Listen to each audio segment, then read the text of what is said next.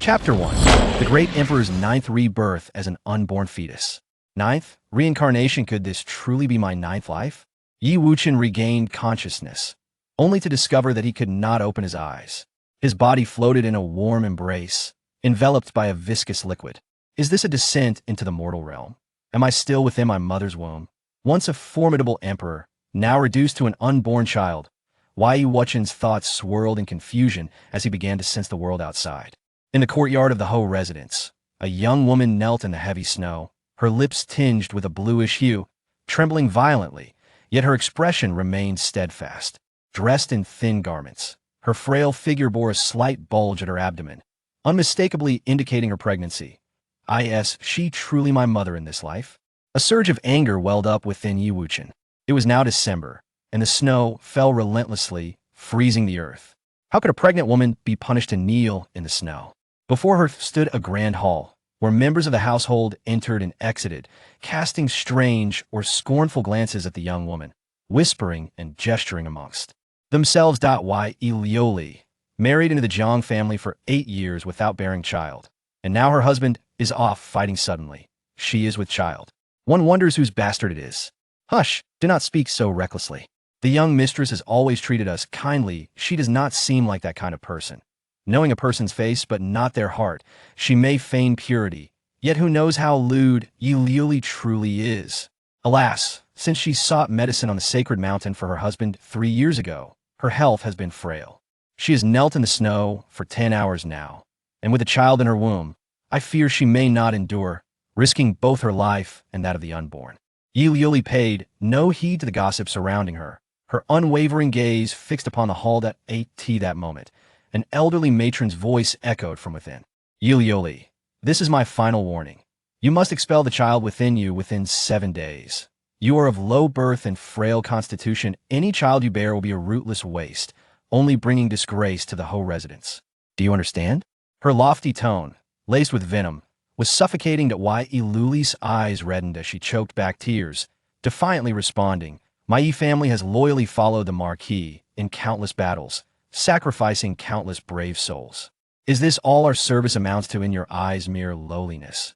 My frailty stems from the curse that struck me when I sought medicine for my husband 3 years ago.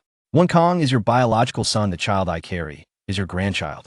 Do you feel no shred of emotion? Silence fell within the hall for a moment. Then the old matron retorted with even harsher words. It is precisely because the Marquis rewards merit that you, a mere daughter of the Yi family, are allowed to marry into the Ho family and bask in its glory. If you fail to cherish this, your foolishness is unforgivable. Because I recall your efforts for Wuchen 3 years ago, I have shown you leniency. Otherwise, you would have already faced punishment for your insolence.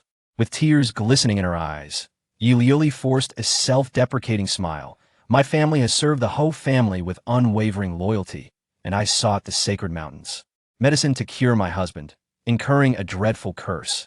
Each sacrifice, even if unrecognized, bears its weight, does it not? All I desire is to safely deliver the child within me. Yet that is deemed a foolish obsession? Such cold-heartedness, devoid of compassion, where is the justice in this? The old matron seethed with rage. Impudent.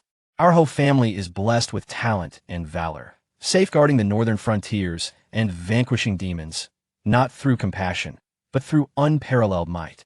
The child you bear is cursed and will inherit no spiritual roots, but waste of life, destined for failure, will never even qualify as cannon fodder on the battlefield, is doomed from birth.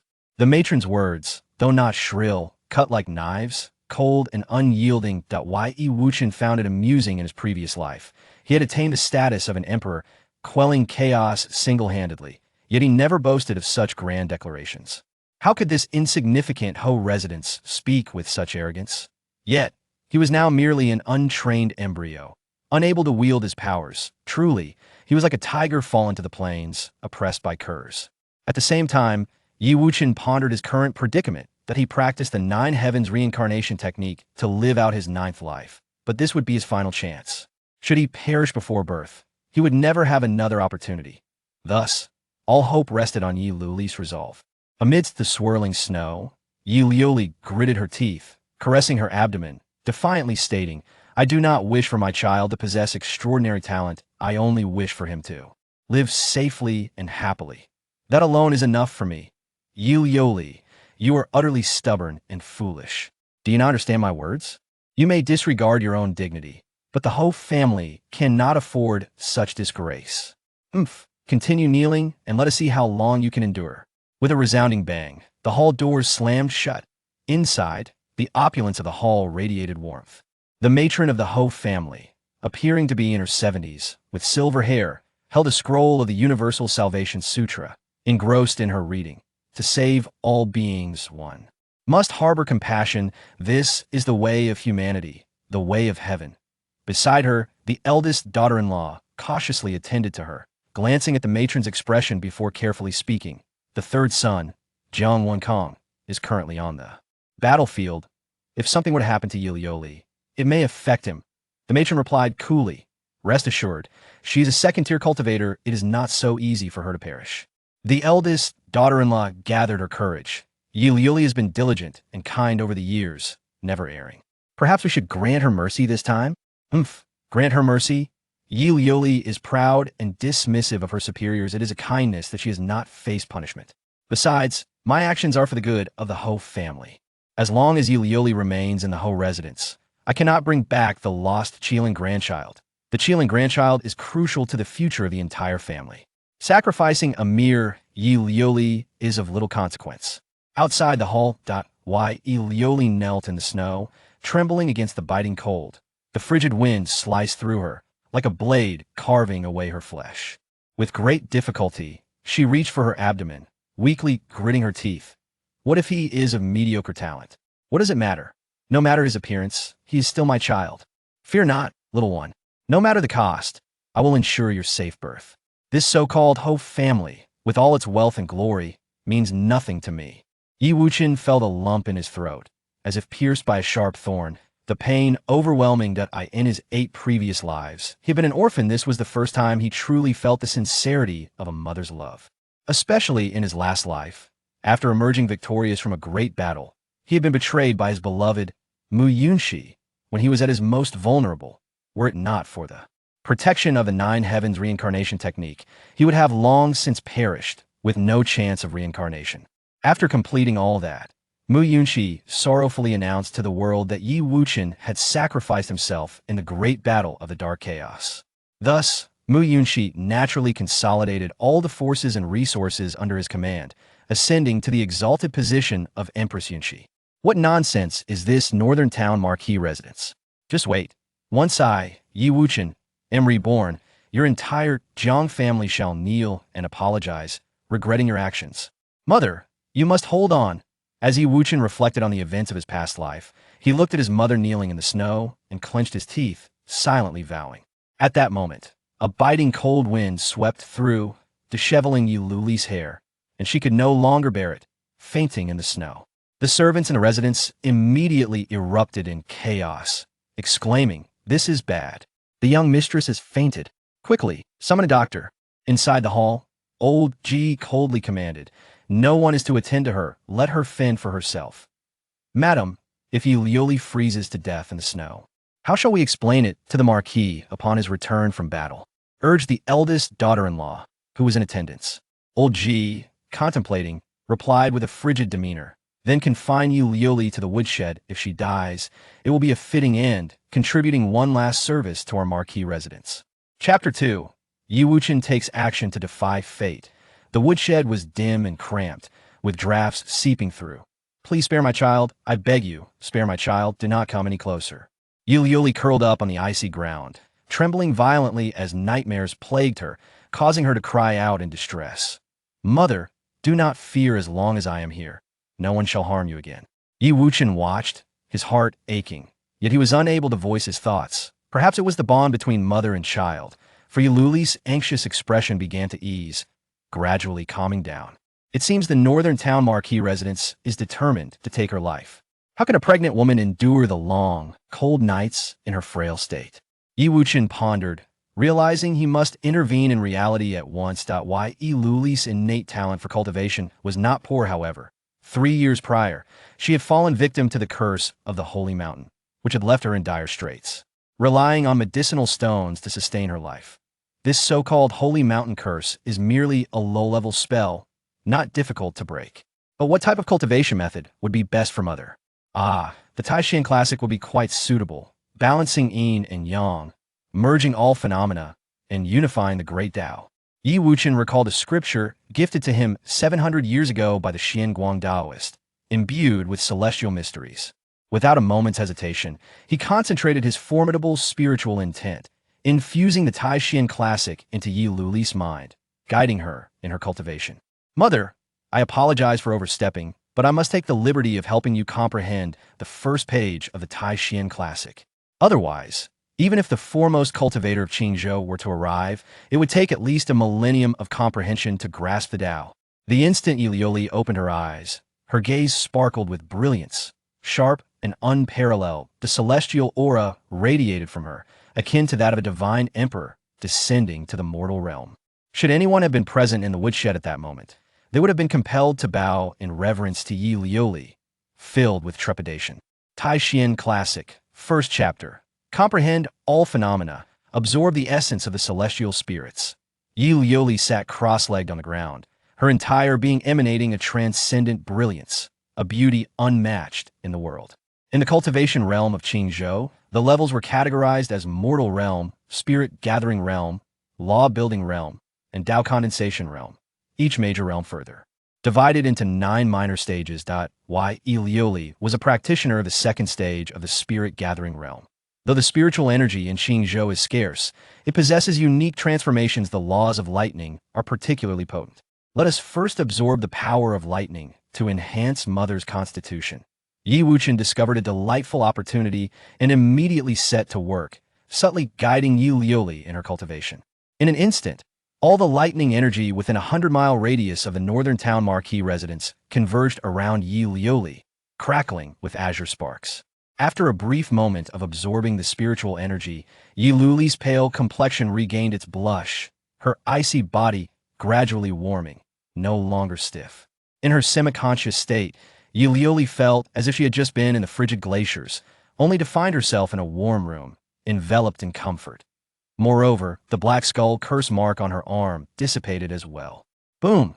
Before long, Yi Liuli experienced a breakthrough in her cultivation, advancing from the second stage of spirit gathering to the third. Such was the power of the Taishan Classic, a divine skill capable of seizing the very essence of heaven and earth, crafted through the lifelong dedication of Xianguang Taoist. As long as Yi Liuli diligently practiced, she would surely stand above her peers, becoming a true dragon among men. From this day forth, Yi Liuli's starting point had surpassed all cultivators in Qingzhou. The confines of the northern town marquee residence could no longer restrain her. Oh no, I am still an embryo. My spiritual energy is insufficient, and I cannot sustain guiding her cultivation for long.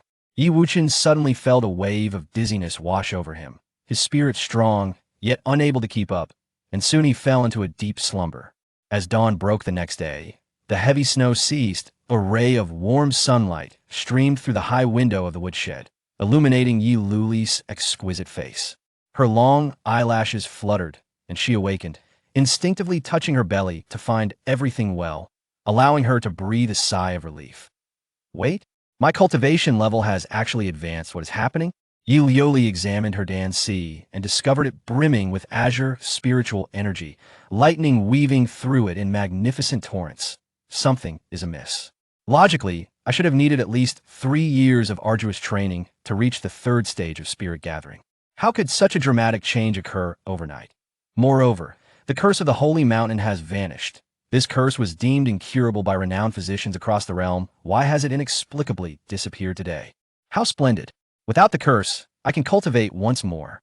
Furthermore, the child I bear will inherit spiritual roots. Thus the matriarch will not force me to abort. Yi Liuli wept tears of joy. The breakthrough in her cultivation and the disappearance of the curse were not sufficient to bring her such elation. Most importantly, without the curse, she could ensure her child's safe arrival into the world. Surely, all of this is the fortune brought by my child Chainer. You truly are my lucky star. Yi Liuli beamed with happiness, for she had already named her unborn child Wuchen, hoping he would lead an unblemished life, free from troubles. Knock, knock, knock. At that moment, a hurried knocking echoed from outside the woodshed. Why, Ilioli, stop feigning death. Hurry up and go apologize to the matriarch. Standing outside was a woman in her 40s, named Hong Zhu, a close maid to the matriarch of the northern town marquis, holding considerable influence within the residence. Hong Zhu was exceedingly impolite, seeing no response to her knocks. She kicked the door open and barged in. Hong Zhu, you are exceedingly audacious. How dare a mere servant treat me with such disrespect? Yi Lioli, being a daughter of the Yi family, still retained an air of authority, and as her gaze sharpened, Hong Zhu felt a flicker of unease. What is happening? This woman is afflicted by a curse. Having endured a day of frigid winds without food, she should be weak. Yet why does she emanate such vigor? Hong Zhu felt taken aback and instinctively took a step back. However, upon reflecting on the old lattice attitude towards Ilioli, a look of disdain once again graced her face as she remarked, "This woodshed truly reeks of a foul odor. Why, Ilioli, to dwell in a place so despised even by the lowest of the low, how dare you flaunt the authority of the young mistress? It is utterly laughable. If you obediently heed my words and terminate the pregnancy, I indeed cannot do anything to you. But should you dare to defy the old lady again, believe me when I say I will strike you across the face. Unless I am dead, there is no one who can compel me to abort the child." Yuli shouted in fury, her eyes reddening with indignation. Hong Zhu scoffed. "Humph, you truly are one to refuse a toast and instead invite punishment. Seize her and apply the necessary measures. I am keen to see just how resilient this woman's tongue truly is. Go." By Hong Zhu's side, two maidens, their expressions fierce, transformed into swift shadows as they charged towards Yi Lioli, both having reached the second realm of spirit. Gathering, showcasing remarkable prowess. "You're going too far." Yi Luli's rage ignited, feeling an inexhaustible surge of spiritual power within her. With a swift gesture, she unleashed a torrent of azure lightning, instantly sending the two maidens crashing out of the room. "Ouch! That hurts." The two maidens fell to the ground, shrieking in agony, their eyes wide with shock and terror. "Where's the curse upon you? And when did you master the power of lightning?" Hong Zhu stood dumbfounded, her expression one of disbelief. "Lightning?" Yulioli was equally astonished, staring blankly at her own hands in just one night of slumber. Her combat prowess had nearly doubled. Smack! Then, as if guided by divine intervention, Yulioli retaliated with a swift slap, lightning crackling forth, delivering a resounding blow to Hong Zhu's face. "Ah!" Hong Zhu let out a scream akin to that of a slaughtered pig, spinning around several times before her visage swelled grotesquely, blood mingling with her teeth as she spat them out. You must be a demon. There is a demon.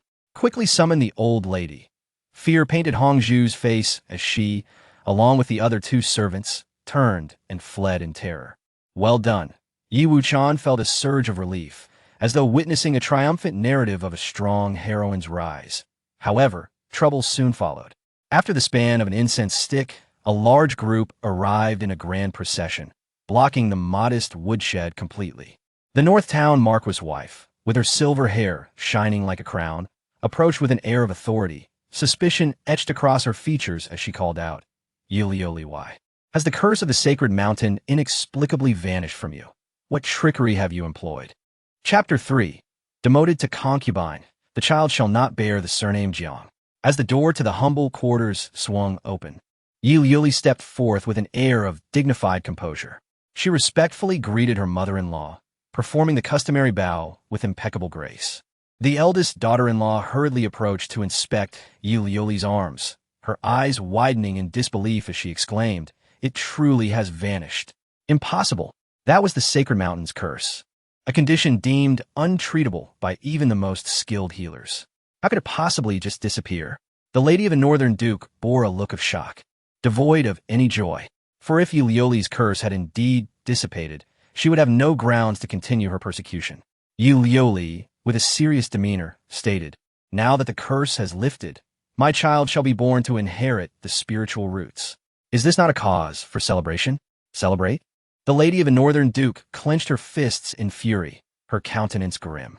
What she desired was for Yi Lioli to perish, thus making way for a new bride. She craved a child of extraordinary talent, not merely one with average spiritual roots. Resentment and indignation swelled within her, yet she suppressed her rage to maintain her composure, uttering in a low voice, "Yi Lioli, even if the curse upon you has been lifted, the child you bear will only possess ordinary spiritual roots, unworthy of the Northern Duke's legacy. I command you to terminate the pregnancy at once." Yi Lioli's face contorted in disbelief. "Why? My child can inherit the spiritual roots. Do you still wish for its demise? I merely wish to protect my flesh and blood. What crime have I committed? You have been a mother. Can you not empathize with my feelings? You have devoted your life to the Buddhist faith. Can you not show compassion just this once?" She could not fathom why the lady of the Northern Duke relentlessly targeted her. "Humph, you are utterly foolish. Guards, seize this woman. She must be made to consume the abortion potion today." Lady G, realizing reason was futile, waved her hand to issue a deadly command. Yes, in an instant, a dozen armored guards appeared, surrounding Yi Lioli. Panic gripped her. These guards were all at the 5th stage of spirit gathering. Alone, her mother was no match for them. It seemed she would have to invoke the full power of the Tai Shin scripture. Perhaps there would be a chance to carve a path through blood. Yi Wuchen's heart tightened as he prepared for a desperate struggle. The Nine Heavens Reincarnation Technique allowed for 9 lifetimes of rebirth. And this was his 9th life. His unique chance to achieve perfection must not be squandered. Yi Lioli regarded the familiar yet strange faces surrounding her, her heart heavy with despair. Tears streamed down her cheeks as she declared with fierce determination, "If I, Yi Lioli, cannot even protect my child, what meaning is there in my existence? If you wish to act, do so. I will gladly embrace destruction." That would be crossing a line. Altogether, the guards' expressions hardened, for they were seasoned warriors, bound by their duty to obey commands. "Wait." At this moment, the eldest daughter-in-law raised her hand, halting the guards. She urgently pleaded with the lady of the Northern Duke. "The child within Ye's womb is, after all, the blood of the 3rd son. Should we not seek his opinion before proceeding to terminate the pregnancy?" Yi Lioli seized upon this glimmer of hope. Indeed, without Wen Kang's consent, she would rather die than let go of her child. Having been married for 8 years, she and Jiang Wenkang had shared a deep bond, supporting one another through thick and thin. Especially 3 years ago, when she risked her life to seek a remedy on Sacred Mountain, succumbing to a deadly curse. Thus, Yi Lioli firmly believed that if Jiang Wenkang were to learn the truth, he would spare no effort to protect her. "Humph, since you still cling to hope. Today, I shall shatter it completely." The lady of the Northern Duke sneered coldly, producing a letter and tossing it at Yi Lioli's face. As Yi Lioli opened the letter, her hands trembled in disbelief. The unmistakable handwriting of Jiang Wenkang read, "Lioli, this is Wenkang. I have heard you are with child. My opinion is that, to spare the child unnecessary suffering, you should terminate the pregnancy.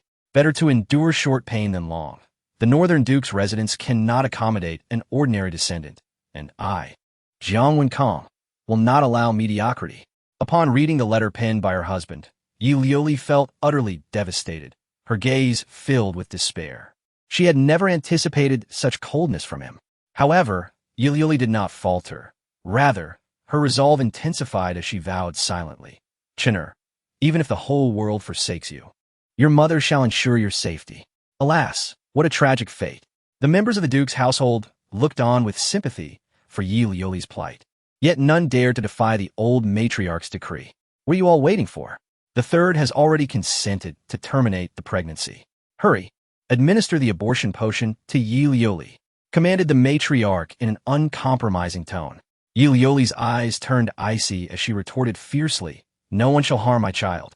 Those who dare approach shall be dealt with ruthlessly." A mother's strength emerged. She had no retreat left. Seeing the situation escalate, the eldest daughter-in-law felt a pang of compassion and quickly advised, "Mother, Yi Lioli is in a highly agitated state. Perhaps it is unwise to resort to force. Furthermore, the curse upon her has been lifted. The circumstances are vastly different, and Jiang Wenkang's letter cannot be deemed valid." The matriarch replied coldly, "You know nothing. My actions are for the future of the Northern Duke's residence. This villainy shall be executed today. Do not act." The eldest daughter-in-law rebuked the guards, then turned to the matriarch, saying, "Mother, why not negotiate terms with Yi Lioli?" "Negotiate terms? What terms can Yi Lioli possibly offer me?" The matriarch scoffed derisively. Understanding that a head-on confrontation would only lead to mutual destruction, Yuli stepped forward. As long as you spare my child, I shall accept any terms. At this, the matriarch's heart soared with delight, though her expression remained composed. You are a descendant of the Yi family. I do not wish to make things difficult for you. If you truly wish to bear your child, you shall be demoted to a concubine. Furthermore, a child of mediocre talent shall not bear the surname Jiang, nor shall it be acknowledged as a member of the duke's residence. Demoted to a concubine? The child shall not bear the surname Jiang? Yuli never imagined the matriarch could be so ruthless. For 8 years, she had diligently managed the affairs of the Northern Duke's residence. And though she may not have achieved glory, surely her efforts deserve acknowledgement. Yet, to protect her child, Yuli had no choice but to endure humiliation. Gritting her teeth, she finally acquiesced. I am willing to be demoted to a concubine, and the child shall follow my surname, to be named Yi Wuchen. Seeing Yuli concede to her terms, the matriarch felt a wave of relief wash over her. Yuli, remember, today you have voluntarily accepted this demotion. Once spoken, there shall be no chance for regret. Yuli swallowed her tears, replying, once I speak, I shall abide by my word. Excellent. You must vacate the west courtyard immediately and reside in the thatched cottage on a mountain behind the west courtyard. The thatched cottage on a mountain behind? Is that not too crude? The eldest daughter-in-law grimaced. Even as a concubine, she should not be relegated to such a place. A thatched cottage is sufficient. Yuli agreed. Her heart now numb, for the greatest sorrow lay in silence, devoid of joy. After a tumultuous episode, Yuli found herself residing in a desolate thatched cottage. Her monthly allowance diminished, with no maid to attend her. As a solitary mother, she was fortunate to receive assistance from her family, barely managing to get by. Autumn had arrived, and the hills behind her were strewn with fallen leaves. 8 months had passed, and Yuli's belly had grown increasingly round. Nearing the time of her delivery, gazing at the autumn scenery, she mused contentedly. Ching'er is about to be born. What gifts should I prepare for him? Beside her, her elder sister Yi Rongfeng remarked, Sister, you are remarkably calm. Jiang Wenkong has returned to the family for 7 days now, merely stopping by the mountains for a fleeting glance at you. Are you not the least bit anxious? Yuli scoffed. What use is anxiety?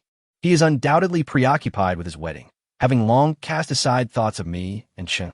Sighing, Yi Rongfeng continued. You should never have consented to be relegated to a concubine. You are not at fault. It was the old matriarch who orchestrated this trap, yet you willingly walked into it. Yi Rongfeng expressed her indignation. That Zhou woman is truly despicable, fickle as the wind. 3 years ago, she seduced Jiang Wenkong and bore his child in secrecy. Even worse, she harbors ambitions, coveting your position as the legitimate wife, refusing to accept the role of a concubine. And the child she bore possesses a 7th-grade spiritual root. Such talent is rarely seen in Beiyuan City, a once-in-a-thousand-years prodigy. The old matriarch, eager to bring her chilling grandson back to the manor, will undoubtedly go to great lengths to remove you from the equation and fulfill Zhou's demands. Yuli felt a pang of bitterness but also a sense of acceptance, shaking her head. It is merely fate that I encountered such unworthy people. Jiang Wenkong is utterly heartless. You risked your life journeying to the sacred mountain to save him, yet he remains indifferent. Watching you live in this thatched cottage without a care is truly outrageous. Chapter 4. The Birth of Yi Wuchen. On the 10th of October, the residents of a northern duke hosted an extravagant wedding. Jiang Wenkong married Miss Zhou and officially brought back the 3-year-old Qilin grandson, Jiang Mai, who possessed a 7th-grade spiritual root. It is said that upon seeing Jiang Mai, the old matriarch was overwhelmed with joy, weeping as she immediately embraced the child, exclaiming, Heaven has shown its favor. A Qilin grandson has descended. The northern duke's residence shall shine for 1,000 years. That very evening, Yi Wuchen came into the world. At that moment, a celestial phenomenon occurred. Lightning flashed and thunder rumbled, while golden rays cascaded from the heavens above the northern duke's residence, manifesting an extraordinary sight rarely seen in a millennium. Witnessing this spectacle, the entire household erupted in elation. The old matriarch wept profusely, proclaiming, Heaven has shown its favor. To welcome back the Qilin grandson and witness such a rare phenomenon is a sign of great fortune. Our northern duke's residence shall endure for eternity. Meanwhile, In the western courtyard's rear mountain, Yi Wuchen was carefully cradled in the arms of Yi Lioli, his eyes vacant and speechless. Despite his efforts to suppress his aura, he inadvertently attracted a minor phenomenon. Weighing in at 7.5 pounds, both mother and child were safe. Outside the thatched cottage, Yi Lioli's father, Yi Jiaming, her elder brother, Yi Tianyu, and her second sister, Yi Rongfeng, were all overjoyed to the point of tears. However, compared to the grand ceremony at Jiang Mai's residence, the atmosphere surrounding Yi Wuchen felt rather desolate. Upon reflecting on this, Yi Rongfeng could not help but feel indignant, stating, "The people of the Jiang family are truly heartless. Not a single soul has come to visit upon the birth of Wuchen." Indeed, this was a bit excessive. After all, Wuchen was also of the Northern Duke's bloodline. Yi Tianyu shook his head, agreeing that the Jiang family was treating them unfairly. "Enough. Today is a day of great joy. Let's not speak ill," Yi Jiaming admonished, shaking his head. He then hurried into the room, eagerly snatching the child from Yi Lioli's arms, showering him with affection and exclaiming, "Oh, my precious grandson. How beautiful you are. Father, let me have a look too." Yi Tianyu followed suit, wanting to hold the child as well. At that moment, Yi Rongfeng urgently interjected, "Quickly, summon Mr. Li to assess the child's spiritual root." Before long, Mr. Li arrived at the rear mountain of the western courtyard. He cautiously took the infant's pulse, and in an instant his mind was overwhelmed. The world seemed to spin, as if he stood at the edge of a profound abyss. How can this be? This pulse, I have never encountered anything like it in my life, is simply too monstrous. Even the Qilin child, Jiang Mai, whom I tested 3 years ago, could not compare to this child in the slightest. Mr. Li exclaimed repeatedly, his state bordering on madness. What an extraordinary talent this child possesses. Yi Jiaming and Yi Tianyu could hardly believe their ears. They had not held out much hope for Yi Wuchen, merely following family tradition by testing each child's spiritual root. No, we must not reveal this too early. The malicious old matriarch is no trifling character. It is best to lay low and allow for gradual development. Yi Wuchen thought to himself, suppressing the powerful bloodline energy within him and disguising himself as unremarkable. Oh, the powerful aura and pulse have suddenly vanished. Mr. Li was taken aback, then shook his head. Could it be that I am imagining things? Upon closer inspection, this child's talent is not lacking, but it cannot be considered particularly strong. It appears to be a third-grade spiritual root, a middling talent. A third-grade spiritual root? A middling talent? That is still quite good. Yi Jiaming and Yi Tianyu expressed their genuine delight. Only Yi Rongfeng was somewhat dissatisfied, stating, for Wuchen's third-grade spiritual root, he would stand out in an ordinary family, but alas, in the Northern Duke's residence, he will struggle to find recognition and may even face discrimination. To possess a spiritual root is to absorb the essence of heaven and earth and become a practitioner. The higher the grade of the spiritual root, the faster one can absorb spiritual energy, thereby accelerating their cultivation. Above the third grade lies the fourth grade spiritual root, deemed excellent. The fifth grade signifies extraordinary talent. The sixth grade is rare, seen only once in a century. The seventh grade is legendary, transcending the ages.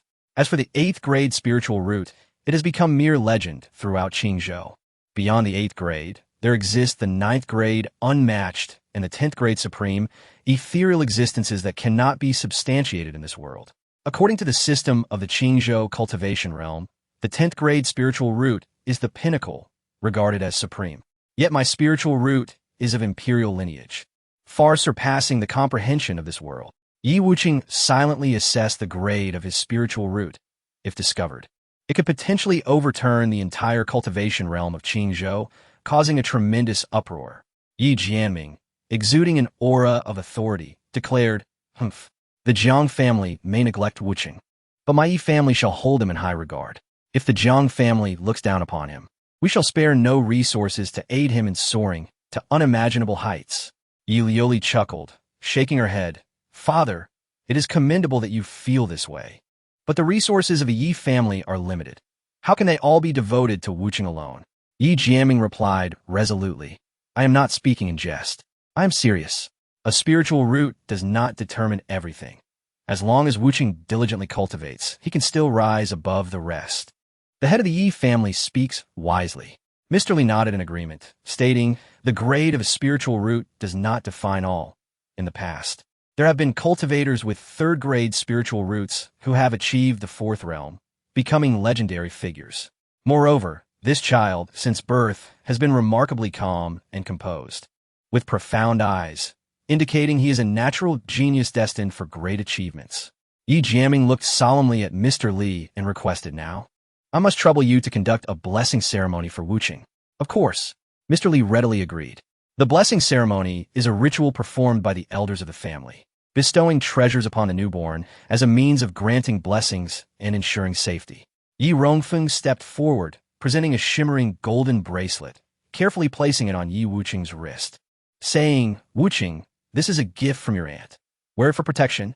Mr. Li gazed at the golden bracelet in shock, exclaiming, "Miss Yi, this bracelet is the Li Hua Eugene bracelet, worth a fortune. Bestowing such a powerful treasure upon an infant seems rather extravagant." Indeed, Yi Rongfeng had invested heavily, producing a powerful artifact from her reserves, proudly stating, "I do not care whether he is an infant. Wucheng is my dear nephew, and I shall not allow him to suffer even the slightest grievance.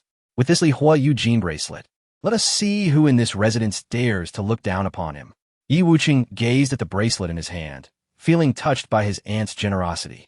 The Li Hua Eugene bracelet may not hold much significance for top-tier cultivators, but in the land of Qingzhou, it was undoubtedly a precious treasure.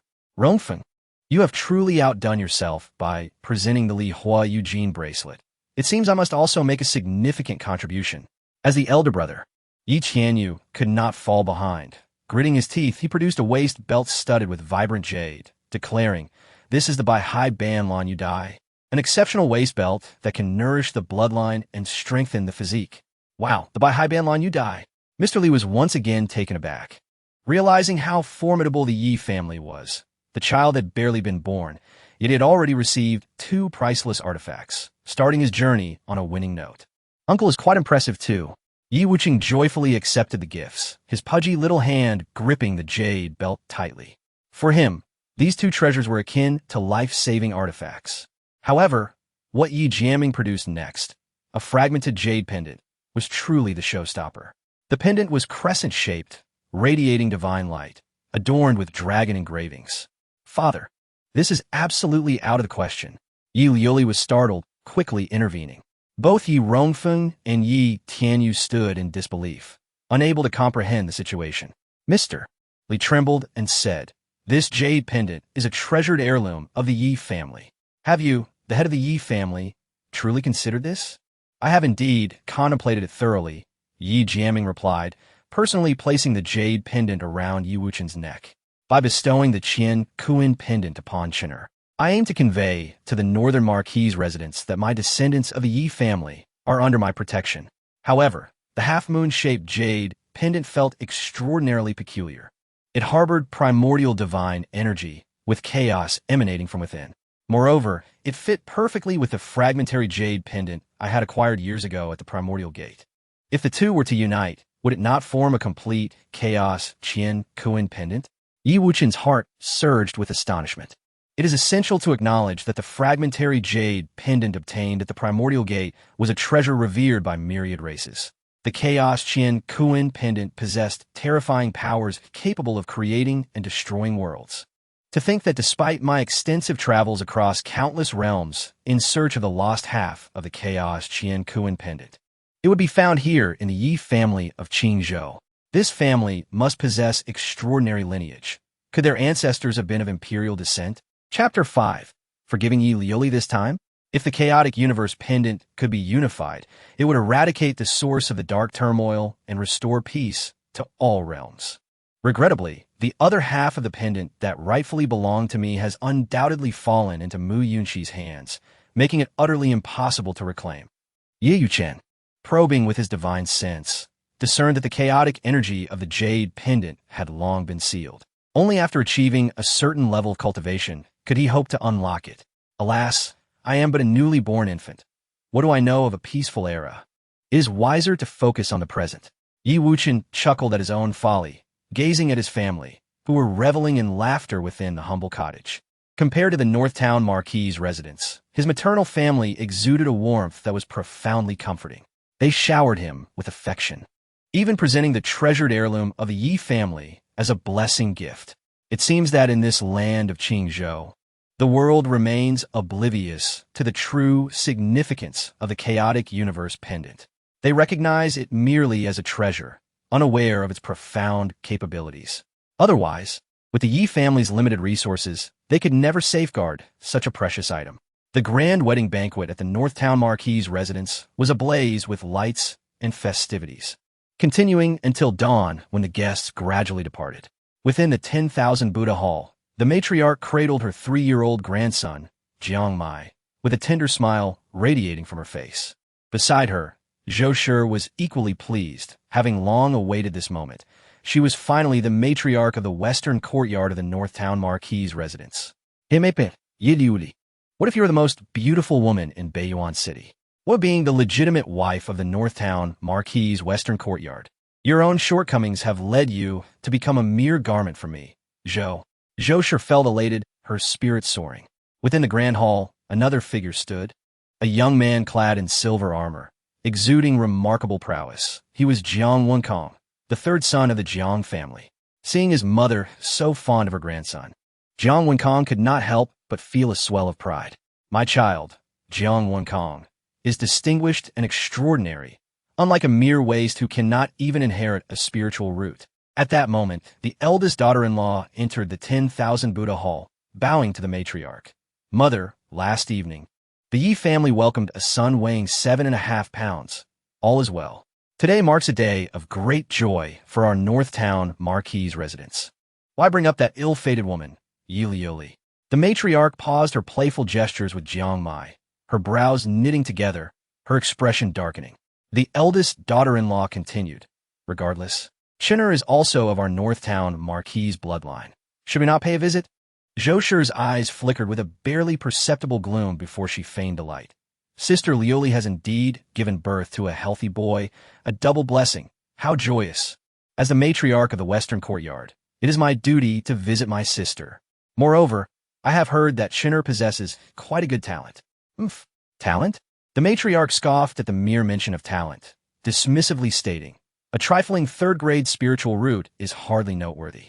Among the descendants of our Northtown Marquis residents, it barely qualifies as the lowest tier, utterly useless. Zhou Shi seized the opportunity to stir the pot. Though it is a third-grade spiritual root, it is said that this child is naturally intelligent and destined for greatness. The matriarch's disdain for Yi Wuchen deepened with each mention of his name. The more extraordinary Yi Wuchen appeared, the more it confirmed her initial judgment had been erroneous. Thus, he must remain mediocre, relegated to worthlessness, merely a bit of cleverness. Lacking formidable talent, he is nothing more than a weed in the ruthless realm of cultivation, surviving on borrowed time. With another cold laugh, the matriarch's gaze softened as she looked at Jiangmai, her affection overflowing. My grandson, Jiangmai, is a divine child, possessing a 7th-grade spiritual root. His future achievements are truly limitless. In comparison, Yi Wuchen is like a distant cloud, leagues apart. Zhou Shi interjected, Mother, it may not be appropriate to compare brothers. After all, Chinner is also Mai's brother, sharing a bond akin to that of kin. I fear it might affect their future relationship. What brotherly bond?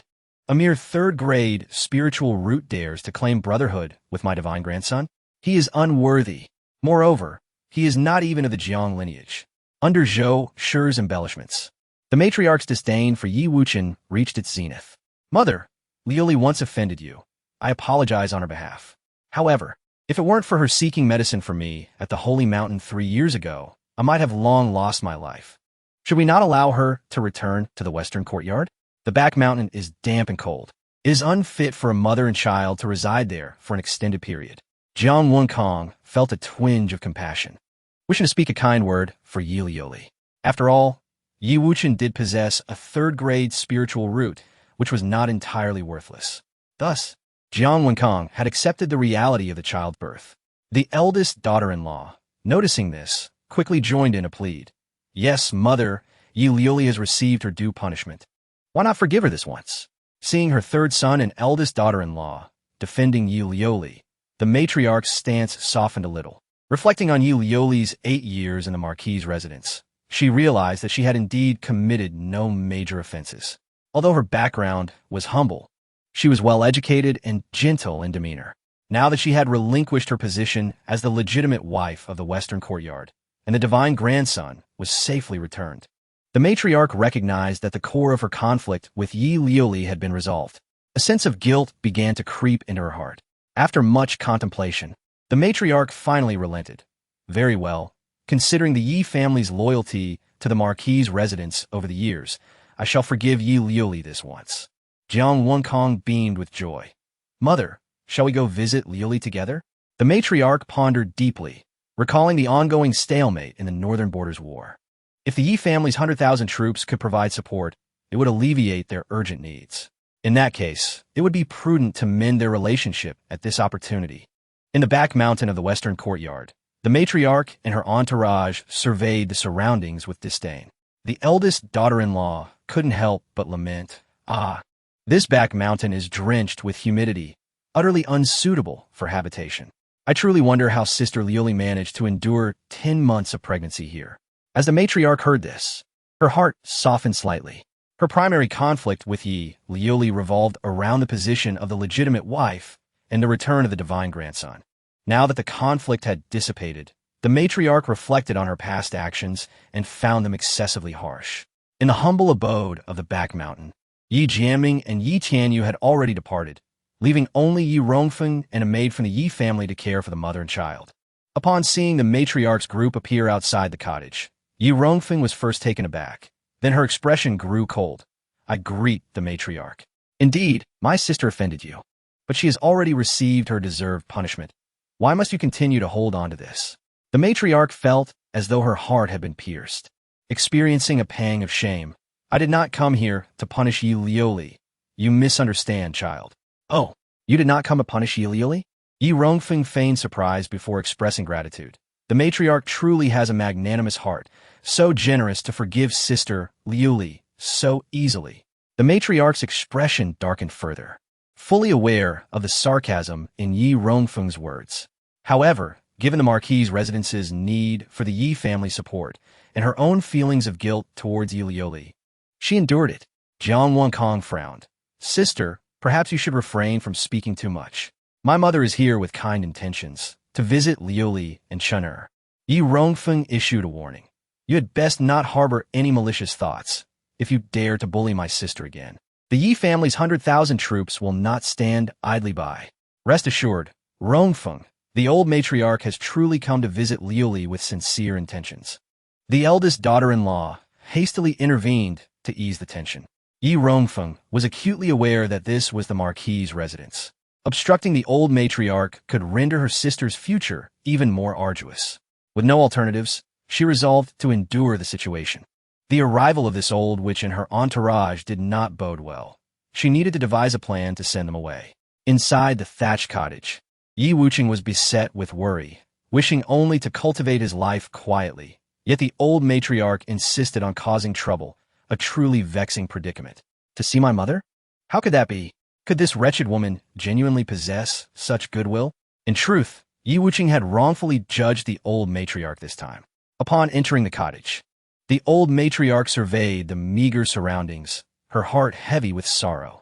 Although Yi Liuli had been relegated to the status of concubine, she was still his daughter-in-law, and living in such squalor was indeed a grave injustice. My dear girl, since you have suffered, why did you not confide your grievances to me? Human hearts are made of flesh. I acknowledge that my previous actions were excessive, and here I offer my apologies. The old matriarch unexpectedly extended an apology, leaving Yi Liuli astounded, her expression a mix of confusion and disbelief. Only Jiang Wenkong understood the gravity of the situation. The front lines were perilous, and the Yi family's 100,000 troops were desperately needed. Thus, the old matriarch had no choice but to humble herself. Though Yi Liuli was bewildered, she sensed the ulterior motives behind this gesture and replied nonchalantly, Old matriarch, if you're truly sincere in your apology, why not restore my status as the primary wife? The old matriarch was momentarily speechless, taking a long pause before stammering, that might not be appropriate, as Zhou has just married Wenkong. The position of primary wife cannot be altered so swiftly. Seeing the exchange falter, Jiang Wenkong promptly interjected, Liuli, my mother has come here, hoping you would move from the back mountain to reside in the courtyard. Oh, Liuli found the situation amusing. I reside in the thatched cottage on the back mountain at the behest of the old matriarch. How could such a decree be changed so easily? This retort struck the old matriarch as a sharp slap to the face, leaving her visibly embarrassed. Subsequently, the old matriarch produced a silver bracelet and said, Liuli, this bracelet is a token of blessing for Wuchen. I admit my previous misdeeds, and regardless of the circumstances, Wuchen is my grandson. I shall treat him well in the future. In her eyes, the child was Yi Liuli's vulnerability, while Yi Liuli could overlook her humble dwelling. She could not ignore the future of her child. When the old matriarch mentioned Yi Wuchen, Yi Liuli's demeanor softened, and she replied, I only hope the old matriarch will keep her word. Of course, I shall not neglect Wuchen. The old matriarch's heart soared with joy, and she turned her gaze to the child in Yi Liuli's arms, saying, Come, I shall adorn Wuchen with this bracelet. A sense of urgency surged within Zhou. She could not allow Yi Liuli to reconcile so easily with the old matriarch. She stepped forward, declaring, Sister Liuli, while this silver bracelet may not rival the blessings from Mai, it is indeed a precious item, indicative of the old matriarch's fondness for Wuchen. After saying this, she deliberately showcased Jiang Mai, flaunting the exquisite multicolored bracelet he held, which was worth at least 100 times more than the silver one. The implication was clear. Yi Liuli's child was far inferior to hers. This was evident from the blessing bestowed by the old matriarch. Moreover, it served to sow discord, embedding a thorn in Yi Liuli's heart. However, contrary to Zhou's expectations, Yi Liuli remained remarkably composed, unperturbed by the taunts. Even the old matriarch was taken aback. Upon grasping the chubby hand of Yi Wuchen, she was astonished to find a golden bracelet adorning his wrist, shimmering with opulence. This was the Fire Moon Golden Bracelet, a powerful artifact worth a fortune. Zhou, recognizing the extraordinary nature of the bracelet, felt her envy ignite. How could such a mediocre descendant, with a mere third-grade spiritual root, receive such a valuable blessing? The more she pondered, the more infuriated she became. Her intention to flaunt her superiority had backfired, leaving her humiliated. The old matriarch's hand froze in midair, at a loss for words. That was the Fire Moon Golden Bracelet. In comparison, her silver bracelet was utterly insignificant. Look at the jade belt around Wuchen's waist. Could it be the high variegated jade belt? The eldest daughter-in-law, with keen insight, discovered that Yi Wuchen possessed additional treasures. The high variegated jade belt was a coveted protective artifact sought after even by third-grade practitioners. Jiang Wenkong was momentarily stunned, feeling a surge of envy for this artifact. Hey, why does that jade pendant look so familiar? Meanwhile, the old matriarch noticed that around Yi Wuchen's neck dangled a half-moon dragon-patterned jade pendant. As she recalled, her hand trembled as she gasped. This is the Yi family's treasured artifact, the Qian Kuan pendant. How could it be the Qian Kuan pendant, the family heirloom of the Yi clan, adorning Yi Wuchen? Zhou was dumbfounded, unable to comprehend. The Fire Moon Golden Bracelet and the high variegated belt were within her realm of understanding. But the Qian Kuan pendant was undoubtedly an immensely powerful treasure, a legacy of the Yi family. It completely shattered her worldview. Zhou instinctivement exclaimed, Yi Liuli, how audacious of you to steal the Yi family's heirloom. What nonsense are you spouting? Yi Rongfeng stepped protectively in front of Yi Liuli, glaring fiercely at Zhou. This pendant was personally given to Wuchen by my father last night. How could it be deemed theft? Impossible. Even the head of the Yi family, no matter how confused, would never bestow such a precious family heirloom upon Yi Wuchen. Zhou's expression darkened, her jealousy igniting a fierce blaze in her eyes. Yi Rongfeng found the situation laughable, retorting, If you believe it impossible, feel free to report it to the Yi family and have my sister arrested. Jiang Wenkong could no longer stand idly by. He quickly pulled Zhou back, stating firmly, Li Ting, cease this nonsense. This is the Yi family's treasured artifact. It cannot be so easily stolen. Since it is openly worn by Wuchen, it must have been a gift from his grandfather.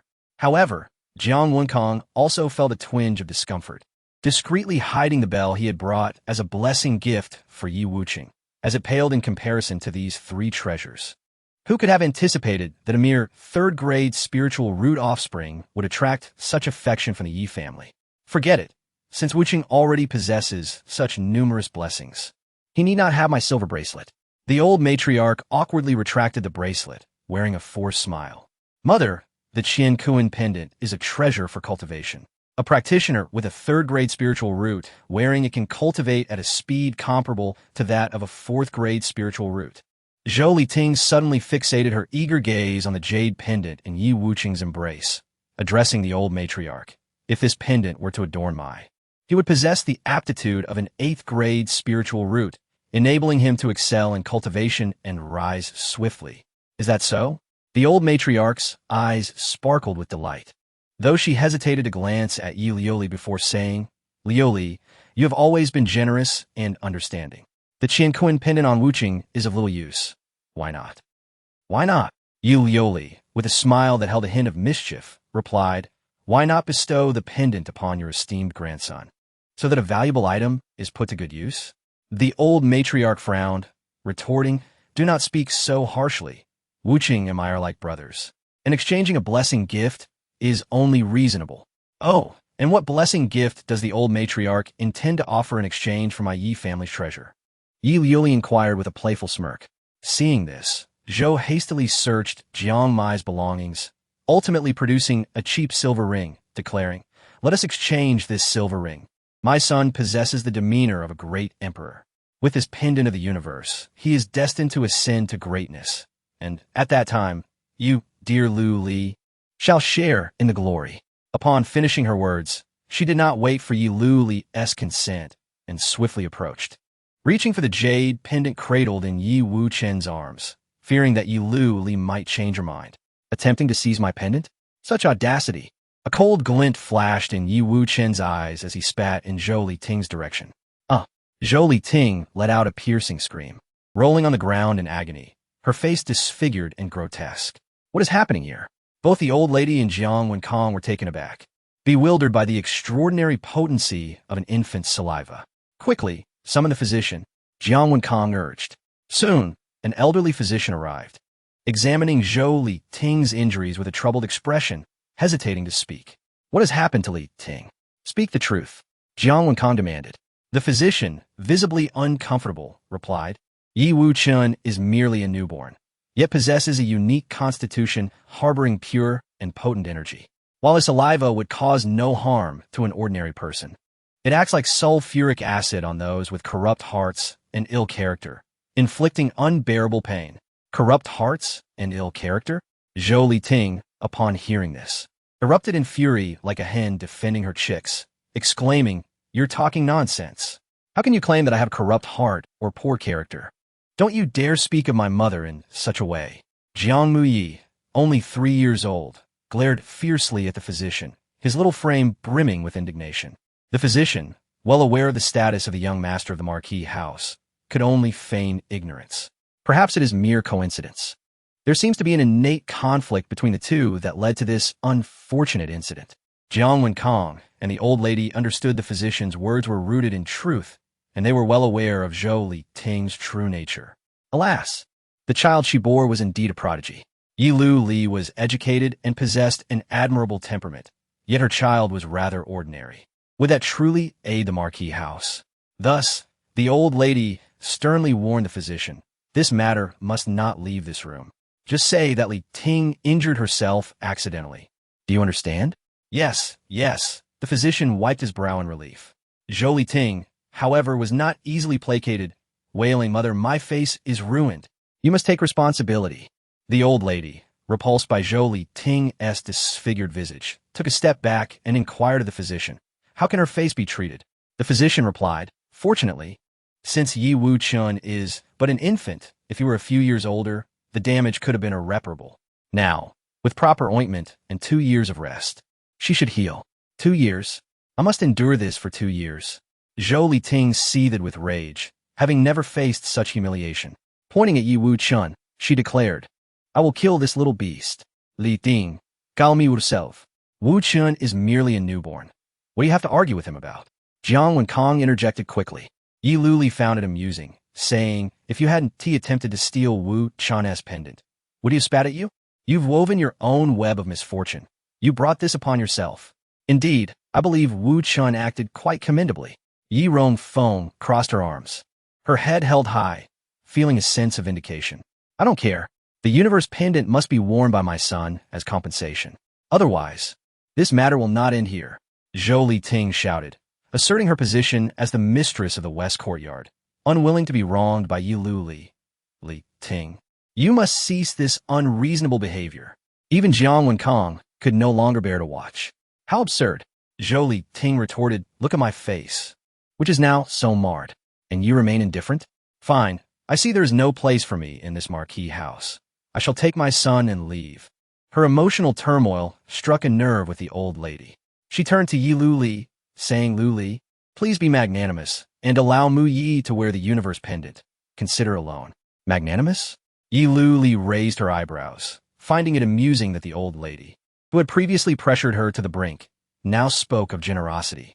Yet, pondering the situation, Yi Luli removed the pendant from Yi Wuchen and presented it to the old lady, saying, I must make it clear that the universe pendant is a treasured heirloom of the Yi family, imbued with divine power that not everyone can withstand. If Jiangmu Yi cannot bear its energy and suffers injury, do not blame me. Zoli tingraturtangrili, absurd. My son, the Kirin child, possesses a 7th grade spirit root and the potential of an emperor. How could a mediocre child like Yi Wuchen withstand the pendant as power while my son cannot? Indeed, since Wuchen has worn it without issue, surely Mu Yi can as well, the old lady agreed, nodding fervently. A 7th grade spirit root was a rare and powerful gift, destined to conquer the universe pendant and claim it as his own. Very well, I shall say no more. Since you remain blindly confident, let us see the outcome. Yi Luli shook her head, thinking these two women were truly ignorant, blinded by their greed. The old lady, filled with excitement, swiftly adorned Jiang Mu Yi with the universe pendant, exclaiming, Mu Yi, this pendant is a world treasure that will elevate your talents. You must diligently cultivate and leave your peers far behind. Jiang Mu Yi, brimming with innate pride and confidence, reassured her, do not worry, grandmother. With my talent, I am destined to soar to great heights, unstoppable. Excellent. The old lady rejoiced, tears of joy in her eyes.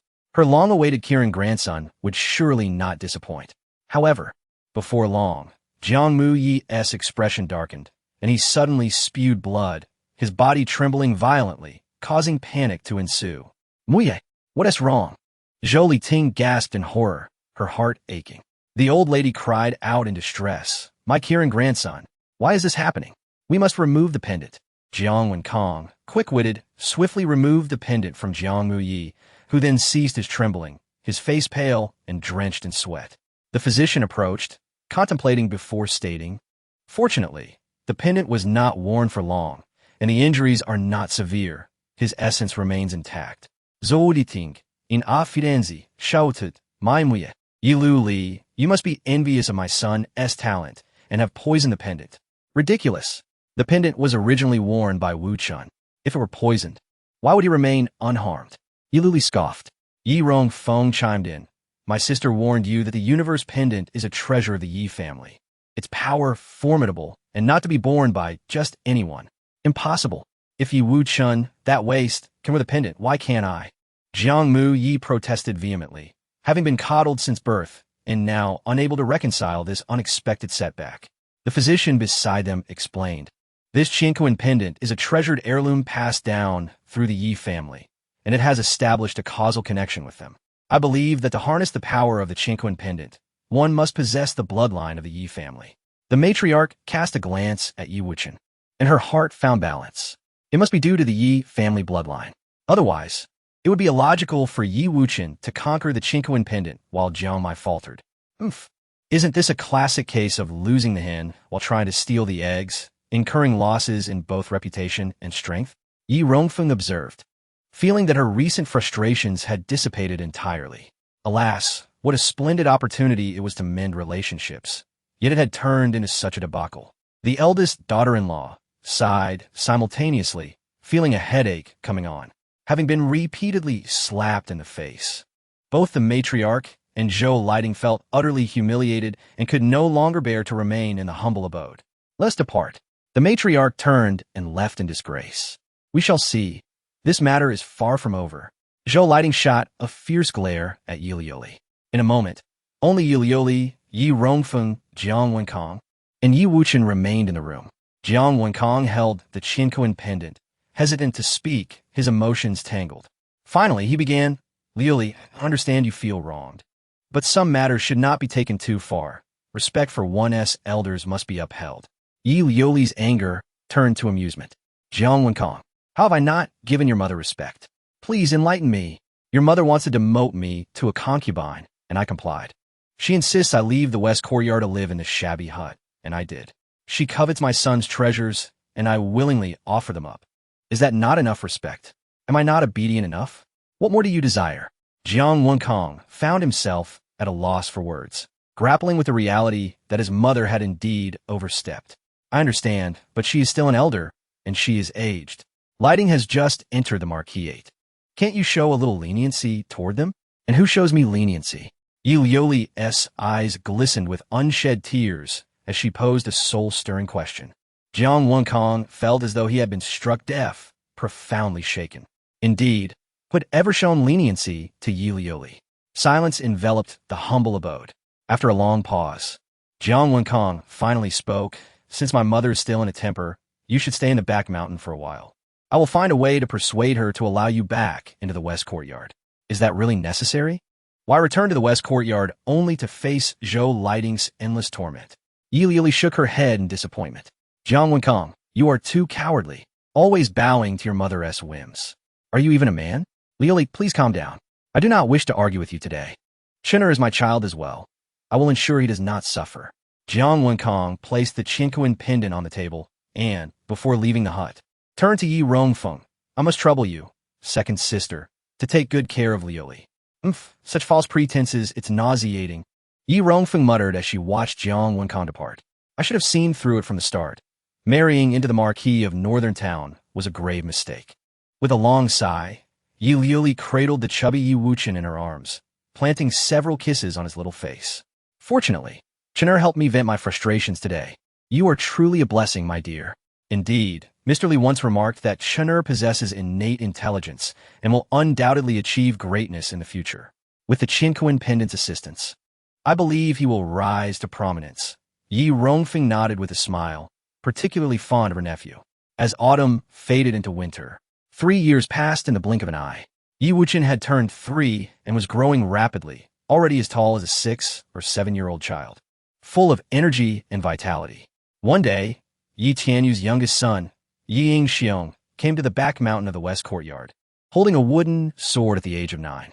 "Cousin Wuchen, today I will show you what true swordsmanship is. Watch closely." Yi Yingxiong's youthful face wore a serious expression, radiating a sense of solemnity. "This is the Yi family's battlefield sword technique, known as the snow-cutting sword technique. Once I master it, I will be able to slay enemies on the battlefield." Yi Yingxiong wielded the sword with precision, stepping into the 7 stars stance, executing a series of moves that stirred the wind and exuded impressive power. "Wow, that's amazing, cousin. Can I try your wooden sword?" Yi Yuchan kulipud enthusiastically. Now at the age suitable for practice, feeling an itch to begin. "You can borrow it, but be careful not to hurt yourself." Yi Yingxiong tossed the wooden sword to Yi Wuchen. Though the snow-cutting sword technique was not an advanced sword technique, it still posed a certain level of difficulty for a 9-year-old. "Today, I will make some modifications for him." Yi Wuchen contemplated, inspiration striking him. He charged forward, executing a sword strike against the slanting sun, producing a sound like the howling wind, flowing with remarkable fluidity. After a session of practice, he had already imitated the snow-cutting sword technique to about 70 or 80%. Nearby, Yi Liuli and Yi Rongfeng were left dumbfounded. "Chenya, this is your first time witnessing the snow-cutting sword technique, and yet you can remember it perfectly and replicate all the moves. It's truly astonishing." Yi Rongfeng exclaimed as she lifted Yi Wuchen in delight, showering him with affection. "What is a genius? This is genius. My son is truly extraordinary. It's simply wonderful." Yi Liuli's eyes brimmed with tears of joy. She had always believed that her child was no ordinary being. Otherwise, How could her cultivation have advanced so rapidly during her pregnancy? Now, 3 years later, she had reached the 8th level of spirit gathering.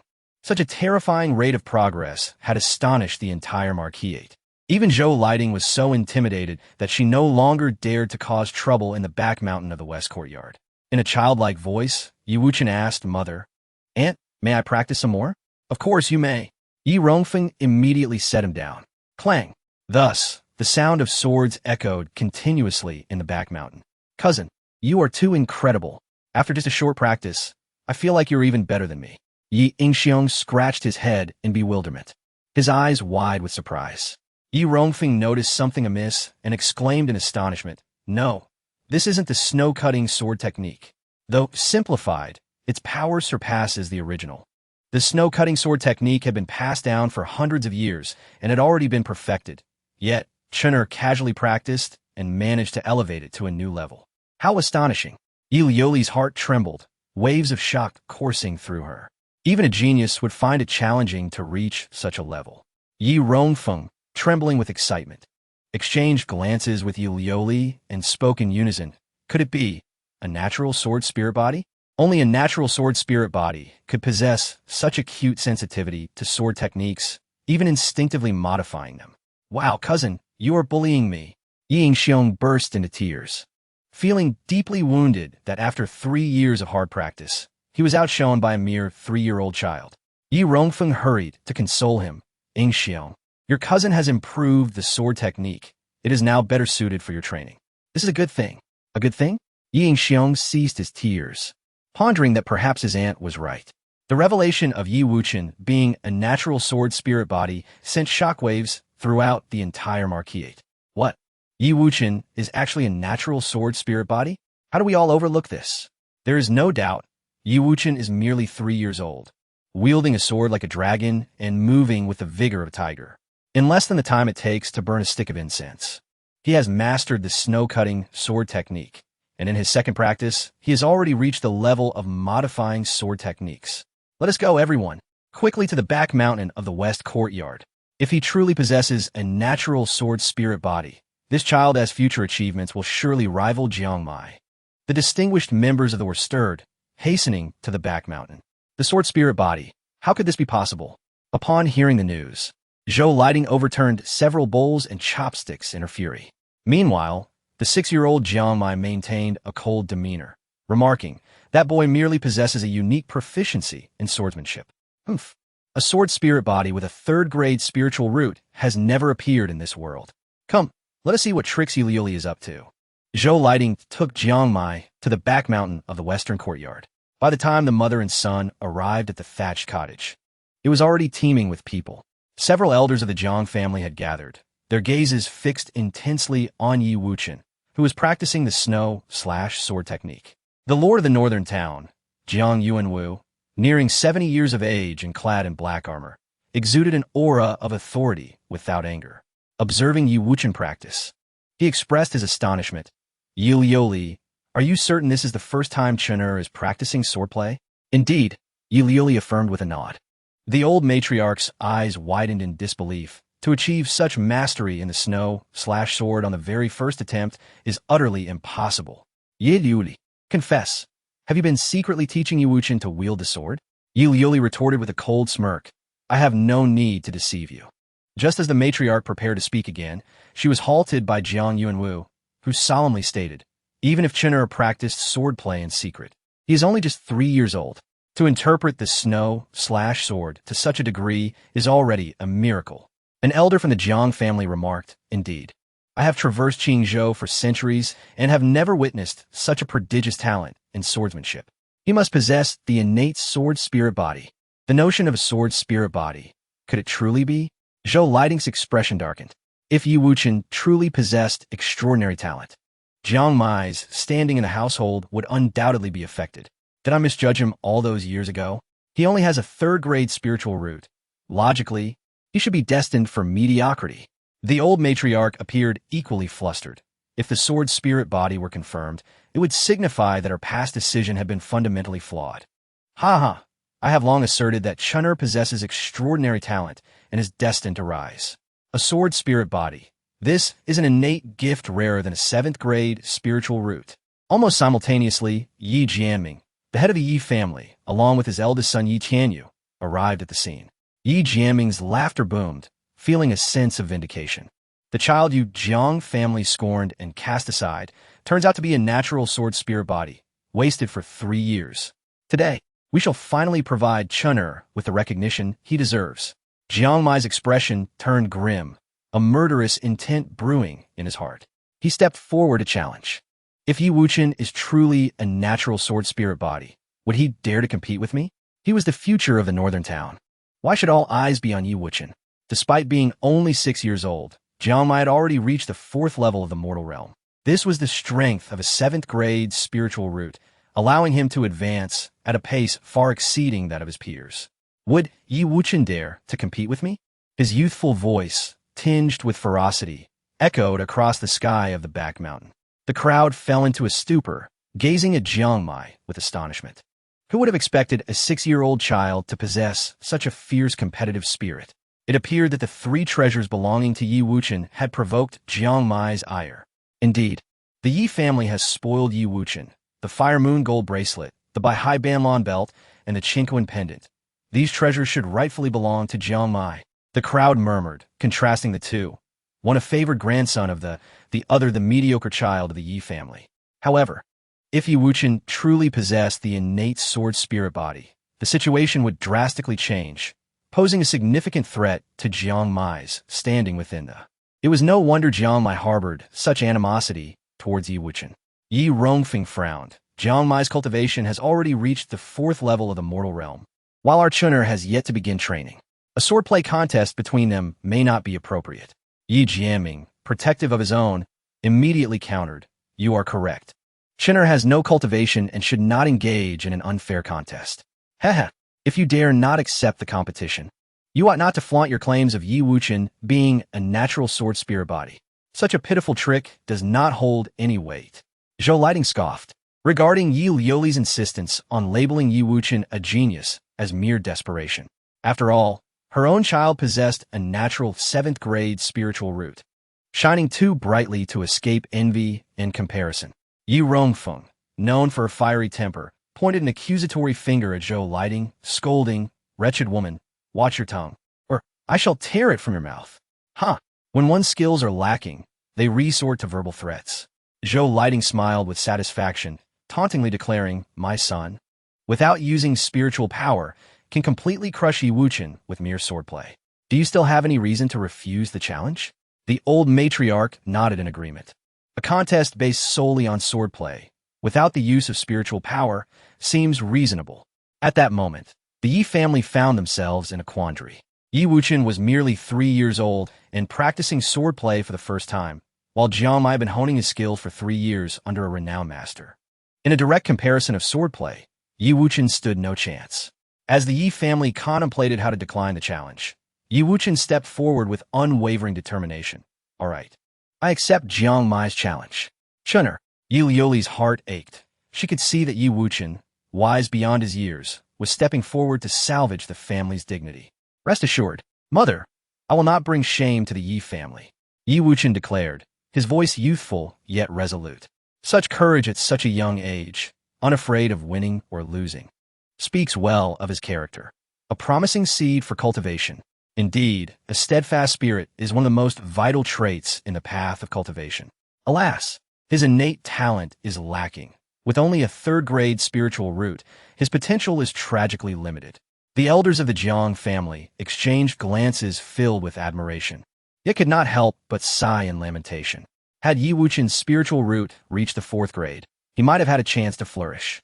Yet with a 3rd grade spiritual root, he would likely struggle to reach the 3rd realm in his lifetime.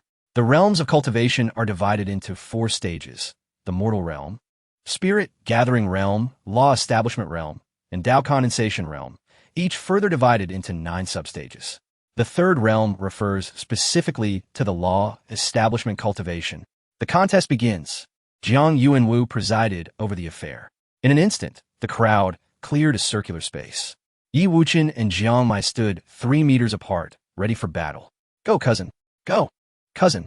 Yi Ingxiong shouted excitedly from the sidelines. Fear not, cousin. I will surely win this contest. Yi Wuchen beamed a charming smile, endearing and adorable. Oof. The ignorant are unafraid. Yi Wuchen, I shall now demonstrate the tiger subduing sword technique. You'd best be cautious. Jiang Mai, still a child at heart, was quickly incited. His wooden sword humming as a roar of a tiger resonated through the back mountain. Tiger subduing sword. In a flash, Jiang Mai charged forward, his sword glinting with cold light, accompanied by a rush of air, his might rivaling that of an adult man. Snow/sword. Yi Wuchen, undaunted, stepped forward, pointing his sword to stars, as if a flurry of snowflakes cascaded down, ethereal yet melancholic. Clang! Their swords met with a resounding clash, neither gaining the upper hand as they both retreated a few steps. The child with a 7th-grade spiritual root, the Qilin, is indeed formidable. Just the initial sword move displayed earlier was no less powerful than that of a practitioner who has honed their swordsmanship for a decade. Truly, he is a prodigy. The members of the Marquis's residence were all in awe, captivated by the potential growth of Jiang Mai. My child has not yet exerted his full strength. This is just the beginning. Zhou Lighting wore a look of pride, lifting her head like an arrogant hen while casting a provocative glance at Yi Lioli, as if to assert, you are destined to lose. However, the true experts, such as Jiang Yuanwu, Yi Jiaming, and several elders from the Jiang family, wore solemn expressions. For in Yi Wuchen's sword, they discerned a magnificent aura. This is intriguing. Jiang Yuanwu stroked his beard, revealing a knowing smile. Could it be that the Jiang family has indeed misjudged Yi Wuchen, who might truly possess the innate sword spirit body? Clang! The wooden swords clashed, and the two small figures intertwined. The Jiang family's Fuhu sword is of a higher quality than the Zhanxue sword. Thus, both Zhou Lighting and the matriarch were exceedingly confident that, even if Yi Wuchen had secretly practiced the Zhanxue sword, victory was beyond his reach. This Jiang Mai, at such a tender age, harbors an intense, killing intent. It seems his path has already strayed. After exchanging dozens of blows with Jiang Mai, Yi Wuchen had discerned his opponent's capabilities. This boy is known for his ferocity in combat, targeting vital points with each strike. If he continues to grow, he will undoubtedly become a ruthless character. It is time for my counterattack. The sword falls without a trace, sweeping the snow from the northern mountains. Suddenly, Yi Wuchen's gaze sharpened, the wooden sword vibrating as it shot forth, executing a swift strike that became a mere shadow. How fast! Jiang Mai's expression changed instantly, retreating repeatedly. However, his wooden sword was swiftly knocked away, and he felt a chill at his throat as Yi Wuchen's sword blade pressed against it. Silence. The venue felt eerily quiet. Who would have anticipated such a rapid turn of events? Yi Wuchen had suddenly changed his technique, sealing Jiang Mai's throat with a single strike. Had his sword not been wooden, Jiang Mai would have met with a far graver fate. He has lost. Jiang Mai has actually been defeated by Yi Wuchen. Incredible. The spectators were left dumbfounded, unable to breathe, as if time had frozen in that moment. In this duel of swordsmanship, Yi Wuchen achieved a crushing victory. Jiang Yuanwu's eyes glimmered with astonishment as he exchanged glances with several elders of the Jiang family, each reflecting mutual shock. This victory was indisputable. Jiang Mai had suffered a total defeat. My cousin won. Ha ha, my cousin won. Yi Yingxiong exclaimed joyfully, rushing over to embrace Yi Wuchen, spinning him around several times. Cousin, please stop spinning. I'm going to be dizzy. Yi Wuchen could not help but complain. Ha ha ha. Cousin, you're truly remarkable. You are amazing. Yi Yingxiong ignored him. Pinqing ye kachan standard, checks pilaifuli. Yi Lioli, Yi Rongfeng, Yi Jiaming, and others also snapped back to reality from their shock, nearly moved to tears as they cheered loudly. Who would have thought that Yi Wuchen, at the tender age of 3, would defeat Jiang Mai? This was not merely a contest between two children. It represented the victory of the Yi family's Zhanxue sword over the Jiang family's Fuhu sword. Who said the Zhanxue sword was inferior? Now, Yi Wuchen had triumphed through the Zhanxue sword. In stark contrast to the joyful smiles of the Yi family, Zhou Lighting and the matriarch wore expressions of dismay. Especially Zhou Lighting, whose face darkened considerably, incredulously asserting, impossible, this cannot be. How could my Qilin child lose to a mere 3rd-grade spiritual root waste? There must be some hidden scheme. Indeed, Mai is a genius with a 7th-grade spiritual root and exceptional comprehension. How could he lose to Yi Wuchen? The matriarch also refused to accept this reality, shaking her head continuously, convinced there must be an undisclosed secret at play. At this moment, Jiang Mai, filled with indignation, shouted, "Mother, I did not lose." What he displayed was not the Jiangxue sword. What? Not the Jiangxue sword? The Jiang family cultivators were all taken aback. Jiang Mai stepped forward, glaring at Yi Wuchen. "I have previously sparred with Yi family disciples. The Jiangxue sword is no match for my Jiang family's Fuhu sword technique. The moves you executed just now were swift as the wind and thunderous. They're certainly not in the style of the Jiangxue sword." "Not the Jiangxue sword?" Zhou Lighting regained her composure and immediately scolded. "Well, Yi Liuli, you truly are cunning, openly teaching your son to cheat." Yi Liuli smiled knowingly before the match began. "You never stated that Chun'er could only utilize the Jiangxue sword technique, did you? As long as the victory is achieved in the realm of swordsmanship, there are no foul rules. The outcome is determined." Zhou Lighting, can you not accept her loss? "You are simply being unreasonable." Zhou Lighting fumed. Her son was a 7th-grade spiritual root Qilin, and now he had lost to Yi Wuchen. How could he possibly show his face in the residence again? He would undoubtedly become a laughingstock.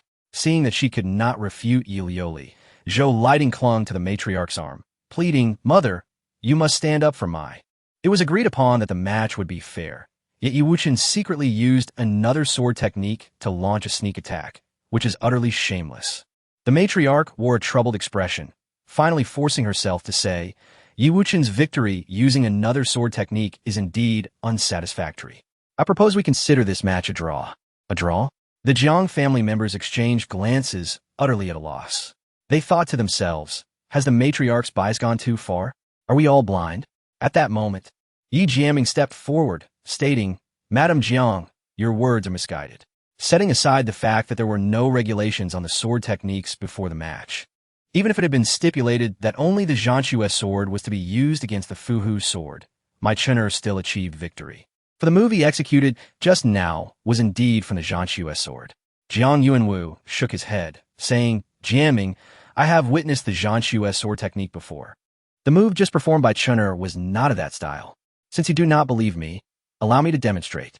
Yi Jiaming, without further ado, drew his sword and declared, "The sword falls without a trace, sweeping the snow from the northern mountains." Clang! In an instant, sword intent filled the sky, and waves of light surged. Yi Jiaming executed the move flawlessly, the sword wave piercing through the clouds. What a beautiful strike! It indeed resembled the technique Chun'er had just displayed. Jiang Yu nodded slightly, pondering the nuances, yet he felt something was amiss. At that moment, a white-haired elder from the Jiang family exclaimed, "Marvelous! Absolutely marvelous! What Chun'er just executed was indeed the Jiangxue sword, albeit a modified version, making it even simpler and more direct, while its power has increased by a full 30%. Indeed, it was a reformed Jiangxue sword technique." The other elders also recognized the hints, and when they looked at Yi Wuchen again, their eyes sparkled with admiration. This is a true genius of swordsmanship, an absolute innate sword spirit body. There is no other explanation for all of this. A modified Jiangxue sword technique? How could this be?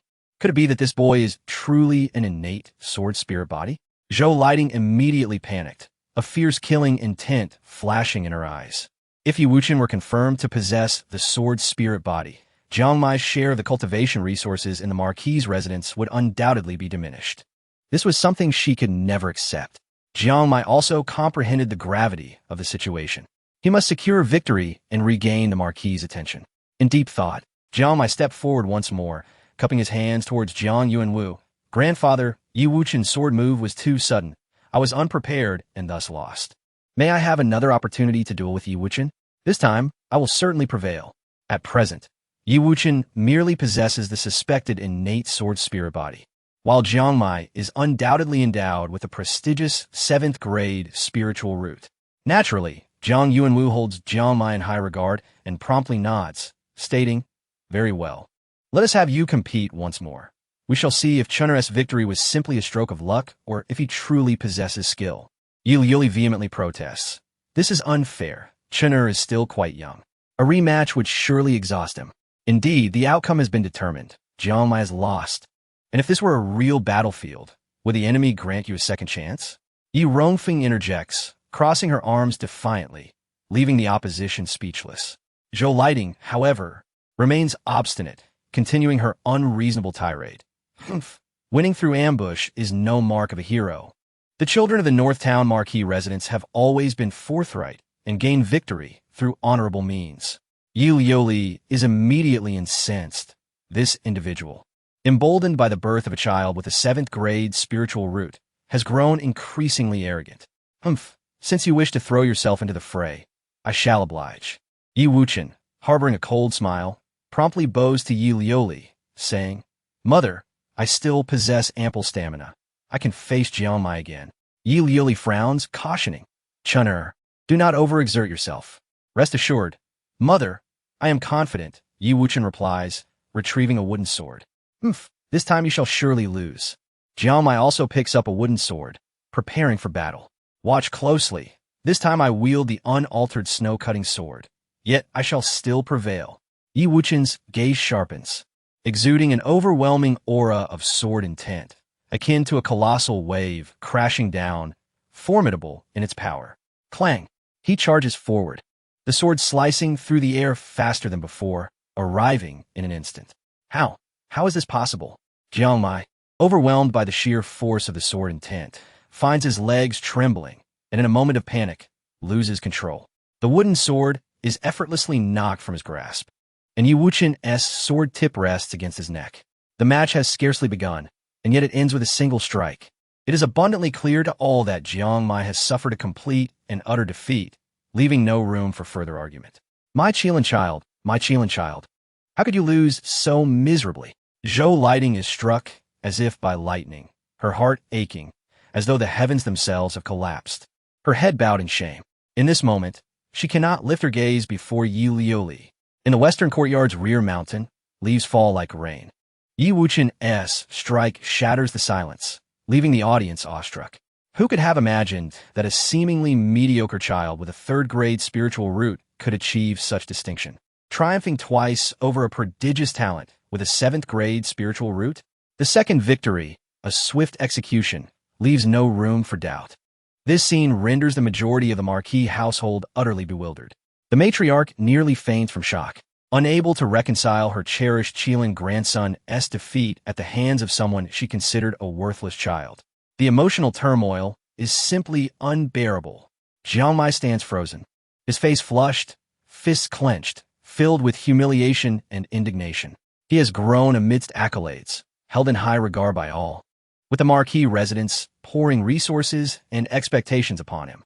Thus, pride runs deep within him, accompanied by an unwavering sense of self-worth. Yet now, he has suffered 2 consecutive defeats against Yi Wuchen. This colossal blow sends Jiang Mai into a frenzy, screaming in desperation. Why? Why is this happening? I possess a 7th-grade spiritual root. I am a favored child of destiny. How can I lose to a worthless child? Zhou Lighting rushes to console him. Mai, calm down. You have not lost yet. You have a 7th-grade spiritual root, and your future accomplishments will surely far surpass Yi Wuchen's. Today was merely a stroke of luck. Oomph. Luck again? Yi Rongfeng cannot contain her laughter. Chen'er's first victory may have been attributed to fortune, but the second? Clearly, he triumphed with a single stroke. Jiang Mai had no chance to resist. It was an overwhelming victory in the way of the sword. Zhou Lighting, do you still wish to argue? Yi Wuchen steps forward, declaring, I can offer Jiang Mai another opportunity to demonstrate his swordsmanship until he is convinced. Such words strike at the heart. As anticipated, Jiang Mai is instantly incensed, his expression twisted in fury. Let us compete. Who is afraid of whom? Mai, do not act recklessly. Zhou Lighting interjects, fully aware that Yi Wuchen has far surpassed Jiang Mai in swordsmanship. Continuing the competition would undoubtedly lead to Jiang Mai's utter defeat. For a genius, 2 consecutive losses are already a significant blow. A third defeat could leave an indelible shadow upon his childhood, affecting his path forward. This matter pertains to her son's future growth. Thus, Zhou Lighting promptly refuses. Mai is not in good shape today. It would be unwise to compete. Let us concede today's victory to Yi Wuchen. After all, No matter how formidable his swordsmanship, lacking a spiritual root, his potential growth will remain limited. Yi Rongfeng mocks. What do you mean by conceding? Chen'er has one fair and square. If your son's 7th grade spiritual root is truly so formidable, why then did he lose in this swordsmanship contest? Zhou Lighting is left speechless, fuming with indignation, yet unable to counter. The humiliation of this day is hers to bear. Meanwhile, the matriarch wears an awkward expression, turning to Yi Lioli. Lioli, who would have thought you would raise Chen'er so commendably? The Marquis residence shall duly note your contributions. Yi Lioli remains impassive. Matriarch, you are mistaken. Chen'er is my child, and it is only natural I guide him. As for the Marquis residence acknowledging my efforts, I see no necessity. First, Chen'er bears the Yi surname, not Zhang's. Second, for the past 3 years, he has not drawn a single coin from the Marquis residence. Third, did he not say earlier that we must not disclose any connection between Chen'er and the Marquis residence? Sweat beads upon the matriarch's brow, her expression darkening. I did say that, but it was in a fit of anger. We are, after all, family. Today, Yi Wuchen has displayed extraordinary talent in the way of the sword, likely confirming the existence of the innate sword spirit body. Should this be substantiated, Yi Wuchen will undoubtedly receive focused cultivation from the Marquis residence. Thus, the matriarch begins to seek reconciliation with Yi Lioli. Jiang Yuanwu, as the head of the family, decisively asserts, Lioli, I know you harbor grievances, but regarding Chen'er's future, you must prioritize the greater good. There is no doubt that Chen'er is of the Marquis bloodline. Now, it is convenient to claim Chen'er belongs to the Marquis bloodline. Why was there no concern before? Yi Lioli finds the situation laughable, yet she refrains from rebuttal, choosing silence instead. She does not mind enduring some grievances. However, if Chen'er can gain the Marquis favor, it would undoubtedly be a fortuitous turn of events. Are they beginning to curry favor with me now? Alas, it is too late. Yi Wuchen harbors a cold smile, never forgetting the harrowing sight of his mother kneeling in the snow 3 years ago. He will also never forget the actions of that old witch. Had it not been for his mother's fierce protection, enduring humiliation, and willingly accepting a demotion to concubine status, Yi Wuchen would have perished before birth. Father, look, Mr. Li has arrived, Jiang Wenkang exclaims, his face a blend of joy and anxiety. They now await Mr. Li to conduct the assessment. Once Yi Wuchen's sword spirit body is confirmed, Jiang Wenkang shall be the most formidable father in all of Beiyuan City. One child with a 7th grade spiritual root, a favored child of destiny, another child with an innate sword spirit body, unmatched in swordsmanship. A pair of prodigies, how glorious! Dreaming of a splendid future, Jiang Wenkang cannot help but feel elated. Marquis, may I inquire as to the purpose of your summons? Mr. Li arrives, perspiring profusely, hastily making his way to the western courtyard's rear mountain. Jiang Yuanwu hastily pointed at Yi Wuchen and said, Mr. Li, you're a highly esteemed pulse master of Beiyuan City. Please assist this child by examining his pulse to determine if he possesses the sword spirit physique. Mr. Li, wearing a skeptical expression, replied, 3 years ago, I examined this child and found him to have a 3rd grade spirit root, a moderate talent. How could he possibly be a natural sword spirit? Jiang Wenkang, his eyes wide with urgency, retorted, Mr. Li, perhaps your previous diagnosis was erroneous. Although Yi Wuchen's innate talent is average, he exhibits exceptional qualities due to his innate enlightenment. Mr. Li nodded. Moving in front of Yi Wuchen, he stated, I shall examine the pulse once more. In an instant, all eyes were fixed upon Yi Wuchen, filled with anticipation. Even the old matriarch and Zhou Lighting held their breath. After a brief moment, Mr. Li shook his head, declaring, there is no sword energy flowing within Yi Wuchen. The pulse indicates nothing extraordinary. The possibility of him being a natural sword spirit is utterly non-existent. Impossible. Mr. Li, my child mastered sword techniques by the age of 3 and even improved sword manuals. If he is not a sword spirit, how can you explain all of this? Viank, Wenkang exclaimed, fiercely defending Yi Wuchen. I am certain he is not a sword spirit. Mr. Li reiterated with unwavering conviction. Yi Wuchen indeed possesses extraordinary qualities. He awakened his intelligence in infancy. Such a child is inherently clever and possesses high comprehension. It is entirely reasonable that he could skillfully master a foundational sword technique and refine sword manuals. With a sigh of regret, Mr. Li continued, "It is a pity that if Yi Wuchen's spirit root were to reach the 4th grade, he could potentially enter the 3rd realm and become a formidable figure. Alas, with a 3rd grade spirit root, his potential is severely limited, making it exceedingly difficult for him to ascend to the 3rd realm. Is it merely due to his high comprehension? He is not a sword spirit." Disappointment washed over the faces of those within the Marquis's residence. Zhou Lighting, brimming with pride, declared, "If intelligence were sufficient, what need would there be for talent? No matter how clever, one is powerless against absolute strength." The old matriarch's emotions were complex, yet she secretly sighed in relief. Since Yi Wuchen was not a sword spirit, it affirmed that her earlier decision was indeed correct. However, despite Yi Wuchen's limited potential, his innate intelligence meant his cultivation speed would far surpass his peers. If the Marquis's residents were to nurture him diligently, he might still soar to great heights. Mr. Li, wishing to soften the blow for Yi Wuchen, added, "With careful cultivation, there remains a slim chance for him to achieve great success." Jiang Yuanwu furrowed his brow, responding, "If careful cultivation offers only a slim chance, it is indeed a minuscule possibility, is it not?" Mr. Li nodded in agreement. At this juncture, everyone understood that the Marquis's residents would not allocate abundant resources to Yi Wuchen for such a slim chance. What significance was there in rapid early cultivation if his achievements were destined to halt at the 2nd realm, providing little benefit to the Marquis's residents? Some people just moments ago were proclaiming that Wuchen was of the Marquis's bloodline. Now, why does everyone seem so indifferent? Yi Rongfeng interjected, unable to tolerate the fickle nature of the Marquis's residents. "Rongfeng, be silent. Do not speak disrespectfully to the Marquis." Yi Jiaming glared at his second daughter. Yet, he too felt uneasy, publicly affirming, "Marquis, regardless of Wuchen's talent, the Yi family will spare no effort in nurturing him." At that moment, the Jiang family revealed expressions of embarrassment. Jiang Yuanwu, with a bitter smile, replied, "Jianming, I understand your grievances, but the cultivation world is ruthless and cruel. The Marquis's residents can only allocate limited resources to those who need them most. This is the only way for the Marquis's residents to thrive and endure." His words carry weight. "I do not dare to contradict," came the response from the subordinates. "Ye Vianming, no dit impassivity, internali dissenting."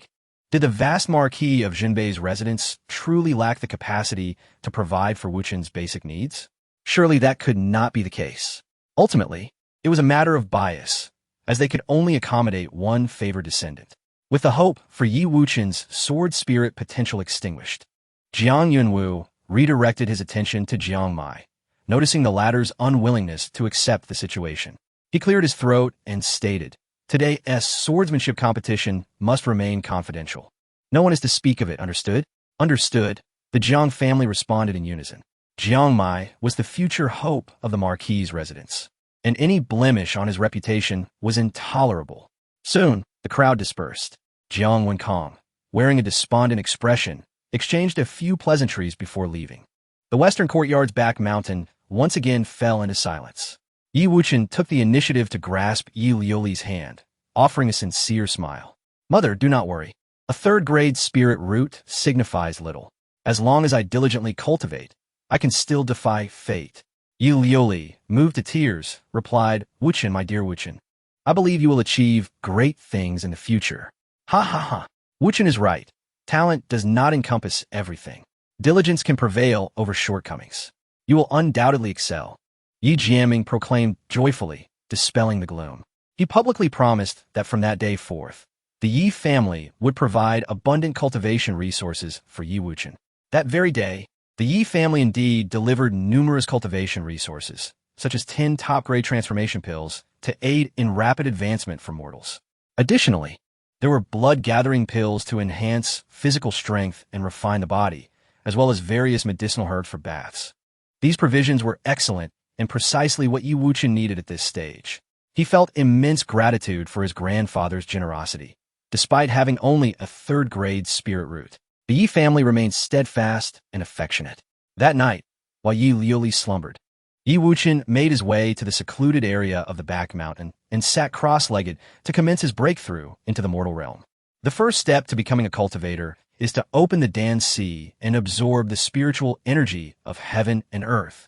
The Nine Heavens Reincarnation Technique allows one to experience 9 lifetimes, each more complete than the last, ultimately forging a flawless body, impervious to all methods.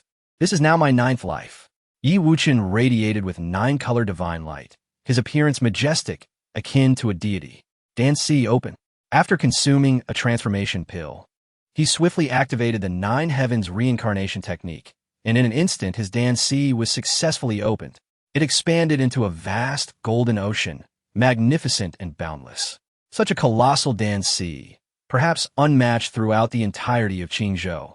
This is the formidable nature of the Nine Heavens Reincarnation Technique. With each reincarnation, one can achieve unparalleled elevation, maximizing innate potential. This Dan-Si is 10-fold larger than the one I opened in my previous life.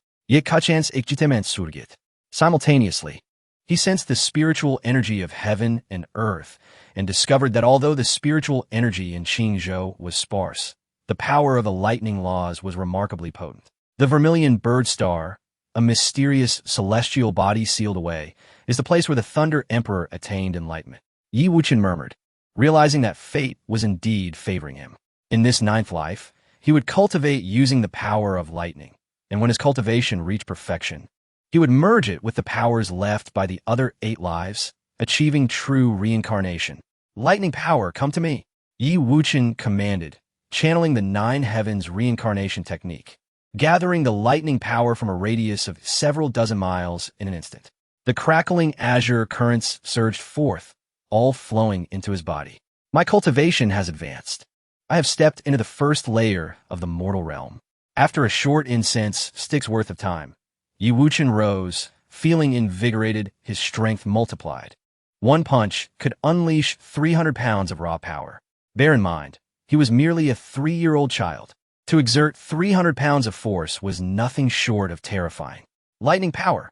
Moreover, Yi Wuchen extended his fingers like a sword, pointing forward as azure arcs of electricity erupted from his fingertips, transforming into lightning that pierced through a fruit tree ahead. Indeed, the first absorption of the thunderous arts yielded considerable destructive power. Yi Wuchen smiled and nodded, thoroughly pleased with the day's training results.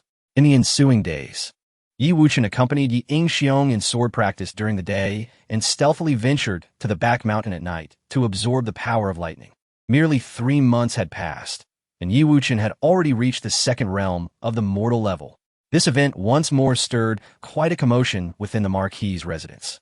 A 3-year-old child, cultivating independently, not only opened his Dan-Si, but also advanced an astonishing pace, truly a rarity throughout the ages.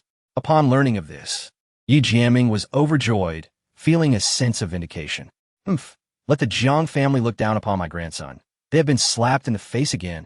In the main hall of the western courtyard, Zhou Lighting was restless, her eyes brimming with murderous intent as she declared, "No, I absolutely cannot allow Yi Wuchen to overshadow Mu'er." The results of the previous swordsmanship competition had somehow leaked, turning her Mu'er into a laughingstock.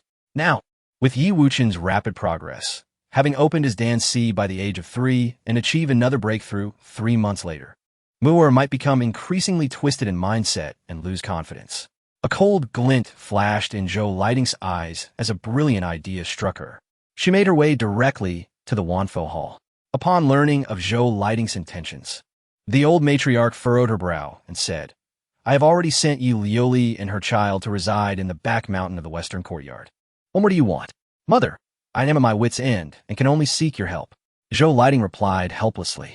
"Yesterday, a fortune teller mentioned that my Mu'er and Yi Wuchen are naturally at odds and cannot grow up together. For Mu'er's future, you must think of a solution." "You actually believe the words of a fortune teller?" The old matriarch felt a headache coming on. Better to be safe than sorry. What if Mu'er truly encounters misfortune because of that calamity, Yi Wuchen? How will I live with that? Who will bear the future responsibilities of the Marquis's residence? Tears streamed down Zhou Lighting's face as she spoke. The matter concerning the Qilin grandson's future left the old matriarch at a loss, prompting her to summon Jiang Wenkong. Upon learning the full story, Jiang Wenkong angrily exclaimed, "Mother, you are being far too indulgent with lighting. Am I to expel Lioli from the Marquis's residence simply because of a fortune-teller's words? Lioli has already endured enough grievances over the years. Why must it be so extreme?" The old matriarch patiently advised, "Wenkong, calm down. I never said we should expel Yi Lioli from the residence. I merely suggested that she take Wuchen to the Yi family for a while. Once Wuchen and Mu'er grow up and their fates align, we can bring him back. How can I possibly voice that?" Jiang Wenkong was at a loss. "If you cannot, then let me." The old matriarch decisively stood up and headed toward the back mountain. Upon their arrival, Yi Wuchen was practicing swordsmanship with Yi Yingxiong. After months of training, Yi Yingxiong's swordsmanship had rapidly improved under Yi Wuchen's guidance and was no longer inferior to that of a practitioner at the second realm of the Yi family. It's that old witch." Yi Yingxiong turned around and immediately felt a sense of foreboding. "The old witch is here?" Yi Wuchen feigned ignorance and quickly turned around. In an instant, the two sides collided. The old matriarch's face darkened like a pot bottom. "What old witch? These two scoundrels are gossiping behind my back. You two rascals dare show disrespect to your elder? Guards, attend to them." Zhou Lighting's expression was fierce. She had been seeking a reason to teach Yi Wuchen a lesson, and now this boy had unwittingly provided her with the opportunity. Yi Yingxiong immediately shielded Yi Wuchen behind him, valiantly stating, "Cousin is only 3 years old. He does not understand. If punishment is to be meted out, let it be upon me alone." Naturally, Yi Wuchen would not allow Yi Yingxiong to suffer alone and stepped forward, declaring, "Zhou Lighting, I believe the one being disrespectful to elders is you. We have never referred to the old matriarch as an old witch. It is you we were disparaging behind your back. Indeed, our respect for the old matriarch has always been unwavering. How could we speak ill of her? Instead, it is you who, while appearing to respect her, secretly considers her an old witch." Yi Yingxiong complimented Yi Wuchen's clever maneuver, giving him a thumbs up. Zhou Lighting was momentarily flustered, sweating profusely as she stammered, "I did not. Mother, I absolutely do not think of you as an old witch. These two children are clearly twisting words and arguing here." "Enough, silence." The old matriarch scolded angrily, thinking how foolish Zhou Lighting was to be so easily duped by a child. At that moment, Yi Lioli emerged from her hut upon hearing the commotion, looking at the old matriarch and inquiring, "I wonder what brings you to this desolate back mountain?"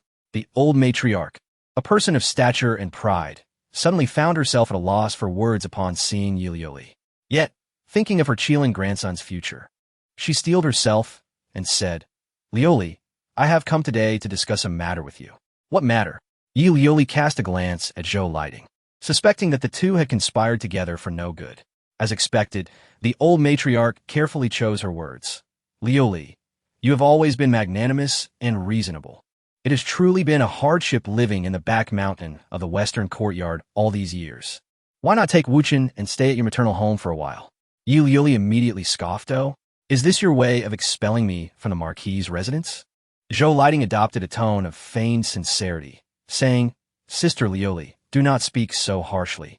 It is merely a suggestion for you to stay at your maternal home for a time. How does that equate to being expelled? It seems today you have revealed your true intentions. Do you find my presence in this western courtyard's back mountain bothersome?" Yi Lioli shook her head repeatedly, feeling the true ugliness of their faces. Yi Yingxiong, his face flushed with anger, retorted, "Indeed, Aunt has been yielding and accommodating all these years, yet you still wish to take advantage of her. Is that not excessive?" The old matriarch appeared embarrassed as she said, "Lioli, do not be quick to anger. A fortune teller mentioned yesterday that Wuchen and Mu'er are destined to conflict and should not grow up together, or else calamity may befall them. Thus, I suggest you take Wuchen to the Yi family for a time. It will be good for both of them." "What do you mean by good for Wuchen? I see that in your eyes, it is clearly only Mu'er who matters." Yi Lioli had long since seen through the old matriarch's facade and understood her true intentions. Realizing her scheme had been uncovered, the old matriarch grew indignant. "Yi Lioli, I am here to discuss this matter amicably. What is with your attitude? You are clearly imposing on me, yet you question my attitude?" Yi Lioli retorted with a bitter laugh. "If you wish to expel me from the Marquis's residence, you must at least provide a reasonable justification. No, merely the words of a fortune teller cannot dictate my fate. That would render me utterly contemptible." The old matriarch insisted. I have no intention of expelling you from the Marquis's residence, merely suggesting you take Wuchen to the Yi family for a while. Whenever you wish to return, you may do so. Yi Lioli had long desired to leave the Marquis's residence, her only concern being her child, Yi Wuchen. Sensing his mother's hesitation, Yi Wuchen immediately spoke up. Mother, this Marquis's residence no longer has a place for us. If we must leave, let us do so. We shall not endure this humiliation any longer. Chunner. Tears blurred Yi Lioli's eyes as she tightly embraced Yi Wuchen, stating, very well, Chunner. If the Marquis's residence does not wish to keep us, we shall leave. However, I have one condition. Suddenly, Yi Lioli added. The old matriarch felt a pang of guilt and nodded, saying, Lioli, speak your mind. As long as your request is reasonable, I shall provide compensation. Yi Lioli wiped her tears and resolutely declared, I want Jiang Wenkong to come personally. As long as he speaks, I shall never turn back. The old matriarch felt a sense of difficulty at once. If Yi Lioli had requested a financial compensation, she would not have hesitated. But having Jiang Wenkong come personally altered the nature of the situation. After all, he was Yi Lioli's husband and Yi Wuchan's father. Once Jiang Wenkong spoke, it could lead to an irreparable outcome.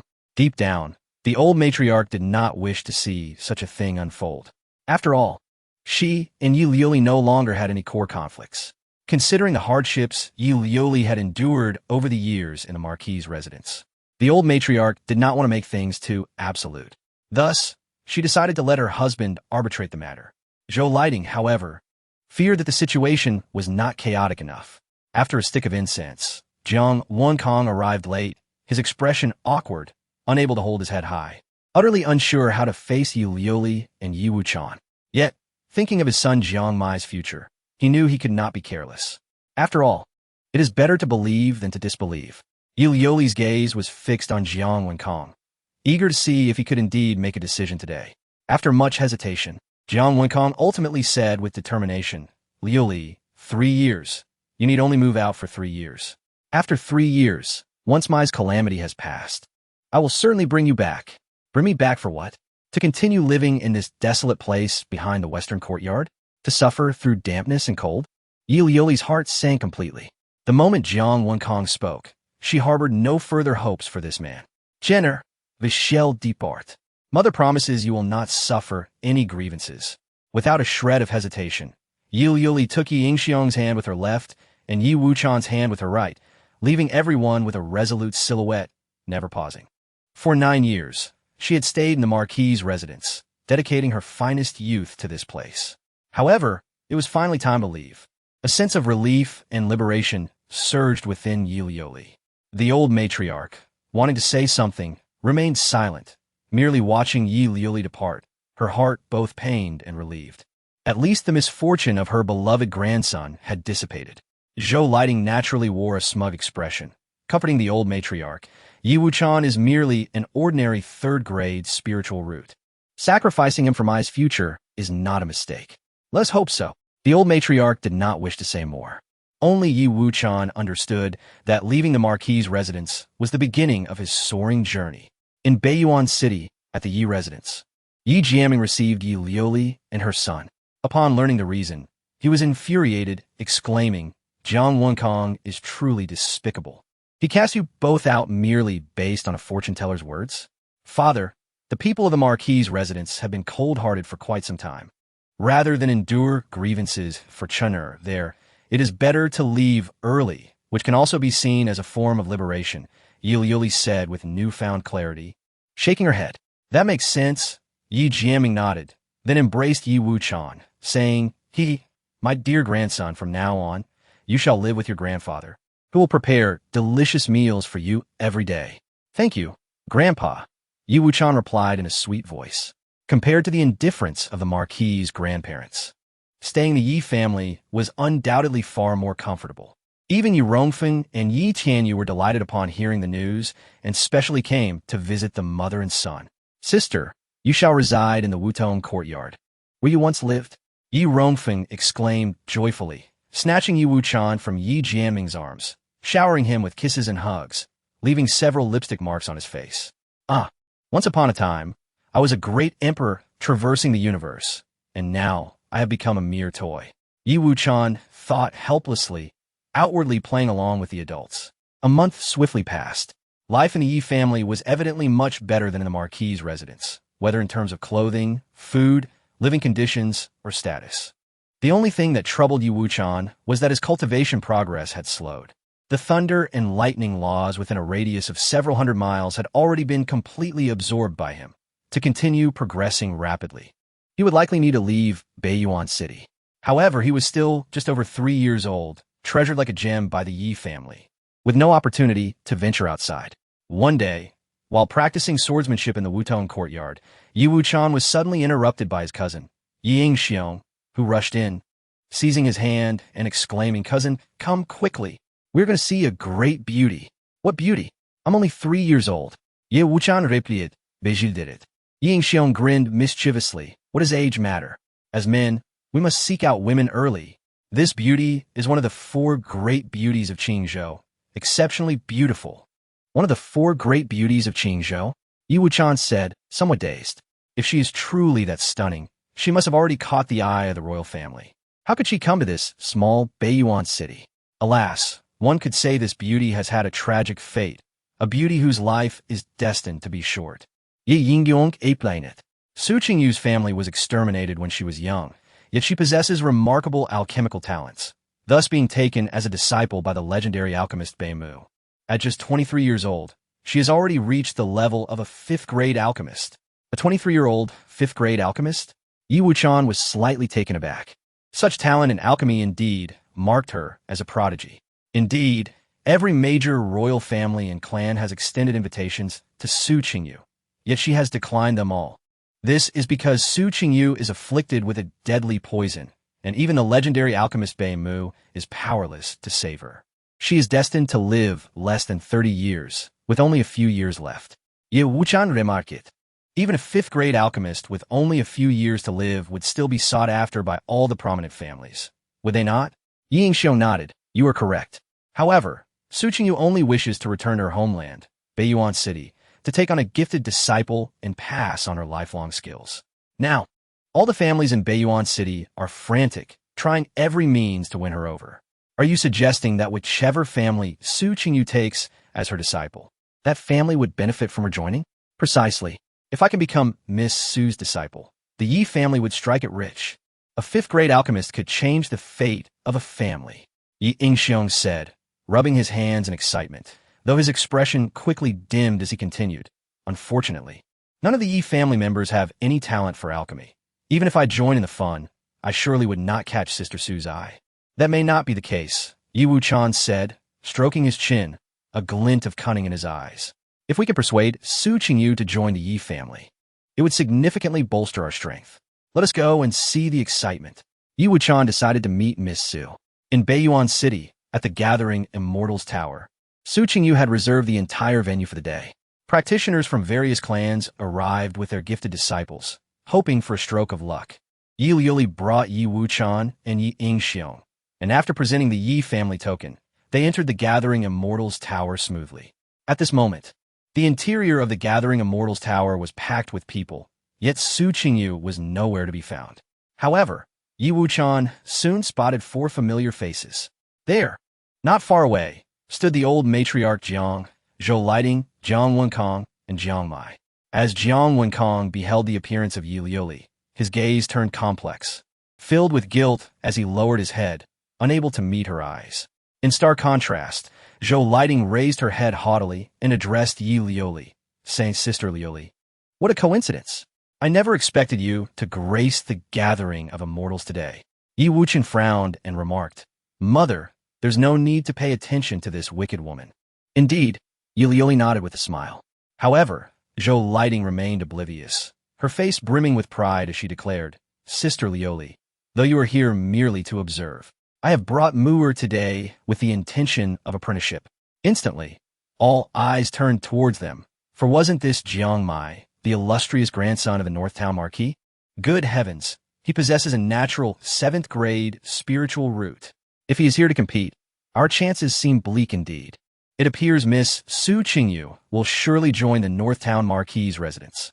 The atmosphere within the gathering of immortals buzzed with chatter. as many believe Jiang Mai would be the fiercest competitor today, given his exceptional talent.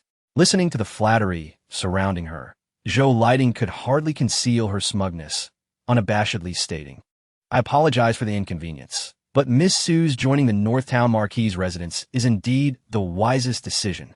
The matter of accepting disciples is far from settled. Zhou Lighting, you may be celebrating too soon." Suddenly, Yi Rongfeng appeared, accompanied by Yi Jianming, Yi Tianyu, and several young disciples from the Yi family, all of whom had come for the same purpose as well. Although the young disciples from the Yi family lacked remarkable alchemical talents, they were determined to try their luck nonetheless. Zhou Lighting scoffed disdainfully. "What do your lackluster disciples have to compare to my Mu'er? The difference is as vast as the heavens and the earth." Yi Rongfeng, incensed, took a deep breath, wanting to retort, "Aunt, it's best to refrain from arguing with such an ignorant woman." Yi Wuchen grasped Yi Rongfeng's hand, shaking his head repeatedly. Yi Rongfeng seeked in resignation, pinching Yi Wuchen's cheek as she lamented, "Child, you are far too understanding for your age, always yielding and suffering for it. Aunt, trust me, the Zhou family won't bask in their glory for long." "Oh, do you have a plan to deal with her?" Yi Wuchen smiled. Zhou's arrogance stems solely from Jiang Mai's presence. The more she anticipates, the more devastated she will be if he fails to succeed. Yi Rongfeng, astonished, asked, "But Jiang Mai possesses a 7th grade spiritual root. Do you truly believe he will fail? Just wait and see." Yi Wuchen replied mysteriously, brimming with confidence. Yi Rongfeng nodded. Despite her little nephew being only 3 years old, he was clever and full of ideas. Perhaps he could indeed teach Zhou Lighting a harsh lesson. "Look, Miss Su is coming out. Wow, she's stunning. Like a celestial fairy. Truly one of the 4 beauties of Qingzhou." The crowd erupted into excitement as countless men gazed upon her in admiration. From a second floor of the gathering of immortals, a woman dressed in a flowing azure gown descended gracefully, her figure long and elegant. She appeared to be in her teens, her black hair cascading like a waterfall, with a delicate oval face, bright eyes, and a smile that could illuminate the world. She seemed ethereal, like a fairy exiled from the heavens. A chill of elegance surrounded her, evoking a sense of inferiority in those who dared not approach. Su Qingyu was undeniably exquisite, her skin resembling the finest jade, flawless and radiant. Beneath her gossamer gown, her long, shapely legs hinted at an alluring beauty. "Dear friends, the disciple selection ceremony has commenced. I kindly ask those under 12 and unrelated to step back 10 paces, maintaining silence during this time." Her voice rang like pearls dropping onto a jade plate, crisp and enchanting, her eyes sparkling with brilliance. In an instant, all unrelated individuals complied, retreating 10 steps to clear a large space. Su Qingyu nodded and then addressed the children present. "Step forward 10 paces. The assessment begins now. Cousin, this Miss Su is truly beautiful, like a goddess from the heavens." Yi Xiong was mesmerized, his eyes wide. Yi Wuchen nudged him with his elbow, saying, "Stop daydreaming. The assessment has begun." Among the children present, Jiang Mai stood out with confidence, stepping forward first to greet Su Qingyu. "I am Jiang Mai, the junior of your esteemed self." Su Qingyu regarded Jiang Mai, her eyes flickering with interest. "You are the illustrious grandson of the Northtown Marquis, blessed with a 7th grade spiritual root?" "Indeed," Jiang Mai nodded. "Junior Zhou Yuer greets you, Miss Su." A charming girl with rosy lips and a round face stepped forward. "Zhou Yuer?" The direct granddaughter of the Zhou family head. "With a 6th grade spiritual root?" Su Qingyu confirmed, smiling. "Both of you possess commendable talents. With sufficient comprehension, becoming alchemists should pose no issue." At that moment, Zhou Lighting's pride swelled even further as she boldly interjected, "Miss Su, Jiang Mai is my son, and Zhou Yuer is my brother's daughter. Perhaps you could accept them both as disciples?" Su Qingyu furrowed her brow, displeased with Zhou Lighting's presumption. "You were the one causing a ruckus earlier, were you not? I have already stated that I shall only accept one direct disciple. Please refrain from further interruptions." Zhou Lighting's face darkened, yet faced with a 5th grade alchemist, she lacked the courage to retort, retreating in embarrassment. "Miss Su speaks rightly. I was indeed impudent." The remaining children participating in the assessment stepped forward and sat down. Su Qingyu paced around the hall, examining the talents of over 100 children. One particular 3-year-old caught her eye. Only a third-grade spiritual root? Ha ha! How dare a mere third-grade spiritual root participate in Miss Su's selection? What a farce! Laughter erupted from the crowd surrounding them. Unfazed by the mockery, Yi Wuchen calmly stood up and declared, Miss Su, alchemy is akin to refining the heart, emphasizing a compassionate disposition and a desire to heal the world. An alchemist does not inquire about one's origins. The strength of one's spiritual root does not determine the prowess of an alchemist. Refining the heart. Su Qingyu was slightly taken aback, not expecting to hear such profound insights from a 3-year-old. This child exhibited remarkable understanding and composure, unperturbed by the ridicule. She thought to herself, then nodded in approval. This young lad, named Yi Wuchen, speaks wisely. To become an excellent alchemist, one must first possess a heart that yearns to aid the world. Those with impure intentions, even if they become alchemists, will ultimately stray onto a path of evil, leading to their downfall. Yi Rongfeng felt a swell of pride and immediately tugged at Yi Liuli's hand, saying, Sister, look, Miss Su has praised our Wuchen. I heard. Yi Liuli nodded appreciatively, initially intending to bring Yi Wuchen for a day of fun. Little did she expect her son to capture Miss Su's attention with just a single statement. Upon witnessing Yi Wuchen receiving accolades, Jiang Mai immediately expressed his dissent, stating, Teacher Su, I hold a differing opinion. Yi Wuchen lacks the innate talent to become an alchemist. How, then, can he harbor aspirations for the world and seek to alleviate the suffering of humanity? One should not dismiss minor acts of kindness, nor should one commit trivial evils. Even if he cannot become an alchemist, possessing such a heart is commendable. Su Qingyu responded, The apprentice assessment officially commences now. I shall present 3 questions, and you may raise your hands to answer them in haste. The first question posed was, a mortal has lost his way in the valley of 10,000 flowers. He is parched and famished, utterly dehydrated and exceedingly weak. How should he rescue himself? After a brief contemplation, Zhou Yu's eyes sparkled with enlightenment as she confidently stood and declared, in a valley of 10,000 flowers, there exists a plethora of toxic plants. However, there is a fruit known as the monkey fruit, which can satiate hunger and quench thirst, and it is non-toxic. Excellent. You may take your seat. Su Qingyu nodded approvingly. At this juncture, Jiang Mai hastily rose to counter, though the monkey fruit is indeed harmless. A mortal in such a weakened state would find it impossible to climb the tree to harvest the fruit. Thus, I contend that seeking the easily obtainable pear flower root within the valley of 10,000 flowers to quell hunger is the most prudent method. Indeed, your point is valid. Su Qingyu replied with a faint smile, yet she still awaited the response she desired. Then, Yi Wuchen stood and asserted, The valley of 10,000 flowers is not lacking in water sources, nor in fruits to alleviate hunger. This individual, being both thirsty and hungry, is undoubtedly poisoned.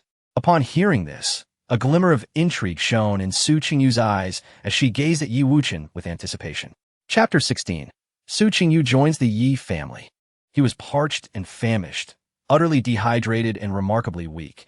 These symptoms were likely caused by inadvertently inhaling the pollen of the mandrake flowers in the Wanhua Valley. Yi Wuchen remained composed, stating without hesitation, If you wish to detoxify, you can search near the water source for a plant called Sankingai, which can be chewed together with elan fruit to counteract the poison. Well said. That is indeed the correct answer. Su Qingyu nodded in approval, her curiosity about this child with a third-grade spiritual root deepening. A third-grade spiritual root, yet with aspirations as lofty as a swan, possessing remarkable character and intelligence. How could such a 3-year-old comprehend such intricate knowledge? Truly a prodigy. Is there truly someone born with innate wisdom in this world? Those who had previously looked down upon Yi Wuchen were now utterly bewildered. It must be mere luck. Surely, Mu'er would reclaim her standing in the next 2 questions. Zhou Lighting's eyes were filled with resentment. This Yi Wuchen, clearly a waste, had repeatedly overshadowed Mu'er in significant events. The first time was at the blessing ceremony. The second was during the swordsmanship contest. This third time, during Su Qingyu's disciple assessment, Jiang Mai absolutely cannot lose. After all, things do not happen 3 times in succession. Jiang Mai shot Yi Wuchen a fierce glare, clearly feeling aggrieved. He, Jiang Mai, was the future of the northern town marquee house. Yi Wuchen was merely a discarded child, unworthy even of the Jiang surname. Next came the second question, and everyone listened intently. A alchemist, searching for a worry-free fruit in the misty forest, took 3 days and nights before discovering the fruit under a large tree 10 meters away. Now, how should the alchemist choose at this moment? The second question was evidently more challenging, involving a broader range of specialized knowledge. After a moment of contemplation, Zhou Yuer raised her hand and stated, I know. The worry-free fruit is a very special fruit. If harvested at the wrong time, its efficacy will be greatly diminished. Thus, the correct choice is to wait until dawn to pick it. At this moment, Jiang Mai confidently added, to harvest the worry-free fruit. Not only does one need to be precise with timing, but the tools must also be devoid of metal, as that would also damage the medicinal properties. Moreover, the container must be wooden. My moer is truly remarkable. With this answer, she is sure to score the highest. Zhou Lighting and the old lady Jiang clapped their hands proudly, their expressions filled with excitement as they began to celebrate in advance. Jiang Mai's answer was indeed the most perfect approach to the problem. Over the years, the house had invited Elder Zhou to personally guide Moer, and she had indeed made considerable progress. Jiang Wenkong was also quite pleased with his son's performance today, though his gaze upon Yi Wuchen was somewhat complex. To be frank, Yi Wuchen's performance today was astonishing. At merely 3 years old, he had perfectly answered the Wanhua Valley question. Yet, alas, he only possessed a third-grade spiritual root. Otherwise, such a clever son would undoubtedly be cherished. However, in comparison, Jiang Mai was simply too outstanding. It was no wonder he was favored. My dear Chenya, I hope you will understand your father's struggles as you grow up.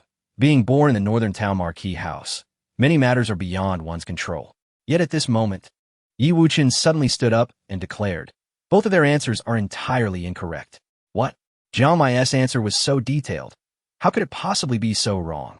The cultivators present were taken aback, as even from their own perspectives, Jiang Mai's response could not have been more perfect. Zhou Lighting, infuriated, exclaimed, Yi Wuchen, what nonsense are you spouting? Where's my Muer's answer wrong? If you cannot provide a reasonable explanation today, I will have you thrown out of the gathering of immortals. Humph, the gathering of immortals is reserved for teacher Su. What right do you have to expel me? Yi Wuchen scoffed, his words igniting Zhou Lighting's anger, yet she was left speechless. He then turned to Su Qingyu and said earnestly, in the misty forest, the worry-free fruit and the worry-free beast often coexist. The worry-free beast is a phantom creature capable of ensnaring individuals in illusions.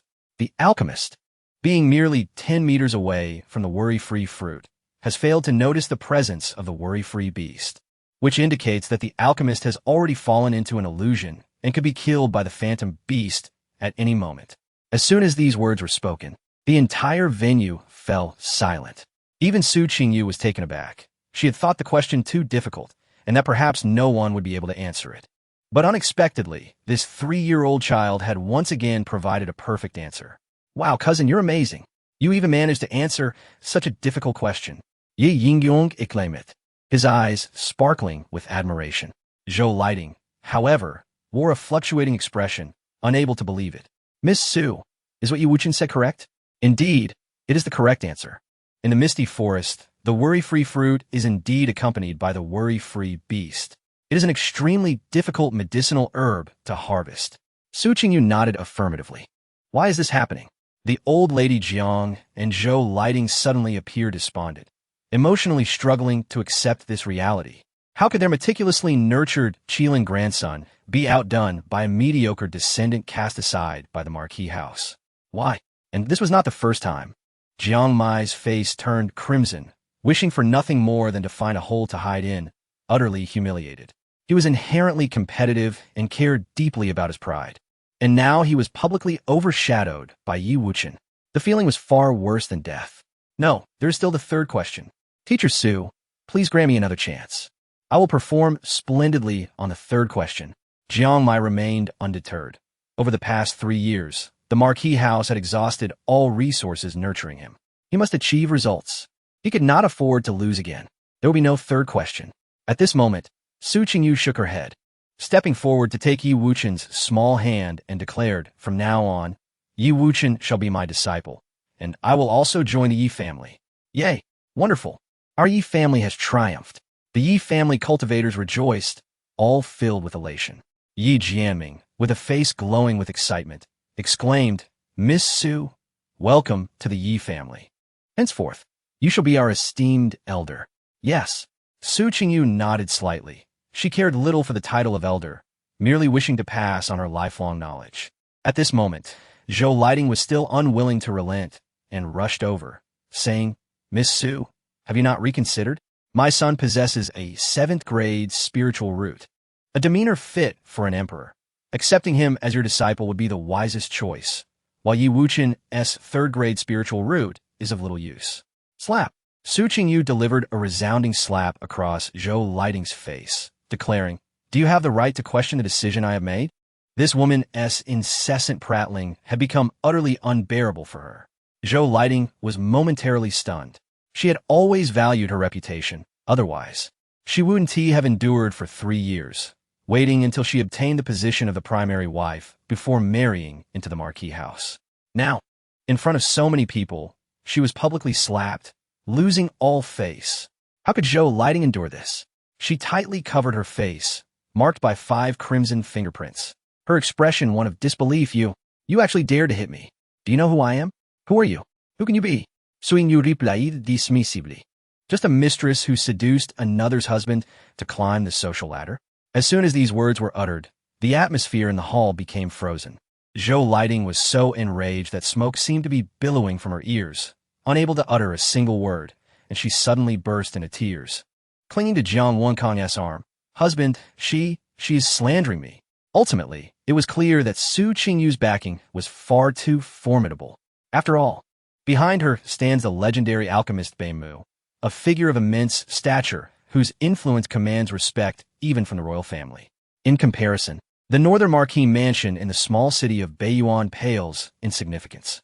Jiang Wenkang's expression darkened as he remarked, "Miss Su, your words seem rather excessive." "Excessive?" Su Qingyu replied dismissively. "While others may be unaware of your family's affairs, I am fully cognizant. Those who indulge in concubines while neglecting their wives are destined for a grim fate."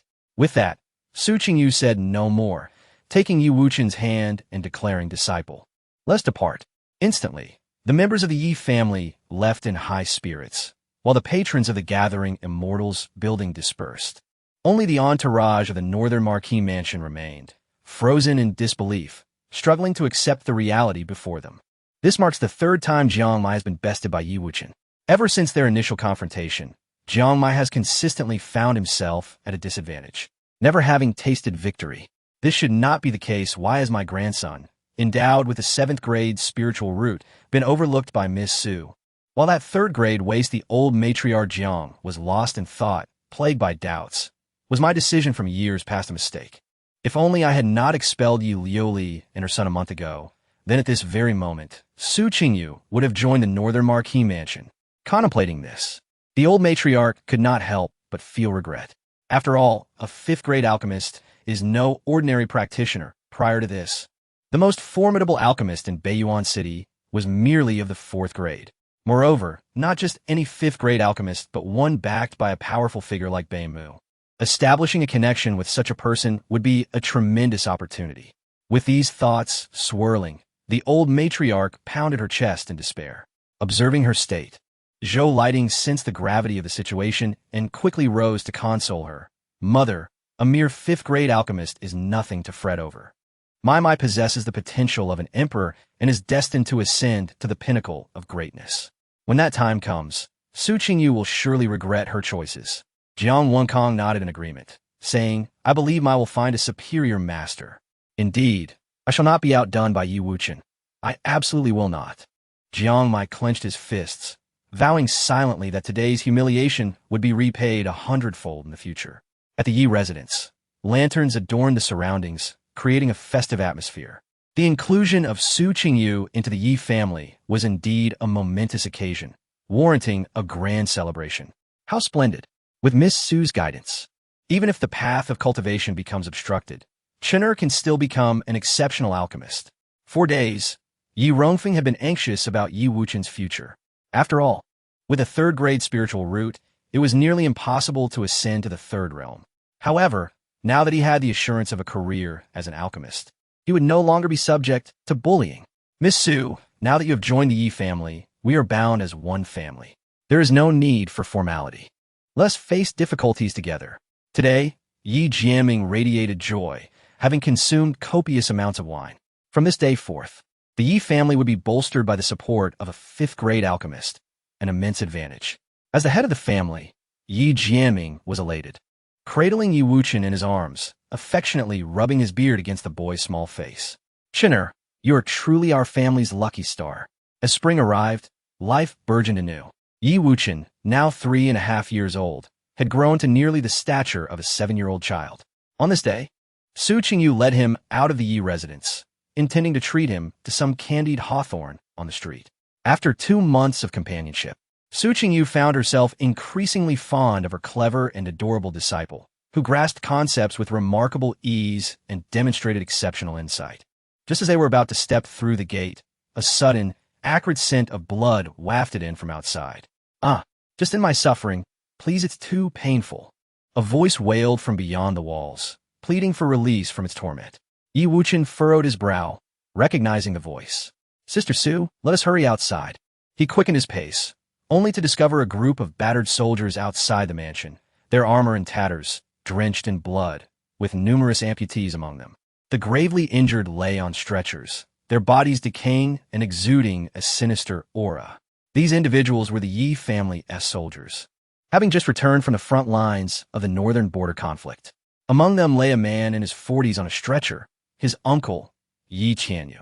He was gravely injured, with a gaping wound in his chest. Blood and flesh mingled grotesquely, his skin darkened as though tainted by malevolent energy. Uncle, Yi Yuchen éclatait in shock, rushing forward to assess the situation. Chinner, do not approach. I am infected with the demonic energy. My time is short. Yi Qianyu's face contorted in pain as he raised a hand to deter his nephew. Yi Wuchen insisted solemnly, Uncle, please hold on. You will be all right. I can save you. Su Qingyu swiftly pulled Yi Wuchen behind her and produced a pill from her storage ring, administering it to Yi Tianyu.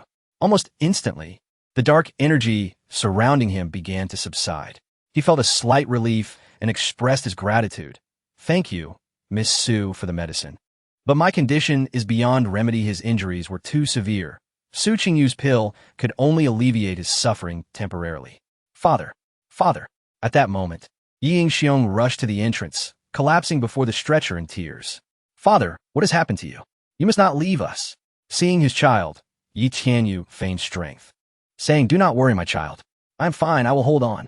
Yi Wuchen murmured to himself, To cure uncle's demonic affliction, we must concoct a purple spirit pill. Su Qingyu nodded, but was troubled. Yes, the purple spirit pill can counteract the demonic energy, but the ingredients required for a creation are exceedingly rare, and I do not possess them. To create a purple spirit pill, 7 ingredients are necessary, for can be found in the market, but the remaining 3 are exceedingly rare, particularly the forgetting superior fruit, which is notoriously difficult to harvest. Yi Wuchen, distressed, resolved that he could not simply watch his uncle perish. You even know the ingredient ratios for the purple spirit pill, yet I have never taught you that? Su Qingyu was taken aback, but, given the urgency of the situation, she set aside her curiosity. Yi Wuchen declared resolutely, It is spring now. If we venture into the misty forest, we should have a chance to find the forgetting superior fruit. As for the other 2 precious ingredients, we can seek external assistance to acquire them at a premium. Indeed, I have temporarily suppressed the demonic poison within your uncle using the pill, but it will only ensure his safety for 7 days. Within this time frame, we must concoct the purple spirit pill for him. Otherwise, the consequences will be dire. Su Qingyu assessed Yi Tianyu's condition, realizing that time was of the essence. I will set off immediately for the misty forest. Without hesitation, she prepared to depart. However, Yi Wuchen insisted, Sister Su, please take me with you. You? The misty forest is fraught with danger. You are merely 3 years old. It is far too perilous for you. Absolutely not. Su Qingyu resolutely shook her head. Yi Wuchen, however, affirmed, Sister Su, I will become an alchemist in the future. I must learn to stand on my own and cannot always rely on the protection of adults. After 3 months of training, he had already reached the 2nd level of the mortal realm, mere steps away from the 3rd level. Unfortunately, He had exhausted the lightning elements in Beiyuan City. Seeking experience in other areas would also be an excellent means to enhance his cultivation. At this moment, Yuli stepped out of her residence, glancing at her elder brother's injuries with a resolute expression. Miss Su, please allow Chinner to accompany you. He has always been clever and resourceful, and he will not be a burden. For reasons unknown, Yuli felt that her child was extraordinary. As long as Wuchen was present, fortune would follow, and dangers would be averted. Thus, she instinctively believed that as long as Su Qingyu took Wuchen along, they would surely return safely. Very well, I shall take Chinner with me. Upon seeing Yi Liuli's agreement, Su Qingyu nodded in acceptance. After all, she was a formidable practitioner of the third realm and could manage the presence of a child. Eventually, Yi Wuchen would need to venture out on his own to hone his skills. Su Qingyu summoned a flying carpet, which rose into the air, spacious enough to accommodate 10 individuals. Yi Wuchen leaped onto the carpet, finally able to see the outside world after being confined for over 3 years. Suinyu stepped lightly, her long dress flowing gracefully, resembling a celestial being descending to the mortal realm. Standing on the flying carpet, her long hair billowed in the wind, and her delicate, pale hands clasped Yi Wuchen's small hand as she addressed the others. We shall set off now. May the journey be safe. Ye Liuli nodded solemnly, yet a hint of worry lingered in her eyes, for it was her child's first expedition. Beyond Beiyuan City lay an expansive plain, lush with water and grass, crisscrossed by rivers. Yi Wuchen sat upon the flying carpet, watching as the ground below rushed past, the scenery ever-changing. After a short hour, the carpet descended gently. Ahead lay a dense forest, shrouded in a chilling mist, obscuring the view. This is the misty forest, Su Qingyu explained, her complexion slightly pale, a faint cough escaping her lips. It is perpetually cloaked in fog, teeming with fierce beasts, and often yields rare fruits. It is both a paradise for practitioners seeking wealth and a hell for the unwary. Are you all right, Sister Su? Yi Wuchen inquired with concern. It's nothing, just an old ailment, she replied, shaking her head. The deadly cold poison within her flared periodically, causing excruciating pain akin to 1,000 ants gnawing at her heart. Fortunately, this was merely a mild precursor to a more severe outbreak. We must hasten to find the forget-me-not fruit. Su Qingyu knew that once the cold poison's mild symptoms appeared, a full-blown attack would soon follow. She had to leave the misty forest before that happened. Yi Wuchen's expression turned grave, aware of the cold poison's severity. If it fully manifested, it would leave her in an exceedingly weakened state. Yet, time was of the essence. They needed to enter the misty forest in search of the fruit.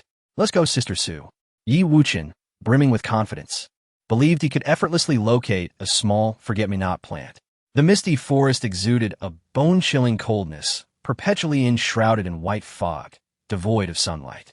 Yi Wuchen had already attained the second level of mortal cultivation, capable of exerting 1,000 pounds of strength, his agility allowing him to navigate the forest with ease. Chinner, do not run too far ahead. Stay close to me. Su Qingyu called out, observing Yi Wuchen's agile movements with a touch of exasperation. After all, he was still a child, curious about the wonders of the outside world. In reality, Yi Wuchen was searching for clues related to the forget-me-not fruit. The forget-me-not beast had a peculiar trait. It liked to leave unique markings in its territory. His movements were a means to locate these signs. Suddenly, a furious roar erupted from the bushes to Yi Wuchen's left, the sound piercing and accompanied by a gust of wind that sent the foliage swaying to one side. Chinner, be careful, Su Qingyu exclaimed in alarm, rushing towards him. Yet, everything transpired too swiftly.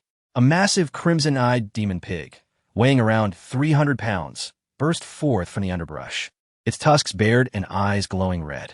With a thunderous crash, the demon pig charged at Yi Wuchen. Unfazed, he unleashed a surge of azure electricity, striking the beast squarely on the head. The impact resounded with a mighty boom, causing the demon pig to emit a pained howl. Yi Wuchen was sent tumbling back several meters, but he steadied himself, the shimmering fire moon gold bracelet in his hand coalescing into a blaze of phoenix flames. The flames surged forth, illuminating the forest in a brilliant light. The inferno engulfed the wild pig, which writhed in agony before collapsing, smoldering. Is he truly only 3 years old? He just single-handedly defeated a third-level beast. Sukinju gasped in astonishment. Initially intending to assist, she instead stood back, captivated by Yi Wuchen's composed handling of the situation. From the moment the wild pig attacked to its demise, Yi Wuchen had acted with precision and grace, accomplishing the feat in merely 3 breaths. "Chinner, are you all right?" After the battle, Su Qingyu meticulously checked Yi Wuchen for injuries, and upon finding none, she felt a wave of relief wash over her. "I'm fine, Sister Su. I am quite sturdy," Yi Wuchen replied with an innocent smile, his cherubic face endearing. Su Qingyu affectionately ruffled his hair, her gaze softening, though tinged with admonishment. "Chinner, this is the misty forest, fraught with danger. You mustn't wander off again. Stay by my side, understood?" "Yes, Sister Su," Yi Wuchen nodded. "Besides, didn't I tell you to call me Master?" "But Sister Su is so young and beautiful. Calling you Master would make you sound old. I prefer calling you Sister Su." "You cheeky little rascal. Even at such a young age, you know how to charm." Su Qingyu shook her head in bemusement, her long hair cascading like a waterfall, exuding an ethereal grace. "This crimson-eyed demon pig has the most delectable meat. We left in a hurry and couldn't prepare provisions, so we shall rely on it to satisfy our hunger for the next few days." Yi Wuchen retrieved a dagger from his storage space and expertly began to butcher the demon pig. He then skewered the meat and placed it over a fire, seasoning it until it glistened with a golden hue, the aroma wafting through the air. The entire process was executed with remarkable skill. "Delicious!" Su Qingyu exclaimed. Her appetite piqued as she sampled the skewer. Her eyes sparkled with delight. "Chinner, where did you learn to grill meat so well? It's truly impressive." As Yi Wuchen savored the roasted meat, he spoke contentedly. "Previously, my mother and I lived in the rear mountain of the. Someone deliberately withheld our rations, leaving us perpetually hungry. So, my mother would hunt in the mountains and prepare barbecues for me. Over time, I became adept at it." "How outrageous! They even withheld food from you and your mother." Su Qingyu felt a surge of anger. However, Yi Wuchen remained nonchalant. "It's nothing. If my mother hadn't endured humiliation and agreed to be relegated as a concubine, I wouldn't have even had the chance to be born. You've endured so much hardship, Chinner." Su Qingyu's expression softened, her heart aching as she gently stroked his head. "It's not too bad. At least I have my mother's love and care," Yi Wuchen said, glancing at Su Qingyu. "Speaking of hardships, Sister Su, you are the one who has truly suffered, facing the cruel world alone since childhood." In that moment, Su Qingyu felt her heartstrings tugged, tears shimmering in her eyes as she replied, "Indeed, my family was annihilated when I was young, and I have yet to uncover the true culprits." Yi Wuchen comforted, "We will uncover the truth. Heaven does not forsake those who strive diligently, and the truth will eventually surface." Su Qingyu, feeling the weight of her dwindling days, lamented, "Even if the truth is revealed, I fear I will be unable to avenge my kin." As she spoke, a fit of coughing seized her, and the chilling symptoms of the cold poison reemerged. She hastily rummaged through her storage ring in search of something. "Sister Su, is this what you need?"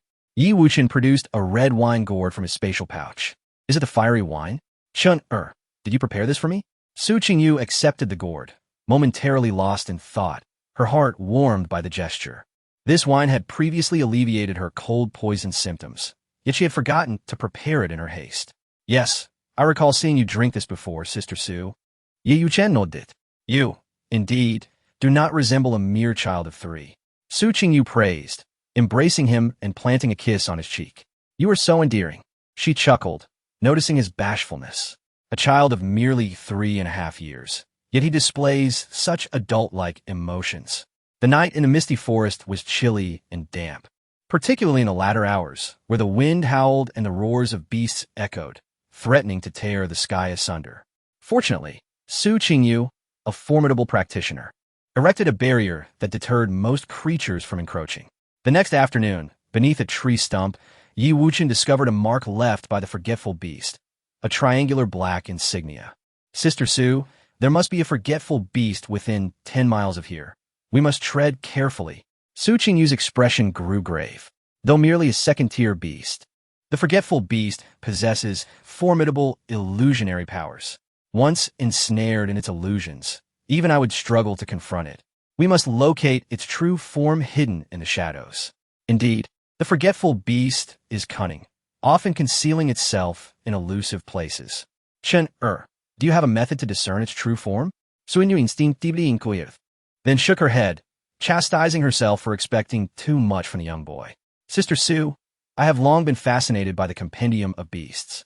One tome states that the forgetful beast conceals itself through formations. If we can decipher its formation, we shall uncover its true form. Yi Wuchen declared. Formation?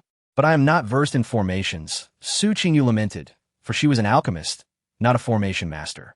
My aunt once taught me about formations, claiming I had a rare talent. Perhaps I should give it a try? Yi Wuchen eagerly suggested. Yet the formations taught by Yi Rongfeng were quite rudimentary, hardly sufficient to confront the forgetful beast. Nevertheless, for Yi Wuchen, who once approached the imperial realm, unraveling the beast formation was a trivial matter. You? Su Qingyu expressed skepticism, but ultimately agreed. Then let us give it a try. Yes, we shall attempt it. Yi Wuchen followed the markings left by the forgetful beast. Reciting incantations, Sister Sue, step where I tread, walk the 9 spirits, gaze northward. He led her deeper into the lair of the forgetful beast. After a while, the flora grew denser. Yi Wuchen suddenly motioned for silence, pointing ahead, his lips forming silent words. Sister Sue, look, that sleeping white spirit fox. Could it be the true form of the forgetful beast? The white spirit fox. Indeed, it is the true form of the forgetful beast. Su Qingyu exclaimed in astonishment. This formation was set by a second-tier beast, one that even a fourth-tier formation master could not unravel. Chin'er, you are truly a rare genius. Before they could celebrate, Su Qingyu's movements startled the sleeping beast, awakening it with eyes aglow and a fierce demeanor. The spirit fox dashed towards them with blinding speed, claws gleaming dangerously. With a flourish, Su Qingyu unleashed a surge of azure spiritual energy, summoning a blade that pierced the fox's chest, blood spraying forth. In agony, the fox recoiled, realizing its adversary was a formidable practitioner.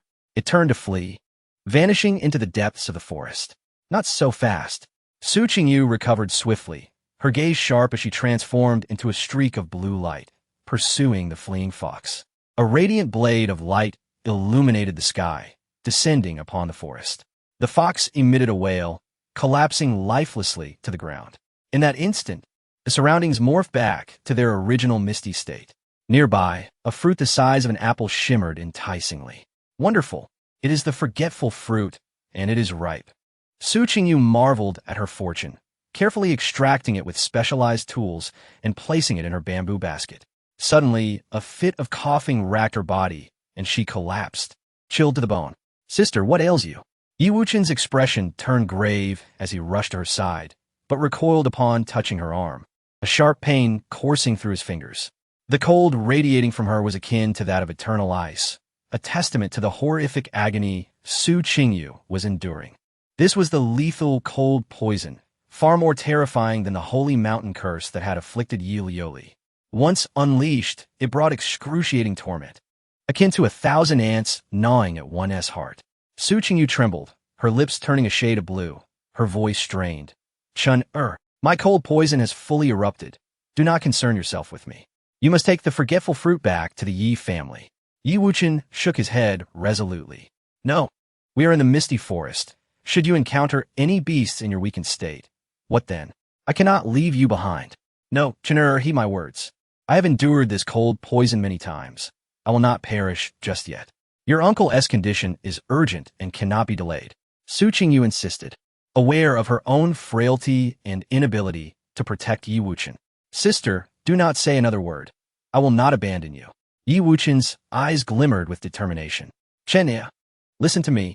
Su Qingyu attempted to persuade him further, but her expression shifted with urgency as she sensed an approaching presence. In the misty forest, the true peril lay not in beasts but in fellow practitioners, for in this lawless realm, conflicts and treachery were commonplace. The forgetful fruit, it truly is the forgetful fruit. Ha ha, Zhou Xiao, we're about to strike it rich. One of the approaching figures exclaimed. They can slay a second-tier beast. They must be formidable. What a beautiful young lady, truly exquisite.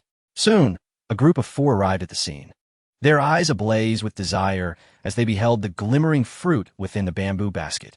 upon discovering the corpse of the forgetting beast. A glimmer of trepidation flickered in their eyes. This was a creature of the spirit-gathering realm, far beyond the capability of these mere mortals at the mortal realm. Thus, it suggested that their adversaries were likely of formidable origin. Among them, a tall and burly man scrutinized Yi Wuchen and Su Qingyu with keen interest, exclaiming in astonishment, "Is this stunning lady not Su Qingyu, the most beautiful woman in Qingzhou?" The leader of the group, a 16-year-old youth named Zhou Zuan, was momentarily taken aback. Yet, as he beheld Su Qingyu's graceful form, a primal desire stirred within him. She was indeed a rare beauty, captivating countless men in Qingzhou.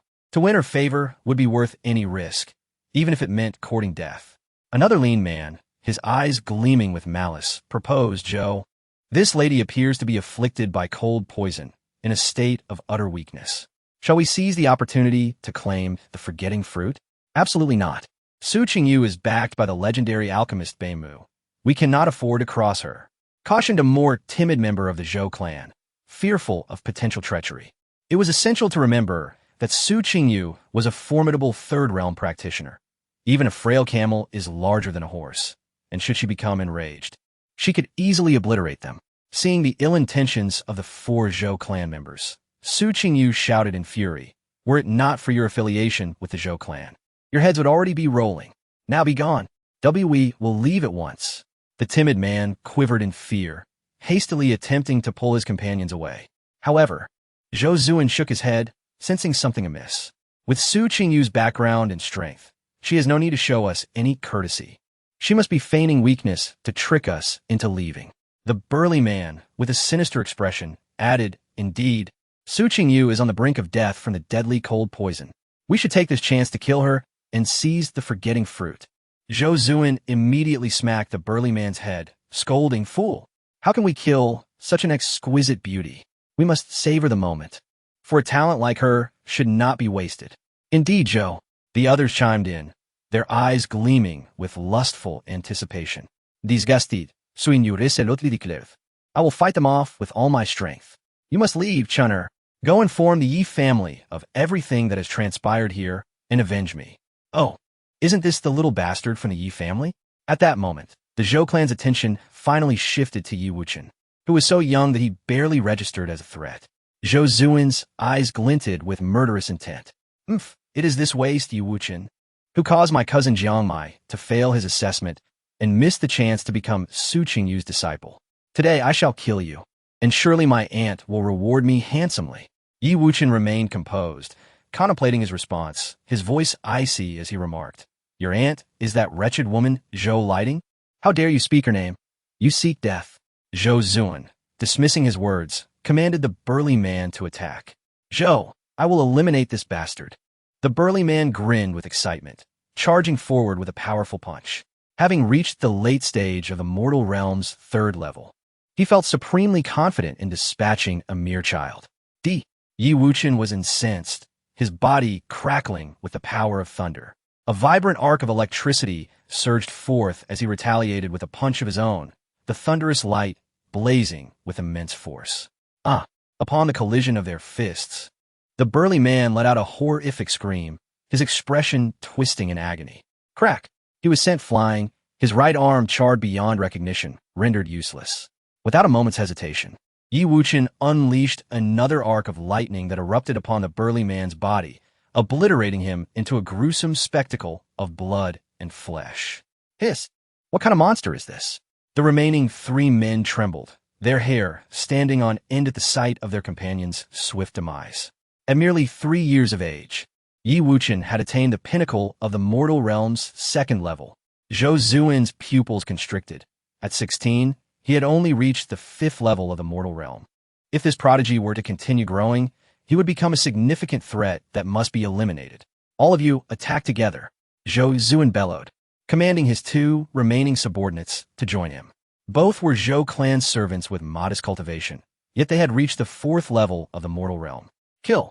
The lean man wielded a large blade, its cold glint flashing ominously, while the other brandished a spear, swirling it with fierce flames. Seeing this, Su Qingyu anxiously cried out, "Chin'er, run! They are 2 small realms above you." You stand no chance. Sister Yu, trust me. I can handle this. Yi Wuchen raised his hand. The Li Hua Eugene Zhuang shimmering with brilliance, the cry of a phoenix echoing. Boom! Flames coalesced in his palm before bursting forth, engulfing the area in a torrent of fire. The two men, before they could close in, were immediately overwhelmed by a barrage of flames, shrieking as large patches of their skin were charred. Their expressions morphed into fury, and they pressed on, undeterred. My cultivation is still too low. Even with the Li Hua Eugene Zhuang, my power isn't enough to defeat opponents 2 realms above me. Yi Wuchen furrowed his brow and swiftly drew a long sword from his chinquan sack, executing the snow-cutting sword technique. Clang! The blade shimmered as if snowflakes danced in the air, a fierce killing intent contained within. Puff! The lean man's neck bore a slender crimson line as he briefly crossed paths with Yi Wuchen. Gasp! Clutching his throat in terror. He was horrified by the sword technique's uncanny swiftness, which had sealed his fate before he even realized it. What a terrifying sword intent. The other man felt a chill run down his spine, his expression grave, no longer daring to underestimate his opponent. Are you afraid? Yi Wuchen sneered coldly, his youthful visage belying the sharpness in his gaze as he charged forward, moving like a wraith. Puff!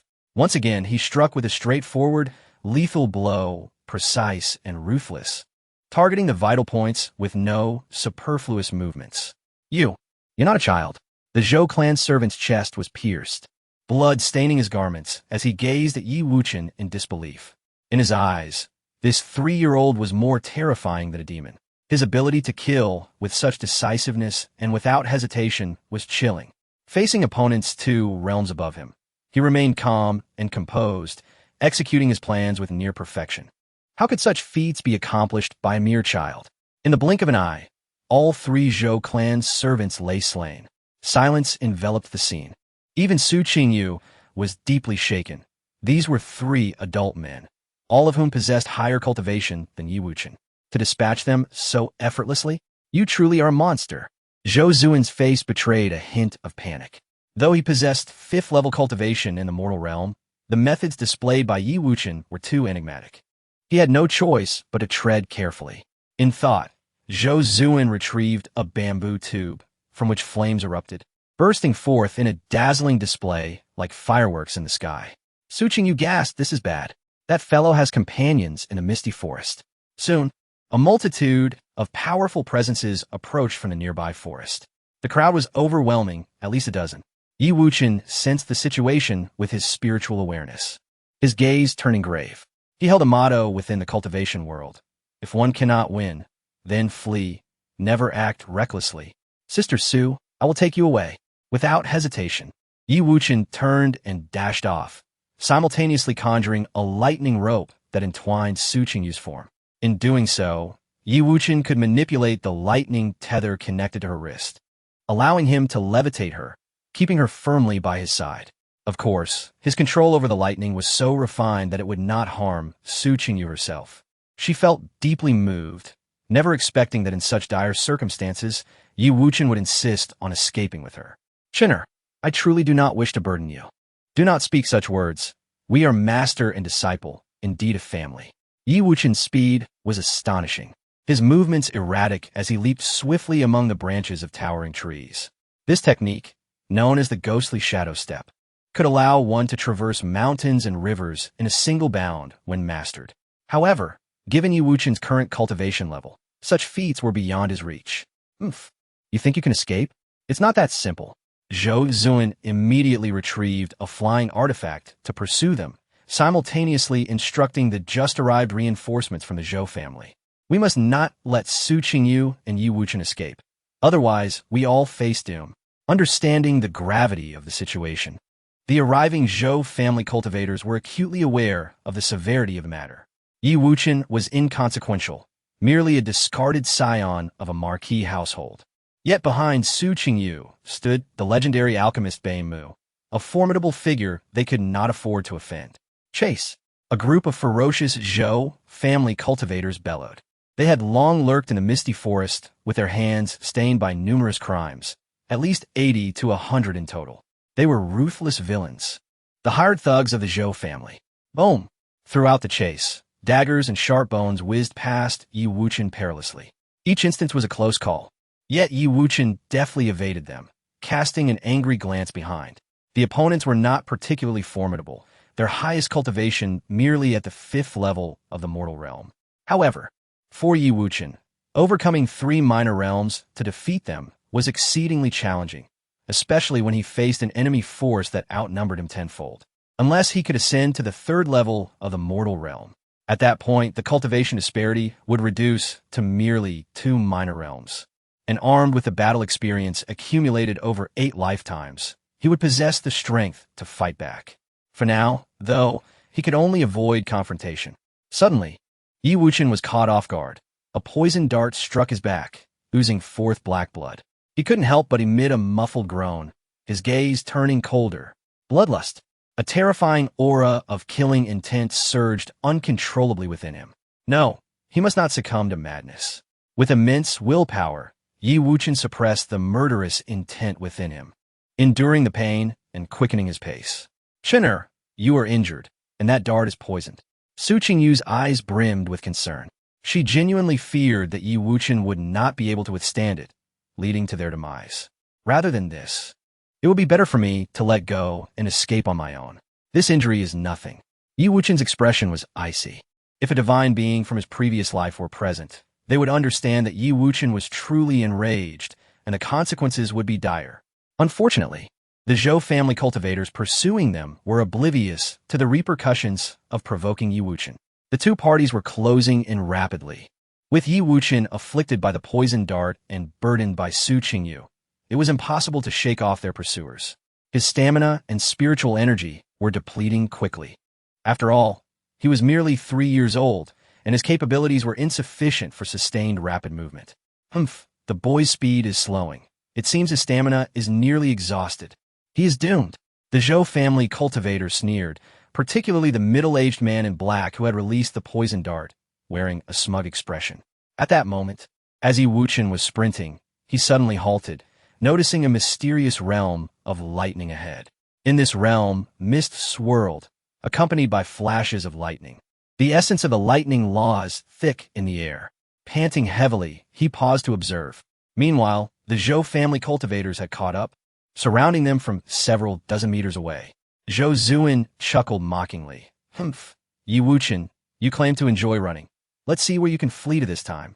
You have been struck by my poisoned dart, and ahead lies a perilous realm of lightning.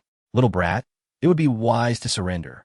Perhaps if you kneel and call me grandfather, you might leave with your corpse intact. The black-clad man jeered, brimming with confidence as if everything was within his grasp. Seeing the adversary's smug demeanor, Yi Wuchen smiled. To others, the realm of lightning represented a deadly trap, but for him, it was an immense opportunity. Yi Wuchen practiced the Nine Heavens Reincarnation Technique, capable of devouring various elemental laws. Previously, in Beiyuan City, he had lamented the lack of lightning laws to absorb, which had kept his cultivation stunted at the 2nd level of the mortal realm.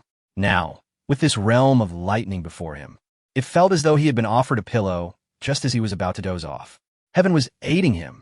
Yi Wuchen's eyes gleamed sharply as he memorized the faces of the Zhou family cultivators, his voice low and resolute. Zhou family cultivators, await me. The moment I emerge from this realm of lightning shall be your demise. Oh, little brat, you dare to speak boldly even when death is upon you? Enough with the chatter, just kill him. The Zhou family cultivators, having lost their patience, charged forward to eliminate Yi Wuchen once and for all. To their surprise, Yi Wuchen's gaze hardened as he plunged into the hazy, lightning-infused realm ahead. Oh no, the boy has entered the lightning realm. In an instant, everyone halted, their expressions filled with regret. The black-clad man declared, within the lightning realm, danger lurks at every turn, unpredictable and lethal. Anyone who enters has a 9 in 10 chance of death. Yi Wuchen could never survive. While Yi Wuchen's demise was inconsequential, he possessed 3 treasures, particularly the Qingquan pendant, a family heirloom of the Yi clan. What a pity, what a loss. Zhou Zuan's face darkened, a hint of reluctance in his eyes. Furthermore, Su Qingyu was a breathtaking beauty. It was a shame that she had also been dragged into the lightning realm, her beauty extinguished before he could even savor it. One Zhou family cultivator cautiously remarked. Yi Wuchen is quite the anomaly. He does not behave like a mere 3-year-old, decisive in killing, experienced in action.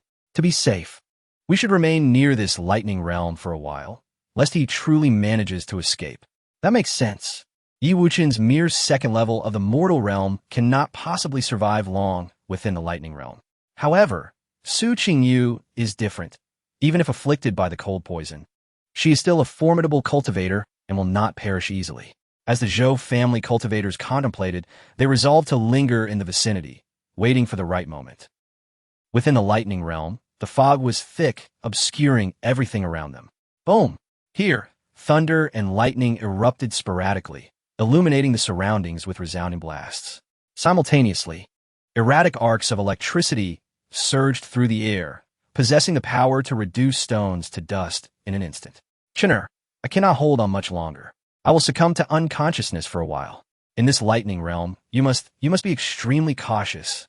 Su Qingyu's cold poison flared, causing her unbearable pain. At that moment, she was drained of energy, her eyes closing as she fell into a deep slumber.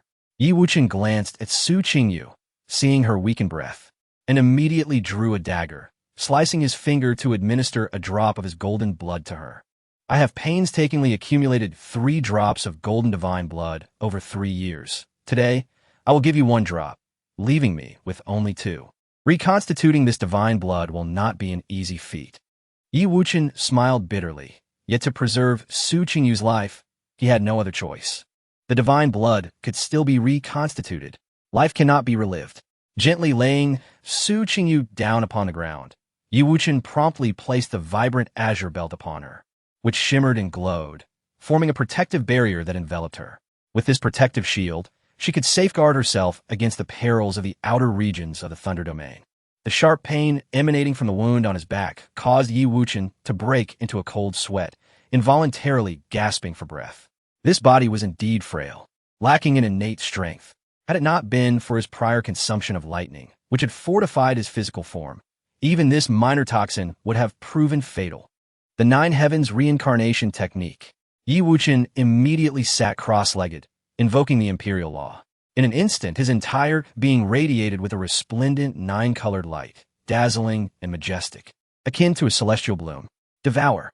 The moment he opened his eyes, they were profoundly deep, as if capable of perceiving the vastness of 10,000 galaxies, both ancient and future. Boom! At that moment, all the electric arcs within the Thunder Domain converged upon Yi Wuchen. He resembled an abyss, voraciously absorbing the energy. Boom! The first electric arc struck him, tearing through his flesh and causing immense pain. Yet, he remained unfazed, exerting all his strength to channel the Nine Heavens Thunder Technique, absorbing the volatile energy into his body. In an instant, the wounds on his body began to heal rapidly. Boom! Following closely, a second electric arc followed, its power even more formidable. It pierced through his chest, leaving a gaping wound, blood spilling profusely, the agony unbearable. However, after absorbing the strength of the Nine Heavens Reincarnation Technique, his injuries began to heal in an astonishing manner. This was a process of relentless tearing and healing. Yet, the pain was excruciating, tormenting beyond measure. Those of weak will could never endure. But for Yi Wuchen, his previous 8 lifetimes of cultivation had been akin to this. His heart was as steadfast as rock, unwavering. Boom! Soon, even more terrifying electric arcs surged forth, rending the very fabric of the void, imbued with immense destructive power. Uft! Yi Wuchen let out a muffled groan, his body flung away, blood spewing forth. He remained calm and composed, continuing to sit and invoke the Nine Heavens Reincarnation Technique to absorb the energy. The entire night unfolded in this manner, a ceaseless cycle of tearing and healing. It was only at dawn that the Thunder Domain fell silent. In contrast, Yi Wuchen was battered and bruised, his garments soaked in blood. Yet, the aura emanating from him was extraordinarily potent, as if he had been reborn. Breakthrough. In that instant, he burst forth in a radiant 9-colored light, his wounds healing instantaneously, his body glowing with a pearlescent sheen, resembling that of an infant. The wound on his back, pierced by the poison dart, had vanished without a trace.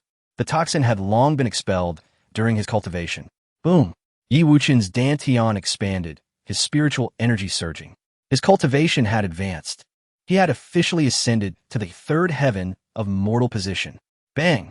Yi Wuchen rose, delivering a punch with his bare hands, producing a thunderous sonic boom. This punch carried the force of 2,000 pounds. A 3.5-year-old child capable of such might was unparalleled throughout Qingzhou. Excellent. Now, having endured the trials of the Thunder Domain, this body, while not yet tempered to perfection, was significantly stronger than before, achieving a complete qualitative transformation. Yi Wuchen's spirit soared, his gaze filled with an overwhelming killing intent. He looked towards the expanse beyond the Thunder Domain, a cold smile gracing his lips. The time of reckoning for the Zhou clan cultivators has arrived. Chapter 23. All present shall perish. The misty forest, cold and damp. The cultivators of the Zhou family waited outside the Thunder Domain for a full day and night, their patience wearing thin.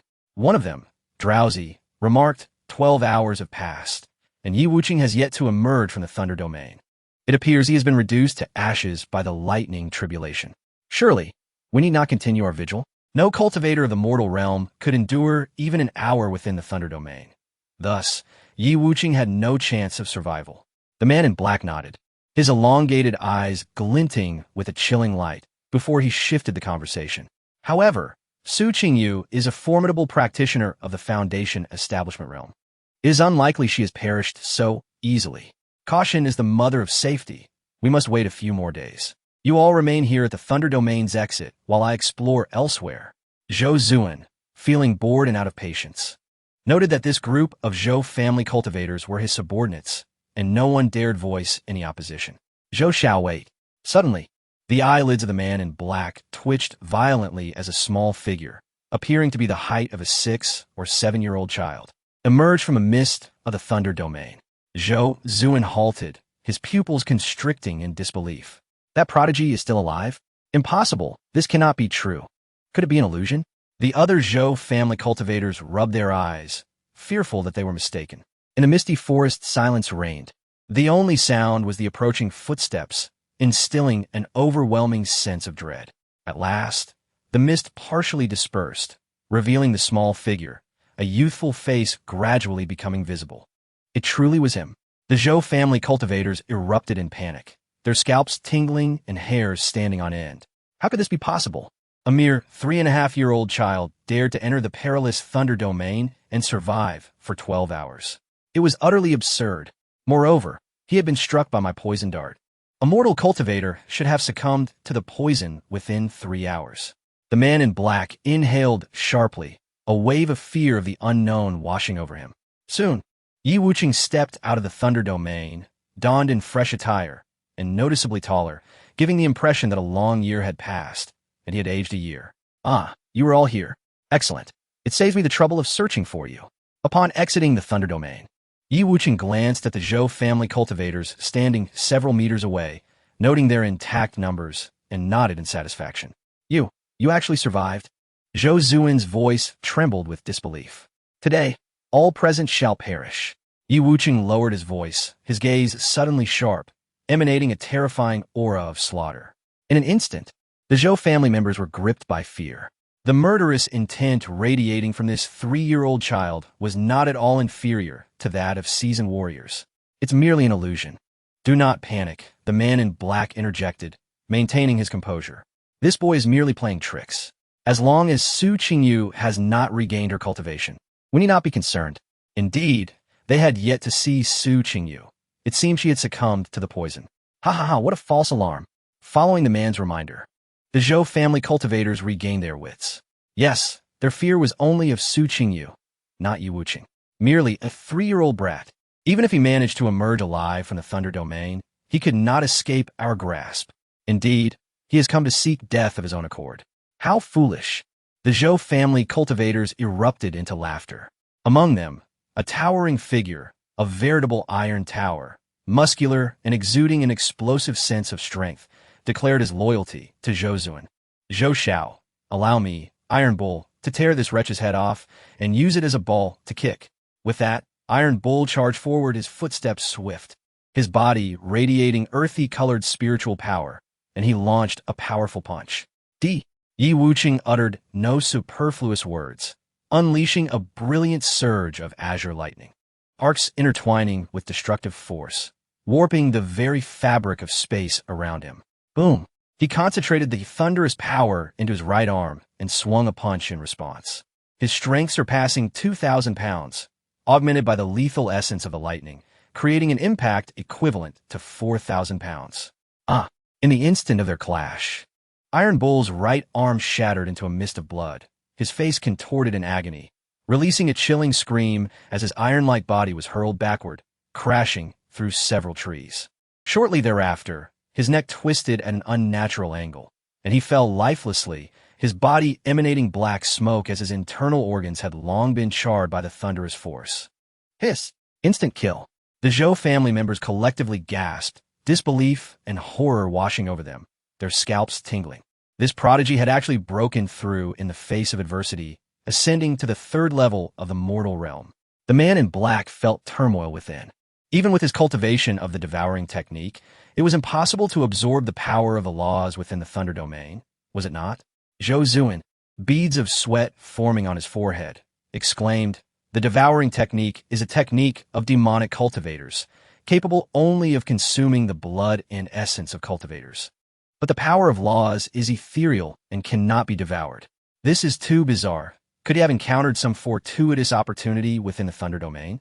None of you shall leave alive today." Yi Wuchen was enveloped in swirling lightning, arcs crackling, his small frame exuding an intimidating aura, giving the impression of invincibility. Arrogant. He is but a single individual. Let us all attack together. Indeed, we only need to be cautious of his thunderous power. The Zhou family cultivators were incensed. They had survived countless battles in the misty forest. How could they be intimidated by a mere 3-year-old child? Kill. In an instant, the Zhou family cultivators united in fury, drawing their blades and rushing forward. Snow-cutting blade. Yi Wuchen formed a sword of lightning with elemental energy, arcs entwining in a dazzling display. Despite his slender form standing alone against a throng of foes, his expression remained unchanged as he advanced boldly. As the wind howled, the clash of blades resonated, where life and death often hinged on a single thought. Yi Wuchen stepped into the fray with a ghostly agility, his sword flickering with cold light, the thunderous brilliance intertwining. Puff! A head soared into the sky, blood splattering in all directions. The snow-cutting blade technique intertwined with thunder, its might intensified. Clang! Clang! Clang! Yi Wuchen's sword danced as if snowflakes were falling, exuding a sense of ethereal beauty. He single-handedly faced over a dozen Zhou family cultivators, remaining calm and composed. His movements deliberate and measured. This boy's movements are too strange. I cannot even touch him. What a domineering sword technique. Everyone, be careful. In the misty forest, cries of agony pierced the air, chilling to the bone. The Zhou family members surrounded Yi Wuchen, engaging in a fierce assault. Amidst the flashing blades and sparks, in just a few dozen exchanges, 3 Zhou family members lay dead, 2 with their heads severed, 1 bisected. Their deaths gruesome and eyes wide with horror. He's a demon. Perhaps we should retreat, someone suggested, pale-faced and trembling, their legs weak. This 3-year-old child was utterly uncanny, his gaze cold as a hellish being, decisive in his slaughter, each strike lethal. A bunch of useless fools. Can you not even subdue a 3-year-old child? Zhou Zuan roared in fury. If Yi Wuchen escapes, we are all doomed. Not to mention whether the Yi family will spare us. But if the legendary alchemist Baimu learns of this, the entire Zhou clan will be annihilated. Today, it is imperative to eliminate Yi Wuchen. Should news of this incident leak, we will be left with no escape. The man in black, resolute in his decision, bellowed, "Do not hold back. Utilize your most lethal techniques. After all, he is merely a child of 3 years. His spiritual energy will soon be exhausted. He has come to realize the gravity of the situation." Yi Wuchen is a natural genius in the sword arts, employing techniques that are neither ostentatious nor convoluted, yet are deadly with each strike. In confronting such a formidable opponent, we must give it our all. With that, all present steeled themselves, eyes bloodshot with determination, unleashing their most potent abilities, their spiritual auras flaring to life. Like an ant trying to shake a tree. Yi Wuchen regarded the 9 figures charging towards him with a cold, disdainful smile, lifting his foot and stamping down fiercely. Boom! In an instant, the ground erupted with a brilliant display of thunder, rippling outward like waves, surging with overwhelming ferocity. The 9 attackers were all sent sprawling, coughing blood. Even the man in black, who was at the 5th level of the mortal realm, found blood trickling from the corner of his mouth, his body trembling as he muttered. This prodigy must have absorbed the power of the laws within the thunder domain. Otherwise, in just one night, his thunderous might could not have increased so dramatically. And so what? You are merely a group of dying individuals. Yi Wuchen did not deny this, his gaze cold as it swept over the remaining crowd, as if contemplating a gathering of the deceased. Clang! In the next moment, Yi Wuchen struck again. From his left hand, he conjured an azure crescent, unleashing it like a comet that pierced the abdomen of a Zhou family cultivator, blood gushing forth and staining the ground crimson. His right wrist, adorned with a fiery golden bracelet, flickered with light as he channeled the power of fire. With a mere thought, a fire phoenix coalesced in his palm, erupting into a torrent of flames that rained down upon the Zhou family members. Taking advantage of their momentary distraction, with a thunderous sword in hand, crackling with electricity, Yi Wuchen was exhilarated, as if he were transported back to a previous life. Standing against legions of foes, he maneuvered with deftness, pushing forward, his strikes illuminating the forest and dispersing the mist. A 5th-level cultivator from the Zhou family screamed in agony, his chest pierced by a bolt of lightning, utterly powerless to resist. Another attempted a sneak attack from behind, but Yi Wuchen did not even turn. With a swift motion, he retaliated, blood splattering in all directions. At this moment, Yi Wuchen had perfected his snow-cleaving sword technique to an impeccable extent, flawless and seamless. Against these nameless adversaries, he was executing a dimensional strike. As Zhou family cultivators continued to fall, the number of those able to stand dwindled rapidly. Soon, the area was littered with bodies, blood spreading like a spider's web across the ground. The man in black and Zhou Zun exchanged glances, only to realize that of the original dozen companions, only the 2 of them remained alive. Everything had transpired so suddenly. Within merely the span of a single incense stick, this prodigy had ascended to slaughter over 10 individuals. To date, no one had even grazed his garments. Such terrifying combat prowess was unmatched, even by seasoned veterans of the battlefield. Yi Wuchen, who are you? The man in black instinctively took several steps back, fear flashing in his eyes. He was genuinely terrified. He had never encountered such a bizarre child. With a mere 3rd-grade spiritual root, and only 3 years of age, how could Yi Wuchen possess such strength? You're not worthy to know. Yi Wuchen's gaze turned frigid as he transformed his lightning sword into a spear-like form and hurled it forth. Beefich! The speed of this lightning spear was blinding. In an instant, the man in black turned to flee, yet was still pierced through, his body impaled against a great tree. The thunderous power contained within the spear was violent and searing, instantly incinerating his limbs, organs, and innards. His expression twisted in agony, his body convulsing as he emitted a desperate wail, suffering unbearable torment. Before long, the man in black was reduced to a charred pile of ash, the wind sweeping away the remnants, leaving no trace behind. In this moment, Zhou Zun found himself utterly alone. As he faced this monstrous being, he was paralyzed with fear, his mind fracturing. With only the early stages of the 5th level of the mortal realm, he would undoubtedly perish if he were to engage Yi Wuchen. Yi Wuchen advanced step by step, a playful smile curling his lips. Zhou Zun, I can grant you the opportunity to choose your own method of death. Zhou Zun's legs quaked in terror as he pleaded, Yi Wuchen, no, brother, you do not kill me. I can provide you with anything you desire. As a scion of the Zhou family, he had lived recklessly, indulging in a lavish lifestyle. Naturally, he was a coward who feared for his life. Since you refuse to choose, shall I select a method for you instead? Yi Wuchen intentionally lowered his voice, narrating with chilling calmness. In the demon hall, there exists a punishment for death row inmates known as 10,000 petals blooming. With exquisite knife techniques, the executioner meticulously slices the prisoner's skin, inch by inch, without drawing a single drop of blood. After countless precise cuts, a living person is transformed into a breathtakingly beautiful and shocking flower. 10,000 petals blooming? Just hearing the name filled Zhou Zuan's heart with primal terror. Upon learning the details, he was so overcome with fear that his legs buckled, and he collapsed to the ground, pallid and trembling. Brother Yi, we are relatives. For the sake of our kinship, please spare me this time. I truly realize my mistakes. I deserve to die. I failed to recognize your greatness. In his desperation, Zhou Zuan prostrated himself, striking his own face, a complete coward. Relatives?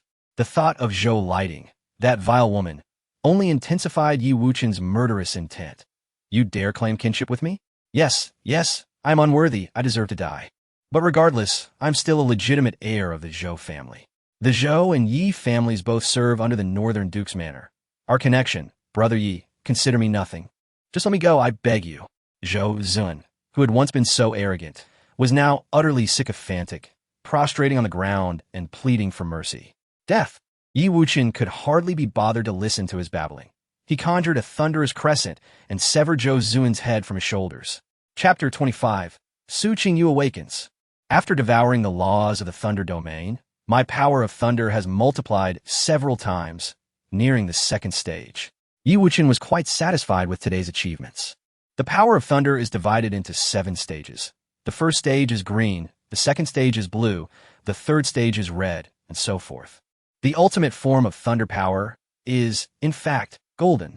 Once it evolves into this ultimate form, one could effortlessly shatter mountains and incinerate the heavens.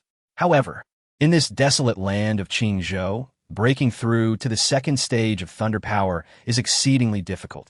It requires ample fortuitous encounters. Yi Wuchen understood that cultivation could not be rushed. Although his body had significantly strengthened after the tempering of the Thunder Domain, it was far from sufficient to bear the second stage of thunder power. He needed to utilize a wealth of cultivation resources to nurture his body, achieving at least the strength of the second stage. What does a second stage physique entail? One must be capable of exerting at least 10,000 pounds of brute force with a single punch. Currently, Yi Wuchen could manage at most 2,000 pounds of pure strength in a single strike. He was still quite distant from the second stage. Just then, Yi Wuchen keenly sensed a powerful presence approaching nearby, accompanied by a multitude of individuals. I must hide. He immediately dashed into the Thunder Domain, concealing himself. Soon after, a group of cultivators from the Northern Marquis residence appeared, among them Jiang Mai and Zhou Lighting. Upon arriving, Zhou Lighting was taken aback and enraged upon seeing the fallen Zhou family cultivators, especially when she discovered Zhou Zuan's corpse, unleashing a heart-wrenching scream. Who killed my nephew? Young madam, these corpses still retain warmth. They must have died not long ago. The murderer is likely still nearby. A cultivator from a Northern Marquis residence examined the bodies and assessed the situation, then cast a sharp gaze around. This person was a practitioner of the gathering spirit realm. Yi Wuchen's expression grew serious, not daring to let his guard down, and he retreated a few more steps, hiding within the thick fog. The laws of thunder within the Thunder Domain had been nearly devoured by him, posing no threat to outsiders. He hoped this group would not uncover any clues. He remained on high alert. With his current abilities, confronting a practitioner of the gathering spirit realm would compel him to resort to extreme measures, which would be severely detrimental to his own body. Fortunately, the Northern Marquis cultivators did not detect anything amiss. Upon witnessing the Thunder Domain, they exhibited signs of trepidation, clearly unwilling to step foot in this forbidden zone. Woe is me, my nephew. Who could it be? I must find a true culprit. Zhou Lighting's eyes were bloodshot, her expression twisted with rage, her cries heart-wrenching. At this moment, Jiang Mai spoke. Mother, my cousin was killed by someone wielding thunder power. Practitioners of thunder power are few and far between in this vicinity of Beiyuan City. Perhaps we can investigate from this angle. Thunder power? Zhou Lighting pondered, a cold glint flashing in her eyes. That wretched Yi Liuli practices thunder techniques. Could she be seeking vengeance against my Zhou family? A middle-aged man clad in armor shook his head. Yi Liuli is a master of the gathering spirit realm. If she were the murderer, she could have swiftly annihilated the Zhou family members present, while the scene clearly bore signs of a fierce struggle. Moreover, judging by the wounds on the deceased, the assailant was undoubtedly a seasoned fighter, striking lethally with great brutality. If it is not Yi Liuli, then who could it be? My Zhou family is backed by the northern Marquis residents. Who would dare act so brazenly? Zhou Lighting was exceedingly agitated. She had always cherished her nephew. Otherwise, she would not have brought Jiang Mai along to the misty forest for training, taking Zhou Zuan along as well. The middle-aged man suddenly furrowed his brow. Judging by the fluctuations of spiritual energy at the scene, the assailant seems to possess only the third level of the mortal realm, yet managed to slaughter dozens of Zhou family cultivators. They must be an extraordinary prodigy from some family, their identity undoubtedly not simple. Only at the third level of the mortal realm? Zhou Lighting exhibited disbelief. To battle across 2 minor realms and still manage to take on 10 opponents is indeed extraordinary talent. It is strange. The murderers should be quite young. Yet their killing methods are more ruthless than many seasoned veterans, which is truly perplexing. Another veteran from the Marquis' residence shook his head, his eyes clouded with confusion. Jiang Mai stared at the corpses for a long time, suddenly recalling a small figure. Ye Yuchen, that fierce and intimidating sword intent. He felt he had encountered it before. Half a year ago, Jiang Mai had personally experienced its might. It was an overwhelming power, utterly unmatched. Impossible, it cannot be him. Jiang Mai's expression darkened. The death of a debauched cousin did not weigh heavily on his mind. But if the murderer were indeed Yi Wuchen, he would have to be on high alert. Just a useless with a third-grade spiritual root. How could he have grown so rapidly? This filled Jiang Mai with pressure. Who are you just referring to, Mai? Zhou Lighting looked at her son in surprise, rarely witnessing him in such a flustered state. Mother, it's nothing. Perhaps I am just overthinking it, Jiang Mai replied, shaking his head. He lacked sufficient evidence to assert that Yi Wuchen was the perpetrator. For now, it was merely suspicion. The sword intent lingering on several Zhou family cultivators was strikingly similar to that which had once caused Jiang Mai's defeat to Yi Wuchen. It was as if they were cast from the same mold. Alas, how can I explain this to third brother? I should never have brought him to the misty forest. Now, I have stirred up such trouble. Zhou Lighting's hair fell disheveled, her spirit utterly deflated, devoid of her previous vigor. Humph, Zhou Lighting, Yi Wuchen, will not let this rest with your Zhou family. Within the mist of the Thunder Domain, a cold glint flickered in Yi Wuchen's eyes. He has always been one to repay grudges, no matter the distance. After waiting for a full hour, Zhou Lighting and her group finally finished gathering the bodies and departed the scene. However, Yi Wuchen did not stir. He discovered that a storage bag had been left behind at the scene, containing some valuable items. Such petty tricks, do they think they can lure me out? Yi Wuchen remained patient, concealed within the mist, utterly motionless. Sure enough, after another half hour, Zhou Lighting and her group returned, their faces filled with disappointment upon seeing the storage bag on the ground. It appears the murderer has truly left. The veteran of the Marquis' residence collected the storage bag, shaking his head helplessly. This time, they really departed for good. Yet, Yi Wuchen still remained still. Caution is the mother of safety.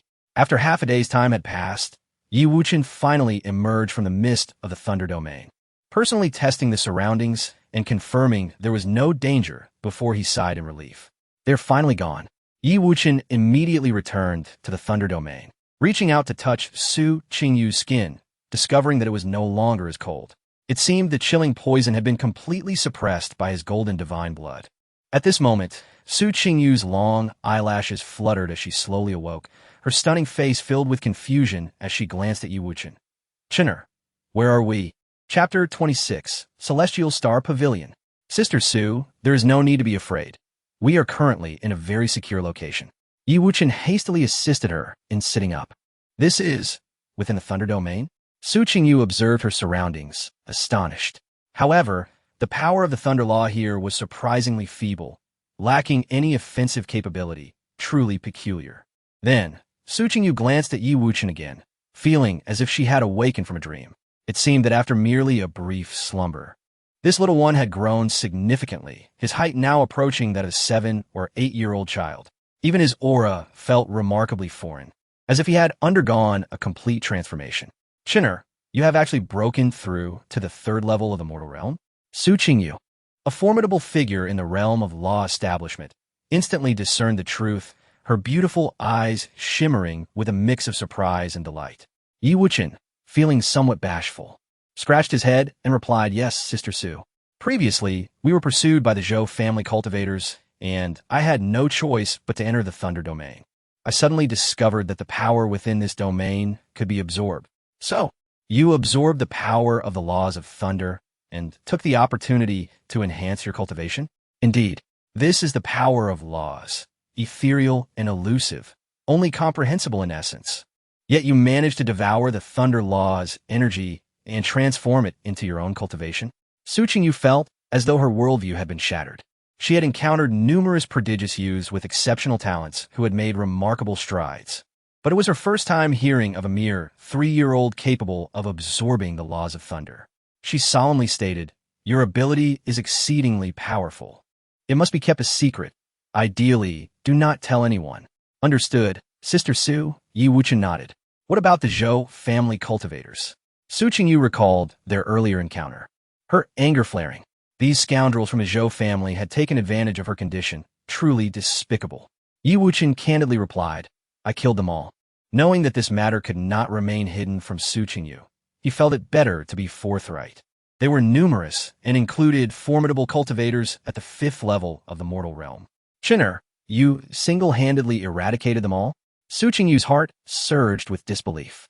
Previously, she had been skeptical about Yi Wuchen being a swordsmanship genius, but now she had no choice but to believe. Yi Wuchen stated earnestly, "Yes, Sister Su. I hope you can keep this matter confidential and not inform my family, lest they forbid me from venturing out a train. Such a significant matter should not be kept from them. I fear it would be inappropriate." Su Qingyu furrowed her brow. Yi Wuchen was still just a child. Adults had a right to know. No, if my grandfather learns of this, it would inevitably lead to a fallout with the Zhou family, and complications may arise. Moreover, I might also incur their wrath. Well, that may be true, but after all, Zhou Zuan and the others are already dead. Ultimately, Su Qingyu acquiesced. Then she took out a flying carpet, embracing Yi Wuchen as they made their way back to Beiyuan City. During the journey, Yi Wuchen felt a desire to struggle. After all, he was a man. Facing a beauty like Su Qingyu, it was only natural to feel a stir of emotions. Feeling shy, Su Qingyu found it amusing. And during the moment, she planted a kiss on his cheek, exclaiming, "Such a charming little boy." She understood that had it not been for Yi Wuchen's desperate rescue, her survival would have been improbable. Thus, she had come to regard him as family, doting on him as if he were her own younger brother. "Sister Su, it is inappropriate for men and women to be so intimate. Please set me down." Yi Wuchen bashfully wiped the lipstick mark from his face. The lingering warmth accompanied by a faint scent of gardenia. Upon returning to Beiyuan City, they encountered a multitude of troops withdrawing from the front lines.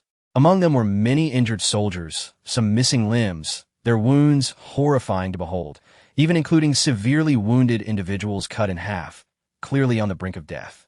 Su Qingyu looked upon this scene, her heart heavy. Alas, the ongoing battles at the northern front of Qingzhou are causing unbearable suffering for the people, leading to a landscape strewn with corpses. "Sister Su, what is the reason behind the incessant warfare at the northern front of Qingzhou?" Yi Wuchen inquired curiously. The enmity between Qingzhou and Zaizu runs deep, a long-standing grudge rooted in territorial disputes and conflicts over interests. The methods of Zaizu are atrocious. They have secretly colluded with demonic cultivators, inciting them to launch attacks on our defenses at the northern front of Qingzhou. This has resulted in a surge in casualties, and your great-uncle Yi Tianyu is among the victims. Colluding with demonic cultivators? Yi Wuchen's eyes narrowed. The brutality of demonic cultivators, who consumed the blood and essence of living beings to cultivate, was beyond reproach. They were deserving of annihilation. He had not anticipated that the esteemed land of Zaizu had sunk so low as to ally with demonic forces against Qingzhou. Enough of that. We must prioritize treating your great-uncle. Su Qingyu quickened her pace, returning to the Yi residence. "Chinner, you have finally returned." Yi Liuli had been consumed with worry and regret over her previous decisions, but upon seeing Yi Wuchen return safely, her eyes brimmed with tears as she tightly embraced him. Su Qingyu quickly reassured her, "Sister Liuli, Chen has been very sensible along the way and assisted me greatly. Although he is only a little over 3 years old, he is far more dependable than many adult men."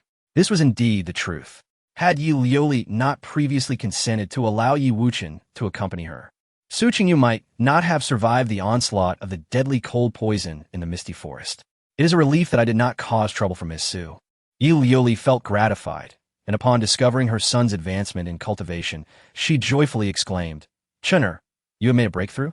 "Yes, mother. I encountered numerous fortuitous encounters in the misty forest, which allowed me to break through." Yi Wuchen nodded, appearing exceedingly well-behaved. "What is the current state of Yi Tianyu?" Su Qingyu inquired directly. Yi Liuli shook her head, worry etched across her face. "My brother's condition is not optimistic, and furthermore, the 2 medicinal herbs you require, Miss Su, we have been unable to procure. This is due to the pressing situation at the northern front, where many medicinal resources have already been exhausted by other families." Su Vingyu furuit herburuth. What about the Celestial Star Pavilion? It is the largest trading association in Qingzhou. They should not be lacking in medicinal herbs. The Celestial Star Pavilion does possess such herbs, but they have already been pre-ordered by mysterious individuals and are unwilling to sell them to us, Yi Liuli said, her expression filled with concern.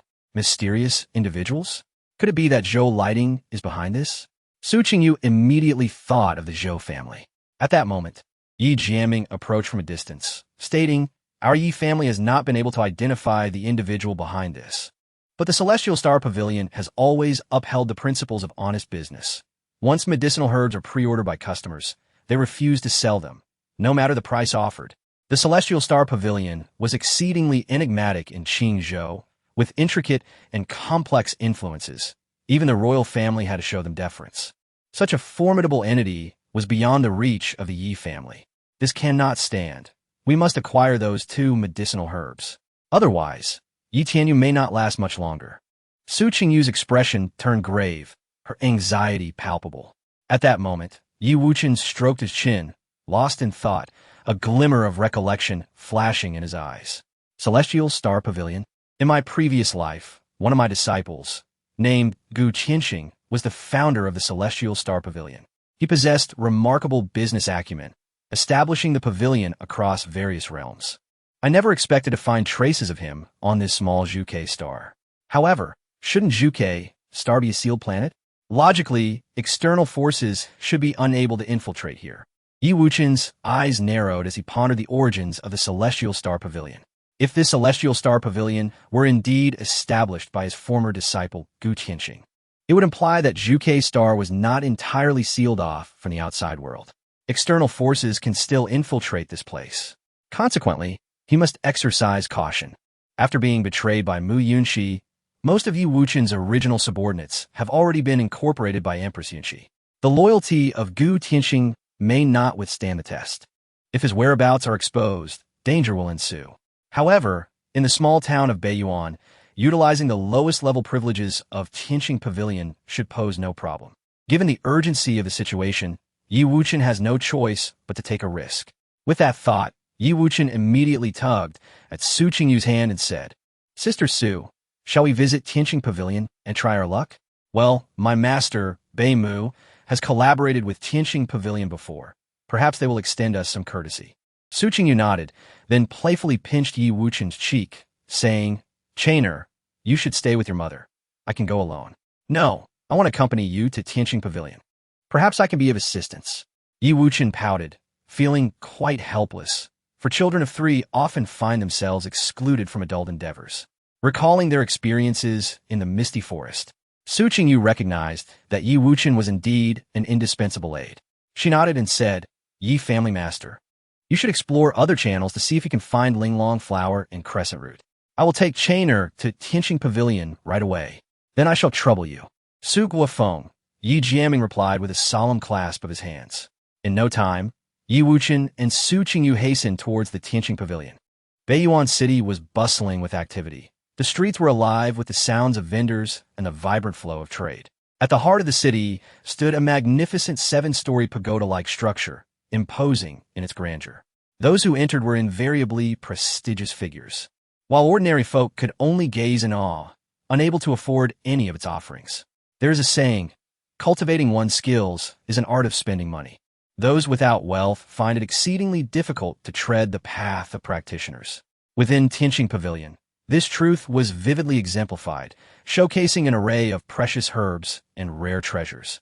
all priced far beyond the imagination of commoners, traded exclusively with spirit stones. At just 20, Su Qingyu possessed a stunningly beautiful oval face, with graceful brows and enchanting eyes that shone like water. She wore an elegant blue gown, its hem floating like gossamer wings, gently swaying to outline her slender figure, her skin as radiant as jade. When Su Qingyu appeared outside Tianqing Pavilion, she instantly drew the attention of the crowd. Look, the most beautiful woman in Qingzhou has arrived. She is breathtaking, pure as a lotus, yet captivating. Such a figure, those long, fair legs. The marketplace erupted in excitement, with countless men casting heated glances. Utterly entranced, I too wished to be that child, holding hands with the beautiful Su, the ice-cold beauty, utterly peerless. Hearing the surrounding voices, Su Qingyu felt slightly displeased. She loathed being in such a crowded and noisy environment unless absolutely necessary. She quickened her pace, taking Yi Wuchen's hand as they entered Tianqing Pavilion. The first floor of Tianqing Pavilion was adorned with intricately carved beams and golden splendor, impressively grand, as though one had stepped into a royal palace. Indeed, Tianqing Pavilion was affluent. Even its branch in the small Beiyuan city was lavishly decorated. Guests who stepped inside could not help but express their admiration. The pavilion's stewardess, upon spotting Su Qingyu's enchanting beauty and ethereal aura, approached with a warm smile and inquired, "Miss Su, welcome to Tianqing Pavilion. Are you in search of any particular herbs today?" Su Qingyu nodded, saying, "I urgently require linglong flower and crescent root. I would appreciate your guidance." Linglong flower and crescent root? The stewardess's expression faltered. "Miss Su, you may not be aware, but those herbs have already been purchased in their entirety by young Master Zhou, who is currently collecting them on the third floor. If you're in dire need, you may negotiate with young Master Zhou." Young Master Zhou? Which Zhou are you referring to? Su Qingyu's displeasure was evident. Who else but young Master Zhou Ziyuan, the most gifted of the Zhou family's younger generation, who has entered the Tianjin sect? The stewardess replied. Yi Wuchen had heard this name before. Zhou Ziyuan was the grandson of the Zhou family head in Beiyuan City, having awakened a 6th-grade spirit root. At only 20, he had already reached the 5th stage of spirit gathering, standing out among his peers and showing great potential to inherit the family leadership. Zhou Ziyuan, having cleared out all the linglong flowers and crescent roots, was clearly targeting the Yi family. Su Qingyu was furious. The Zhou family had repeatedly interfered, inciting her annoyance. "Let us go to the third floor," she declared, taking Yi Wuchen's hand and proceeding upward, with the stewardess reluctantly following. "Now that I have secured all the linglong flowers and crescent roots, I shall see how the Yi family kneels before me in supplication." On the third floor of Tianqing Pavilion, Zhou Ziyuan was engaged in jovial conversation with his fellow disciples from the Xianjian sect, reveling in his accomplishments. He was quite pleased with his dealings that day. In a free market, no one could contest his actions. As Su Qingyu arrived on the third floor, she overheard Zhou Ziyuan boasting to his companions. It was evident he had deliberately targeted the Yi family. In a fit of rage, Su Qingyu confronted him. "Zhou Ziyuan, how did you come to know that our Yi family urgently needed these 2 herbs?" Zhou Ziyuan, initially taken aback by her arrival, soon found his gaze heated upon realizing she was the renowned beauty from Qingzhou. Though she was frail and had a limited lifespan, the prospect of winning her favor was an enticing prospect. His thoughts raced. He had originally intended to extort the Yi family, but now the situation had changed. If he could win Su Qingyu over, perhaps their relationship could deepen. Just imagining it sent a thrill through him, and he cleared his throat, saying, "Miss Su, I do not comprehend your accusation. Acquiring linglong flower and crescent root is for military reserves, and I am merely acting on behalf of the Tianjin sect. What does this have to do with your Yi family?" Do you still wish to deny it?" Su Qingyu's gaze turned icy. "I clearly heard you state that you purchased these herbs to target the Yi family. Are you unaware that Yi Tianyu was injured while defending the borders, safeguarding the peace of Qingzhou's citizens? Yet you, consumed by your vendetta, engage in such despicable acts. Do you not feel a shred of remorse?" Seeing her words strike hard, Zhou Ziyuan abandoned pretense, sneering, "He protects the people of Qingzhou. What concern is that of mine? My acquisition of these herbs is a rightful act in service of the Tianjin sect for the purpose of military reserves. Is that not a matter of principle?" His fellow disciples chimed in. "Exactly. Tianqing Pavilion is not owned by Miss Su. Are we not allowed to conduct business here? Indeed, first come, first served. We secured these herbs in advance. They rightfully belong to us. After receiving the support of his companions, Zhou Ziyuan became even more arrogant, a playful expression gracing his features as he remarked, Miss Su, the linglong flower and the crescent root may not hold great significance for me, but for your Yi family. They could very well determine the life and death of Yi Qianyu. Should Miss Su agree to one of my conditions, I would willingly relinquish these two medicinal herbs. At this juncture, Zhou Ziyuan's gaze towards Su Qingyu grew increasingly audacious, flames of desire igniting within him, his inner cravings reaching a fever pitch. Su Qingyu, as cold as frost, felt a surge of murderous intent as she retorted, You would do well to keep your filthy eyes clear, or I shall promptly blind you. Very well, Zhou Ziyuan replied. Miss Su certainly possesses a fiery temperament. I cannot afford to offend you. However, do not harbor any illusions about acquiring the linglong flower and crescent root. As far as I am aware, not only in Beiyuan City, but in other cities as well, these precious medicinal herbs have all been depleted. With this statement, Zhou Ziyuan's arrogance only intensified. Chapter 28. The Utmost Courtesy. Su Qingyu clenched her fists in frustration and immediately turned to the stewardess, exclaiming, Whatever price Zhou Ziyuan offers, I am willing to add tenfold. The stewardess, her expression troubled, replied, Tianqing Pavilion has always operated on principles of honesty. First come, first served. Miss Su, please do not put us in a difficult position. This rule was established by Elder Gu, and none may alter it. At that moment, Su Qingyu found herself at a loss against Zhou Ziyuan. Tianqing Pavilion had achieved its vast scale and extensive branches across the Zhuke star precisely because of its commitment to integrity. Anyone who dared to disrupt its rules would be opposing Tianqing Pavilion, despite being merely a business association. The powerful entities it served were among the elite in the cultivation world. Even the royal family of Qingzhou would not dare to engage in coercive dealings here. Thus, Su Qingyu understood that no matter how exorbitantly she offered to pay, it would be futile to sway Tianqing Pavilion's decision, for they were not in need of money. Contemplating this, Su Qingyu bit her lip, her expression torn. Did she truly have no choice but to rely on Zhou Ziyuan? Observing her wavering resolve, Zhou Ziyuan smiled and said, Miss Su, I do not impose any unreasonable demands. All I ask is for you to share a drink with me and enjoy a pleasant evening together. Yi Wuchen interjected sharply. Have you looked in the mirror lately? Do you think you're worthy? Zhou Ziyuan's face darkened to being publicly mocked by a mere child. His gaze turned icy as he retorted, Little brat, this is not a place for you to speak. If you wish for your uncle to live, your only option is to kneel and beg me. Zhou Ziyuan, is it not merely linglong flower and Yujin? Stewardess, please bring me a portion. Yi Wuchen, uninterested in Zhou Zin, held up a red paper talisman, directing his gaze toward the stewardess. My dear boy, we no longer have those two herbs, she began, but upon seeing the red talisman in Yi Wuchen's hand, her expression froze, and she gasped in shock. That was the key, the highest level key of Tianqing Pavilion. If genuine, it signified that this child had close ties with several high-ranking members of Tianqing Pavilion. Suddenly, the stewardess could not afford to be negligent and hurriedly approached Yi Wuchen, saying, Young Master Yi, may I take the talisman to show Pavilion Master's son? Yi Wuchen nodded in acquiescence. It's merely a talisman drawn by a child. What is so remarkable about it? Zhou Ziyuan scoffed, then flaunted the orange badge at his waist, proclaiming, This badge is a second-tier token of Tianqing Pavilion. Not only does it grant discounts for purchases, but it also confers certain privileges. Indeed, a second-tier token. Zhou Xiao, you come from a distinguished family. How impressive. The disciples of the Tianjian sect praised him in unison. Curious, Su Qingyu turned to Yi Wuchen and inquired, Chin'er, what was that talisman you just showed? Just wait and see, Sister Su. Soon, they will present the herbs to me willingly. Yi Wuchen replied with unwavering confidence. Ha ha ha, this little brat is utterly ignorant. A colossal entity like Tianqing Pavilion does not owe anyone favors. How could they possibly break their rules for you? What a delusion. Zhou Ziyuan and his companions laughed derisively. At that moment, an elderly man with white hair hurriedly descended from the upper floor, visibly anxious. It was Pavilion Master Sun.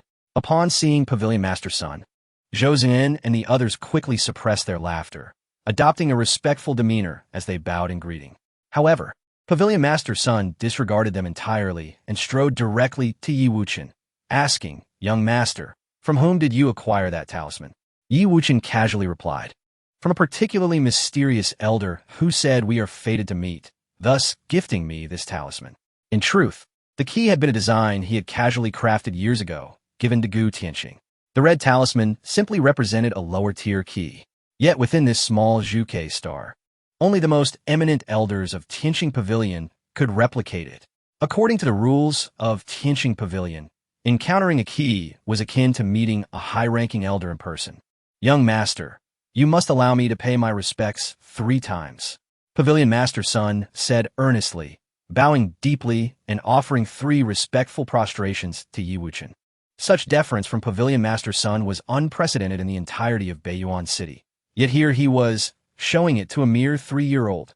Instantly, the atmosphere in Tianqing Pavilion became eerily silent. Zhou Ziyan's jaw dropped in disbelief, his eyes wide as he exclaimed, "Pavilion Master, this child must be mistaken. He couldn't have just been doodling." Smack!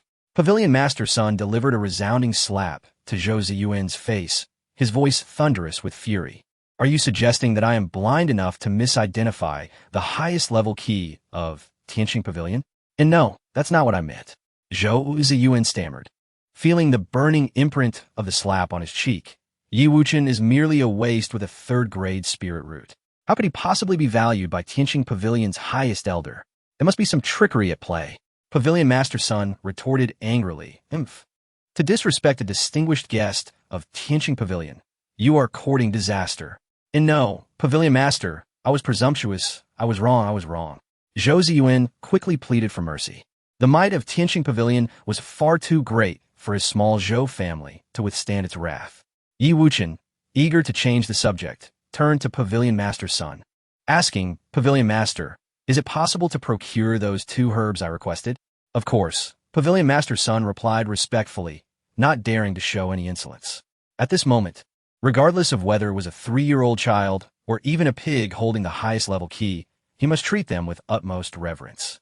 Yi Wuchen declared, "I will take all the linglong flowers and yuyejian in Tianqing Pavilion." "Absolutely," Pavilion Master's son affirmed without hesitation. "Oh really? Is it truly no problem?" Su Qingyu was bewildered, struggling to comprehend the situation. Tianqing Pavilion had never even given her teacher, Bei Mu, any face. Now, due to a single talisman, their attitude had shifted dramatically. It was indeed miraculous. Yi Wuchen continued, "With this key, what level of Tianqing Pavilion token can I obtain?" "A 5th-tier token. The bearer of this token will be one of the most valued clients of Tianqing Pavilion," Pavilion Master's son said, producing a purple gold token and handing it to Yi Wuchen. A 5th-tier token? Although not particularly impressive, it would suffice. After receiving the token, Yi Wuchen cast a glance at Zhou Ziyuan. "AF 5th-tier token?" Zhou Ziyuan's face turned ashen.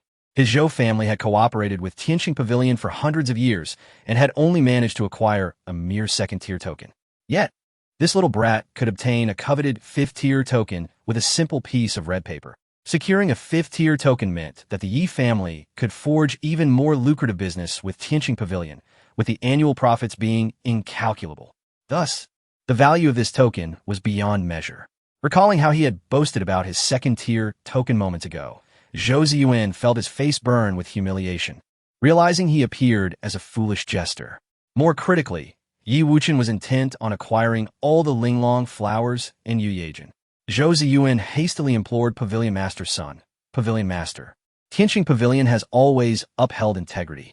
You cannot do this. If you proceed, I will fail to fulfill the acquisition task assigned by the Tianjin sect and will face punishment." Master's son, with a visage of indifference, remarked, "Humph, how foolish of you to show disrespect towards the esteemed guests of the Heavenly Star Pavilion. Not only will you fail to fulfill your sect's tasks, but the 2nd-tier token in your possession must also be reclaimed.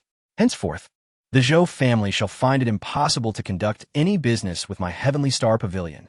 "What? You intend to blacklist the Zhou family?" Zhou Zin felt as though he had been struck by lightning, utterly panicked, his legs turning weak, nearly collapsing to the ground. Failing to complete the sect's tasks would merely result in some penalties.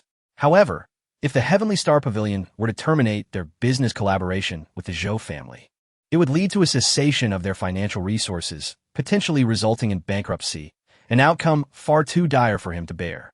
Chapter 29. The Northern Duke's residence begins to regret. Reflecting on the myriad of consequences, Zhou Ziyuan could not help but feel a pang of regret. His face paled, and he appeared utterly deflated, devoid of his earlier spirited demeanor. One cannot escape the consequences of their own actions. Su Qingyu cast a detached glance at Zhou Ziyuan before taking Yi Wuqing's hand and turning to leave. Wait! Suddenly, Zhou Ziyuan exclaimed in rage, his eyes bloodshot, gritting his teeth as he declared, Su Qingyu, should you depart today with those 2 medicinal herbs, you will have forged a mortal enmity with the Zhou family and the Tianjin sect.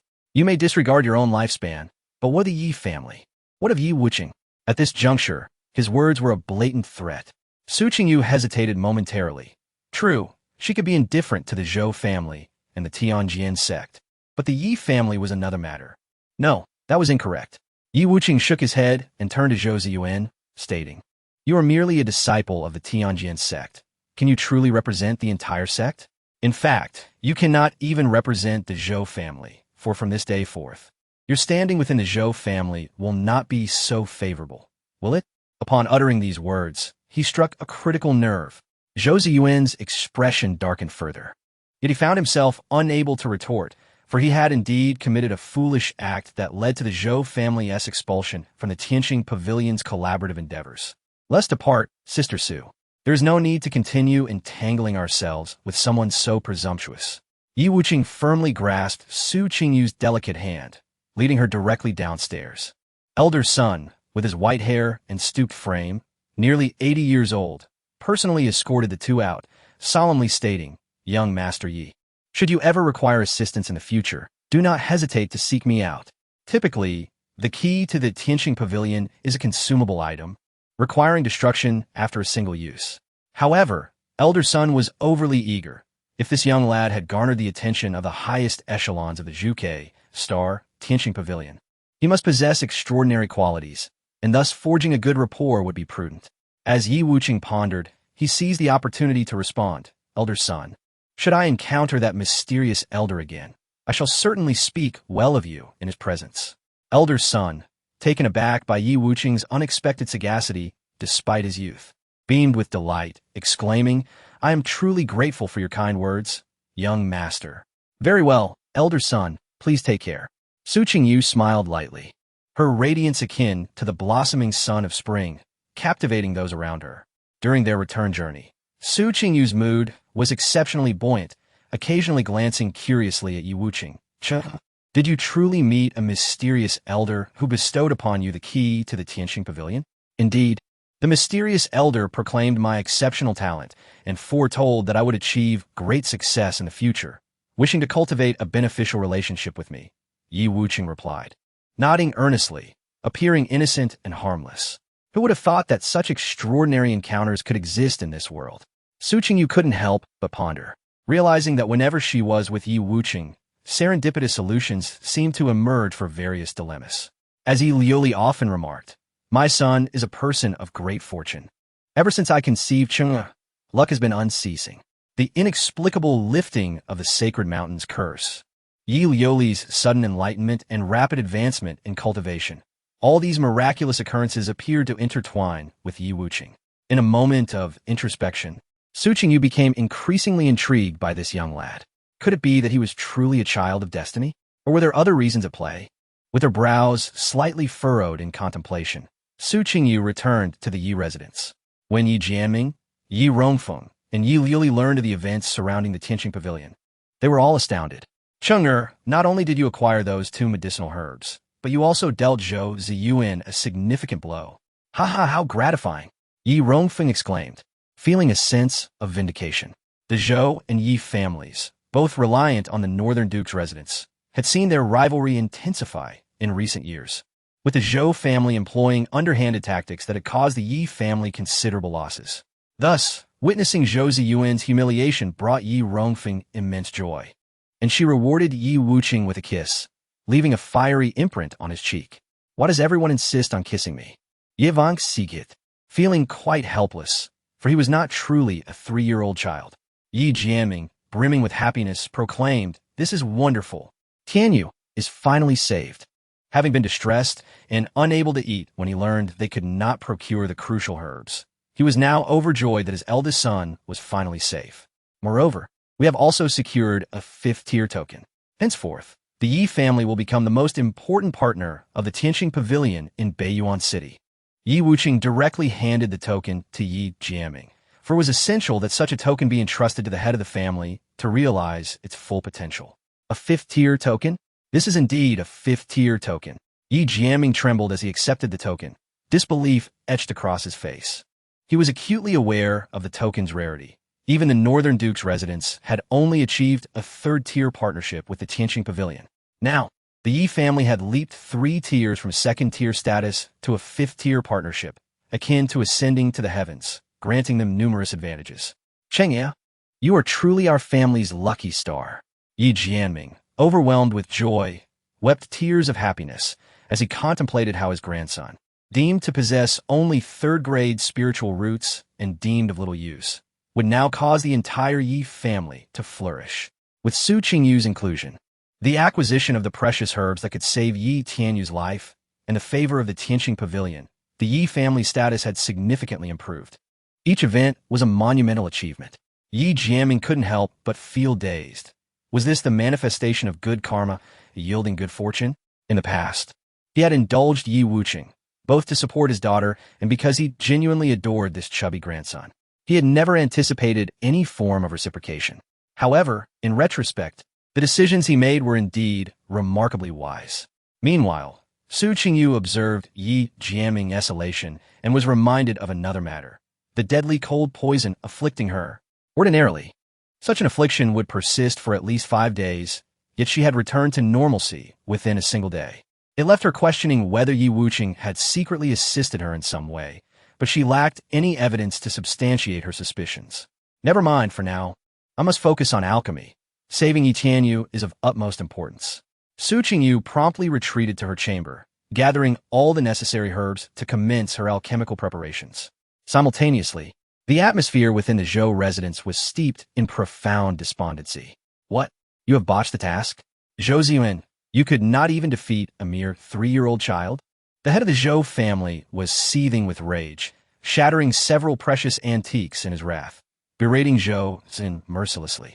Zhou Ziyuan, wearing a crestfallen expression, lamented, "I am uncertain how Yi Wuchen suddenly appeared, brandishing a piece of talisman paper that caused the Tianqing Pavilion to treat him with such deference, even severing our cooperative ties. The Tianqing Pavilion intends to sever cooperation with our Zhou family?" The head of the Zhou family, upon learning the truth, nearly fainted from anger. Zhou Ziyuan, feeling utterly defeated, hung his head, unable to voice a word. Not far from the Zhou residence, within the Northern Duke's residence, a similar quarrel erupted. Inside the Wanfo Hall, Zhou Lighting, agitated, vehemently protested, "Mother, we absolutely cannot bring Yi Wuchen back to the Duke's residence. This calamity will clash with Mu'er's destiny and jeopardize his future." In the Grand Hall, Elder Jiang, Jiang Wenkong, Jiang Mai, and the eldest daughter-in-law were present. Elder Jiang wore a troubled expression, stating, "Yet now that Yi Wuchen has obtained the 5th-tier token from the Tianqing Pavilion, it is of great significance to our Northern Duke's residence. If we do not bring him back, how can I face asking for that token?" In recent years, the Northern Duke's residence had aspired to enhance its partnership with the Tianqing Pavilion, striving to ascend to a 4th-tier collaboration.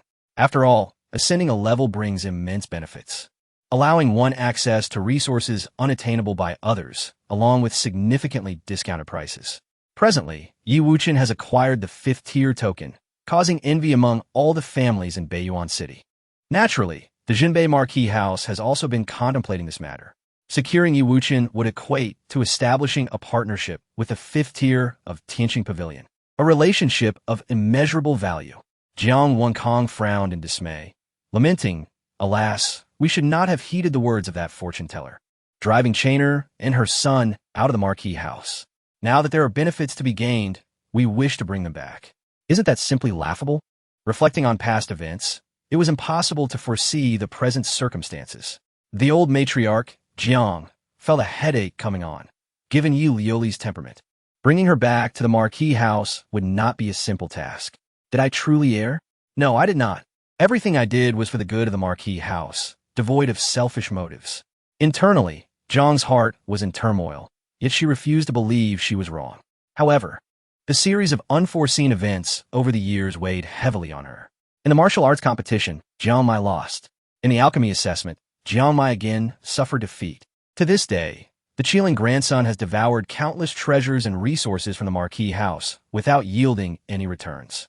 In stark contrast, Yi Wuchen, upon returning to his maternal home, first gained the favor of Miss Su, elevating the Yi family status in Beiyuan City with the addition of a 5th-grade alchemist.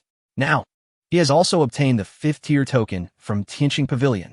Caught in this cycle of contemplation and struggle, the old matriarch grew increasingly bewildered.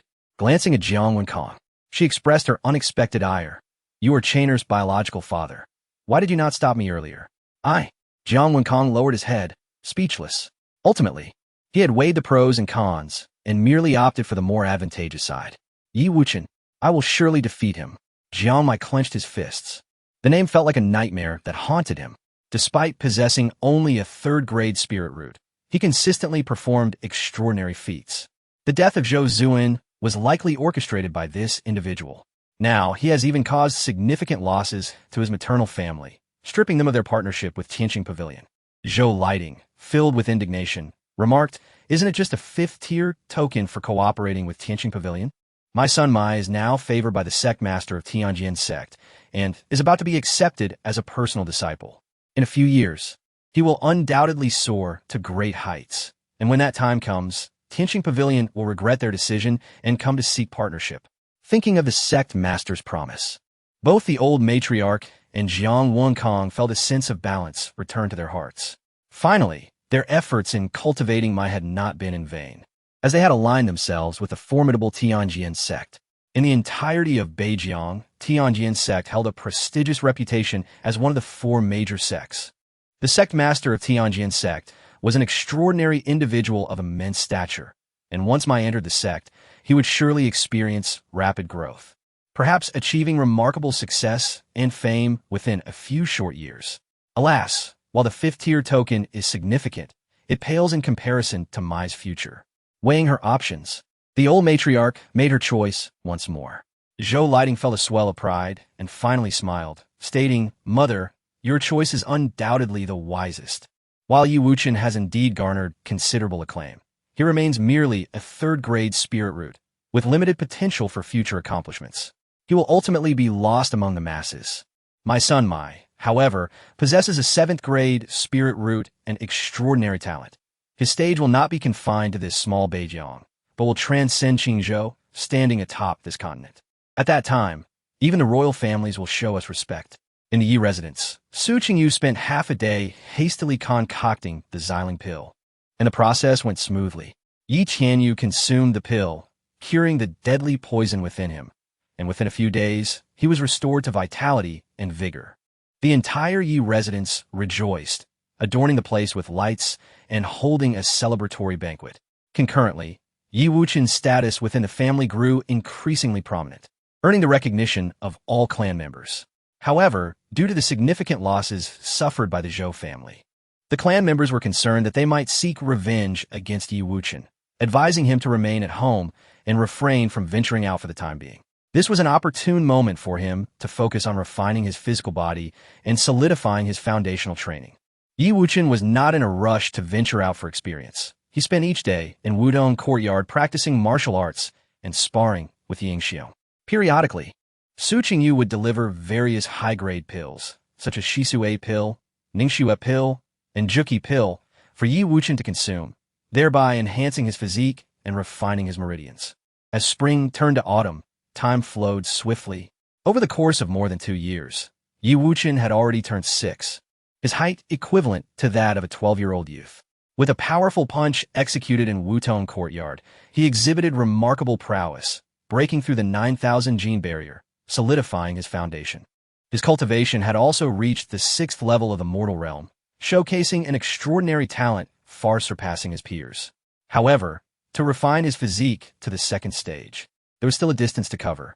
Only through actual combat could he fully unleash his physical potential and advance rapidly. Yi Wuchen understood that solely retreating into seclusion for cultivation was not advisable. The potential unleashed during real combat was equally crucial. Chainer, mother must venture to the northern frontier. You must stay here and behave, and do not run around. Yi Liuli approached Yi Wuchen, wiping the sweat from his forehead with a white handkerchief. Her smile filled with affection. Yi Wuchen solemnly replied, Mother, the northern front is fraught with conflict. You must be cautious. Do not worry. Mother is now a formidable practitioner in the foundation establishment stage, capable of self-protection. Yi Liuli reassured him, her spirit high and confidence shining in her beautiful eyes. After 6 years of cultivating the Tai Xian Jing, she had successfully advanced from the third level of spirit gathering to the foundation establishment stage, breaking through 6 minor realms at the young age of 34, reaching the realm of the third stage. This achievement astonished all of Beiyuan City. Who would have imagined that the previously obscure Yi Liuli could rise so swiftly against the odds, joining the ranks of the third stage and becoming a standout figure in Beiyuan City? Having been cursed, exiled during her pregnancy, and expelled from the Marquis house, she had defied the odds, blossoming into a stunning figure, a formidable female general commanding an army of 30,000, silencing all naysayers and leaving the Jinbei Marquis house unable to hold its head high. Meanwhile, the Yi family's fortunes soared alongside her rise. Following their acquisition of the 5th-tier token from Tianqing Pavilion, their development accelerated, their wealth multiplying. The Yi army had now expanded to a formidable force of 200,000. They had become the fastest-growing family in all of Beiyuan City. As Yi Liuli set out for the battlefield to oversee the troops, Su Qingyu devoted herself to alchemy, entrusting the responsibility of caring for Yi Wuchen to Yi Yingxiong. Wuchen, I must participate in the demon hunting competition, Yi Yingxiong announced, his face full of reluctance. The demon hunting competition? Yi Wuchen inquired, intrigued. Indeed, this is a contest held every 3 years in Beiyuan City, exclusively for the younger generation of cultivators. The rewards are quite generous. I hear the first prize this time is a staggering 100,000 spirit stones, not to mention various rare treasures, such as the elusive Thunderstrike wood and the crimson flame fruit. Yi Yingxiong, now standing at a height of 6 feet, was muscular and brimming with vitality, eager to showcase his skills in the competition. Thunderstrike wood? Yi Wuchen's eyes narrowed. Over these past 2 years, he had nearly absorbed all the lightning laws of Beiyuan City, constantly searching for new thunder laws. Thunderstrike wood was indeed a rarity, immensely beneficial for practitioners of the Thunder Path. As for the crimson flame fruit, it was a crucial medicinal ingredient for curing Su Qingyu's deadly cold poison. In an instant, Yi Wuchen was nearly certain that he must participate in the demon hunting competition. He immediately turned to Yi Yingxiong and declared, I wish to compete as well. Wuchen, you are still too young. I fear that grandfather will not permit you to participate. After all, the competition involves demon cultivators, and the dangers are considerable. Yi Yingxiong shook his head, lowering his voice as he continued. This time, Jiang Mai from the Tianjin sect will also be competing, claiming that he will secure the top spot on the scoreboard. It was heard that after joining the Tianjin sect, Jiang Mai's cultivation had progressed rapidly. He was now on the verge of breaking through to the gathering spirit realm, boasting formidable strength. Yi Yingxiong was acutely aware of the antagonistic relationship between Yi Wuchen and Jiang Mai. If Yi Wuchen were to lose to him in the competition, it would undoubtedly deal a severe blow to his confidence. Jiang Mai will be competing and has declared his intention to take first place. Yi Wuchen responded with a dismissive smile. If he were to easily clinch the top prize in this competition, the old matriarch Jiang, Zhou Lighting, and Jiang Mai would surely suffer a shattering of their spirits. It must be said, this was quite an amusing prospect. In a moment of contemplation, Yi Wuchen said earnestly, Brother Yingxiong, accompany me to persuade grandfather. He will surely agree to my participation. A plan had already formed in Yi Wuchen's mind. Thus, the two made their way to the study of Yi Jianming, their grandfather, to state their case. What? Wuchen, you wish to participate in the demon hunting competition? Yi Jianming was taken aback. Though his grandson appeared no different from a 12-year-old boy, standing tall and possessing considerable strength, he was still only 6 years old. Even if the competition was a low-intensity battleground, there were still occasional casualties. What would he say to his daughter if something were to happen to her child? Yi Wuchen asserted, the rewards from this competition are vital, particularly a rare medicinal herb that would greatly aid Sister Su with her cold poison. I must participate. Wuchen, you must think this through. The battleground of the demon hunting competition is fraught with peril. It is no light matter. Yi Jiaming's expression turned serious. Yes, grandfather. I have considered it carefully. Yi Wuchen nodded earnestly. Very well. The fledgling must eventually grow. Wuchen, you have always been wise beyond your years, and you have comprehended the thunderous laws. Although you are only 6, your cultivation is already on par with that of an adult man. If you wish to participate in the demon hunting competition, you may do so, but remember, do not be reckless. Understand when to retreat from danger. Ye Viaming ultimately consented, imparting his heartfelt advice. Rest assured, grandfather, I will act prudently. If I encounter danger, I will surely flee faster than anyone. Yi Wuchen affirmed with a nod. Indeed, Yi Jiaming took a sip of tea, setting down his cup as he spoke. This time, the Yi family will send a total of 9 participants for training in the competition. With you included, that makes 10. We do not aim for high rankings. We only wish for everyone to return safely. Yingxiong, you'll be the team leader this time. Me as the leader? Grandfather, I fear I may not perform well. Yingxiong was somewhat astonished, revealing a lack of confidence at the responsibility thrust upon him. Yi Jiaming encouraged him with a reassuring glance. In past demon hunting competitions, only youths aged 16 and under are permitted to participate. Although you're merely 12, you stand out among the younger generation of the Yi family, excelling in swordplay. You will have no trouble leading this small team.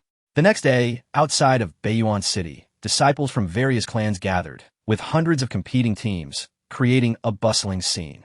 Among the Yi family team, composed of 7 boys and 3 girls, everyone was quite nervous, glancing around with curiosity about their opponents in this competition. Yi Wuchen, however, maintained a sense of calm throughout. The young girl, Yi Shiner, was like a curious child, asking Yi Yingxiong, brother Yingxiong, which family possesses the strongest strength in this demon hunting competition? The strongest contenders are undoubtedly the 4 great families of Beiyuan City: the Nangong family, the Shangwan family, the Jiang family, and the Wu family. Yi Yingxiong began his introduction, subtly gesturing towards the Nangong family's lineup, directing attention to the leading young man clad in blue. This individual is the prodigy of the Nangong family, named Nangong Yi, with a 6th grade fire spiritual root. At 14 years of age, he has reached the 9th level of the mortal realm, boasting a glorious record of defeating stronger opponents in previous competitions. He is undeniably one of the fiercest adversaries in this demon hunting competition. Next, Yi Yingxiong glanced towards a purple-dressed girl in the Shangwan family's lineup. Shangwan Yu is also quite remarkable, possessing a 6th grade water spiritual root. At 13, her cultivation is equally formidable, far surpassing her peers. Then there is Wu Jun from the Wu family, although he possesses only a 5th grade spiritual root. He was born with unique eyes, exhibiting exceptional talent. As for the Jiang family under the Northern Baron, they are led by Jiang Mai, who has diligently cultivated in the Tianjin sect for over 2 years, achieving significant advancements. Yi Yingxiong meticulously explained, believing that this year's championship would likely be contested among these families. In previous years, the other clans had merely played supporting roles, unable to rival the 4 great families. After all, cultivation relies not only on talent, but also on resources.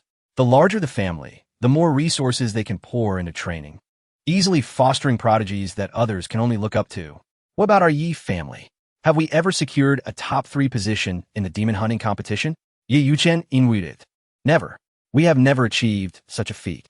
Our Yi family has developed rapidly in recent years, but we still cannot compare to the foundational strength of the 4 great families. The gap is too vast. Yi Yingxiong shook his head, recalling that the top 3 positions in the demon hunting competition had always been claimed by those 4 families, with no exceptions. Perhaps this time we can break into the top 3. Yi Wuchen proclaimed with an air of transcendent confidence. Of course, we can strive for it. As long as we can enter the top 10, we will be rewarded handsomely. Yi Yingxiong nodded emphatically as a 12-year-old boy. He too yearned for the glory of sudden fame and admiration from the masses. Ridiculous. You lot from the Yi family dare to claim the top 3?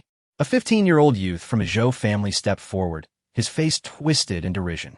His name was Zhou Ziyu, and at 15, he had also reached the 9th level of the mortal realm, serving as the captain of the Zhou family's 10-member team.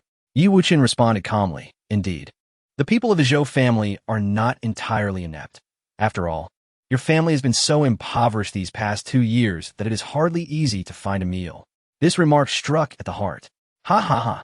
Indeed, your Zhou family is unworthy of even aspiring to be considered inept. Yi Yingxiong and the others erupted in laughter. It was common knowledge that since the Zhou family lost their partnership with the Tianqing Pavilion, they had faced significant financial struggles, with numerous shops closing down, forcing them to tighten their belts. The faces of the Zhou family disciples immediately darkened, their expressions filled with resentment. Zhou Ziyu clenched his fists, a murderous intent flickering his eyes as he spat. "Humph. Yi Wuchen, do not get ahead of yourself. A starving camel is still larger than a horse. The overall strength of my Zhou family's team far exceeds yours. Once we enter the Blackwood Mountain, I will ensure you suffer." Yi Wuchen could not be bothered to respond further. He held the Zhou family in utter contempt. At that moment, the head of the Nangong family stepped forward.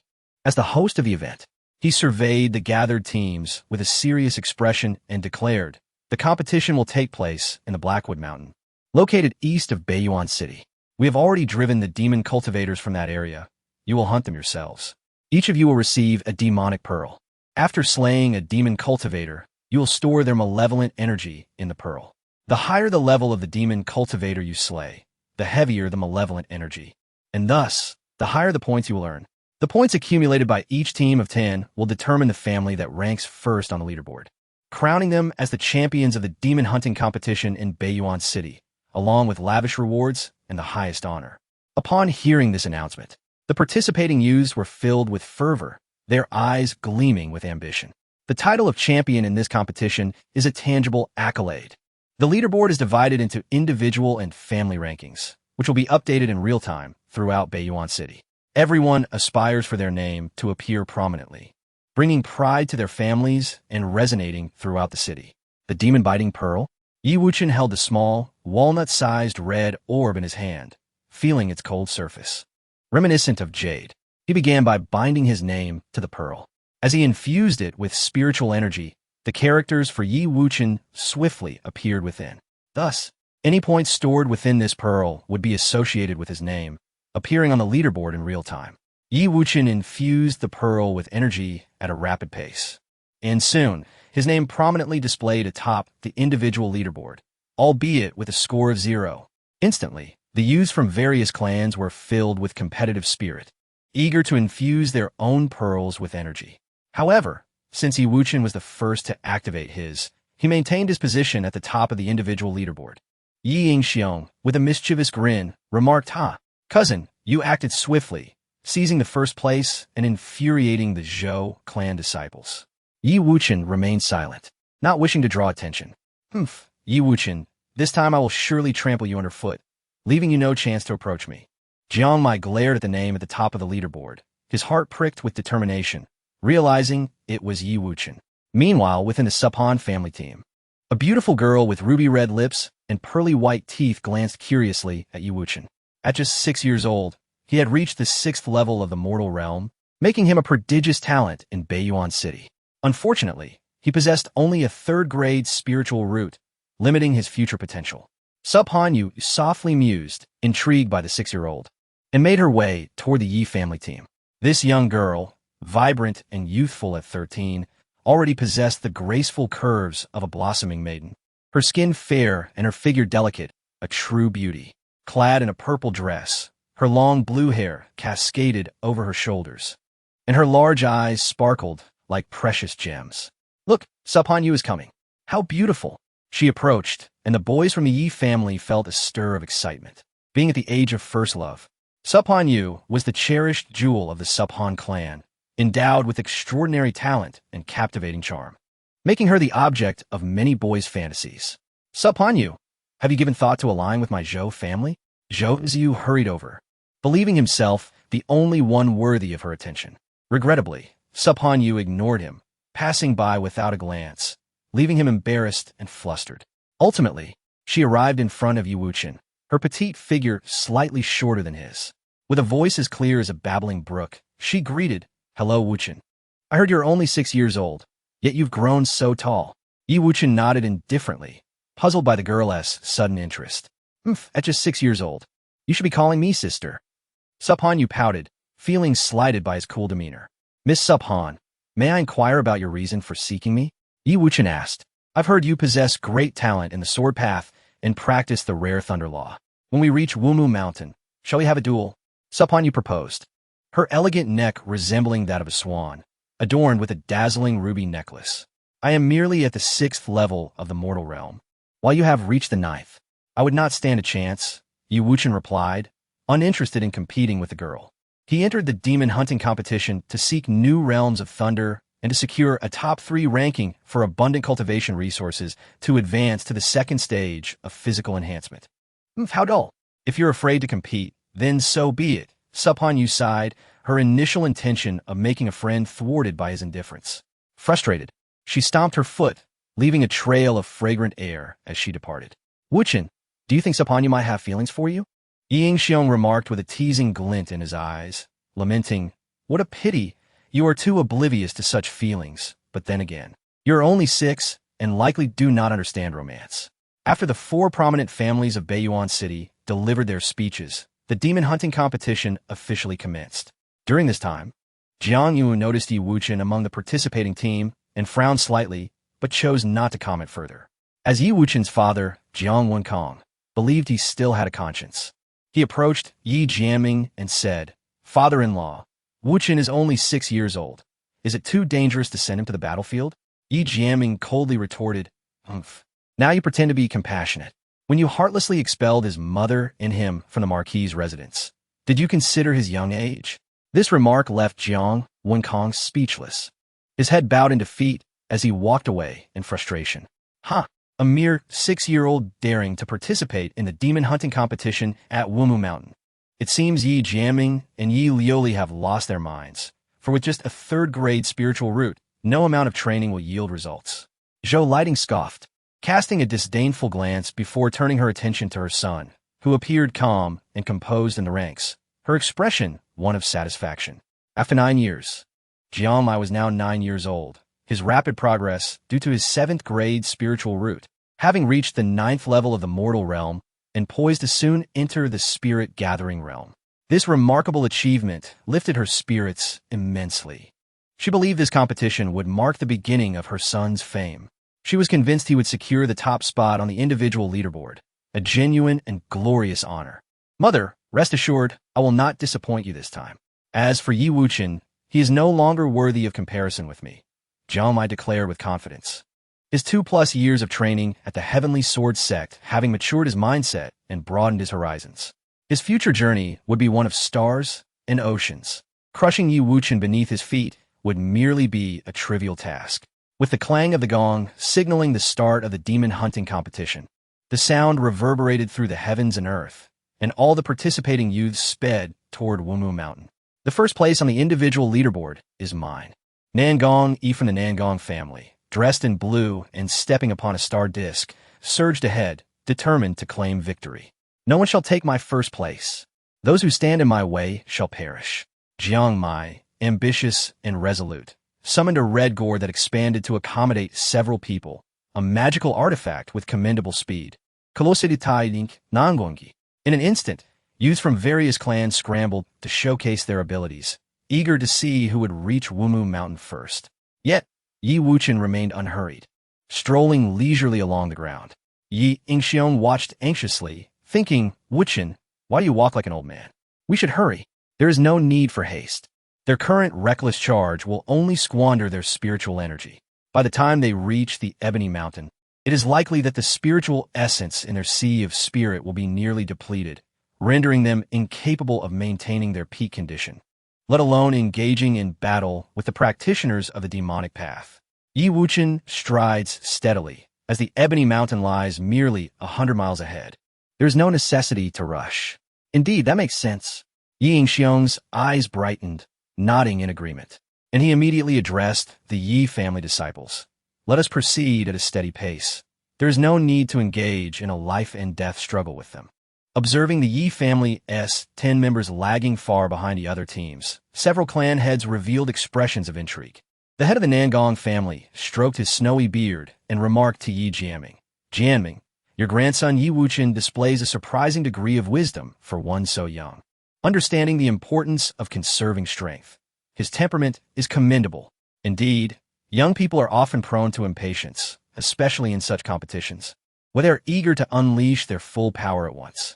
Little do they realize that the demon hunting tournament is a test of long-term strategy. There are times when one must make sacrifices and avoid unnecessary confrontations. The head of the Shangwan family nodded in agreement, expressing his approval. Only Jiang Yuanwu remained silent, his mood rather complex. Currently, it is winter, with heavy snow falling and the biting cold winds howling. The ebony mountain rises majestically, its peaks touching the clouds, and the temperature is bound to drop even further, creating a harsh living environment. However, as Yi Wuchen and his companions reached the foot of the ebony mountain, they could already hear the roars of beasts echoing through the valleys, piercing the sky. What has caused the beasts within the ebony mountain to become so agitated? Yi Wuchen detected an unusual scent, his brow furrowing, and his expression grew serious. He had previously researched the ebony mountain, discovering that it mostly housed low-tier beasts known for their gentle natures. The sudden uproar today was clearly suspicious. Not far away, Zhou Ziyu had arrived at the ebony mountain first. Due to his earlier exertion of spiritual energy while utilizing his treasured artifact, he was resting outside the mountain. Upon seeing the Yi family disciples halt at the sound of the beast roars, he couldn't help but sneer. Humph. If you are afraid, Yi Wuchen, just stay outside the ebony mountain. If you dare to enter, I, Zhou Ziyu, will make you regret it. With that, Zhou Ziyu ceased his rest, turned, and led the other 9 members of the Zhou family into the mountain. Entering the mountain is no issue. Who fears whom? Yi Yingxiong, filled with defiance, immediately sought to lead the Yi family disciples into the mountain to hunt a few beasts and earn some points. In the demon hunting tournament, while points are primarily awarded for slaying practitioners of the demonic path, hunting beasts can also yield a portion of points, albeit fewer than those obtained from defeating demonic practitioners. Hold on, let's not rush. Yi Wuchen called out to the group, his demeanor serious. Once we enter the mountain, no one is to act recklessly. Stay close to the team and do not stray.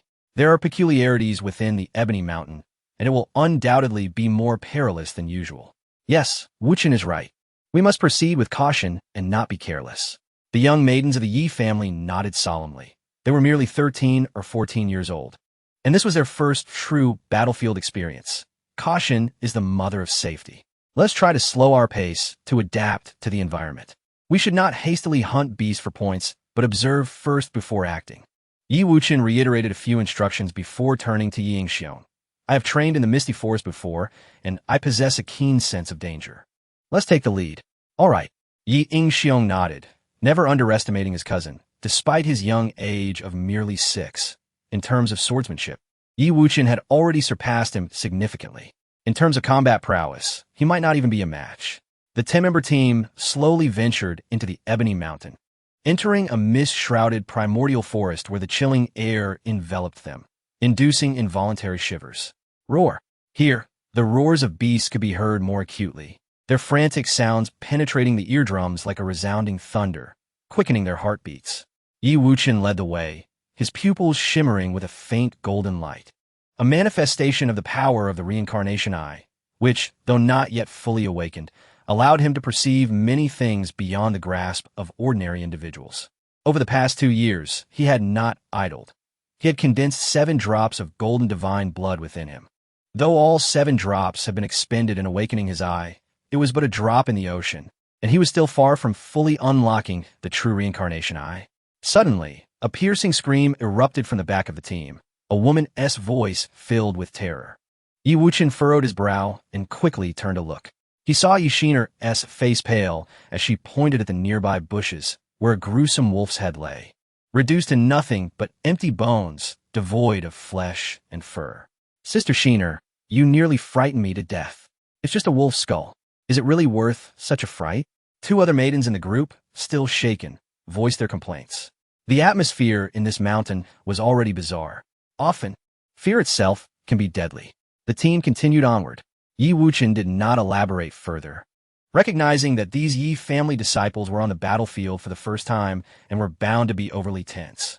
The leaves of the trees in the Ebony Mountain were lush, with ancient trees towering overhead, their branches thick and leafy, completely blocking out the sunlight and casting a gloomy, oppressive ambiance.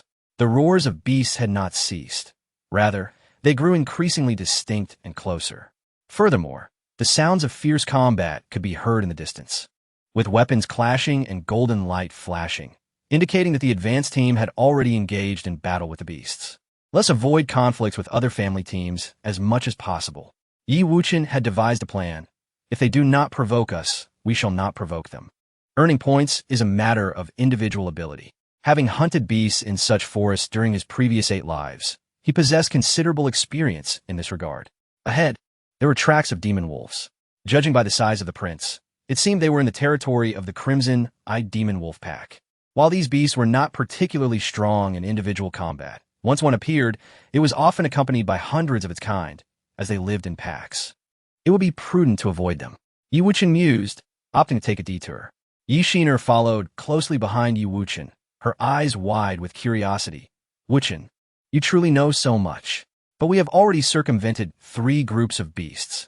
If we continue wandering aimlessly, won't the points be snatched away by others?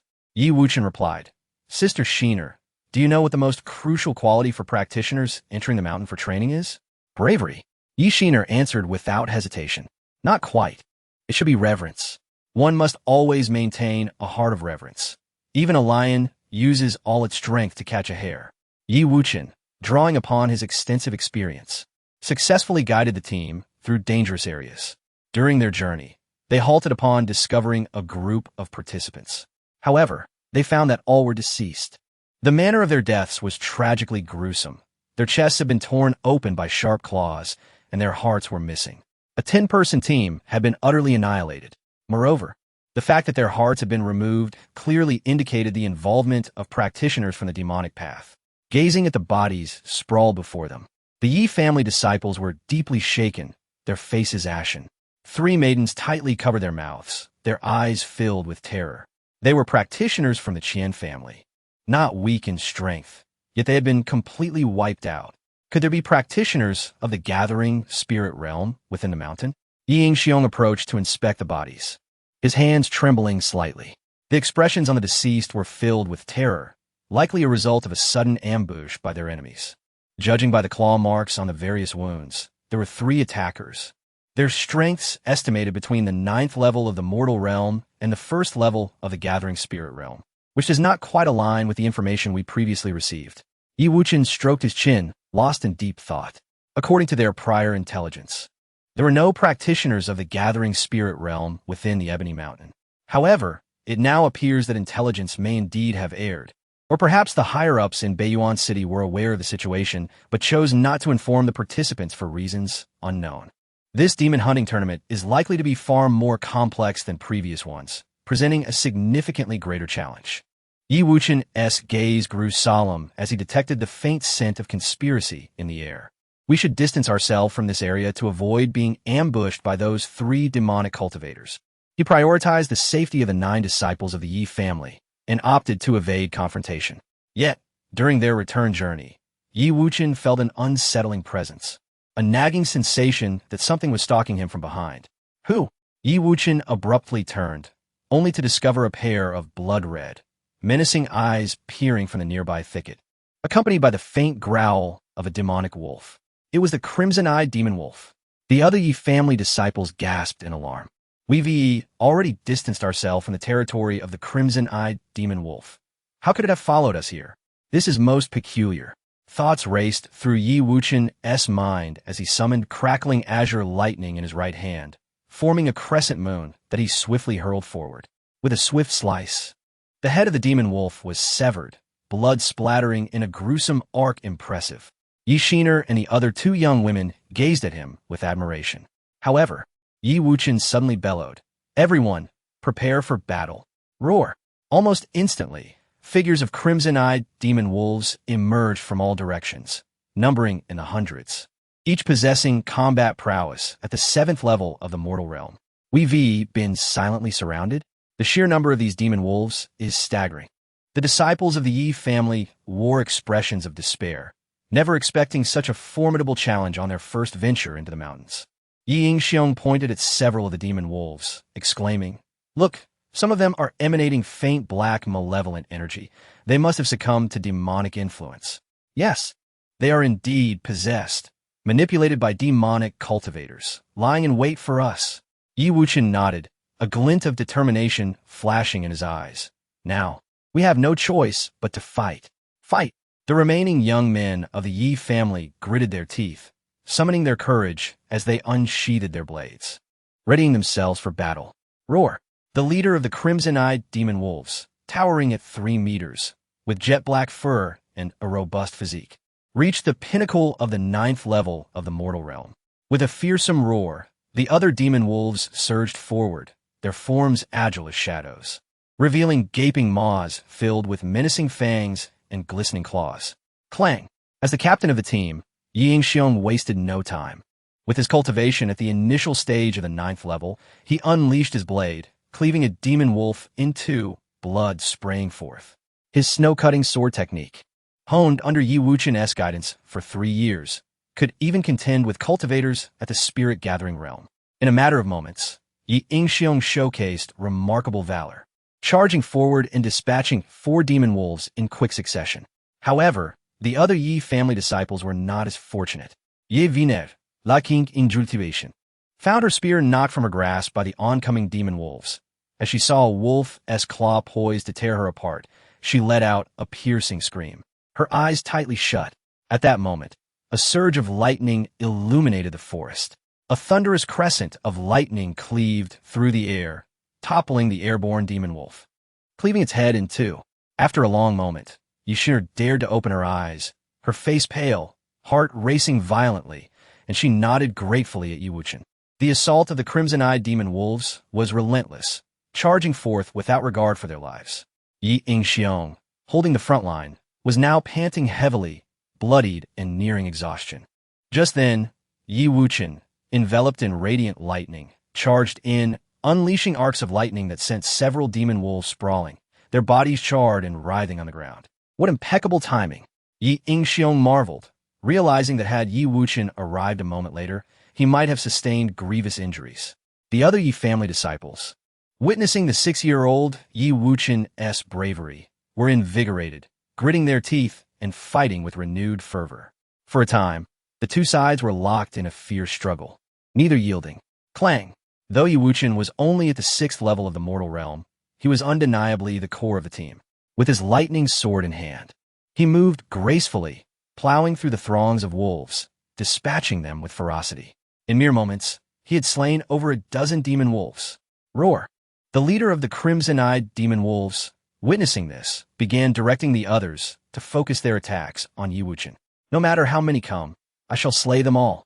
Unfazed, Yi Wuchen felt exhilarated, his sword dancing with rays of light, lightning intertwining as he cut through foes with unmatched prowess, as if traversing a realm devoid of resistance.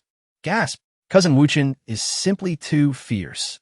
The disciples of the Yi family stared in disbelief, mouths agape in astonishment. His swordplay was devoid of any unnecessary flourish, each strike lethal. He seemed to possess an innate talent for killing. How awe-inspiring! Yi Shiner and the other 2 young women gazed at him with wide eyes. Starry-eyed, snow-cutting sword, snow falls without a trace, the fury of thunder. Yi Wuchen's fusion of lightning techniques and swordplay birthed a unique move, its power several times greater than the original technique. As he struck down with his sword, the lightning surged, illuminating the void. In an instant, dozens of nearby demon wolves howled in agony, their bodies cleaved apart, blood soaking the earth. At that moment, only a handful of crimson-eyed demon wolves remained, appearing solitary and vulnerable. However, the mightiest Wolf King had yet to make its move, its ghostly eyes sharp and unnerving. It exhibited a certain level of intelligence, recognizing the formidable strength of these youths, allowing its subordinates to expend their energy before revealing itself. Elder Brother Yingxiong, you engage the Wolf King head-on while the rest of us feign attacks to divert its attention. Yi Wuchen quickly devised a strategy. Understood. In an instant, everyone complied with his commands. Clearly, Yi Wuchen's earlier display of strength had completely won over the group, elevating his standing to unprecedented heights. They were all eager to heed his orders. Kill. Slay the Wolf King. The morale of the Yi family disciples soared as they worked in unison, unleashing their magical artifacts to attack the Wolf King. How? The crimson-eyed Wolf King, with its tough hide and immense size, was barely fazed by the strikes of ordinary weapons. It had reached the pinnacle of the 9th level of the mortal realm, its massive form shaking the ground as it charged, stirring fierce winds. With a sudden swipe of its paw, it unleashed a wave of flames that sent several Yi family disciples crashing to the ground, bleeding from the impact against the trees. Only Yi Ingxiong remained steadfast, his body ablaze with earthy yellow energy. He was awakened with a 5th-grade Earth Spirit Root, known for its formidable defensive capabilities, charging forth against the Wolf King's onslaught. Despite his sword lights striking the Wolf King's body, they merely left shallow marks, failing to inflict any significant damage. This demon wolf, having succumbed to demonic influence, possesses enhanced defenses. It must be slain, otherwise, none of us will survive. Yi Wuchen's expression hardened as he launched a side attack, unleashing several arcs of thunderous crescent blades. Yet he found it difficult to pose a threat to the Wolf King. He needed to find a flaw in his defenses. Wuchen, I can barely hold on. At that moment, Yi Ingxiong cried out in anguish, having been struck by the wolf's tail, sent flying several meters, and coughing up blood. The other Yi family disciples were also wounded to varying degrees, their combat effectiveness severely diminished. I have no choice but to risk using the soul-binding technique. Yi Wuchen's eyes narrowed with determination. Since conventional methods proved ineffective against the Wolf King, he would have to approach the problem from a different angle. For instance, the soul-binding technique. This technique, learned by Yi Wuchen in his 6th reincarnation, is a forbidden art that inflicts 1,000 injuries upon the enemy while causing 800 to oneself. It must not be employed unless absolutely necessary. To execute the soul confinement technique, a prerequisite exists. One must possess heterochromatic eyes. Currently, his Rinnegan is still in its developmental phase and has not fully awakened. Recklessly attempting to use it would be perilous. Desperate, Yi Wuchen always acts decisively. He once again coalesces a sword of thunder in his right hand and employs the phantom shadow step to swiftly charge forth. Clang, clang, clang. He drives the snow-slashing sword to its utmost limit, its power finally capable of piercing the Wolf King's fur and inflicting injury. Howling in pain, the Wolf King becomes even more ferocious, raising its sharp claws to strike relentlessly. Fortunately, Yi Wuchen's agility allows him to evade the deadly assaults with deft movements. What remarkable agility! Go, cousin Wuchen! The spectators from the Yi family, merely watching the battle, feel the imminent danger and are filled with trepidation. Yet, witnessing Yi Wuchen repeatedly transform peril into safety, they cannot help but cheer him on with excitement. Yi Wuchen's gaze remains intensely focused, drawing upon his extensive combat experience. He dances around the Wolf King, inflicting more wounds upon it, though they are not yet fatal. Now, in the next moment, seizing the opportunity as the Wolf King charges and raises its claws to attack, Yi Wuchen leaps into the air, a bolt of thunder descending upon him, plunging directly into the Wolf King's left eye. With a piercing howl, the Wolf King cries out in agony, its remaining eye burning with fury as it fixates on Yi Wuchen, wishing nothing more than to rend this accursed human to shreds. Soul confinement. At the instant the Wolf King's right eye locks onto Yi Wuchen, mysterious golden symbols manifest in his eyes, deep and profound like the ancient starry skies, exuding a chilling sharpness. In that moment, the Wolf King's form freezes, overtaken by an overwhelming fear, as if it beheld a mountain of corpses and an ocean of blood. An endless purgatory within those golden eyes. This is the essence of soul confinement, plunging the target into an illusion of extreme terror, inflicting spiritual damage. Seizing this opportunity, Yi Ingxiong hastily rushes forth, slipping beneath the Wolf King's belly and driving his sword into its gut. This is the softest part of the demonic Wolf King. The sword tears a gaping wound, eviscerating its innards. Under the dual assault of spiritual and physical attacks, the demonic Wolf King finally succumbs to death. crumpling lifelessly to the ground. It is over. Yi Wuchen gazes at the battlefield strewn with corpses, his complexion paling slightly. The forced use of soul confinement has significantly drained his mental energy.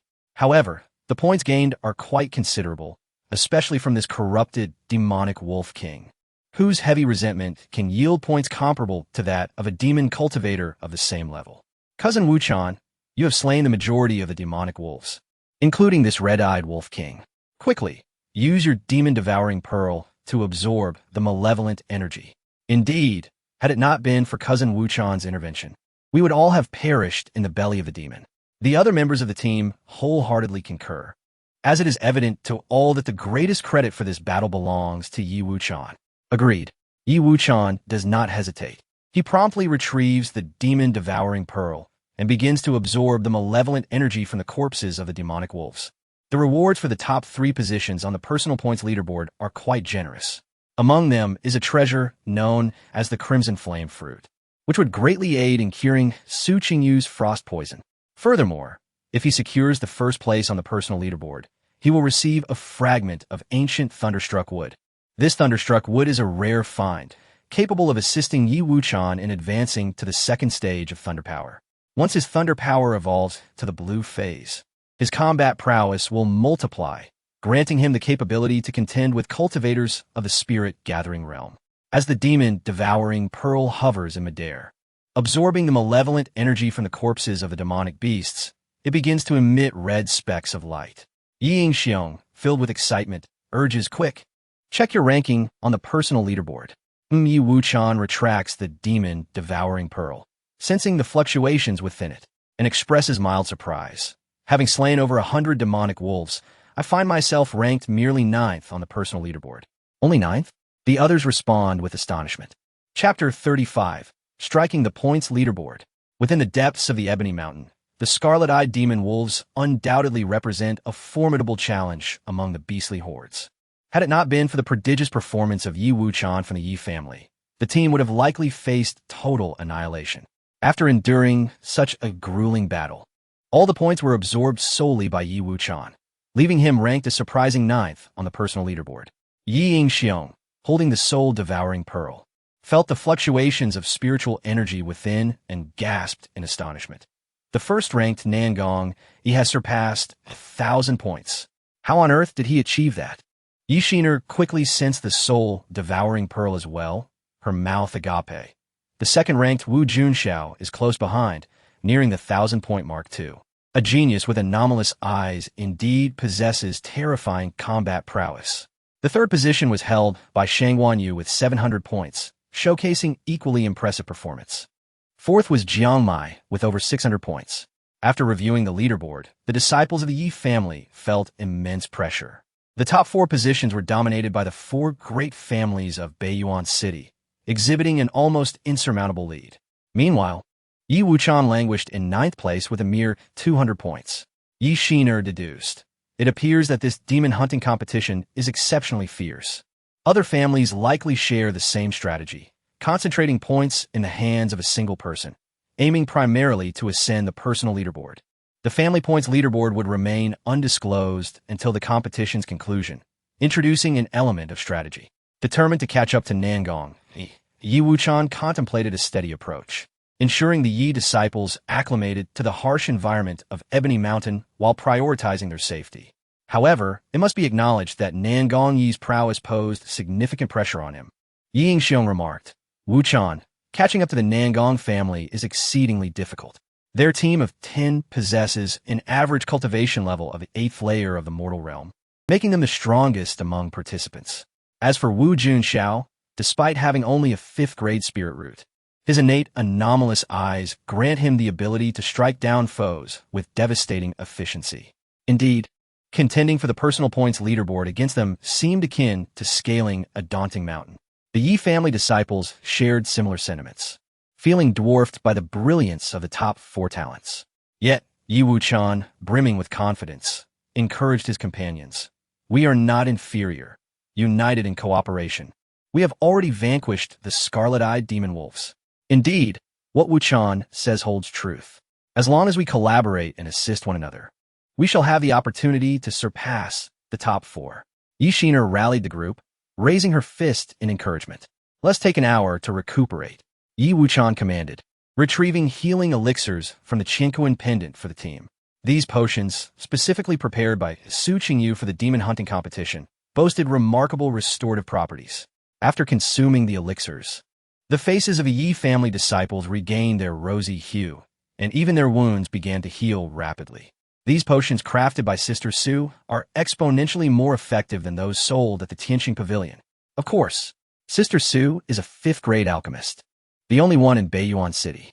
Potions refined by her are naturally extraordinary. Both Ying Xiong and Yi Shiner praised the miraculous elixirs after their recovery. Once their injuries were healed, Yi Wuchen absorbed hundreds of spirit stones to replenish his spiritual energy. Ye Yingyong Marvelet, Kousin Wuchen. You are merely at the 6th layer of the mortal realm, yet you can absorb so much spiritual energy at once. It may be due to my unique physique. Yi Wuchen smiled, revealing that his golden spiritual sea was vastly larger than that of ordinary individuals, necessitating an unimaginable amount of spiritual energy for each advancement. This had hindered his cultivation speed. Nevertheless, achieving the 6th layer of the mortal realm at merely 6 years of age made him a singular presence in Beiyuan City. This was the formidable nature of the Nine Heavens Reincarnation Technique, which devoured the laws of power for cultivation, surpassing the world's conventional understanding of training. After an hour of rest, the group was reinvigorated. Yi Wuchen led the way, accelerating their progress. Utilizing his extensive experience, he swiftly identified an optimal area for accumulating points. They arrived at a gorge within the Ebony Mountain Range, teeming with thousands of firebirds. These avian creatures were quite sizable, their fiery plumage vivid, with the largest boasting a wingspan of over 10 meters. Standing atop the gorge, Yi Yingxiong swallowed hard. Wuchen, with so many firebirds if they all attack at once, we will be torn to shreds. Fear not, we shall hunt them in waves. Yi Wuchen's eyes glimmered with determination, and he let out a low, resonant call that echoed like a bird's song. This was the beast language he had learned in his 5th life, allowing him to communicate with the firebirds to a certain extent. Soon, the resting firebirds were startled, and several took flight towards Yi Wuchen. Run! Without hesitation, Yi Wuchen turned to flee, followed closely by the other Yi family disciples. Stopping 5 miles from a gorge, Yi Wuchen gathered thunderous energy in his hands and shot it skyward. Several firebirds fell to the ground with a mighty crash. Kill! The remaining Yi family disciples sprang into action, unleashing their magical artifacts to engage the airborne foes. In no time, all the attacking firebirds were dispatched. We shall repeat this strategy. After demonstrating the method, the Yi family disciples were filled with excitement. The gorge was home to thousands of firebirds, and if they executed their plan, they would garner a significant amount of points. Cousin Wuchen, you are truly impressive. You even speak the beast language. Yi Shiner gazed at him with admiration. The other 2 girls in the team echoed her sentiments.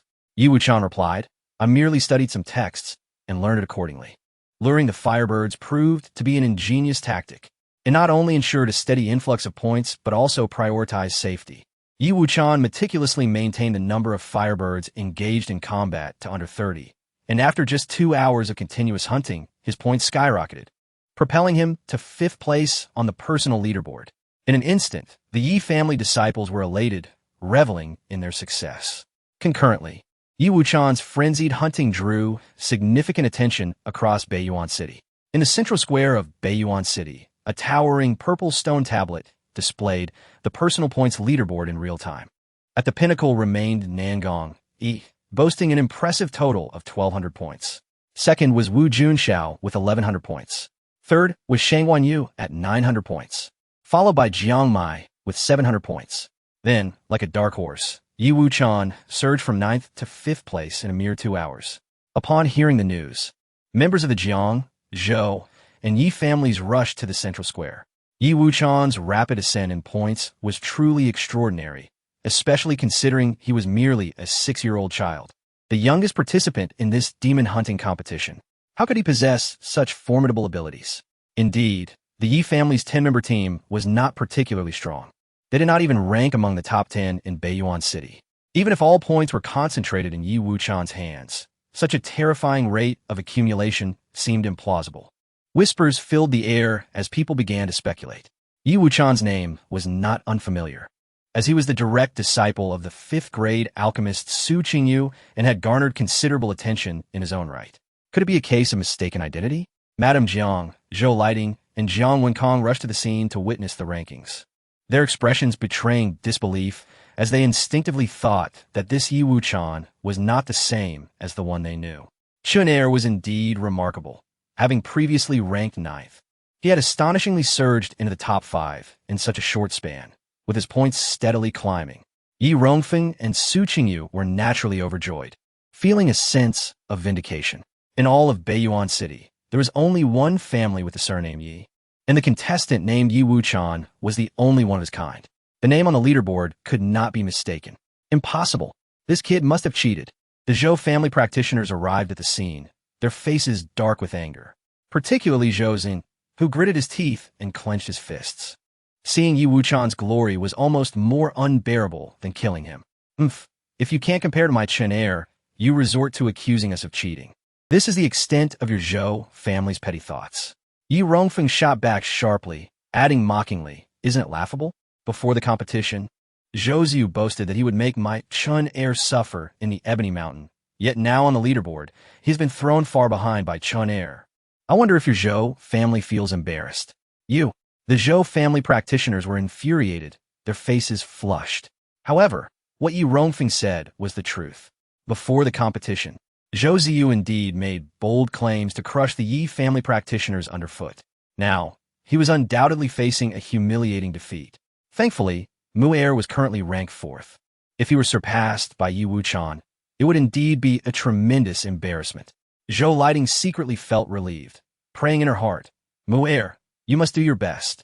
Unfortunately, good times did not last long, as the points on the leaderboard were continuously changing. In just a short time, Yi Wuchan's points had exceeded 700, closely trailing Jiang Mai.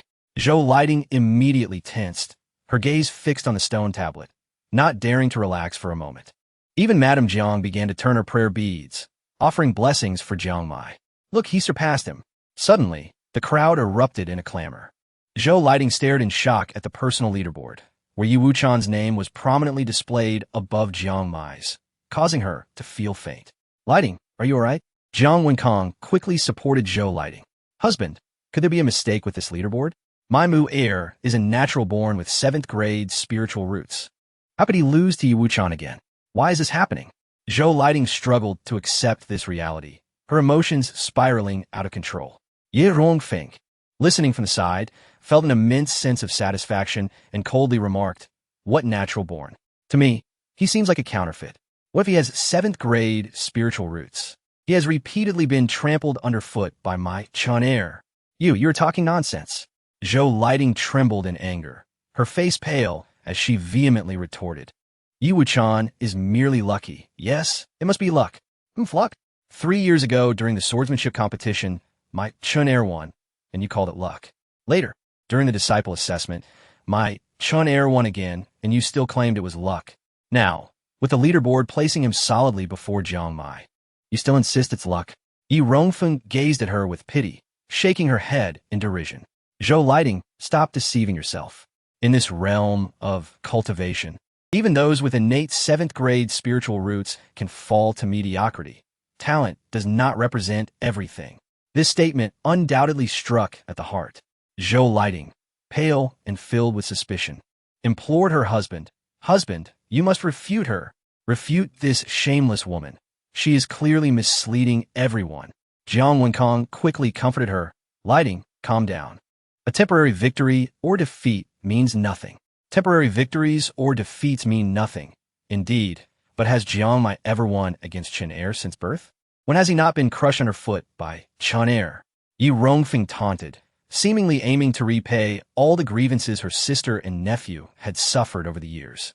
In the end, it is you who are blind. Chen Er has always been wise and considerate, never causing trouble for the adults. Yet you sought to drive him out of the family. Now look, this is the retribution. The natural born you raised is utterly useless, while Chun Er's performance shines ever brighter. Enough. At this moment, Madame Jiang could no longer contain her fury and exclaimed, her face icy. The demon hunting competition is not over yet, until the final rankings are determined. Who dares to say Mu Air will certainly lose to Yi Wuchen? Very well, Madame Jiang. Let us wait and see the outcome. Yi Rongfeng replied dismissively. Initially, the Yi family had no great expectations for Yi Wuchen. They merely wished for his safe return. Now, with Yi Wuchen breaking into the top 4 of the personal leaderboard, it was already a great surprise. Even if he were surpassed later, they would not feel regretful. After all, the participating teams from the 4 great families of Baiyuan City were overwhelmingly strong, far surpassing the Yi family. If they truly concentrated their points on one individual, the other families would find it difficult to compete. In the Ebony Mountain, within the forest near the habitat of the firebirds, the corpses of these birds lay piled high, numbering over 700. As the sun began to set, Yi Wuchen raised his hand and said, "Everyone, take a break. Today's hunt was exhilarating, and our points are soaring." Indeed, it was both safe and efficient. I bet the people of Baiyuan City are utterly astonished. One of the Yi family disciples remarked, "Seeing my cousin's points surpassing Jiang Mai's. Jiang Mai must be anxious right now, haha." The Yi family disciples wiped the sweat from their brows, resting against a large tree while engaging in dark humor. Although all the hunting points were currently concentrated on Yi Wuchen, as members of the same team, they would still receive substantial rewards on the family leaderboard. Thus, seeing Yi Wuchen's points climbing to 4th place, they all felt a sense of pride and began to envision the generous rewards they would receive after the competition. If we could find a few more similar Firebird valleys, we might even have a chance to claim the 1st place. Yi Ingxiong exclaimed excitedly, waving his fists, feeling no fatigue and still in a state of exhilaration. Yi Wuchen leaned against the tree, reflecting on the changes in his cultivation.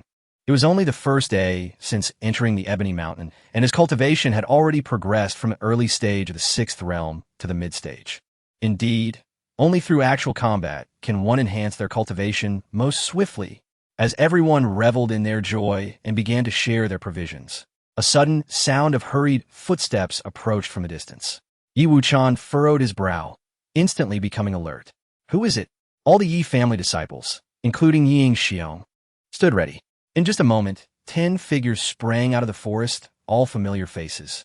The leader was Zhou Ziyu, clad in dark garments, his eyes alight with excitement as he trembled slightly. What a coincidence! Today is my lucky day. Yi Wuchen, I finally found you. My heavens! There are so many corpses of magical beasts here, he exclaimed. All firebirds, not less than 700. No wonder Yi Wuchen's points are rising so rapidly. The Zhou family practitioners gazed in shock at the mountain of firebird corpses, their hearts in turmoil. Impossible. Over 700 firebirds. Even the first-ranked Nangong family could not handle this. Zhou Ziyu shook his head and began to scrutinize the traces of battle at the scene. He promptly deduced. They must have resorted to cunning tactics, employing a method of selective ambush. No wonder Yi Wuchen has suddenly surged into the top 4 of the leaderboard. It turns out he has resorted to such despicable means. Zhou Ziyu, what nonsensical ramblings are you uttering? Unable to conceive such a brilliant strategy yourself, you resort to jealousy. Is that it? Yi Ingxiong immediately stepped forward, vociferously countering. You have fought continuously for a day. You must be utterly drained and fatigued. Zhou Ziyu, uninterested in wasting words with him, let a glint of greed flicker in his eyes as he declared, "Truly, fortune favors me. If I can seize the soul-devouring pearl from Yi Wuchen, the 4th place on the leaderboard shall belong to me." Zhou Ziyu, what? You still wish to snatch our points? Yi Shiner exclaimed, her face contorted with anger. After all their hard work hunting, this group sought to claim all their points with just a few words, which was utterly audacious. Zhou Ziyu, your actions are a violation of the rules of the demon hunting competition. You will have no way to explain yourself to the authorities. Several other disciples of the Yi family rose instinctively, forming a protective barrier around Yi Wuchen. Rules? Zhou Ziyu scoffed, stretching his limbs as his bones cracked audibly. You are far too naive. This is Wumu Mountain. Even if I were to eliminate all of you, no one would know who the true perpetrator is. He exuded a confidence that suggested he had the Yi family completely at his mercy. Chapter 37. The Wind Elemental Root Yi Ingxiong. Possessing a cultivation level at the early 9th stage of the mortal realm and a 5th grade earth elemental root, boasted formidable defensive capabilities, yet fell short in offensive prowess. This cumbersome giant was left to me to contend with. Among the Zhou family's ranks, a 15-year-old youth named Zhou Kuei stepped forward, his face adorned with a haughty expression, clearly regarding Yi Yingxiong with disdain. He wielded a 4th-grade fire elemental root and had reached the mid-9th stage of the mortal realm, granting him the audacity to boast. The 3 young ladies from the Yi family shall be handled by us brothers. Several other Zhou disciples twisted their wrists, revealing wicked grins as their gazes roamed brazenly over the 3 girls, Yi Shiner and her companions. You Zhou family members are utterly despicable and shameless. Taking advantage of our fatigue, the male disciples of the Yi family rallied, indignation fueling their resolve as they shielded the 3 girls behind them. There is no need for further discourse with them. We shall eradicate them without leaving a trace. Yi Wuchen will be dealt with by my own hand. Zhou Ziyu brandished a silver spear, his entire being radiating with razor-sharp white energy, revealing his awakening of a 5th-grade wind elemental root. Having also reached the mid-9th stage of the mortal realm, Swift Wind Spear, he bellowed, instantly propelling himself several dozen meters away, his speed eclipsing that of his peers at the same level. Yi Yingxiong's expression turned grave. Be cautious, Wuchen. The wind elemental root grants extraordinary speed. He is quite the adversary. Fear not. Yi Wuchen stood firm, unyielding, his demeanor calm as faint golden light flickered in his eyes, rendering Zhou Ziyu's every movement sluggish in his perception. This was the power of the reincarnation eye, capable of momentarily suspending time. Snow-cleaving sword. Suddenly, Yi Wuchen erupted with azure lightning, raising his hand to summon a radiant sword forged from the condensed might of thunder, illuminating the surroundings. Clang! As their figures intertwined, sparks flew, and the thunderous energy erupted. Yi Wuchen, as merely a 6th-stage mortal cultivator, I could crush you as effortlessly as stepping on an ant. Zhou Ziyu sneered coldly, his gaze menacing. His spear danced wildly, unleashing a barrage of fierce attacks, employing the Zhou family's most formidable spear technique. Tearing through the air and causing the surrounding trees to bend in unison, leaves cascading like rain. In the face of such relentless aggression, Yi Wuchen remained composed, retreating strategically, wielding his lightning sword with ethereal grace, adeptly countering each lethal strike. After a protracted struggle to subdue Yi Wuchen, Zhou Ziyu felt his pride wounded and unleashed a surge of blazing blue spiritual energy, declaring, "My speed will now double. Yi Wuchen, can you withstand it?" Whoosh! In an instant, Zhou Ziyu accelerated, becoming a blur as he darted through the forest. This is dire. I can barely discern Zhou Ziyu's form. He is simply too fast. This is the terrifying aspect of the wind elemental root. The faces of the Yi disciples turned pale, silently expressing their anxiety for Yi Wuchen. Snow sweeping without trace, shattering the sky. Yi Wuchen, enveloped in azure lightning, pushed his combat power to the limit, his gaze sweeping the surroundings with precision, effortlessly blocking the incoming spear. Having practiced the snow-cleaving sword for nearly 3 years, combined with Yi Wuchen's comprehension, this sword technique rivaled that of the profound tier. No matter how strong the swift wind spear was, it remained merely an upper yellow tier offensive technique. Thus, in the clash of sword and spear, Yi Wuchen maintained the upper hand, appearing to be on the defensive while deftly exhausting Zhou Ziyu's spiritual energy. How is this possible? You are merely at the 6th stage of the mortal realm. How can you see through my spear techniques time and again? Zhou Ziyu's astonishment grew with each passing moment, unable to suppress a gasp of disbelief. Confronted with Yi Wuchen, he felt utterly exposed, akin to a child mimicking a grown-up. Each lethal strike anticipated and countered with finesse by Yi Wuchen. No, this must be an illusion. Zhou Ziyu shook his head vigorously, especially when gazing at Yi Wuchen's youthful visage. How could a mere 6-year-old possess such profound combat experience? Incredible. Yi Wuchen had withstood hundreds of Zhou Ziyu's strikes, appearing unfazed. What manner of prodigy is this? His mastery of the sword exceeds even that of practitioners in the gathering spirit realm. Witnessing the stalemate between the two, the Zhou disciples felt a chill run down their spines. It was well known that Zhou Ziyu, with his wind elemental root, belonged to the category of exceptionally powerful cultivators. capable of challenging those at the late ninth stage of the mortal realm. He was regarded as the strongest among the Zhou family. Yet now, he found himself unable to subdue a mere child at the sixth stage of the mortal realm. Your spear technique is too weak. With such meager strength, do you dare to seize my points? Yi Wuchen scoffed, his azure light intensifying, his spiritual energy seemingly inexhaustible, showing no signs of fatigue. You seek your own demise. Zhou Ziyu, infuriated, his eyes fierce, bellowed, "Next, I will unleash my most powerful killing move. Let us see if you can withstand it." Gathering storm, shattering mountains. His spiritual energy surged, hair billowing, pushing his combat power to its zenith, his entire being quaking, an ominous expression on his face. What a terrifying aura. This is a profound tier combat technique. Be careful. Yi Yingxiong's expression shifted dramatically, and the others, including Yixiner, felt a pang of dread. Combat techniques are categorized into yellow, profound, spirit, and earthly tiers. Boom! Zhou Ziyu charged, enveloped by a tempest, his spear radiating brilliance as he lunged toward Yi Wuchen with lethal intent. This strike possessed a power capable of making even gathering spirit realm practitioners wary. Is that all? Mere appearance, lacking foundation. Yi Wuchen coldly shook his head, his gaze shifting, sharp and resolute, as he pointed the lightning sword skyward. Thunder Law, sword descending long pavilion. This was a fusion technique of the snow, cleaving sword, and thunder law, its power rivaling that of profound tier techniques. Boom! In an instant, the radiant blue light intertwined with a brilliant azure glow, their collision unleashing a tempest, ripples radiating outward, causing the surrounding disciples from both the Zhou and Yi families to stagger and retreat from the epicenter of the battle. The might of such techniques was overwhelming. It was akin to the abilities of a gathering spirit realm practitioner.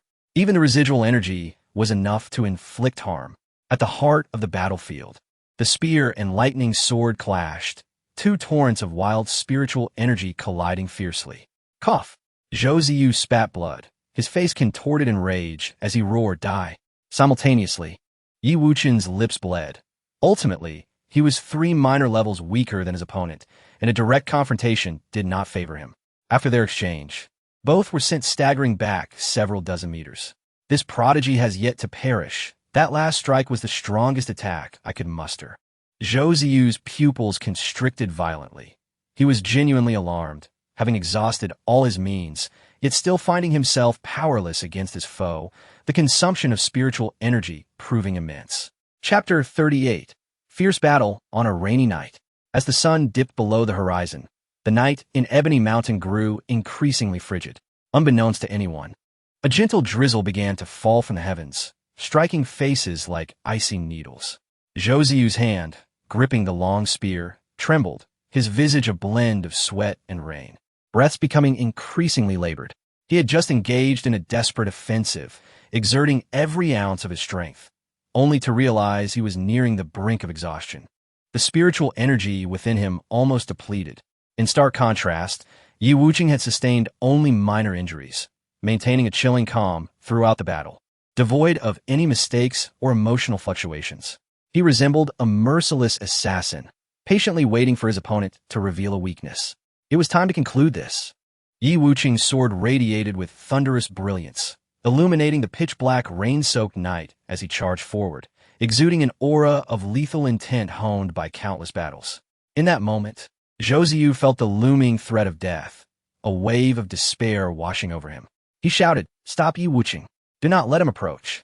Within the rain-soaked forest, chaos reigned. The disciples of the Yi and Zhou families had become utterly consumed by their bloodlust, blades clashing and spiritual energies flashing, all while neglecting Zhou Ziyu's command. A group of inept fools. Zhou Ziyu, witnessing the absence of any support, bellowed in frustration and brandished his spear, unwilling to accept defeat. How could he, clearly superior to Yi Wuchen by 3 minor realms, falter against a mere child? Kill! Kill! In an instant, both adversaries unleashed their battle cries, pouring forth their full might. They clashed once more, spiritual energies erupting around them. However, this time, it was Yi Wuchen who took the initiative, his sword dancing like a tempest, his movements ethereal, the assault relentless. Zhou Ziyu gritted his teeth and fought valiantly, but he was simply outmatched, forced to retreat repeatedly until his spear was knocked from his grasp. Stumbling, he fell into the mud, terror etched across his face as he cried out, "Help! Help me, please!" A Zhou family disciple, witnessing this, rushed to his aid, possessing the cultivation of the 8th level of the mortal realm. He attempted a surprise attack from behind, aiming a fist at Yi Wucheng's skull. Yet, Yi Wucheng had already sensed the threat. He deftly evaded and seized the assailant's wrist, hurling him forward with force. The Zhou disciple, horrified, let out a scream, feeling himself being drawn by an incredible strength. He was flipped over, crashing onto the ground, creating a deep crater. Gasp! Following this, his eyes bulged as blood gushed from his mouth, his internal organs shattered. After a violent convulsion, he breathed his last. Hiss! At the sight, the Zhou disciples halted their combat, gasping in shock. A practitioner of the 8th level of the mortal realm had been effortlessly killed by Yi Wucheng's throw. What astonishing power this was! Boom! At that moment, a bolt of lightning struck from the sky, illuminating the surroundings and casting light upon Yi Wucheng's youthful face. Yet, to Zhou Ziyu, this visage appeared as that of a demon. Trembling with fear, he began to retreat, staring at Yi Wucheng in disbelief. You're not a mere 6-year-old child. Who are you really? What's wrong? Are you beginning to fear? Did you not earlier claim you would seize all my points? Yi Wucheng sneered, raising a foot to stomp down hard on Zhou Ziyu's thigh, causing the latter's veins to bulge as he cried out in agony. Please don't kill me. Whatever you want, I can give you. Yi Wucheng, do not act impulsively. Do you truly wish to establish a monumental blood feud with the Zhou family? Zhou Ziyu, in a stark contrast to his earlier bravado, begged for mercy. Yi Wucheng tightened his grip around Zhou Ziyu's throat, lifting him off the ground, enunciating each word with chilling clarity.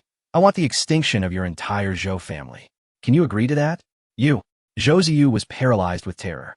Then, with a swift twist, Yi Wucheng snapped Zhou Ziyu's neck with a sickening crack. The latter's body was enveloped in a greenish lightning, his flesh scorched, collapsing lifelessly to the ground, becoming a cold corpse. It's over. Zhou Xiao is dead. Only then did the remaining Zhou disciples regain their senses. Overwhelmed by sheer horror, Zhou Ziyu, a practitioner of the 9th level of the mortal realm, had been slain by the 6-year-old Yi Wucheng in such a gruesome manner. To have killed someone 3 realms above him was utterly unfathomable. This prodigy would surely become a great calamity in the future.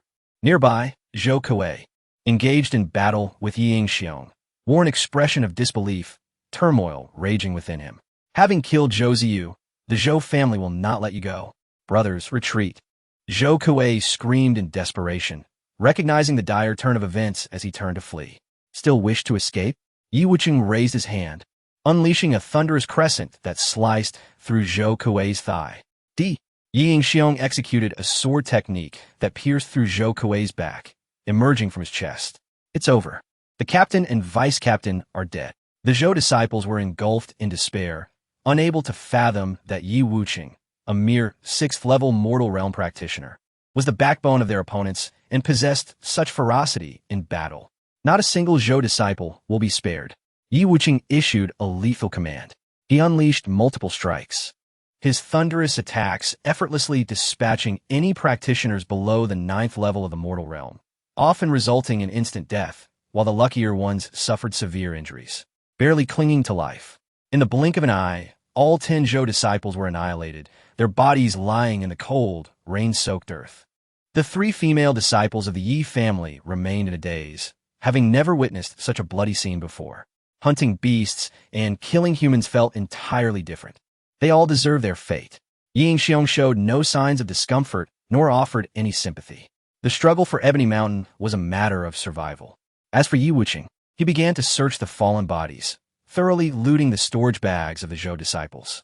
Among them, Zhou Ziyu's bag was the most valuable, containing thousands of spirit stones and various treasures. Let us divide the valuable items. After counting the contents of the storage bags, Yi Wucheng instructed the others to share the wealth. Yi Yingxiong was more concerned about points and quickly inquired, how many points do the demon-devouring pearls total? Less than 200, but still a decent harvest. Yi Wucheng refrained from hastily absorbing the points from the demon-devouring pearls. knowing a sudden surge in points could raise suspicion. He cautioned everyone, do not mention the deaths of the Zhou disciples upon returning to Beiyuan City. Let this matter remain buried, and attribute Zhou Ziyu's death to demonic practitioners. Understood, the other Yi disciples nodded earnestly. However, before they could settle, another wave of urgency arose. At that moment, a voice from the soul-devouring pearl in Yi Wucheng's hand called out, Yi Wucheng, hurry to the northern depths of Ebony Mountain. A spirit-gathering realm beast king has appeared, and we require your assistance. Shangguanyu? Yi Wucheng gazed at the soul-devouring pearl in astonishment. He had not anticipated that this girl would seek his aid through the pearl. Chapter 39. The Mysterious Devouring Beasts. As Shangguanyu's voice resonated within the soul-devouring pearl, the members of the team fell into a profound silence. This was the demon hunting competition at the Ebony Mountain, having just endured a brutal struggle for points.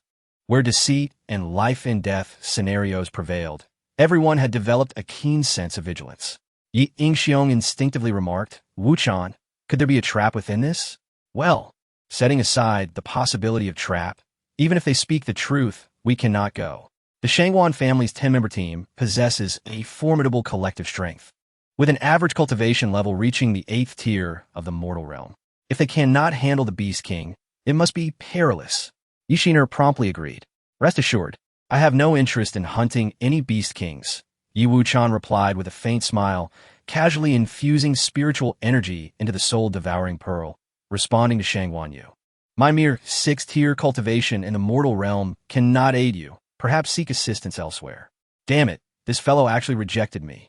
In the depths of the northern mountains, Shangguanyu glared at the soul-devouring pearl in her hand, her lovely face puffing up in frustration, resembling a cute little squirrel. Forget it. Yi Wuchen is merely at the 6th tier of the mortal realm. Even if he came, he wouldn't be of much help. A young man beside her shook his head, believing his cousin placed too much esteem on the 6-year-old boy. No, Yi Wuchen is far from as simple as he appears. A glimmer of determination sparkled in Shangguanyu's bright eyes as she continued to communicate telepathically with Yi Wuchen. Yi Wuchen, do not feign ignorance. To surge into the top 4 of the personal points leaderboard in such a short time, you must possess extraordinary capabilities. I know you have meticulously studied the record of 10,000 beasts and possess an exceptional memory, understanding the characteristics and weaknesses of various beasts. Otherwise, you wouldn't have passed Su Qingyu's apprenticeship assessment. The soul-devouring pearl echoed with Shangguanyu's voice once more. Yi Wuchen felt a headache coming on, pondering why this little girl had fixated on him. He promptly replied, I genuinely cannot assist you at this moment. After a day of battle, my spiritual energy is nearly depleted. What if I told you that slaying this Beast King could yield 2,000 points? Would you come? 2,000 points?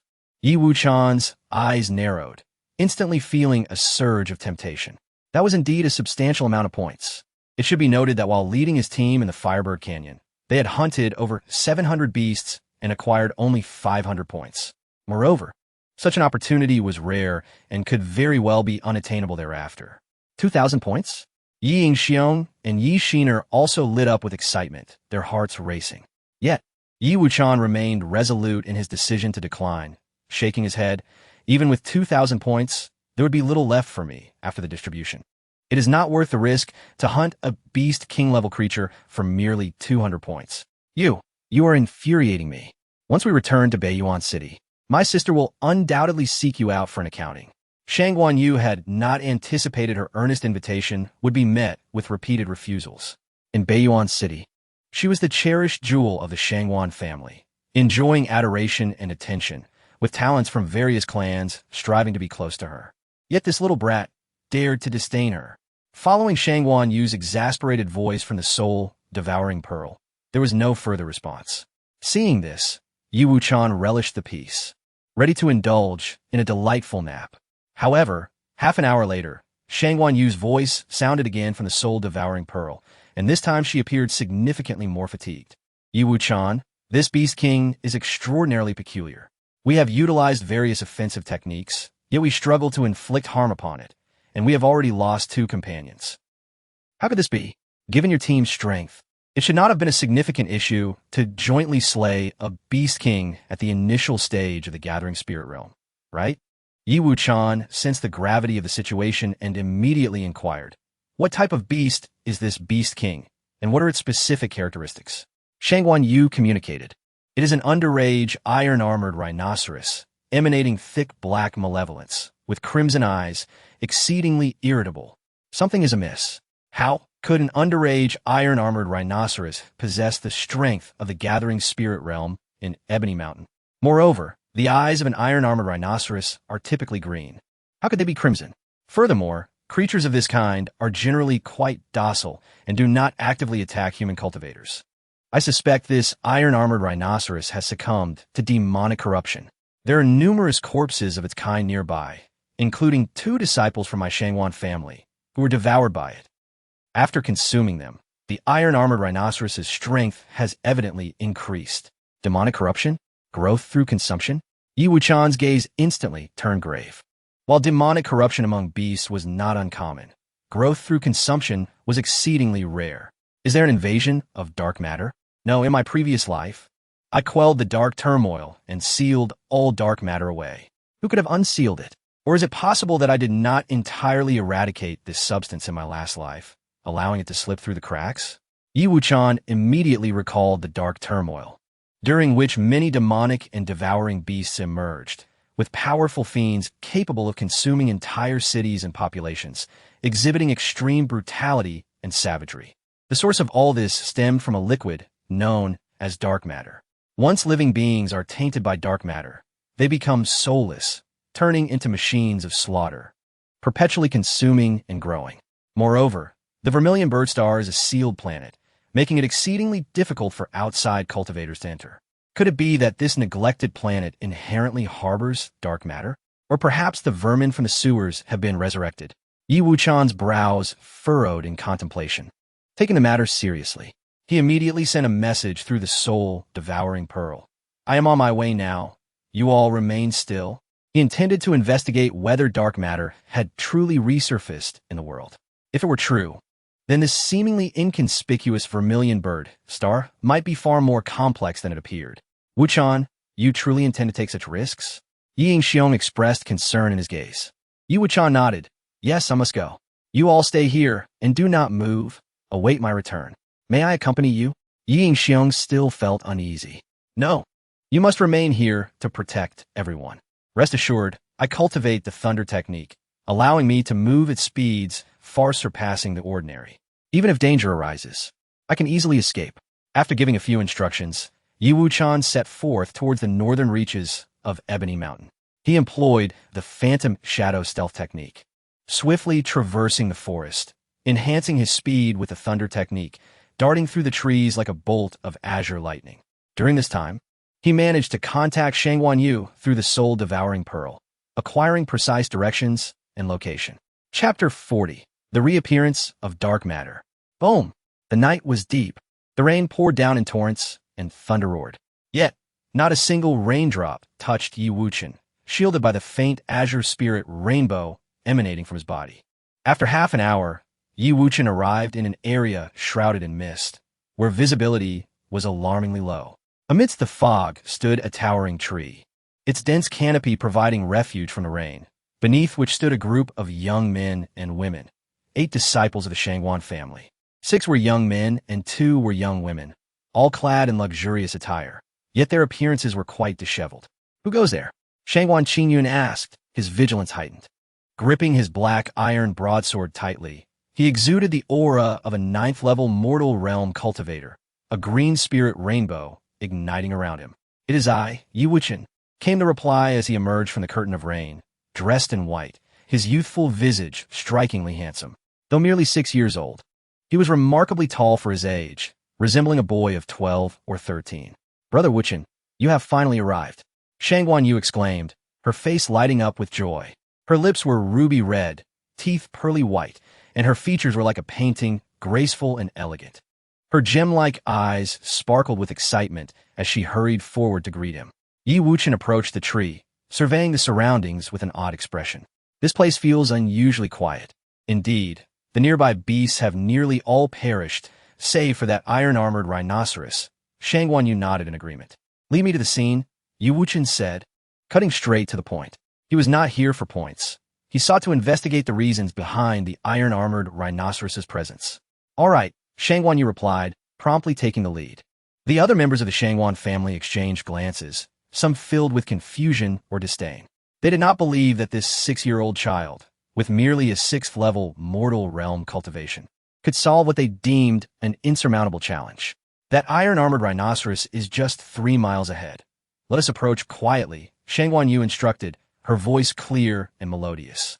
Dressed in a purple gown, her flowing blue hair cascaded like a waterfall, her figure exquisite and light, with long, slender legs and bright, captivating eyes. As Wuchen passed a spark tree, he plucked several red fruits from its branches, crushed them, and smeared the pulp over himself. Brother Wuchen, what are you doing? You're covered in red. The smell is quite overpowering. Shangguan Yu wrinkled her delicate nose in distaste. The iron-armored rhinoceros has been corrupted. Its sense of hearing is amplified dozens of times, and its sense of smell is equally acute. The fruits of the spark tree can perfectly mask our scent. Ye Yuchen explained it. Upon hearing this, Shangguan Qingyun nodded in realization. No wonder the iron-armored rhinoceros could detect our presence so easily. Its sense of smell must have been enhanced. At once, the other disciples of the Shangguan family began to imitate Yi Wuchen, applying the red fruit pulp onto themselves. Only Shangguan Yu hesitated, clearly concerned about her appearance and unable to tolerate the pungent odor. Stop dawdling and apply it quickly, Yi Wuchen said, directly smearing the red pulp onto Shangguan Yu's fair face. Ah, Yi Wuchen, how dare you smear that filthy substance on my face? You are finished. Shangguan Yu fumed, her anger evident. Yet with her face now stained, she had no choice but to accept her fate. As the group continued onward, Yi Wuchen suddenly halted, pulling Shangguan Yu back sharply. What are you doing? She huffed, still irate, her lips pouting in annoyance. To avoid becoming fertilizer for the man-eating flower. We should take a detour. Yi Wuchen pointed ahead to a flower disguised as an ordinary plant. Shangguan Qingyun scrutinized it closely, gasping in horror. It truly is a man-eating flower. It disguises itself so cleverly. If Shangguan Yu had taken even a few more steps forward, the consequences would have been dire. In that moment, the other disciples of the Shangguan family looked at Yi Wuchen with newfound respect, their skepticism transformed into admiration. Shangguan Yu felt guilty, Brother Wuchen. I was wrong earlier to doubt you. It's nothing. Yi Wuchen waved his hand dismissively. With his 9 lifetimes of experience, he bore no grudge against the young girl. After a while, the 8 of them concealed themselves in the bushes, and Yi Wuchen finally beheld the true form of the iron-armored rhinoceros. It measured approximately 6 meters in length and stood 3 meters tall, its body covered in black scales, with blood-red pupils and a fierce countenance as it gnawed on the carcass of its kind. It was engulfed in a black, malevolent aura that drained the life from the surrounding vegetation. It has grown larger. It is nearing subadulthood, its strength reaching the late stage of spirit gathering. Shangguan Yu said, her expression grave. Yi Wuchen's focus was not on the rhinoceros's combat prowess, but rather on the malevolent energy radiating from it. His heart sank as he murmured, it truly is a source of dark matter, albeit merely the most primitive form. What is dark matter? Shangguan Yu asked, her eyes sparkling with curiosity. Dark matter is a vicious and malevolent energy.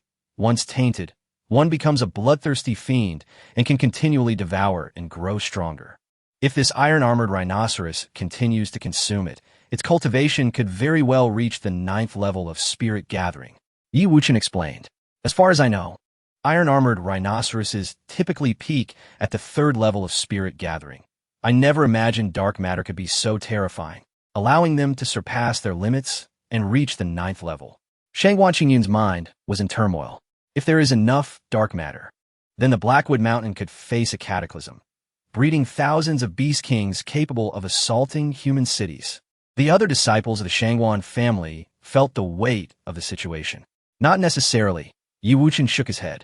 The power of dark matter is exceedingly tyrannical. Not all beasts can endure it. Have you not noticed that all the nearby beasts have perished? They likely died from consuming dark matter. Are you suggesting that this dark matter was intentionally released in a Blackwood Mountain? Shangguan Yu, astute as ever, quickly grasped the crux of the matter. Indeed, it must have been the work of those malevolent practitioners, Yi Wuchen affirmed, his gaze sharp. Shangguan Yu continued, Brother Wuchen. You mentioned that dark matter is divided into 10 levels, and this is merely a low-level form. How powerful is the highest level? The highest level of dark matter? Yi Wuchen fell into contemplation, taking a deep breath. If the highest level of dark matter were to appear on Zhuke's star, this world would be on the brink of destruction. Destruction? The members of the Shangwan family swallowed hard, their eyes wide with disbelief. As they crouched in the bushes, a sense of unease gripped their hearts. If what Yi Wuchen said was true, then the actions of the malevolent practitioners held grave implications for the survival of the cultivation world. Shangwan Qinyan took a deep breath, steadying himself. We will investigate the matter of dark matter further later. For now, our priority is to hunt down this corrupted iron-armored rhinoceros and avenge our fallen brothers. The iron-armored rhinoceros possessed formidable defenses, and in its corrupted state, its black scales rendered it nearly impervious to harm. Ordinary methods would struggle to inflict damage upon it. Shangwan Yu felt troubled. She had already expended considerable effort using her offensive techniques, yet had been unable to deliver a significant blow to the rhinoceros. Yi Wuchen stroked his chin, his pupils shimmering with a faint golden hue as he observed the colossal beast ahead. He spoke in a low voice. The enchanted iron-armored rhino possesses a tempestuous temperament and formidable aggression, yet it harbors a weakness. It is easily provoked and ignited. What sort of weakness is that? A disciple of the Shangwan family inquired, perplexed. Of course it's a weakness, Yi Wuchen replied. The iron-armored rhino moves rather clumsily. We can dispatch several agile team members to provoke it and then flee, allowing the rhino to charge wildly until it exhausts itself. At that point, we shall strike together during its fatigue. Indeed, Brother Wuchen speaks wisely. Our previous approach was misguided. Engaging the beast head-on was futile. Let us proceed with this plan. Shangwan Qinyan nodded in agreement. I concur. Shangwan Yu chimed in, raising her delicate hand, her eyes sparkling like a crescent moon, exuding a charming sweetness.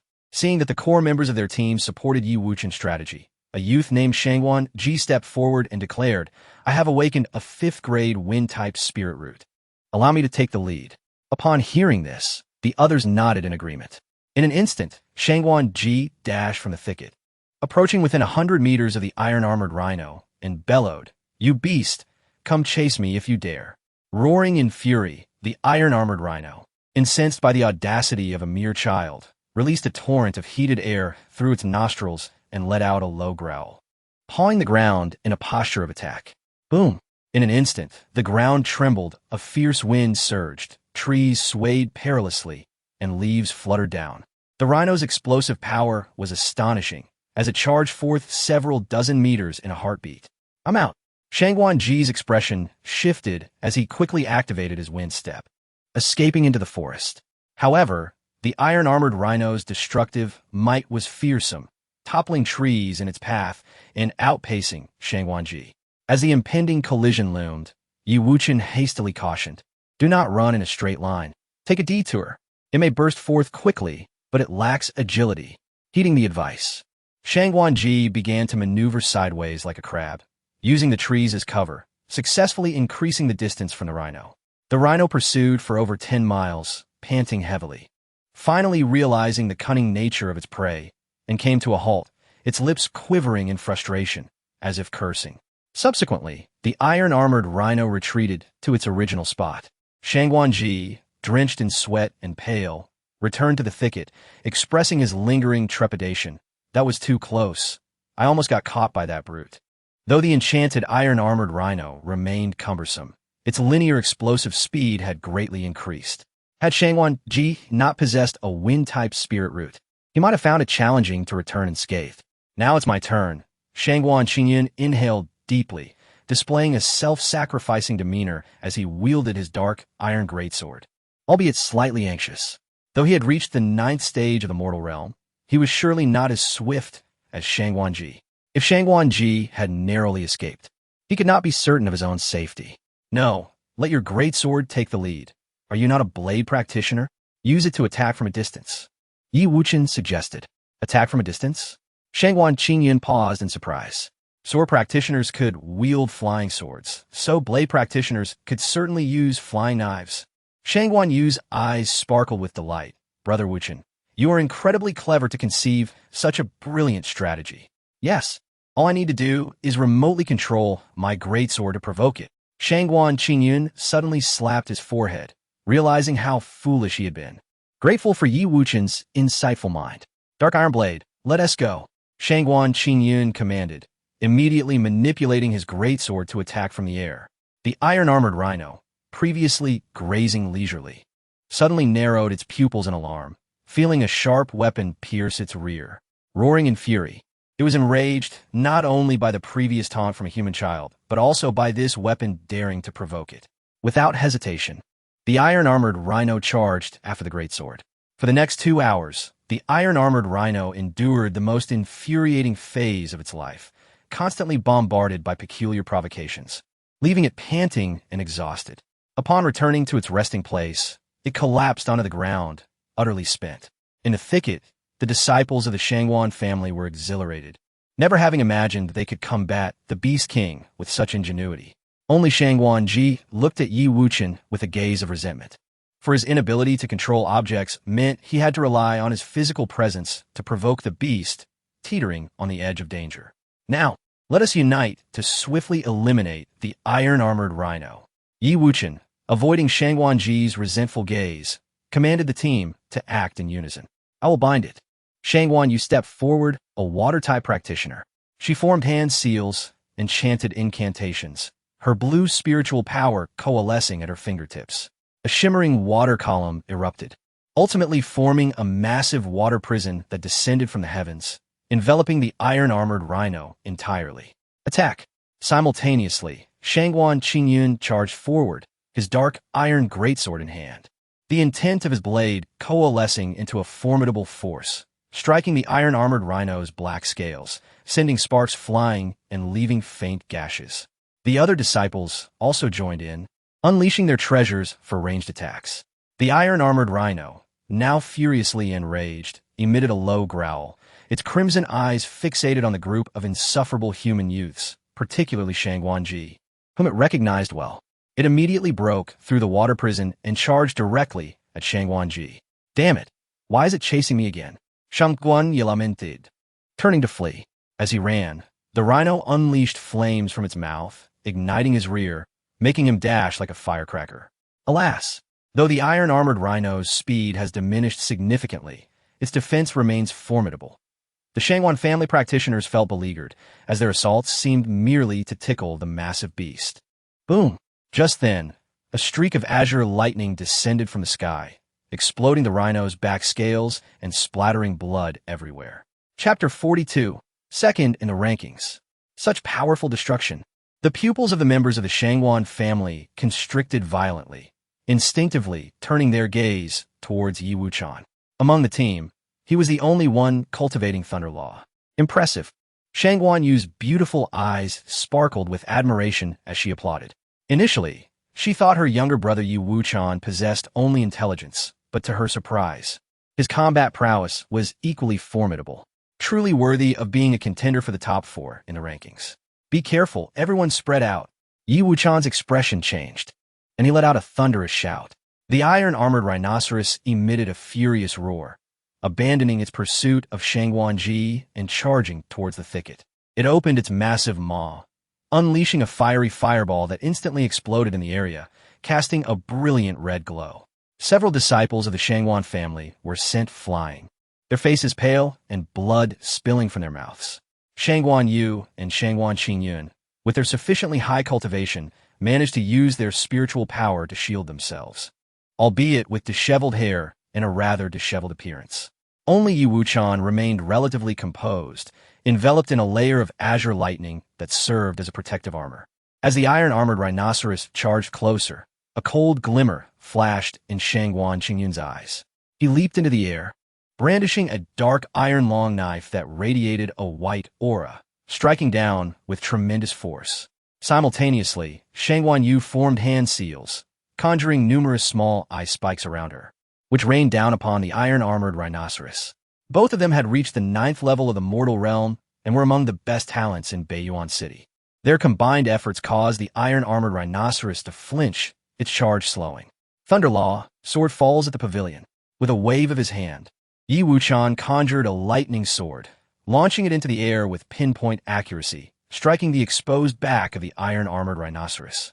The lightning sword pierced through its flesh, blood gushing forth, and the overwhelming lightning power coursed through the creature, paralyzing it and slowing its movements. In pain, it let out a deafening roar, entering a state of rage. The disciples of the Canglan family couldn't help but feel anxious. They recalled that in the previous battle, it was this beast king's enraged state that had dramatically increased its combat strength, leading to the death of 2 disciples. Do not fear. We have already exhausted a significant amount of the iron-armored rhinoceros's stamina. Even if it enters a state of rage, it won't be much stronger, Yi Wuchen said calmly. Leaping onto a branch several meters high, gaining a vantage point, gathering lightning in both hands, he relentlessly struck at the creature's back, causing its scales to shed and creating an opening. Focus our attacks on its back, Canglan Qingyun commanded, with a relentless assault from various magical artifacts. The wound on the iron-armored rhinoceros's back widened, flesh and blood mingling, revealing glimpses of bone. Under such an onslaught, an ordinary iron-armored rhinoceros would have been defeated long ago. However, this beast, tainted with dark matter, exhibited a formidable vitality, still managing to send 2 disciples of the Canglan family flying despite its injuries, resulting in severe fractures. Yi Wuchen, too, sustained minor abrasions on his arm. Beast. Canglan Qingyun's combat skills were ferocious, engaging in close combat with the iron-armored rhinoceros, capturing most of the Beast King's attention. Meanwhile, Canglan Yu continued to launch attacks from a distance. Thunder Law, Fire Phoenix. Yi Wuchen activated the Li Hua Yu gene bracelet on his wrist, summoning a fiery phoenix infused with the power of thunder. This technique, a fusion of thunder and fire, was 30% more potent than a mere fire phoenix. With a roar, the phoenix spread its wings, engulfed in flames and surrounded by thunder, diving into the iron-armored rhinoceros's back. A brilliant blaze erupted, illuminating the surrounding forest for miles. With this overwhelming strike, the iron-armored rhinoceros let out a mournful cry, finally collapsing to the ground, lifeless. We have successfully slain the Beast King. The disciples of the Canglan family, shedding their fatigue, erupted in cheers. Canglan Qingyun immediately turned to Yi Wuchen. A hint of guilt in his expression. Wuchen, I underestimated you before. I never expected your abilities to be so remarkable. Indeed, the Thunder Law is dazzling, but unfortunately, I lack a Thunder-type spiritual root, Canglan Yu expressed, her envy evident. Then, she instinctively covered her mouth. It seemed that Yi Wuchen only possessed a 3rd-grade spiritual root. Yet due to his innate intelligence, he cultivated at a much faster rate than ordinary people. However, it was likely that he would never step into the 3rd realm throughout his life. This was undoubtedly a torment for a young prodigy. Yi Wuchen smiled. It matters not. What does it matter if I possess a 3rd-grade spiritual root? Throughout history, there have been 3rd-grade spiritual root practitioners who have reached the 3rd realm. Though rare, I may yet become one of them. At such a young age, Wuchen's mindset is remarkably broad. It is truly admirable, Canglan Qingyun said, bowing respectfully. At that moment, a disciple of the Canglan family reminded them, now that the iron-armored rhinoceros is dead, we must quickly use the demon-devouring pearl to absorb the malevolent energy from its body. That amounts to a significant 2,000 points. Yes, but how should we allocate the points? The other disciples of the Canglan family revealed troubled expressions, their gazes falling upon Yi Wuchen. They only needed to concentrate the points on Canglan Yu, but the distribution concerning Yi Wuchen was quite challenging. Canglan Yu, with her straightforward nature, spoke up. I believe we should divide it evenly, 1,000 points each. If it weren't for Yi Wuchen's assistance, we would not have succeeded in hunting the Beast King. Indeed, Wuchen played a crucial role in this battle. I agree to evenly distribute the points. Canglan Qingyun nodded in agreement. Seeing this, Yi Wuchen did not hesitate and took out the demon-devouring pearl, beginning to absorb the black malevolent energy from the iron-armored rhinoceros's corpse. Once he finished, Yi Wuchen held the demon-devouring pearl, checking the points ranking, and was astonished to find himself ranked 2nd with over 1,700 points. Canglan Yu was first, her points having soared to over 1,900 due to the hunt. Fantastic! I am now in 1st place, Canglan Yu exclaimed, revealing her adorable little tiger tooth, excitedly spinning in place. Hush, everyone quiet down. Suddenly, Shangguan Qingyun made a shushing gesture, then opened the demon-devouring pearl. A panicked voice came from within. Shangguan Qingyun, hurry and take your people away from Wumu Mountain. Otherwise, everyone will perish here. Nangong-E, what is happening on your side? Shangguan Qingyun's expression changed. The beasts have mutated, being driven by someone, and are hunting the participants. My 9 team members have all tragically perished, and I am the only one who managed to escape. Nangong Yi's hoarse voice echoed from the demon-devouring pearl. Silence. Only the howling wind could be heard. The Nangong family was the #1 family in Beiyuan City. In the 10-member team, led by Nangong, he was the strongest in overall strength, the most likely to win the championship. The fact that such a team, comprised of outstanding talents, nearly faced total annihilation, with only Nangong-E surviving, caused everyone to gasp in horror, their scalps tingling. Boom! The night in Wumu Mountain was deep and cold, lightning streaking across the sky, heavy rain pouring down, and the wind howling mournfully. The atmosphere was stifling, making it hard to breathe. Shangguan Qingyun, Shangguan Yu, and the others found it difficult to calm their hearts, struggling to accept the reality of the near annihilation of the Nangong family's team. Yi Wuchan's expression grew serious, and he used the demon-devouring pearl to contact Yi Xiong. Brother Xiong, how are things on your side? There is little happening here. The mountains are enveloped in an eerie silence, devoid of any growls from beasts, which is quite unusual. Shortly after, Yi Xiong responded through the demon-devouring pearl. Upon hearing this, Yi Wuchen felt a slight sense of relief. The earlier roars of the demonic beasts were due to many of them being tainted by dark matter, succumbing to madness and struggling in agony. Now, everything is settled. The beasts that failed to succumb have perished, while those that have succeeded have had their power greatly amplified. Lost in thought, Yi Wuchen spoke. Brother Xiong, hold your position and await my commands. Understood, Yi Xiong nodded, unconditionally placing his trust in Yi Wuchen. Hearing their exchange, Shangguan Yu displayed a look of confusion and said, Nangong-E urged us to evacuate from Wumu Mountain swiftly. Why do you insist on keeping the Yi family cultivators here? Isn't that courting death? Since the magic cultivators are manipulating the beasts to hunt us down, they will surely guard the mountain's pathways. Choosing to flee now would be akin to walking into a trap. Yi Wuchen analyzed seriously. That makes sense. If we reverse our approach, we might just find a path to survival. Shangguan Qingyun nodded, greatly impressed by Yi Wuchen's clarity of thought. Suddenly, a deafening roar echoed from the mountain gorge, the sound wave reverberating through the heavens. Another beast king that had succumbed to madness appeared. It was a white-striped tiger, robust in physique, with gleaming fangs and its entire body engulfed in black, ethereal flames, racing through the sky in pursuit of a young man clad in green. Its cultivation had reached the late stage of the spirit-gathering realm, exuding a menacing aura, worth at least 3,000 points. The young man in green was no ordinary individual. He had attained the peak of the 9th level of the mortal realm, armed with a jade ruler. He unleashed hundreds of spiritual rainbows, colliding with the white tiger and creating a dazzling explosion of light. Shangguan Qingyun looked up in astonishment and exclaimed, It's Nangong-E. At that moment, Nangong-E also spotted Shangguan's group in the forest below and immediately proposed, This white tiger is injured. We can team up to slay it and split the points. Absolutely. Shangguan Yu promptly took action, summoning a crystal-clear blue orb that contained vast water elemental energy. The orb soared into the sky, striking the tiger's forehead with a thunderous hum. This remarkable artifact exhibited tremendous power, causing the mad white tiger to bleed profusely, hindering its pursuit of Nangong-E. Suddenly, a sharp eagle's cry pierced the sky. A massive iron-clawed hawk descended, its wingspan exceeding 10 meters, casting a shadow over the ground. Its feathers were glossy black, and its talons appeared forged from iron, stained with the remnants of human cultivators. Another powerful beast king, its cultivation also at the late stage of the spirit-gathering realm. The hawk circled in the sky, its keen eyes sharp as blades, before diving down swiftly, aiming directly for Shangguan Yu. Be careful. Shangguan Qingyun quickly reacted, channeling his sword intent and slashing upwards, releasing a brilliant beam of sword light. However, the hawk's claws effortlessly blocked the attack, leaving it unscathed.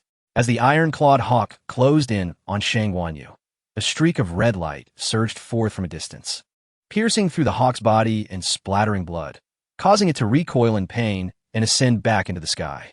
Moments later, a young man clad in red appeared, around 15 years of age, with a stern face and eyes ablaze with crimson flames. Wu Junxiao, exclaimed the disciples of the Shangwan family in unison.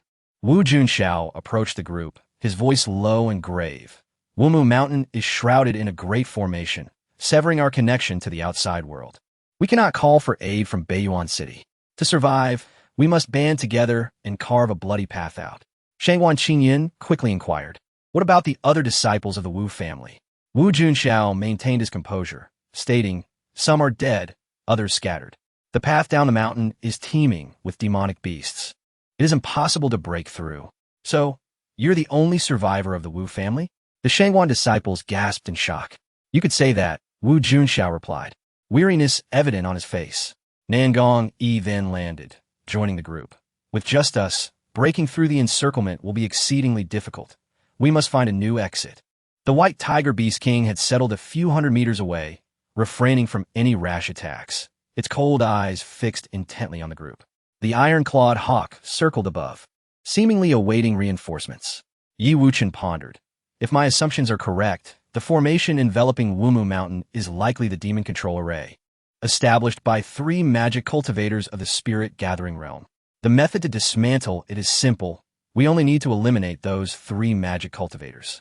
This way, the demonic beasts will lose control and become headless flies, turning on each other.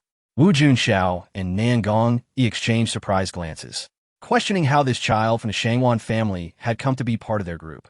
Nangong-E expressed skepticism. Firstly, even if this is indeed the demon control array, how can you be so sure it consists solely of 3 magic cultivators? Well, there are more. I previously encountered the corpses of a team that was annihilated, and the attackers numbered only 3. Hence, I make this judgment. It may not be entirely accurate, but it is close enough, Yi Wuchen replied. Wu Junxiao's eyes flickered with determination as he frowned. Even if there are only 3 magic cultivators in the spirit-gathering realm, we may not be able to successfully eliminate them. Using the demon control array consumes a tremendous amount of spiritual energy and mental focus. They must be quite weak at this moment. It is the perfect opportunity for us to strike. Do you know where they're located? They must be at the peak of Wumu Mountain. Only there could they set up the demon control array to manipulate all the demonic beasts on Wumu Mountain to hunt us. Yi Wuchen responded without hesitation. In an instant, Nangong-E and Wu Junxiao were considerably convinced. So, Wuchen, you intend to reverse their tactics. Since they are using the beasts to hunt us, we can turn the tables and engage in a counterhunt. Shangwan Yu's beautiful eyes sparkled with intrigue, finding the plan quite appealing. Indeed, they will never expect that with the surrounding demonic beasts, we would not flee directly, but instead choose to ascend the mountain, catching them off guard. Yi Wuchen affirmed with a nod. Then let us ascend the mountain. In unison, everyone took a deep breath and made their decision. Suddenly, the iron-clawed hawk screeched sharply, its cry echoing through the sky. Soon, a swarm of iron-clawed hawks gathered, numbering in the hundreds, resembling a dark cloud blotting out the sun. These hawks boasted wingspans ranging from 8 to 9 meters, with smaller ones measuring 6 to 7 meters. Their cultivations varying from a 9th level of the mortal realm to the 5th. Their sheer numbers constituted a formidable fighting force. Meanwhile, on a nearby hill, a jet-black leopard appeared, its elongated body and crimson eyes exuding ferocity, also a beast king at the late stage of the spirit-gathering realm, followed by a massive pack of black leopards, their roars resonating through the air. Then, the forest trembled, thunderous sounds reverberating as if 1,000 horses were charging forth. A horde of blazing blood bulls emerged, among which the bull king stood 4 meters tall, its body brimming with explosive muscles, emanating an aura that sent shivers down one's spine. This beast king was also worth 3,000 points, its combat prowess incredibly fierce. In an instant, powerful enemies surrounded them from all sides, encroaching upon their position. Faced with the swarming demonic beasts, the disciples of the Shangwan family could not help but gasp in fear, their faces paling. In the skies, the circling iron-clawed eagles presented the most immediate threat as hundreds of them swooped down like a torrential rain of arrows. With keen eyes, they could accurately lock onto their prey from miles away. Stop dawdling. Charge to the mountain peak at once. If we can break the magic control array, these beasts will lose their command and turn against each other. Wuchen bellowed, raising his right hand. The Li Hua Eugene bracelet on his wrist shimmered with brilliant waves of light, unleashing a surge of flames that formed a fiery phoenix soaring into the air. Instantly, the phoenix engulfed a vast number of iron-clawed eagles, followed by their piercing cries as over 30 charred eagle corpses plummeted from the sky. Such a powerful instant-kill artifact. With a cultivation level of the 6th realm, he wielded the Li Hua Eugene bracelet with remarkable skill. This young man was indeed extraordinary. Nangong and Wu Junxiao exchanged glances, realizing that this Yi Wuchen possessed considerable prowess, which explained the attention he received from the likes of Shangguan Yu. Sanglong Qi, suppress them. Nangong, unwilling to be outdone, unleashed his full power at the 9th realm, radiating brilliant purple light. With a swing of the Sanglong Jade ruler, hundreds of spiritual rainbows shot forth like a volley of arrows, causing the descending iron-clawed eagles to emit wretched cries and suffer heavy losses. Burning Moon. Wu Junxiao activated his unique eyes, which glimmered with mysterious symbols, shooting out 2 beams of red light that were razor-sharp, cleaving through the bodies of numerous eagles, spilling blood and scattering iron feathers. Kill! At the same time, the disciples of the Shangguan family sprang into action, summoning their artifacts to strike at the sky. Through their combined efforts, they managed to annihilate hundreds of eagles, instilling a profound sense of threat in the Beast King. Follow me to the mountain peak, Yi Wuchen commanded, as thunder erupted in his palm, forming a dazzling thunder sword that he charged towards the summit of the Ebony Mountain. A horde of black panthers obstructed their path, roaring as they lunged down like a raging torrent, sweeping everything in their way. With unwavering speed, Yi Wuchen's eyes flashed with cold determination. His long sword sliced through the air, unleashing bolts of thunder that sent dozens of black panthers flying. He moved as if in a realm untouched by others, elegantly evading the panthers' lethal strikes, each swing of his sword resulting in splatters of blood as he relentlessly harvested the lives of the beasts. During this, he summoned the demon-devouring pearl, which floated above him, continuously absorbing the malevolent energy from the fallen beasts. As Yi Wuchen carved a bloody path, the others hastily followed in his wake. The thunderous techniques were indeed formidable, as he penetrated the panther horde, rendering them utterly defenseless. He is merely 6 years old, yet possesses such overwhelming combat prowess. Nangong and Wu Junxiao were taken aback. Previously, they had believed the power lay solely in Yi Wuchen's artifact, but now they recognized that the boy himself was a prodigy. Being young elites of the North Plain City, they could not allow a mere 6-year-old to lead the charge. Both unleashed their strongest abilities, flanking Yi Wuchen to advance together. Beware the Eagle King. Yi Wuchen's senses for danger were remarkably acute. He spotted the Eagle King circling above, suddenly spreading its wings, its iron feathers vibrating as they transformed into arrows raining down, each strike capable of creating a crater upon impact. Faced with such a concentrated assault, Nangong and Wu Junxiao did not dare to hesitate. They summoned shields and treasures to float above them, deflecting the iron feathers. Sparks flew as the sounds of clashing metal echoed. Concurrently, the Black Panther King and the White Tiger roared, charging at the group. The simultaneous attack of 3 spirit-gathering beast kings was indeed a tremendous pressure. The Baihai Banlon belt at Yi Wuchen's waist glimmered with light. It was a powerful defensive artifact embedded with 6 gemstones. At this moment, the 6 gemstones shone brilliantly, forming a protective barrier that enveloped everyone within. Boom! As the White Tiger and Black Panther approached, one claw struck down violently, colliding fiercely with the barrier. The ground trembled, and leaves fell in disarray. Yet, the defensive barrier remained unscathed, causing the 2 beast kings to be sent reeling back. Howling in frustration, that was close the disciples of the Shangguan family gasped, shaken and still in shock. I have a sealing scroll that can temporarily hold off the 4 beast kings. Shangguan Yu produced an ancient scroll, which emanated radiant light, inscribed with mysterious golden symbols. The symbols ascended, transforming into chains that ensnared the 4 beast kings, immobilizing them in place. As for the Baihai Banlon belt's defensive barrier, it consumed too much spiritual energy. Yi Wuchen retracted it, only to be deployed at the most critical moment. In the face of the seemingly endless wave of beasts, the group of youths did not falter, fiercely charging towards the mountain peak. During this time, Wu Junxiao's scarlet flame eyes displayed their might, his pupils opening and closing, unleashing boundless destruction. Each sweep of the scarlet flame beams claimed the lives of numerous beasts. Nangong-yi, Shangwan Qingyun, and Shangwan Yu also showcased impressive power, outshining their peers and becoming key figures in the group. Most astonishing of all was Yi Wuchen's performance.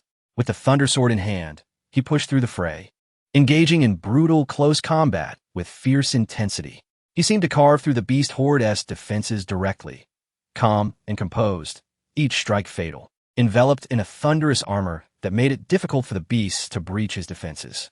He was akin to a cold killing machine, without emotional fluctuations or any missteps.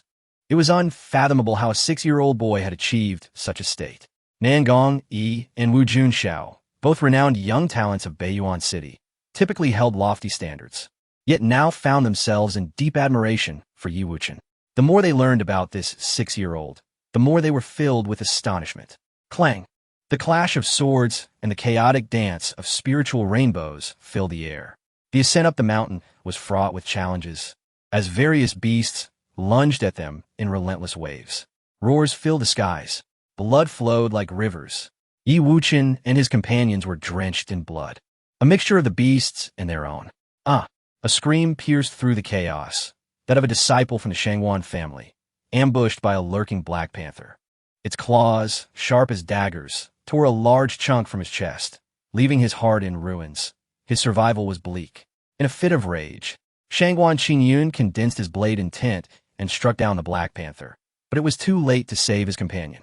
As they fought their way up the mountain, many fell behind, torn apart by the relentless beasts, their deaths gruesome. In such a brutal battlefield, the spirits of the participating youths were severely tested. Those with weak resolve risked emotional collapse at any moment. Yet Yi Wuchen remained composed throughout, enveloped in thunder, his sword light constantly shooting forth, forcefully carving a bloody path. Urging everyone, do not look back. Charge forward. There lies our chance of survival. He possessed the combat experience accumulated across 9 lifetimes. Having once ascended to the pinnacle of the cultivation world, traversing countless mountains of corpses and seas of blood, facing life and death perils. Such a minor skirmish was trivial for Yi Wuchen. However, Nangong Yi, Wu Junxiao, Shangwan Qingyun, and others struggled to maintain their composure, gritting their teeth to endure. Being elites of Beiyuan City, they had numerous life-preserving artifacts, allowing them to keep pace with Yi Wuchen. Kill. At this moment, even Yi Wuchen bore some wounds. Blood trickled from his left arm and shoulder, stained by the beast's claws, seeping through his white garments. Yet, he felt exhilarated in this life and death battle. He was unlocking his body's potential to the fullest. After this battle, he would surely reap significant rewards. With fierce energy, sword chi surged forth, interwoven with thunder. Yi Wuchen had completely transformed into a ruthless killing machine, slashing through hundreds of demonic beasts as if he were an invincible war god, relentlessly pushing forward. Witnessing this scene, Nangong Yi, Wu Junxiao, and others felt invigorated. If a mere 6-year-old could achieve such feats, they had no reason to lag behind. With determination, Shangwan Qingyun and Shangwan Yu let out fierce roars and followed in Yi Wuchen's footsteps, charging towards the mountain peak. The clash of weapons rang out incessantly, as mystical artifacts erupted in brilliant hues, toppling wave after wave of approaching demonic beasts.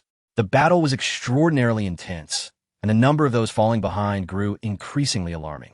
The remaining disciples of the Shangwan family either fell victim to surprise attacks from the beasts midway or exhausted their spiritual energy, despairingly lagging behind only to be engulfed by the dark horde of beasts and subsequently torn apart.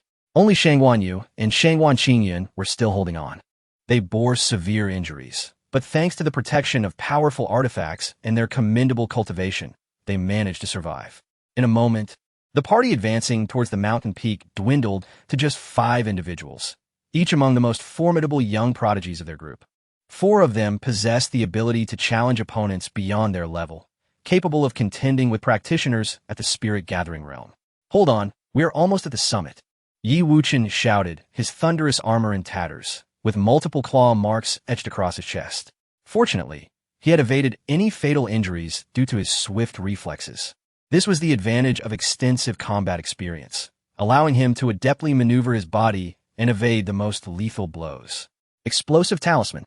Shangguan Yu immediately produced a life-saving talisman and hurled it backwards.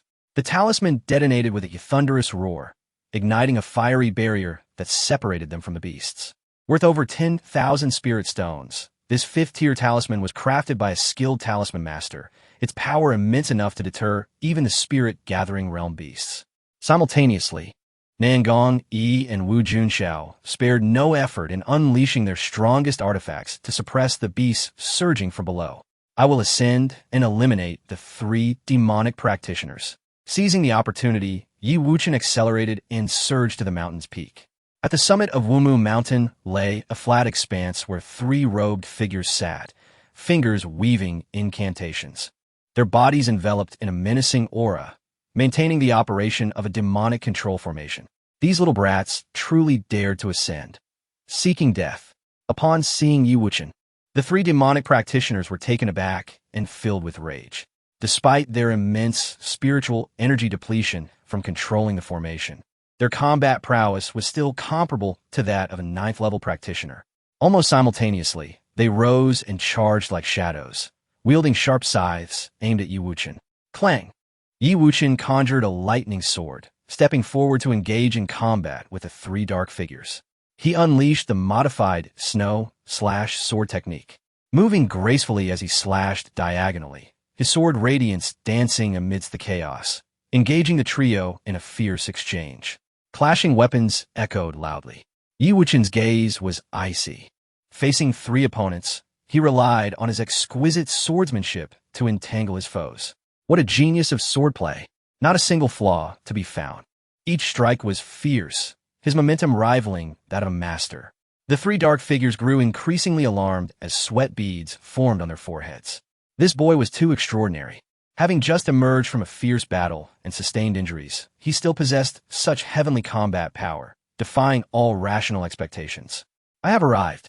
At this moment, Wu Junxiao also charged to the summit, his eyes flashing as he unleashed 2 beams of crimson light that struck back 2 of the demonic practitioners.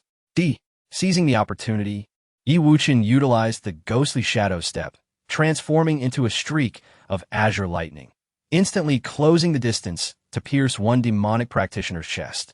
Ugh! The demon's pupils constricted as he looked down at the lightning sword impaling his chest, blood spilling from his mouth in horror. The might of thunder was incredibly domineering.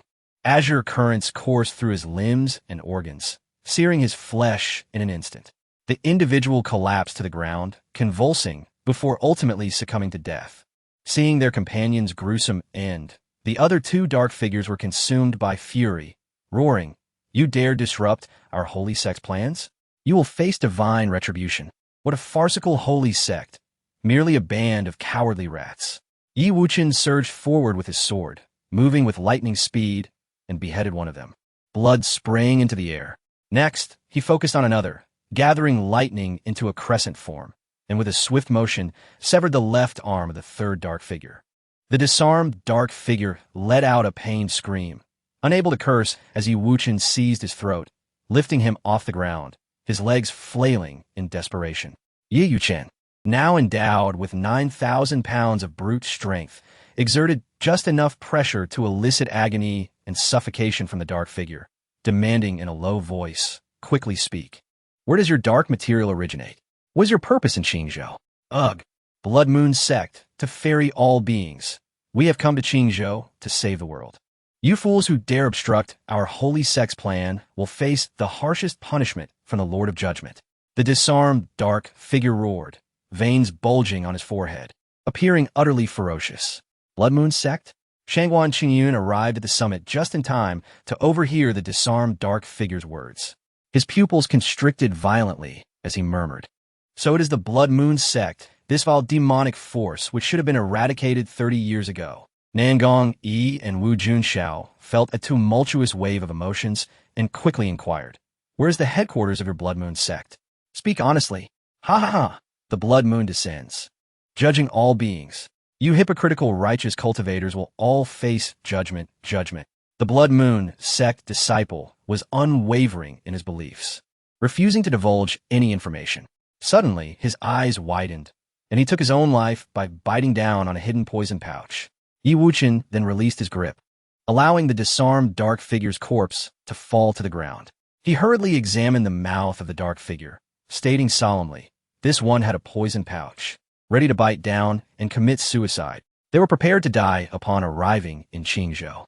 As for the Blood Moon sect, it was an exceedingly mysterious organization of demonic practitioners that had once been exceptionally active in Qingzhou, committing heinous acts of arson and looting. During that tumultuous period, entire cities had been annihilated overnight. Subsequently, the various clans of Qingzhou united to besiege the Blood Moon sect, resulting in a bloody battle that ended in victory for Qingzhou, but at a great cost, with many powerful cultivators perishing, leaving the region still recovering 30 years later. Now, 30 years later, the resurgence of the Blood Moon sect was undoubtedly a nightmare for the people of Qingzhou. Shang Wanyu frowned slightly, stating, these 3 Blood Moon sect disciples must have crossed over from the border of Xiazhou. It seems that during the war 30 years ago, the leadership of the Blood Moon sect must have escaped to Xiazhou, where they were sheltered, leading to their revival. Indeed, that is a possibility. Nangong Yi and Wu Junxiao nodded in agreement. Xiazhou and Qingzhou had long been at odds, embroiled in years of conflict, and their relations had recently grown even more strained. The appearance of Blood Moon sect members at the Qingzhou border could not be unrelated to Xiazhou. In the wars between nations, there is no notion of justice or injustice. Only survival and interest matter. These matters are beyond our influence. They must be reported to the higher-ups. After calming himself, Shangguan Qingyun turned to the others and said, the heavy malevolent energy on these 3 demonic practitioners combined is worth at least 9,000 points. Since all the kills were made by Wuchen, I shall abstain from participating in the points distribution. Nangong Yi shook his head. In his view, Wuchen's contributions in this battle were paramount, having personally dealt with the 3 demonic practitioners, and thus he had no reason to partake in the distribution. I merely assisted from the side. Indeed, the points should rightfully belong to Wuchen. Wu Junxiao nodded in agreement.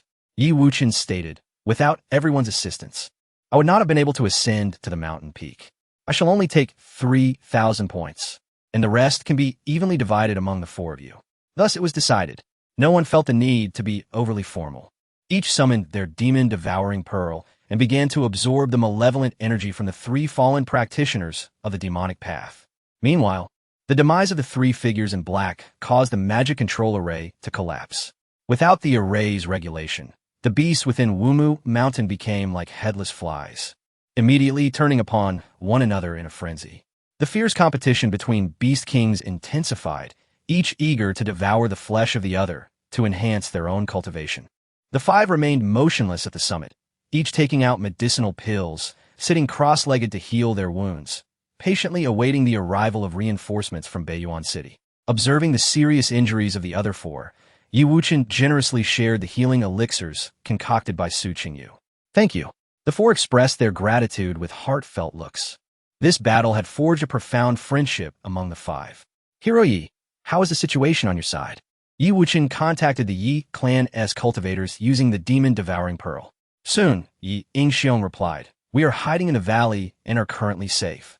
Hearing this, Wuchen felt relieved. His decision to remain in the mountains had proven correct, as it was indeed safer than descending. Half an hour later, reinforcements from Beiyuan City arrived.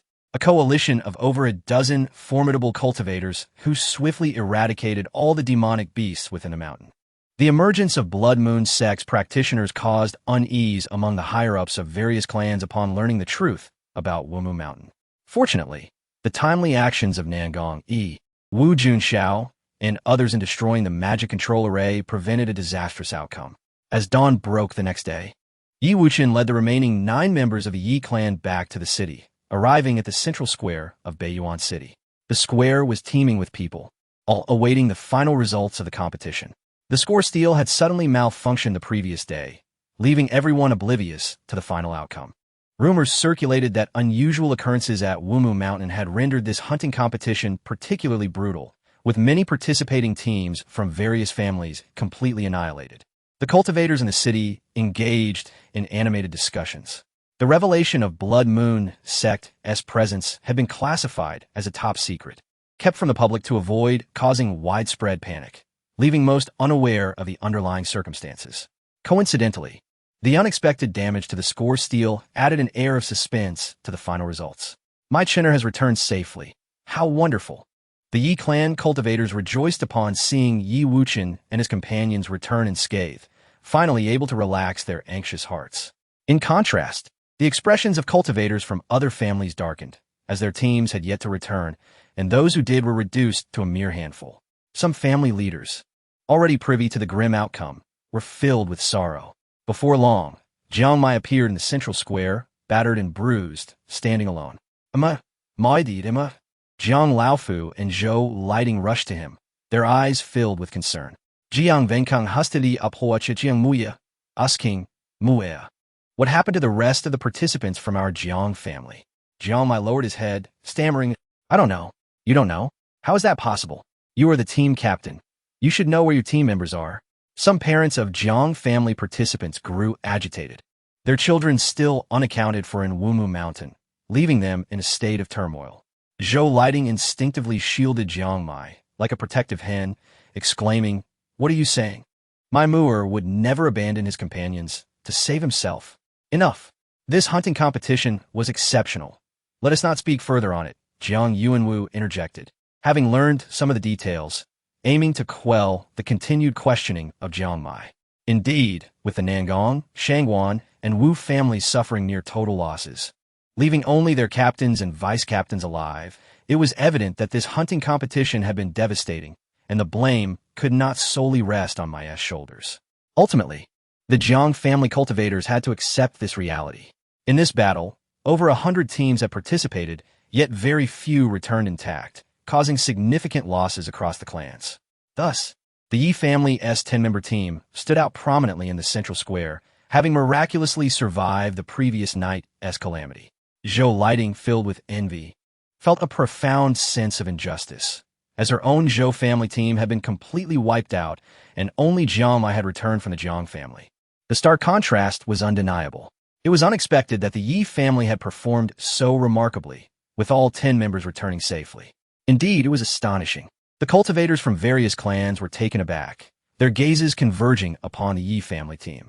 Zhou Lighting couldn't contain her anger, venomously remarking, Humph. The Yi family members must have hidden during last night's catastrophe, not participating in the battle at all. What is there to praise about those who merely clung to life? Yi Rongfeng, indignant, stepped forward, pointing an accusatory finger at Zhou Lighting, scolding, What nonsense are you spouting? Without evidence, you dare to slander us in public? Slander? Zhou Lighting scoffed. My Muer fought valiantly last night, slaying hundreds of demonic beasts and earning no less than 4,000 points. If you wish to prove that your Yi family members did not cower, then present your points to speak for themselves. She was certain that Yi Wuchen's group had returned intact by choosing to avoid combat. Hence, the points leaderboard would undoubtedly reflect Jiang Mai's overwhelming superiority over the Yi family members.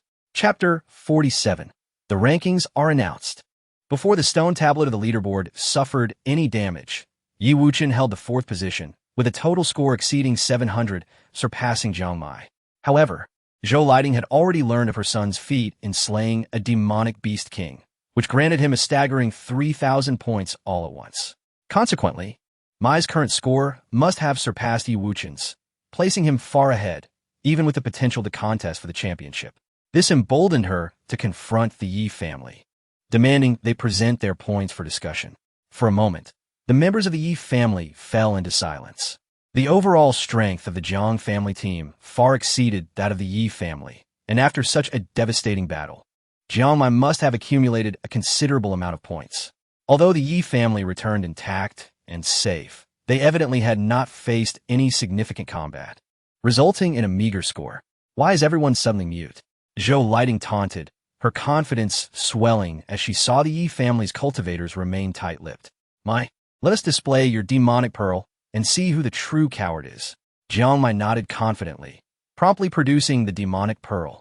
allowing it to hover before the leaderboard for assessment.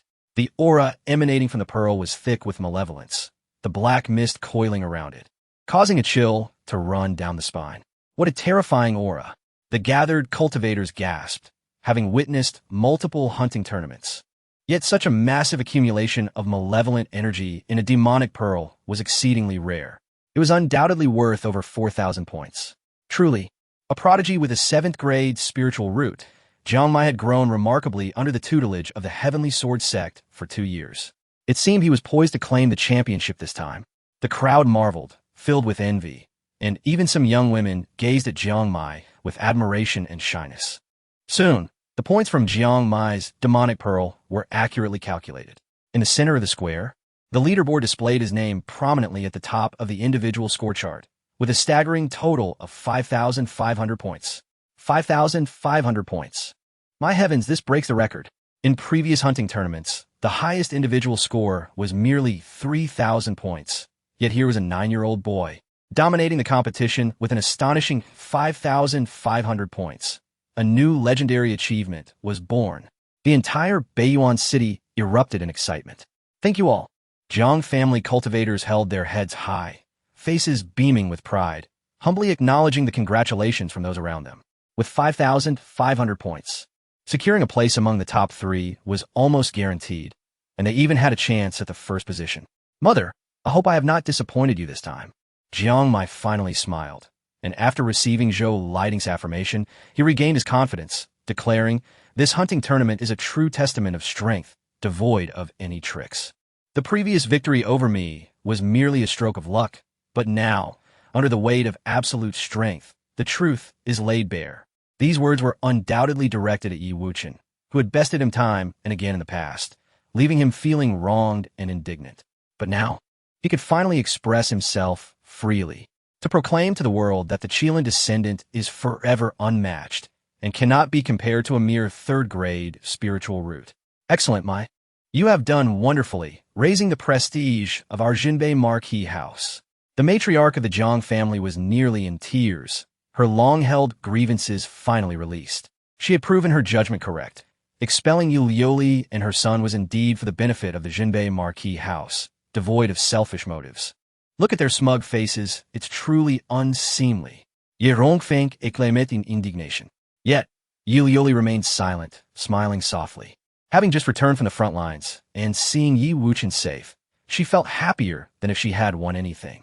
Yi Wuchen could hardly be bothered with Jiangmai. Simply smiling as he spoke to his mother and aunt, let the Jiang family revel in their pride for now. The higher they stand, the harder they shall fall. What? Could it be that your points will surpass Jiangmai? Su Qingyu inquired with a flicker of intrigue in her eyes. Yi Wuchen had not informed her in advance about his participation in the hunting tournament.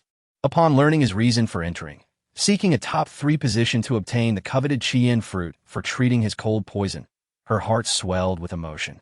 Yi Wuchen shot Su Qingyu a mysterious smile, teasing, "Sister Su, you shall see shortly. Is 5,500 points truly worthy of such grand celebration?" Observing the triumphant expressions of the Jiang family, Shang Wanyu wrinkled her nose and promptly retrieved her own demonic pearl, sending it soaring toward the leaderboard. The aura from Shang Wanyu's demonic pearl seemed even more potent than Jiangmai's. My heavens! The circumstances of this hunting tournament are quite extraordinary, with a multitude of demonic beasts appearing in the Blackwood Mountain, thus providing ample opportunities for participants to amass substantial points, contingent upon their strength. The crowd buzzed with excitement, eager to witness whether this gifted young lady could create a miracle. Soon, the leaderboard completed its assessment of Shangwan Yu's demonic pearl, and the individual score chart shifted once more as she surpassed Jiangmai with a total of 6,300 points. This figure shattered the record of the hunting tournament once again, prompting applause from the gathered cultivators. 6,300 points? How is this possible? Jiangmai's expression soured. Disbelief etched across his face. While he had earned 5,500 points through immense sacrifice, his team had suffered grievous losses, with 9 out of 10 members perishing in the battle against the demonic Beast King. He had believed that his hard-fought victory would secure him the top position. Now, being easily overtaken by a young girl was a bitter pill to swallow. Why is this happening? Jiangmai felt defeated. He had sought fame through battle, to cleanse the humiliation of the past. Yet now, he found himself overshadowed by a mere child. Fate truly played a cruel joke. Jiang Wenkong stepped forward to encourage him. My victories and defeats are commonplace in battle. With your points, securing a top 3 position is all but guaranteed. You're only 9 years old, and to achieve such results is already commendable. Do not despair. There will be plenty of opportunities to surpass them in the future. Indeed, do not bear too heavy a burden. Just strive for improvement in the next competition. Jinbei Marquis, Jiang Yuanwu, also offered a rare smile. This time, their goal was merely to place among the top 3. As long as they did not fall out of that bracket, it was acceptable. However, what transpired next left everyone astounded. Nangong Yi and Wu Junxiao each produced their own demonic pearls and placed them before the leaderboard. Soon, the individual score chart shifted once more. Nangong Yi claimed first place with 7,000 points, while Wu Junxiao followed closely behind with 6,700 points. In an instant, Jiang Mai plummeted from first to second, and then from second to fourth, failing to secure a position among the top 3. What? How could the competitors in this hunting tournament be so formidable? The intensity of the competition was staggering. 5,500 points, now only ranked 4th. The scene erupted in astonishment as cultivators from various factions gasped in disbelief, their scalps tingling with shock. Chapter 48, at the top of the rankings. Before the competition commenced, who could have anticipated that a contestant earning 5,500 points would find themselves relegated to 4th place? Yet here we are, faced with an undeniable reality that must be accepted. Mu has been pushed aside. 4th place? At this moment, the smiles on Zhou Lighting and the old matriarch Zhang's faces had frozen into an awkward grimace. They had begun to celebrate, greeting the congratulatory remarks from various sections. Reflecting on their previous actions, they felt akin to jesters.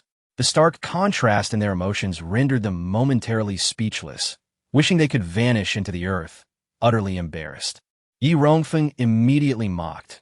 Oh, I had thought the Qilin grandson was exceptionally formidable, yet after all this commotion, he merely ranks 4th. Zhou Lighting's face darkened like a soot-covered pot, her facial muscles twitching as she shrieked. Even if my Mu'er is 4th, she is still far ahead of the rest. Can your Yi family cultivators compare? Do you even have the right to speak here? How do you know we cannot compare? Yi Wuchen stepped forward, sneering, and summoned his demon-devouring orb, which floated ominously before the crowd. A palpable aura of malevolence surged forth, chilling the air. The orb burned with black flames, exuding an overwhelming resentment that sent shivers down spines. The gathered cultivators gasped, their hearts racing in trepidation. How is this possible? The cultivators from the Zhou and Jiang clans exchanged bewildered glances, rubbing their eyes as if to dispel a mirage. The demon-devouring orb, summoned by Yi Wuchen, emanated an even more potent malice than that of Nangong Yi or Wu Junxiao. Typically, a denser malice indicated a greater accumulation of points. Look, the individual leaderboard has been refreshed. A voice cried out, eyes locked onto the points monument. 10,000, 11,000 points? My heavens! Could it be that I'm seeing things? As they beheld the numbers on the leaderboard, disbelief coursed through the crowd. The rankings had been completely reshuffled. The individual at the top was none other than Yi Wuchen, with a staggering 11,000 points. During last night's fierce battle, Yi Wuchen had appeared as if descended from the heavens, sweeping through adversaries while the demon-devouring orb above him continuously absorbed the malice from the corpses of the demon beasts. The malice from the enchanted beasts was significantly heavier, yielding points tenfold compared to ordinary demon beasts. Thus, Yi Wuchen's points accumulated to a truly terrifying level. Over 10,000 points? The Jiang clan cultivators were left speechless, their minds reeling at the revelation. The old matriarch Jiang felt her heart constrict, breath quickening, her body trembling slightly. This must be false, surely. The points monument must be mistaken. He is but a trifling 3rd-grade spiritual root, with only the cultivation of a 6th-tier mortal. How could he possibly rank 1st and amass such points? Zhou Lighting shook her head repeatedly, her face a portrait of bewilderment, appearing nearly deranged. Yi Wuchen is 1st. Jiang Yuanwu and Jiang Wenkong regarded the monument with solemn expressions, their emotions a tangled web. Such an amount of points must come from hunting at least 3 beast kings. How could he achieve this? Jiang Mai felt as though struck by lightning. as if the sky had collapsed. Having already been ousted from the top three, he was devastated to find Yi Wuchen surpassing him. Even taking the prominent first position, once again he had lost in this competition, and this time it was a complete defeat. Clenching his fists tightly, his knuckles cracking, Jiang Mai roared, "There must be foul play involved. Yi Wuchen undupted cheated. He lacks the capability to hunt that many beast kings. Indeed, Yi Wuchen is merely a 6th-tier mortal. There is no reason he should have accrued so many points. A 6-year-old child surpassing the seed contenders of the 4 great families to claim the top of the leaderboard is simply absurd. Who would believe there isn't any trickery involved?" In an instant, cultivators from various factions began to murmur in discontent, questioning the legitimacy of the results. Yi Rongfeng, fiercely protective of her kin, stepped forward to support Yi Wuchen, declaring, "My Chinner has always been practical. How could he possibly cheat in such matters? You must have evidence to support your accusations." Numerous cultivators from the Yi family echoed her sentiments, yet their resolve seemed shaky, as even they found the situation surreal, bordering on the fantastical. As the atmosphere grew increasingly chaotic, a young girl's voice rang out, clear and melodious, akin to pearls falling on a jade plate. "I can vouch for Yi Wuchen." There stood Canglan Yu, her exquisite oval face framed by striking features, lips crimson and teeth pearly white, her violet dress swaying gracefully. Her long legs fair as snow, her gem-like eyes sparkled with brilliance, and her long lashes fluttered like delicate butterfly wings. "Canglan Yu? She intends to testify for Yi Wuchen?" The crowd was taken aback, pondering the unlikely connection between Yi Wuchen and Canglan Yu, who had always seemed worlds apart. As the cherished jewel of the Canglan family and a prodigy with a 6th-grade water spiritual root, her words carried immense weight. "I once partnered with Yi Wuchen to slay a beast king. His strength is undeniable." Canglan Yu recounted their experiences on the Ebony Mountain, clarifying the reasons for their alliance. Yi Wuchen is well-versed in the weaknesses of various demon beasts and has cultivated lightning techniques, making his offensive capabilities remarkably formidable. Could a 6-year-old child truly possess such scholarly prowess and an extraordinary memory? The audience listened in rapt attention, their incredulity palpable. "I can also testify for Yi Wuchen." At that moment, Wu Junxiao stepped forward in solidarity, asserting, though he is young, he is undoubtedly a genius. His mastery of the sword has far surpassed his peers, and even many middle-aged cultivators would struggle to contend with him. Wu Junxiao's high praise elicited astonished murmurs from the crowd. They speak the truth. Had it not been for Wuchen leading us to the mountaintop and unraveling the control magic formation, the number of survivors in this demon hunting competition would have been far fewer. Soon after, Nangong-E also added his testimony, his words imbued with admiration for Yi Wuchen.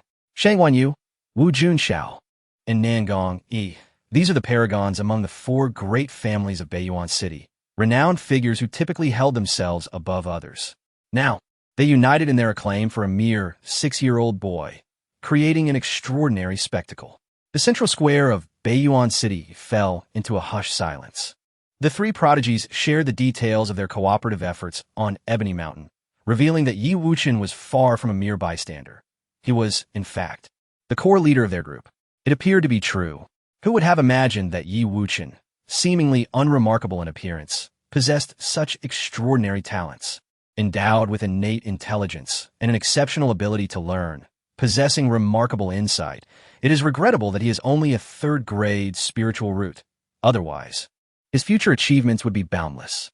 Gradually, the cultivators from various clans have come to accept this reality. While the Yi family might be able to procure a talented individual to speak on their behalf, it is inconceivable that they could simultaneously win over the prominent families of Nangong, Canglan, and Wu. Hence, the statements made by Nangong-E and others carry considerable weight. The head of the Nangong family, Nangong Hua, nearing 70, with silver hair and a restrained aura, exuding authority without anger, stood before the score-stone tablet and announced loudly, "Based on the testimonies of 3 witnesses, the points obtained by Yi Wuchen are beyond question." Upon hearing this, the expressions of the Zhou and Jiang clans varied, their hearts filled with mixed emotions. In recent years, the Zhou family has engaged in both overt and covert conflicts with the Yi family, each side experiencing victories and defeats. However, Since the Yi family acquired the 5th level cooperation token from the Tianqing Pavilion, the gap between the two has widened significantly. Today, Yi Wuchen has claimed the top spot in the demon hunting competition, astonishing the world. This undoubtedly dealt a heavy blow to the Zhou family cultivators, dampening their spirits and leaving them despondent. Conversely, the mood in the Jiang family was quite complex. As one of the 4 prominent families in Beiyuan City, the Jiang family had consistently ranked among the top 4 in previous demon hunting competitions. Yet this year they fell out of the top ranks, inviting ridicule and tarnishing their reputation. In an attempt to lighten the oppressive atmosphere, a young man from the Jiang family, with a glimmer of cleverness in his eyes, remarked, "Surely, we, the Jiang family, cannot be considered defeated. This is a joyous occasion, for Yi Wuchen is indeed one of our own disciples. What difference does it make if he claims the first position? Indeed, Yi Wuchen is the son of Jiang Wenkong, not only a disciple of the Jiang family, but also a core member of the direct lineage. This honor rightfully belongs to the Zhenbei Marquis Mansion. We should negotiate with the Yi family to have Yi Wuchen revert to his original surname." Several elder members of the Jiang family were similarly intrigued. For them, family interests outweighed all else. Although Yi Wuchen's 3rd-grade spiritual root is somewhat lacking, he bears no fault, and bringing him back to the family would incur no loss. In such a vast marquee mansion, could it possibly lack a pair of chopsticks for Yi Wuchen? Listening to the discussions among the Jiang family members, the elder matriarch of the Jiang family felt a wave of embarrassment wash over her, lowering her head in silence. The eldest daughter-in-law, Lu, stood up to voice a fair point. Yi Wuchen was cast out of our Jiang residence in his youth, now that he has achieved success. If we were to take him back, would that not be a source of ridicule? An elder of the Jiang family furrowed his brow and inquired, "Why was Yi Wuchen expelled from the family in the first place?" This question left Jiang Wenkong and the elder matriarch with grim expressions, unable to articulate their shame. What exactly transpired? A flicker of displeasure crossed Jiang Yuanwu's eyes as he spoke in a deep voice, exuding a powerful sense of pressure. In that instant, Jiang Wenkong dared not conceal the truth any longer and recounted the events of 3 years prior, when Yi Wuchen was expelled from the family. Foolishness, utter stupidity. To cast out a mother and son duo based solely on the words of a fortune-teller from the Jianghu, was that not a source of mockery? The elder members of the Jiang family felt indignant. After all, Yi Wuchen is of their bloodline and should not have been so mistreated. The elder matriarch's face turned red with shame as she stammered. It wasn't as severe as expulsion. I merely suggested that Yi Liuli take Chun'er to stay with the Yi family for a time. Who could have known that Yi Liuli would be so stubborn, leaving for 3 years? Indeed, we never intended to force them out. Jiang Wenkong began to defend himself. Meanwhile, Jiang Mai listened quietly, his fists clenched, teeth gritted. To bring Yi Wuchen back into the family now would be akin to slapping his own face. An admission that the esteemed grandson of the Jiang family was deemed unworthy, revealing that they had made a grave miscalculation. The matter was complicated. Yi Wuchen had committed no wrongdoing, yet was unjustly expelled, and surely he harbored resentment. The 3rd elder of the Jiang family, clad in gray, found the situation delicate. The 4th elder, tall and slender, dismissed the concern, stating, "Regardless, we must bring Yi Wuchen back into the family. His blood runs through our veins, and whether in life or death, he remains a Jiang." In contrast, the Yi family was still enveloped in joy, as if in a dream. Who could have imagined that a mere 6-year-old child would astonish the world in the demon hunting competition, leading the family to claim the top spot on the scoreboard? Now, with the rankings revealed, bolstered by Yi Wuchen's astonishing score exceeding 10,000 points, both the individual and family leaderboards crowned the Yi family victorious. To hold the top position on both boards is an immense honor. Surely our ancestors are smiling down upon us, bestowing their blessings upon the Yi family. Many elders within the Yi family were moved to tears, trembling with excitement. Since Chun'er joined the Yi family, fortune has smiled upon them. First, with the addition of Miss Su, followed by the partnership with Tianqing Pavilion, yielding abundant rewards over the years. Now, with Chun'er leading the charge to secure the dual championships in the demon hunting competition, he is indeed a blessing to the Yi family. Indeed, it seems our ancestors' graves are emitting auspicious smoke. With Chun'er among us, the family flourishes and prospers. Yi Jianming, Yi Qianyu, Yi Rongfeng, and others were filled with profound sentiments. Achieving the top position on both boards was a glory they had never dared to dream of. Yi Liuli, overwhelmed with joy, hugged Yi Wuchen tightly, releasing years of pent-up grievances, saying, "Chun'er, you have truly brought honor to your mother. Back then, the Marquis family looked down on us, even wanting to end your life before birth. Now it is time for them to regret their actions. Congratulations, Wuchen. Well done, my brother." The likes of Shangguan Yu, Shangguan Qingyun, Nangong Yi, and Wu Jun congratulated him. After the battle at Wumu Mountain, the five of them had faced life and death together, forging a profound friendship. Haha, congratulations to us all. Yi Wuchen, with an air of maturity beyond his years, greeted each of them in turn. During this exchange, Yi Wuchen deliberately raised his voice, casting a glance at the distant Jiang Mai, saying, "I have heard some claim that this demon hunting competition is a true testament to strength. Now that I have secured first place, I trust you won't dismiss it as mere luck?" Nearby, Jiang Mai's face flushed with anger. Yet he found himself at a loss for words, his eyes flashing with a hint of murderous intent as he muttered to himself, "Yi Wuchen, do not be too pleased with yourself. I shall ensure you pay the price one day." The rewards for the demon hunting competition were distributed on the spot. These rewards came partly from the Qingzhou government and partly from the joint contributions of the City Lord's mansion and the four great families. Notably, the reward for first place was particularly enticing. The reward for the family leaderboard were handed directly to Yi Jianming, who would distribute them among the participating team members. Wow, the rewards for the family champion are incredibly generous. Just the hundreds of cleansing pills alone are worth several tens of thousands of spirit stones. Moreover, there were numerous rare materials and spiritual fruits. Yi Ingxiong, Yi Shiner, and the others were thrilled, rubbing their hands together, and instantly felt that all their efforts at Wumu Mountain were worth it. Chapter 50, An Uninvited Guest. Upon careful consideration, the reward for securing the top position on the family leaderboard is valued at no less than 200,000 spirit stones, an astronomical sum indeed. However, the most anticipated reward remains that for the individual leaderboard's first place. Yi Wuchen received a storage bag from Nangong Hua, and upon opening it, a brilliant light burst forth, suffusing the air with spiritual energy. Inside, the luminous spirit stones alone amounted to a staggering 100,000 pounds. Numerous precious elixirs aimed at enhancing the cultivation of mortals, such as the washing marrow pill, blood condensing pill, and spirit transformation pill, filled the bag, not to mention an array of translucent spirit fruits, each possessing the ability to fortify the body and refine the bones, precisely what Yi Wuchen required at this juncture as he endeavored to break through to the second stage of physical cultivation. Among the treasures, 3 scarlet flame fruits caught Yi Wuchen's eye. As he rummaged through the bag, his gaze lingered on the vibrant red fruits, and a smile crept onto his face. Over the years, he had tirelessly searched for materials capable of alleviating Su Qingyu's frost poison, but had found none of the scarlet flame fruits, until now. With all the necessary ingredients at hand, the time to assist Su Qingyu in overcoming her affliction had finally arrived. Furthermore, the prize Thunderstrike would lay at the very bottom of the storage bag. It appeared unremarkable, a charred root devoid of any apparent spirit. Yet to Yi Wuchen, it represented a true treasure.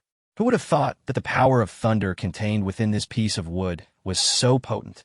It should aid in the evolution of my lightning abilities, propelling them into the second stage, marked by a vibrant blue. Yi Wuchen seldom experienced excitement, yet at this moment, he could not help but feel a surge of exhilaration. Once his physical form and lightning technique successfully evolved, his combat prowess would undergo a transformative leap, granting him the capacity to hunt down beast kings single-handedly. For instance, the steel-armored rhinoceros he encountered in the Ebony Mountain would pose no challenge. He could defeat it with a direct assault without expending excessive effort. Chainer, thank you so much for enduring hardships and risking your life to procure these scarlet flame fruits for your sister. Su Qingyu's eyes glistened with unshed tears, her gaze reddening. She had never anticipated that her 6-year-old disciple would dedicate himself so earnestly to her well-being. Feeling somewhat bashful, Yi Wuchen scratched his head and replied, "We are all family, Sister Su. There is no need for such formality." He cherished the family and friends of this life, especially after experiencing betrayal. He understood the rarity of pure affection. Su Qingyu, renowned as the most beautiful woman in Qingzhou, possessed a captivating oval face, exuding a pure and ethereal charm. Her willow-like eyebrows curved gracefully, and her bright eyes sparkled like twin pools of clear water. Clad in a flowing water-blue gown, her long black hair cascaded like a waterfall, her figure elegant and curvaceous, her skin as luminous as jade, radiating a holy glow. Beneath the gossamer fabric of her gown, her long, rounded legs peeked through, enchanting all who beheld her. She resembled a celestial being, existing apart from the world. In that moment, many men present were entranced, their gazes aflame with admiration. Even the older generation of cultivators struggled to avert their eyes, lest their resolve waver. What was even more enviable was that Su Qingyu embraced Yi Wuchen, planting a fiery kiss upon his cheek. Although he was merely 6 years old, Yi Wuchen's height rivaled that of a 12 or 13-year-old boy, making their physical contact all the more intoxicating. "Why are you blushing?" Su Qingyu regarded Yi Wuchen as a mere child, noticing his flushed cheeks. She found him irresistibly adorable and playfully pinched his cheeks, teasing him. "I also want to be Sister Su's disciple. Sister Su, please pinch me too." Yi Yingxiong and the other young members of the Yi family watched enviously, playfully jeering from the sidelines. "Come, let us return home."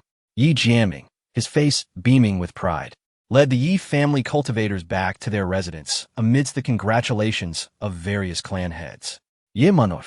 The members of the Yi clan gathered in the Great Hall, preparing to discuss how to celebrate their championship victory when uninvited guests arrived.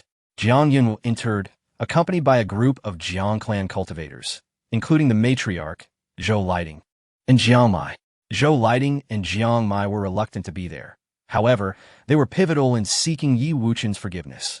Their appearance elicited immediate discontent from Yi Rongfeng, who, upon seeing Zhou Lighting and her son, suppressed her smile, a wave of revulsion washing over her. The rest of the Yi family similarly cast unwelcoming glances at the unexpected visitors. Yi Wuchen had endured various forms of torment at the hands of the Jiang family, and this was clear to all present. Yi Liuli and Su Qingyu instinctively shielded Yi Wuchen, their expressions grave. "Ah, the Lord of the Ho family graces Yi Manor with his presence. How splendid!" Yi Jiaming, despite harboring ill feelings, put on a fa-ade of hospitality, stepping forward to welcome them. Jiang Yuanwu wore a congenial smile, patting Yi Jiaming's shoulder as he said, "Jiaming, we are all family. There is no need for such formality." With that, the Jiang family, a group of over 10 individuals, entered the Great Hall, instantly thickening the air with an awkward and tense atmosphere. Clearly, the Jiang clan cultivators sensed that the Yi family was far from welcoming. "Oh, my dear grandson, you've grown so tall." The matriarch of the Jiang family's demeanor shifted dramatically, her face lighting up as she gazed at Yi Wuchen, eager to approach him with warmth.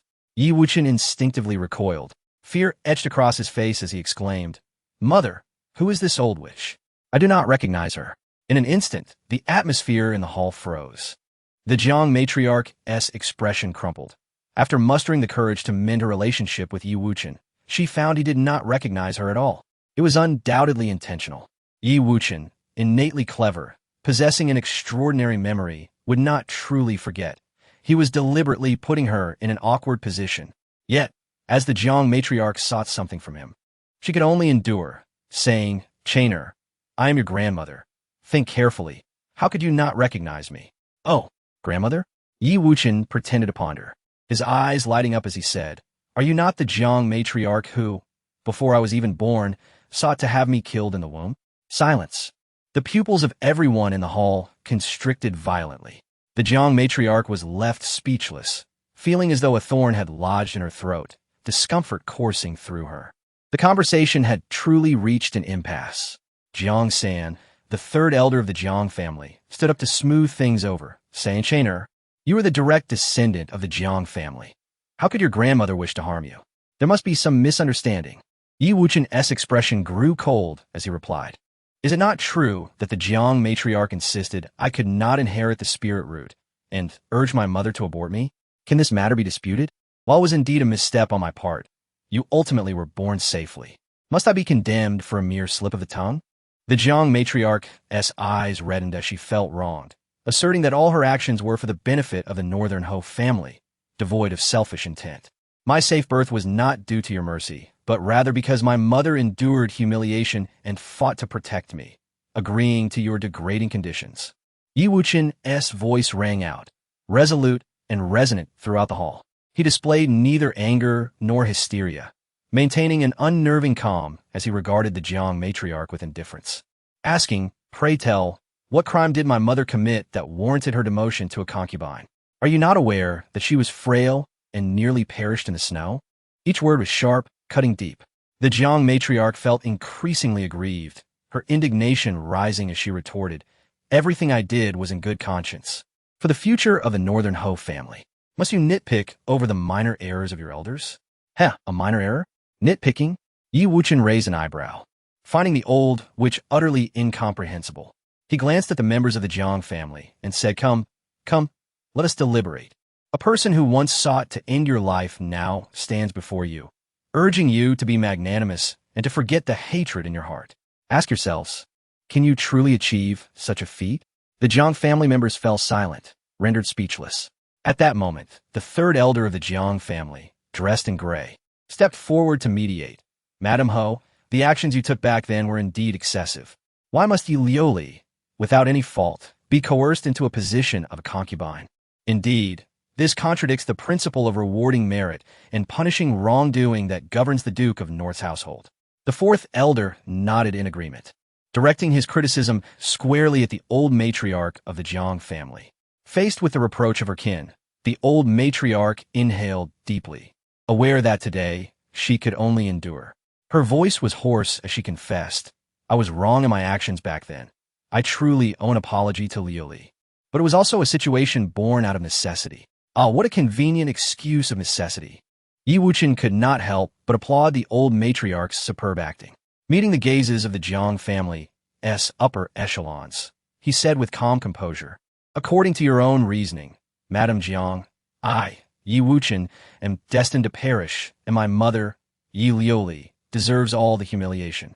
If that is the case, why do you feign a desire for reconciliation today?"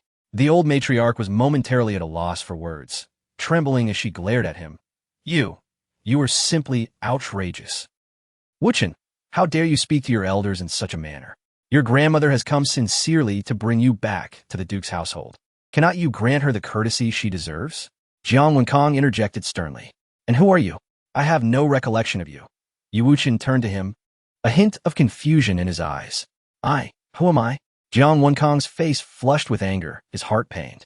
He wished to erupt, but recalling that he had never fulfilled his duties as a father over the years, he suppressed his fury. He endeavored to keep his tone calm as he faced Yi Wuchen. "Chainer, I understand you harbor resentment over the years, but we are bound by blood. Regardless of your feelings, it cannot alter this fact." Bound by blood. Indeed, Yi Wuchen nodded, clapping his hand with a mocking smile. "My mother risked her life to seek medicine for you at Sacred Mountain, only to be cursed and nearly perish. Yet, how did you treat her? You were indifferent, completely uncaring. For 3 years, my mother lived in a dilapidated hut on the western hillside, her allowance withheld, unable even to afford a full meal. Did you ever intervene? Is this what you call being bound by blood? Do you believe you deserve such a title? How could that be? Surely, your dwelling was modest. But it could not have been so deprived as to lack food." Jiang Wenkong exclaimed in disbelief. He then turned sharply to glare at Zhou Lighting, suspecting her of having meddled and withheld Yi Liuli's and her son's allowance. He immediately questioned, "Zhou Lighting, what is the meaning of this?" I. Zhou Lighting lowered her head, guilt-ridden and stammering, unable to breathe, beads of sweat forming on her forehead as she clutched her skirt tightly, lost and helpless. She never imagined that her small act of withholding allowance would come back to haunt her. It must have been that wretched maid, Xiao Qing, who instigated this. "I never intended to treat Sister Liuli in such a manner." Zhou Lighting feigned innocence, casting all blame onto her personal maid. Still daring to argue, Jiang Yunwu erupted in fury, delivering a hard slap to Zhou Lighting's face, leaving a crimson handprint on her delicate features. Poof!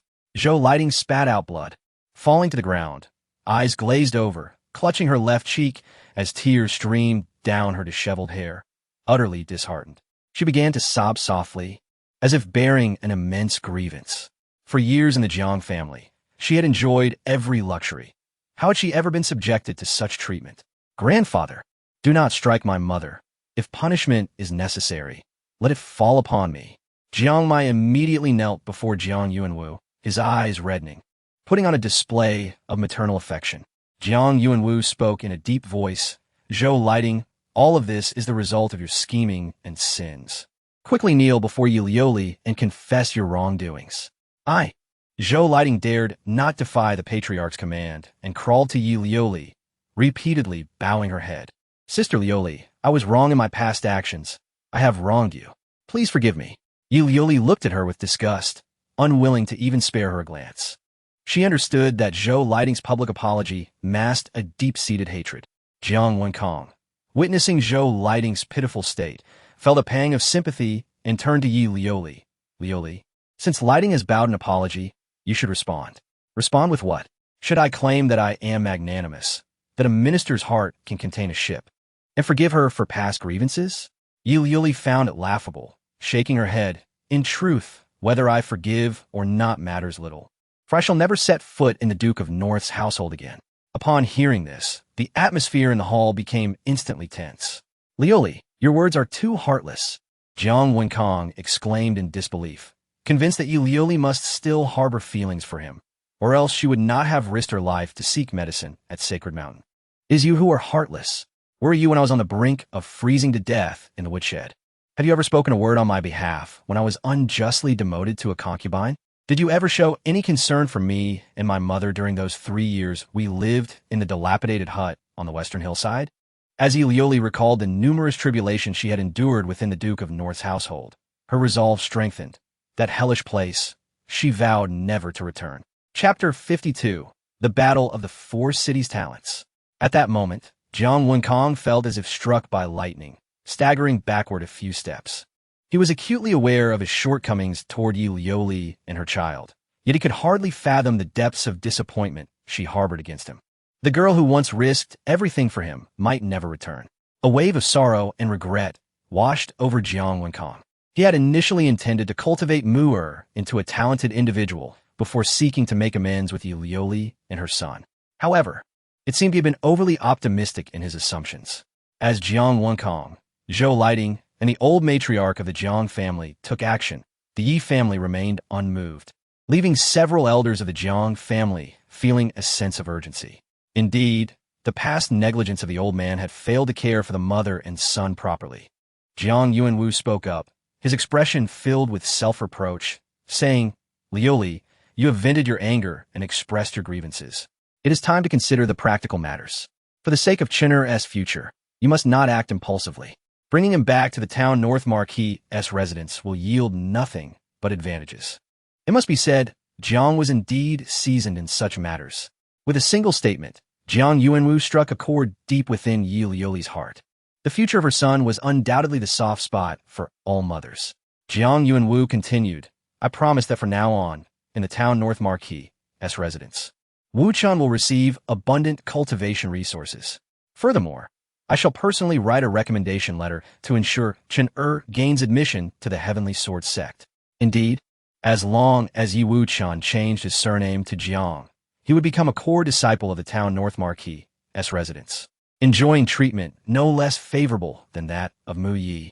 The third and fourth elders also stepped forward, their faces alight with eagerness. Although Yi Wuchen possessed only a third-grade spiritual root, his future potential seemed limited, yet he was merely 6 years old. The Demon Hunter competition occurred annually, and should he join forces with Jiang Mu Yi, they would certainly secure victory for the town North Marquis' residence multiple times. In an instant, the Yi family fell into silence. While the Yi family had prospered in recent years, they were still far from matching the foundation of the town North Marquis' residence. For the sake of Yi Wuchen's future, they had no reasonable grounds for refusal.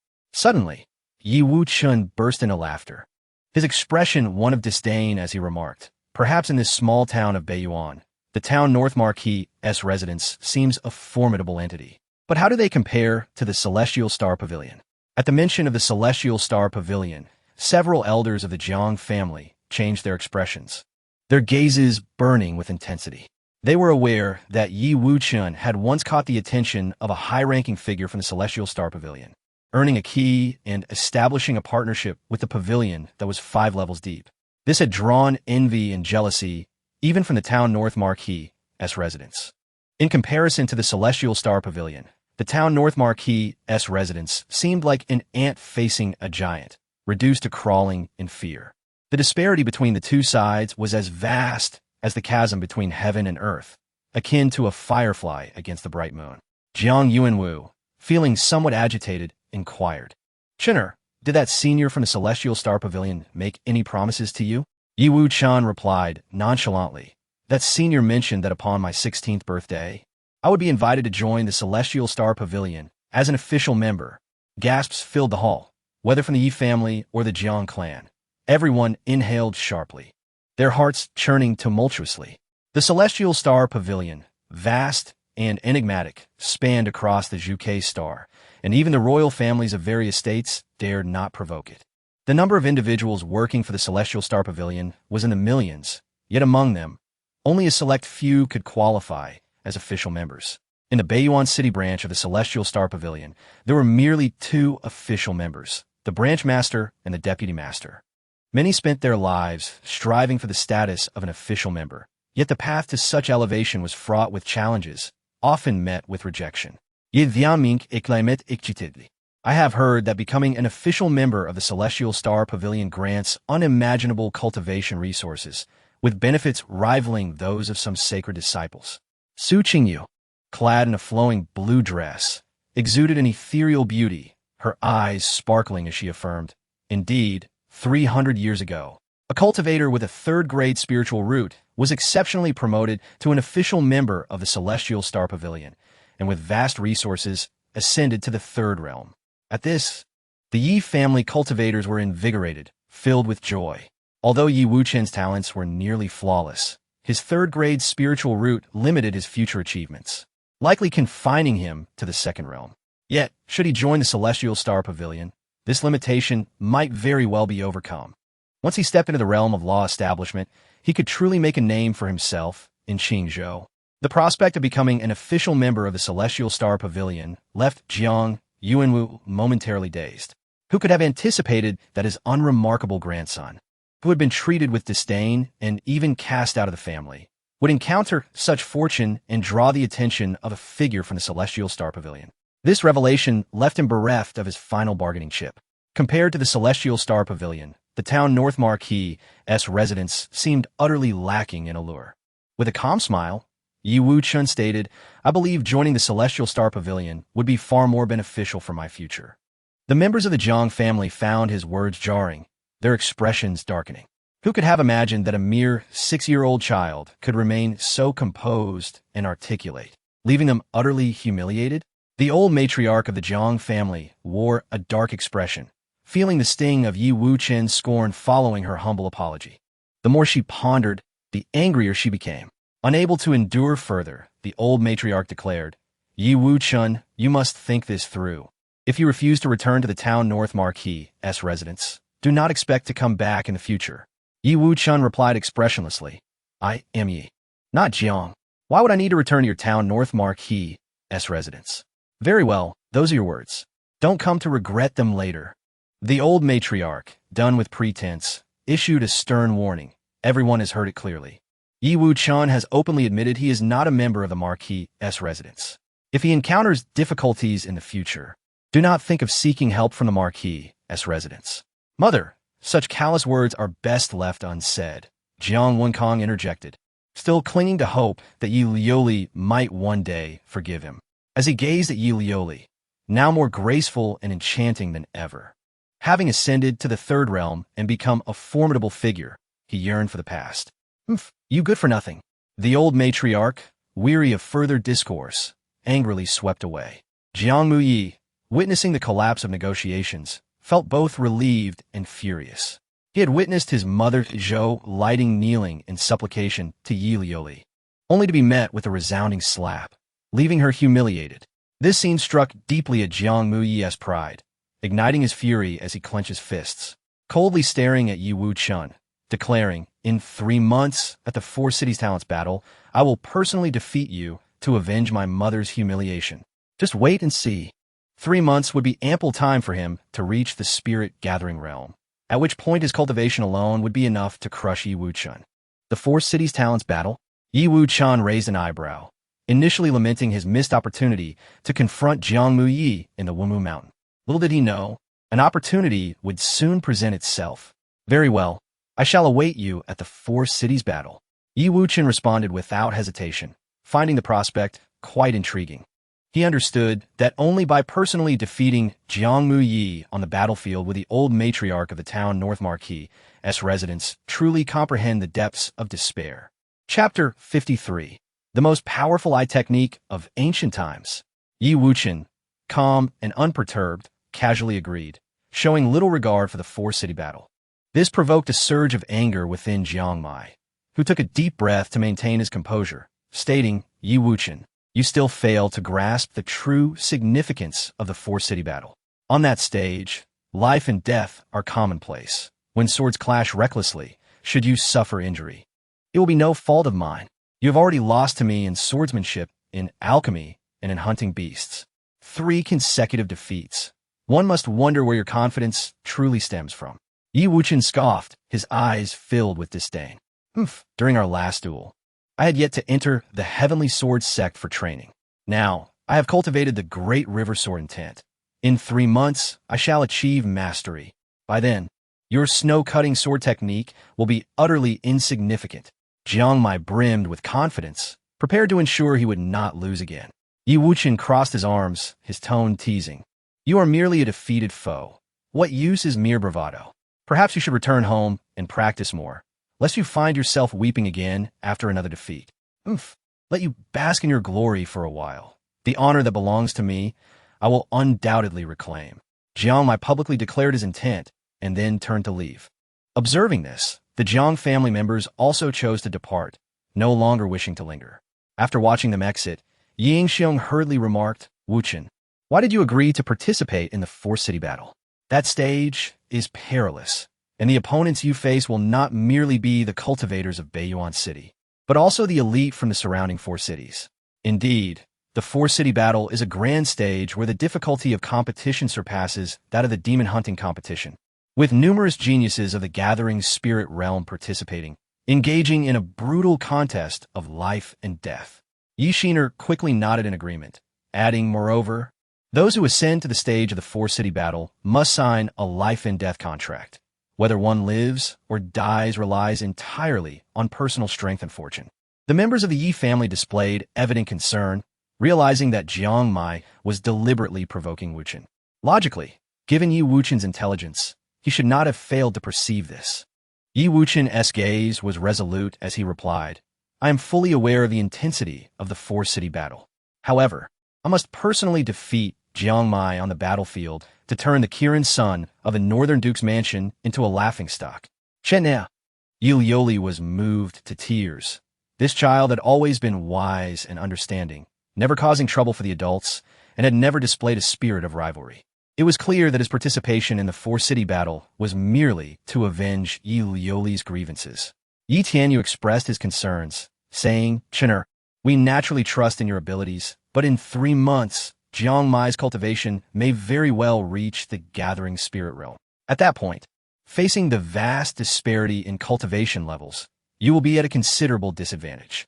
For a mortal realm cultivator to defeat a gathering spirit realm cultivator is exceedingly difficult, achievable only by a select few prodigies.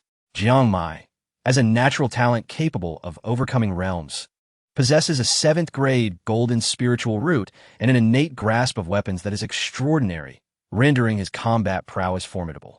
Please believe in me, my family. In 3 months, I will possess the strength to defeat a gathering spirit realm cultivator. Yi Wuchen declared earnestly, his youthful visage radiating an aura of assurance. Seeing this, Yi Jiaming decisively stated, Very well, my Chenner never engages in unprepared battles. We must support him. From this day forth, if he requires any resources for cultivation, he need only ask the family. We shall provide whatever we have and seek out what we do not. Thank you, grandfather. Yi Wuchen expressed his gratitude, promptly drafting a list of medicinal herbs needed for a 7-day herbal bath. This herbal bath list is impeccably crafted. Chinner, your skills in alchemy are becoming increasingly profound. Even I am a loss for what more I can teach you. Su Qingyu remarked, taking the herbal list and feeling immense satisfaction at its ingenious combinations, some of which she had never considered. Sister Su, I also have a prescription that may alleviate the cold poison afflicting you. Yi Wuchen then penned another prescription, flowing with nearly 1,000 characters, and handed it to Su Qingyu. This prescription? Chinner, how did you come by this?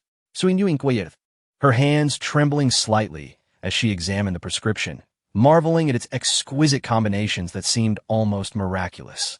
Yi Wuchen replied, Sister Su, given your cold poison, I have spent years studying various ancient texts, ultimately deriving this myself.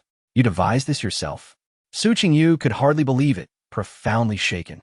The intricacy of this prescription was such that even her own master, Baimu, might not have been able to compose it.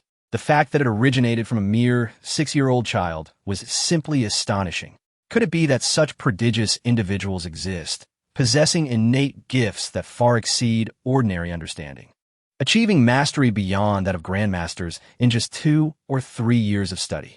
Ye Jianming, witnessing Su Yinggui's excitement, hastily flicked Miss Su. Can this prescription truly treat your cold poison? Su Qingyu replied, brimming with enthusiasm, I cannot guarantee it will be a complete cure, but this prescription, even if it cannot eradicate my cold poison entirely, will at the very least suppress it, allowing me to extend my lifespan by several decades. Gasp! Jenner Prowess in alchemy is truly terrifying. The Yi family members could not help but gasp in astonishment, their scalps tingling. I will begin refining the prescription immediately. Su Qingyu was eager to start, and before leaving, she planted a fervent kiss on Yi Wuchen's cheek. The deadly cold poison had troubled her for over 20 years. Now, seeing a glimmer of hope for a cure, she felt an overwhelming urge to offer everything in return. Yet, alas, Yi Wuchen was still too young. In truth, this prescription could not completely cure Su Qingyu's cold poison. To truly eradicate it, the creation of a genuine elixir was necessary.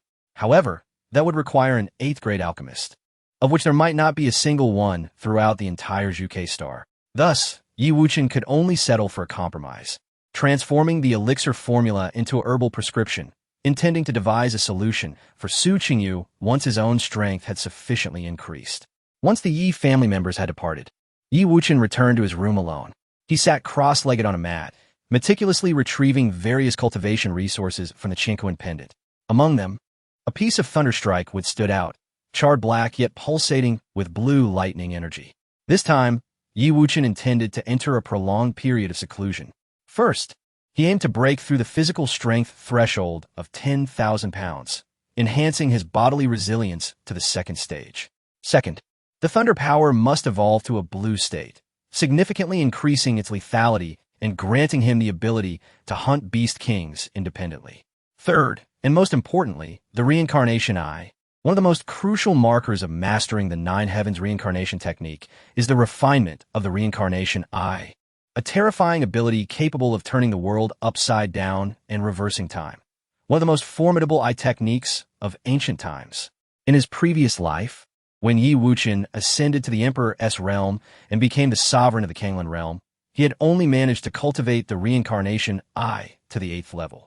The 8th level granted him partial abilities to reverse time and space, rendering him capable of feats such as burning the heavens and boiling the seas, and shattering stars and splitting the sun. Yet, he still struggled to attain the 9th level of temporal reversal. It is said that those who have passed can be resurrected under the illumination of the reincarnation eye. Furthermore, according to the Nine Heavens Reincarnation Technique, only during the 9th reincarnation can one achieve true perfection. Thus, Yi Wuchen eagerly anticipated what realms he could attain in this 9th life. Could he truly reach out and touch the realm of immortality? Certainly, all of this hinges on the necessity for him to first awaken the divine pupil. Once he opens the first layer of the reincarnation eye, I will gain a significant advantage in battle, perceiving the enemy's intentions and weaknesses. This is equally crucial for the Four Cities Heroes battle 3 months hence. As Yi Wuchen mused, a knock echoed from outside. Young master, I have brought back the medicinal herbs you required. It was the maid Xiaobi, cradling a tray filled with an array of valuable herbs. Please place them in the bathtub for me, Yi Wuchen said with a slight smile. Shall I assist you in scrubbing your back, young master? Xiaobi blinked her bright eyes. She was a delicate girl of about 15 or 16, possessing an enchanting figure. No need. Then I shall take my leave. Xiaobi was not surprised, for the young master had always preferred to bathe alone since childhood, disliking assistance. The bathtub exuded a mist of crimson steam. Hundreds of medicinal herbs soaked within, their worth substantial, amounting to at least 1,000 spirit stones. Yi Wuchen shed his garments and entered the tub, beginning to soak. Pain. A piercing agony, as if his body were being torn apart. Yet Yi Wuchen merely furrowed his brow, having grown accustomed to it. This medicinal bath method had been refined over several lifetimes, its potency strong, cleansing the marrow and offering immense benefits to practitioners at the mortal realm. He had even provided a similar formula to Ying Xiong for his own medicinal bath, albeit with less intensity. Only those with unwavering will could endure the torturous process of bodily tearing. It was only Yi Wuchen, a prodigy with 9 lifetimes of experience and a heart as firm as iron, who could undergo such an extreme medicinal bath. Within an hour, his body underwent multiple cycles of tearing and healing, completely purging impurities, turning the originally crimson bath water black. Following the bath, he consumed various marrow-cleansing pills, blood-congealing pills, and spirit-transforming pills, complemented by numerous rare herbs and spiritual fruits. Such a frenzied intake of cultivation resources would overwhelm ordinary practitioners, easily leading to their demise. Yet for Yi Wuchen, it was nothing extraordinary. He cultivated the Nine Heavens Reincarnation Technique, maximizing his potential. Each minor realm advancement required energy 100-fold greater than that of the average person. Throughout the entire consumption process, Yi Wuchen's body crackled with energy. His organs resonating like thunder, his vitality surging like a dragon, spiritual power bursting forth, surrounded by a tapestry of 9 colors, radiant and resplendent, akin to an immortal bloom. As the first day of cultivation concluded, he unleashed a punch that could exert a force of 9,600 pounds. He was nearing the breakthrough to the second stage of physical enhancement. On the second and third days, he continued the medicinal bath, then consumed rare herbs, ultimately sitting cross-legged to digest and consolidate his gains through the Nine Heavens Reincarnation Technique. After the 7th day, Yi Wuchen radiated with golden light, dazzling beyond compare. His cultivation had broken through. He ascended to the 7th layer of the mortal realm. Yi Wuchen opened his eyes, his gaze sharp and unparalleled, delivering a punch that shattered the air with a sonic boom, his power surpassing 10,000 pounds. He was merely 6.5 years old, a human practitioner, yet his achievements were astonishing, enough to shine through the ages. Excellent. In my past life, I only reached the second stage of physical enhancement at 11. This time, I have advanced nearly 4.5 years faster. Yi Wuchen felt immense satisfaction with his cultivation progress over these days. He then took out a piece of lightning-struck wood, commencing the absorption process. With the formidable Nine Heavens Reincarnation Technique, capable of consuming the elemental powers of the world, the entire absorption of the lightning would proceed smoothly. 3 days later, Yi Wuchen was enveloped in blue lightning, stepping forward with astounding speed, instantly covering a distance of several dozen feet. This represented the pinnacle of explosive speed in the realm of martial arts. Speed is the ultimate weapon. An enhancement in speed often leads to unexpected strikes, enabling one to eliminate formidable foes. Furthermore, his evasive abilities were significantly improved, allowing for timely retreats if necessary. Next, he prepared to awaken his eyes. Yi Wuchen continued in seclusion, utilizing the vast array of rare herbs he had consumed over the past days, accumulating over 16 drops of golden divine blood within him. He expended all this divine blood, converging it between his eyes. 5 days later, Yi Wuchen's black pupils transformed into a brilliant gold, shimmering with mysterious symbols. This was the manifestation of his awakened, extraordinary pupils. Wuchen, you have actually awakened extraordinary pupils? Su Qingyu, who had been monitoring Yi Wuchen's cultivation progress, visited Wutong courtyard and was taken aback upon seeing the golden light in his eyes, her heart in turmoil. Yi Wuchen smiled and nodded. Indeed, Sister Su. I have successfully awakened extraordinary pupils. I am quite fortunate. Fortunate? This is more than mere luck. Extraordinary pupils are a rare and powerful talent. Take Wu Jun from the Wu family, who, despite having only a 5th grade spiritual root, is not particularly outstanding among his peers. Yet the enhancement from his extraordinary pupils is monumental, earning him substantial support from the Wu family, who spare no resources on him. Su Qingyu was exceedingly excited, often lamenting why Yi Wuchen was merely a 3rd grade spiritual root. But now that he had awakened extraordinary pupils, his potential would undoubtedly increase. Yi Wuchen hastily shifted the topic. Sister Su, how is your health now? My health? Su Qingyu felt deeply touched, surprised that Yi Wuchen, having awakened extraordinary pupils, still prioritized her well-being. She nodded repeatedly. I have been following the prescription you provided, taking the medicine daily. The cold poison has been suppressed. This month was supposed to be the time for the cold poison to flare up, yet I am still safe, which surely indicates the efficacy of your formula. Su Qingyu's smile was radiant, her eyes filled with gratitude. How could she have anticipated that her little disciple would be such a prodigy, creating pill formulas to help her mitigate the deadly cold poison? Wuchen, it's bad. It's terrible. At that moment, Yi Shiner rushed into Wutong courtyard, her expression frantic. Yi Wuchen furrowed his brows. What has happened, Shiner? Yi Shiner replied, well, Su-girl is here too, Sai. It's all Hero Brother's fault for insisting on taking us to the martial arts pavilion to compete. As a result, he got beaten up badly and is now unwilling to accept it, declaring he wants to fight to the death. Martial arts pavilion? Yes. His opponent is a body cultivation genius from Maple Leaf City, extremely formidable, having continuously defeated many of the young elites from Beiyuan City. Even boasting that the younger generation of Beiyuan City is all show and no substance, nothing but useless waste. Such arrogance? A glint of coldness flickered in Yi Wuchen's eyes, and he declared seriously, let us go to the martial arts pavilion and see for ourselves. Su Qingyu, concerned for Yi Wuchen's safety, followed closely behind to protect him. However, this guardian was undeniably stunning, her figure graceful, her beauty transcendent, exuding an ethereal charm. Along the way, she attracted countless onlookers to pause and gaze. It was inevitable, as she was one of the 4 great beauties of Qingzhou, a goddess who ensnared the souls of male practitioners, as graceful as a startled swan, as fluid as a swimming dragon, her elegance unparalleled, like a dream.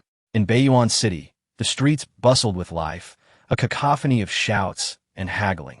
The martial arts pavilion was situated in the heart of the city's most vibrant district. As Yi Wuchen and his companions entered the building, they immediately heard a heated argument. Huh, with a physique weaker than that of a woman, you dare to call yourself Yingxiong? I think bear would suit you better. Laughter erupted from the youths of Maple Leaf City, their faces contorted with disdain. At that moment, Yingxiong, bruised and battered, glared at the bald man on the arena. His expression a mix of fury and indignation. You, a body cultivator, engage in a brawl with us spell cultivators. Even if you win, it is hardly honorable. If you have the guts, let's fight to the death outside the city, each relying on our own abilities. In the martial arts pavilion, where camaraderie is fostered through combat, the use of spiritual power is strictly prohibited, compelling opponents to rely solely on their physical prowess. A bald youth, appearing to be around 15 or 16, clad in a striking blue outfit, stood upon the dueling platform, casting a condescending gaze upon Yingxiong. His slender frame was adorned with explosive muscles, and his elongated eyes, coupled with sharply defined features, exuded an air of icy disdain. With a scoff, he declared, should we engage in a contest of spiritual power, your demise would be even more tragic. Suddenly, he unleashed a torrent of earthy, yellow, spiritual energy, revealing his 6th-tier earth spiritual root and his cultivation at the gathering spirit stage, radiating an overwhelming aura. The entire martial arts pavilion fell into a hushed silence, an atmosphere thick with tension. Yi Yingxiong's complexion turned ashen, and he felt utterly defeated. He had never anticipated that this individual from Maple Leaf City would possess such formidable skills at the gathering spirit level. In a martial contest, he stood no chance against the bald youth, and the prospect of competing in a battle of spiritual forces was even more daunting. Wang Fanyu, the prodigy from the Wang clan of Maple Leaf City, was a powerhouse of unparalleled physical prowess, an extraordinary body cultivator of a century. His strength was astounding, having already vanquished 9 champions from Beiyuan City. The sheer might he possessed at just 15 years of age, combined with his dual cultivation in martial and magical arts, suggested a future of monstrous potential. As Wang Fanyu displayed his prowess, the onlookers from various factions collectively inhaled sharply, their hearts pounding with trepidation. The surrounding youth displayed expressions of deep apprehension, none daring to step onto the platform. Noticing Yingxiong's lowered head, Wang Fanyu's pride swelled further, and he surveyed the crowd. Taunting, is there not a single worthy opponent from Beiyuan City? Is there anyone brave enough to challenge me? In a fit of indignation, Yingxiong could no longer hold back, preparing to charge onto the stage. However, Yi Wuchen swiftly navigated through the throng, grasping Yingxiong's arm. He is a body cultivator, and you're a magical cultivator. In a martial duel, the odds are against you. Brother Yingxiong, it's not worth it to clash with him head-on. Wuchen, what are you doing here? Yingxiong was taken aback, and a wave of shame washed over him as he bowed his head. He had just suffered a humiliating defeat at the hands of Wang Fanyu, and felt unworthy to face anyone. I just concluded a period of seclusion and came to observe. Victory and defeat are commonplace in battle, brother Yingxiong. There is no need to let a single loss shake your confidence. Everyone excels in different domains, Yi Wuchen reassured him, patting his shoulder. Yes, Wuchen speaks wisely. From the side, Nangong chimed in, his body adorned with bruises, hair disheveled, clearly having faced Wang Fanyu on the platform as well. Among the crowd were 2 other acquaintances, Wu Junxiao and Shang Wanyu. Wu Junxiao, known for his aloof demeanor, did not participate in the fight, but merely nodded in acknowledgement upon seeing Yi Wuchen. In contrast, Shang Wanyu was lively and cheerful. Upon spotting Yi Wuchen, her bright eyes curved into crescent shapes, radiating sweetness as she approached him, linking her arm with his. Wuchen, why have you been in seclusion for so long? Every time I visit the Yi residence, you're nowhere to be found. Her voice was melodious, akin to a silver bell, framed by a delicate, charming face with rosy lips and pearly teeth. Dressed in a flowing purple gown that brushed the ground, her 13-year-old figure was already tall and graceful, exhibiting youthful curves and fair skin that shimmered like jade. Yi Wuchen responded candidly. Naturally, I was in seclusion to prepare for the battle among the 4 cities. Brother Wuchen, you're participating in the battle among the 4 cities? Shang Wanyu exclaimed, her surprise evident. Nangong and Wu Junxiao shared her astonishment. To compete in the battle among the 4 cities, one must attain at least the gathering spirit stage to ensure survival amidst the fierce confrontations. It seems even the most trivial of children now dare to declare their intention to participate in the battle among the 4 cities. Scoffed a few young elites from Maple Leaf City, mocking the audacity of those from Beiyuan City. The battle among the 4 cities encompasses Beiyuan City, Maple Leaf City, Crescent Moon City, and Winged Tiger City, where the young elites will gather for a grand contest. The intensity of competition here far exceeds that of the demon hunting tournament. Are you Yi Wuchen, the champion of the Beiyuan City Demon Hunting Tournament? I've heard you achieved spiritual consciousness at merely 6.5 years of age. Wang Fanyu's cold gaze scrutinized Yi Wuchen from the high platform, before he sneered, a 3rd-tier spiritual root, though rare, enlightening attribute. So what? You shall never hope to enter the 3rd realm, doomed to live a life of mediocrity and obscurity. To think such a waste could claim the title of champion in Beiyuan City's Demon Hunting Tournament. I can only say that Beiyuan City has truly fallen. Laughter erupted from the youths of Maple Leaf City, unabashedly revealing their disdain. It is worth noting that Wang Fanyu, while not the strongest prodigy from Maple Leaf City, had nonetheless triumphed over 9 opponents here in Beiyuan City without a single defeat. Amidst the mockery, Yingxiong and Yi Shiner's expressions soured, ready to retort, only to witness Yi Wuchen stepping onto the platform. The arena fell into a stunned silence, all eyes wide with disbelief. Wuchen, what are you doing? Suing Yu rushed forward, attempting to restrain him. Yi Wuchen, come down. Shang Wanyu cried out in alarm, knowing Wang Fanyu's fierce reputation, having previously incapacitated several opponents. I have ascended the platform. Naturally, I intend to engage in battle. There is no question of retreat, Yi Wuchen replied nonchalantly, clad in white. his demeanor reminiscent of a youth no older than 12 or 13. Now, that has some spirit. Wang Fanyu raised an eyebrow, arms crossed over his chest, shaking his head. I advise you to step down. I have no interest in bullying a defenseless child. Though unaware of how Yi Wuchen had claimed the title of the demon hunting tournament champion, he deemed a 6-year-old far too weak for a meaningful contest. Who is to say who bullies whom? If you're afraid, perhaps you should just leave the platform, Yi Wuchen retorted with a playful glint in his eyes. Having reached the 7th level of the mortal realm, both his physical body and lightning techniques had attained the 2nd stage, and with the successful activation of the reincarnation eye, his combat prowess had significantly increased. He was eager to find someone to stretch his muscles against. Your arrogance is commendable. You successfully incited my fury. Wang Fanyu's expression darkened, his eyes sharpening with menace. He began to limber up, bones cracking as he unleashed a torrent of blood energy, resembling a raging bull engulfed in flames. Be careful, if you're outmatched, don't force yourself. Su Qingyu, Yi Yingxiong, and Shang Wanyu displayed concern. After all, Wang Fanyu was a body cultivator with innate strength, and in this martial arts pavilion, the use of spiritual power was forbidden. Thus, he held a significant advantage in this environment. Even a 5th-tier gathering spirit cultivator might meet with defeat here. Fierce lion fist, Wang Fanyu roared, his physique robust as a bull and agile as a tiger. His punch, a blend of power and speed, sliced through the air with a deafening sonic boom, conjuring a tempestuous gale. This individual was on the verge of entering the 2nd stage of pure brute strength, exceeding an astonishing 9,000 pounds. In that moment, the crowd held their breath, envisioning the tragic spectacle of Yi Wuchen being struck down by a single blow. On the platform, Yi Wuchen's long black hair was whipped by the force of the punch, yet he remained utterly still, even his eyes unblinking, as he responded with a punch of his own, producing an equally explosive sound. Boom! The two individuals collided with their fists, producing a resounding thud. In an instant, Wang Fanyu felt as though his fist had struck solid granite, accompanied by the crisp sound of bones fracturing. Subsequently, he was propelled backward several paces, his face a mask of incredulous shock.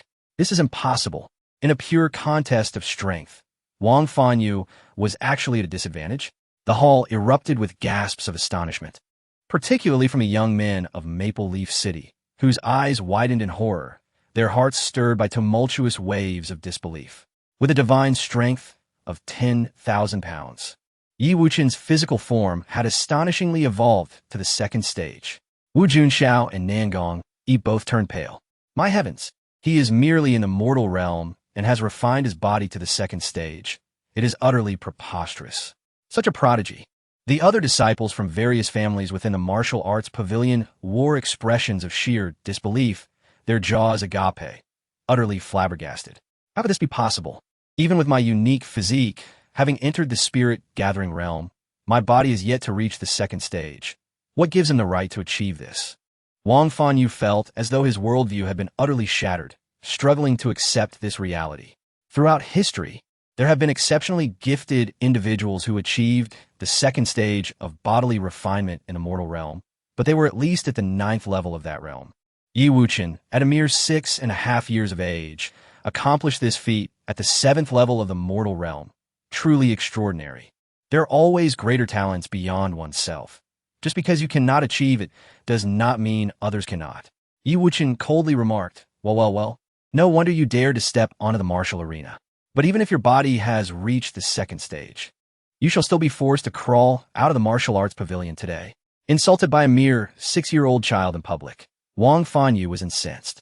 His gaze turned fierce, fists clenched tightly as he bellowed, martial arts barbarian body, unleash. Boom! In an instant, the bones of Wang Fanyu's body erupted with a series of cracking sounds, veins bulging on his forehead, his visage transforming into one of terrifying ferocity. Both Nangong and Wu Junxiao gasped in shock, hastily warning, Wuchen, be careful. This guy is about to activate his martial arts barbarian body. His strength will surge dramatically. Su Qingyu and Shang Wanyu also donned grave expressions. Special physiques often come with unique abilities. Wang Fanyu's martial arts barbarian body, once activated, could temporarily elevate his physical prowess to the strength of the 2nd stage, plunging him into a frenzied state, rendering his combat power extraordinarily formidable. D. With the barbarian body activated, Wang Fanyu's muscles swelled grotesquely, bulging with veins. Like a wild lion or a cheetah, he leapt forward at an astonishing speed, transforming into a fleeting shadow as he attacked. His fists swinging to produce a deafening roar through the air, his strength surpassing the 10,000-pound mark. 8 trigrams palm. Yi Wuchen immediately employed the Yi family's palm technique. His form resembling a crane, harmoniously blending softness with strength as he engaged Wang Fanyu in combat. The two engaged in an intense clash, both having reached the second stage of bodily refinement, their encounters causing the entire martial arena to tremble, gusts of wind lifting the skirts of the young women below, revealing their fair skin. Su Qingyu felt a slight flush, hastily pressing down her skirt while her eyes remained fixed on the arena, filled with tension. The Yi family's 8 trigrams palm, which counters brute force with gentleness, was aptly suited to counter the wild lion fist. No, this was likely not merely the standard Yi family 8 trigrams palm, but rather a refined version, its exquisite force dissipation akin to an advanced technique. Combat techniques are categorized into various tiers: yellow, Xian, spirit, earth, and so forth. Xian-tier techniques are those that can be wielded proficiently only by cultivators above the spirit-gathering realm. Naturally, Yi Wuchen was not bound by such restrictions. Within the martial arena, the battle raged fiercely, each blow landing with palpable impact, the air filled with the sound of whistling energy. Wang Fanyu's attacks were relentless, each strike aimed to kill, his gaze as venomous as a serpent. From an overall perspective, he had consistently remained on the offensive, seemingly holding a tangible advantage. In contrast, Yi Wuchen was mostly on the defensive, yet he suffered little disadvantage, merely appearing slightly outmatched in momentum. Wait, Wang Fanyu might actually lose. Nangong narrowed his eyes, for he discerned that Wang Fanyu's offensive rhythm had become disordered, his relentless focus on attack leading to immense exhaustion. Conversely, Yi Wuchen remained calm and composed, moving with the grace of a leisurely stroll, effortlessly neutralizing each of Wang Fanyu's lethal strikes. Kid, are you too afraid to face me head-on? After dozens of exchanges, Wang Fanyu's heart raced with anxiety and rage, as his repeated assaults were effortlessly thwarted by Yi Wuchen. His opponent was like an elusive eel, impossible to grasp. Inciting frustration. Fine, I shall grant your wish. Suddenly, a peculiar golden symbol flickered in Yi Wuchen's eyes as he executed a strange turn, evading Wang Fanyu's punch, and struck downward with a palm. Boom! In that moment, Wang Fanyu felt as though his intent to attack had been foreseen, a tremendous force crashing against the back of his neck, causing excruciating pain as he fell to the ground. The golden symbol in Yi Wuchen's eyes. Could it be an anomalous pupil? The entire martial arts pavilion erupted into chaos. Chapter 57. Accepting the challenges from all of you.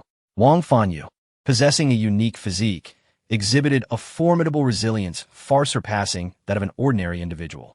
Despite sustaining a heavy blow, he managed to struggle to his feet, eyes filled with defiance as he exclaimed, "Just now, I was merely careless. Let's have a rematch." From the moment of his birth, he had been the pride of his family, endowed with an extraordinary martial body.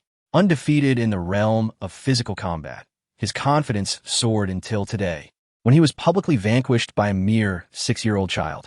The blow to his pride was immense. Even if his opponent possessed peculiar eyes, he too was far from mediocre. With a fierce roar, Wang Fanyu charged like a wild beast, his fists exuding overwhelming strength as he aimed directly at Yi Wuchen. Weaknesses? You have them all over. Yi Wuchen scoffed, shaking his head. As his eyes flickered, golden light illuminated, revealing mysterious symbols that allowed him to perceive every flaw in Wang Fanyu's approach. The young fighter's left leg lacked stability, his foundational skills were inadequate, and in his fervor to attack, he had neglected to guard his vital points. Bang! This time, Yi Wuchen chose to confront him head-on, executing a bagua palm strike that severed Wang Fanyu's punch's force, followed by a sudden knee strike that landed heavily in his abdomen. Wang Fanyu's pupils dilated as his body contorted painfully, feeling as if his very organs were being crushed, blood gushing forth as he gasped in agony, his face a tapestry of suffering. Yi Wuchen moved with the grace of a crane, appearing suddenly behind him. delivering a palm strike with the force of 1,000 pounds aimed at his vital points. The sound of shattering bones echoed throughout the hall. Wang Fanyu collapsed once more, resembling a defeated creature, his spine broken, howling in torment. How about it? Do you still wish to compete with me? Ye Yuchen asserted, placing his foot upon Wang Fanyu's left cheek, applying just enough pressure to contort his once cold visage into a grotesque mask of pain. Yi Wuchen, cease this at once. Do you intend to kill him in public? He is a direct descendant of the Wang family from Maple Leaf City, and your cruelty is inexcusable. 6 young elites from Maple Leaf City hurriedly intervened, alarmed by Yi Wuchen's ruthless methods that struck with deadly precision, his indifferent gaze instilling a palpable sense of dread. Ruthless? This is merely the beginning.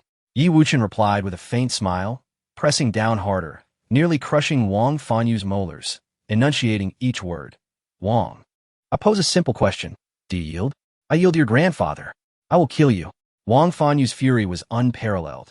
He had never endured such humiliation. Without hesitation, Yi Wuchen seized Wang Fanyu's right hand, breaking his pinky finger with a sickening crack that sent chills through onlookers. Crack! The next to break was his ring finger. The martial arts hall had a rule. As long as the opponent did not concede, one could employ any means necessary. Ah! Wang Fanyu's cries filled the hall, trembling as he broke into a cold sweat, racked with unbearable pain. Crack! The third finger followed suit. Yi Wuchen exhibited no hesitation, his expression devoid of emotion, like a merciless executioner fulfilling a grim duty. Crack! As Wang Fanyu felt the impending agony of his index finger being snapped, he finally reached his breaking point, shouting, Yield, yield. In that moment, all notions of dignity and pride faded. He simply wished to escape the clutches of this terrifying demon. I had thought you a man, yet you crumble after just 3 fingers? Yi Wuchen mocked, subsequently kicking Wang Fanyu off the stage, sending him sprawling. Brother Fanyu, are you all right? This injury is severe. Yi Wuchen, you have gone too far.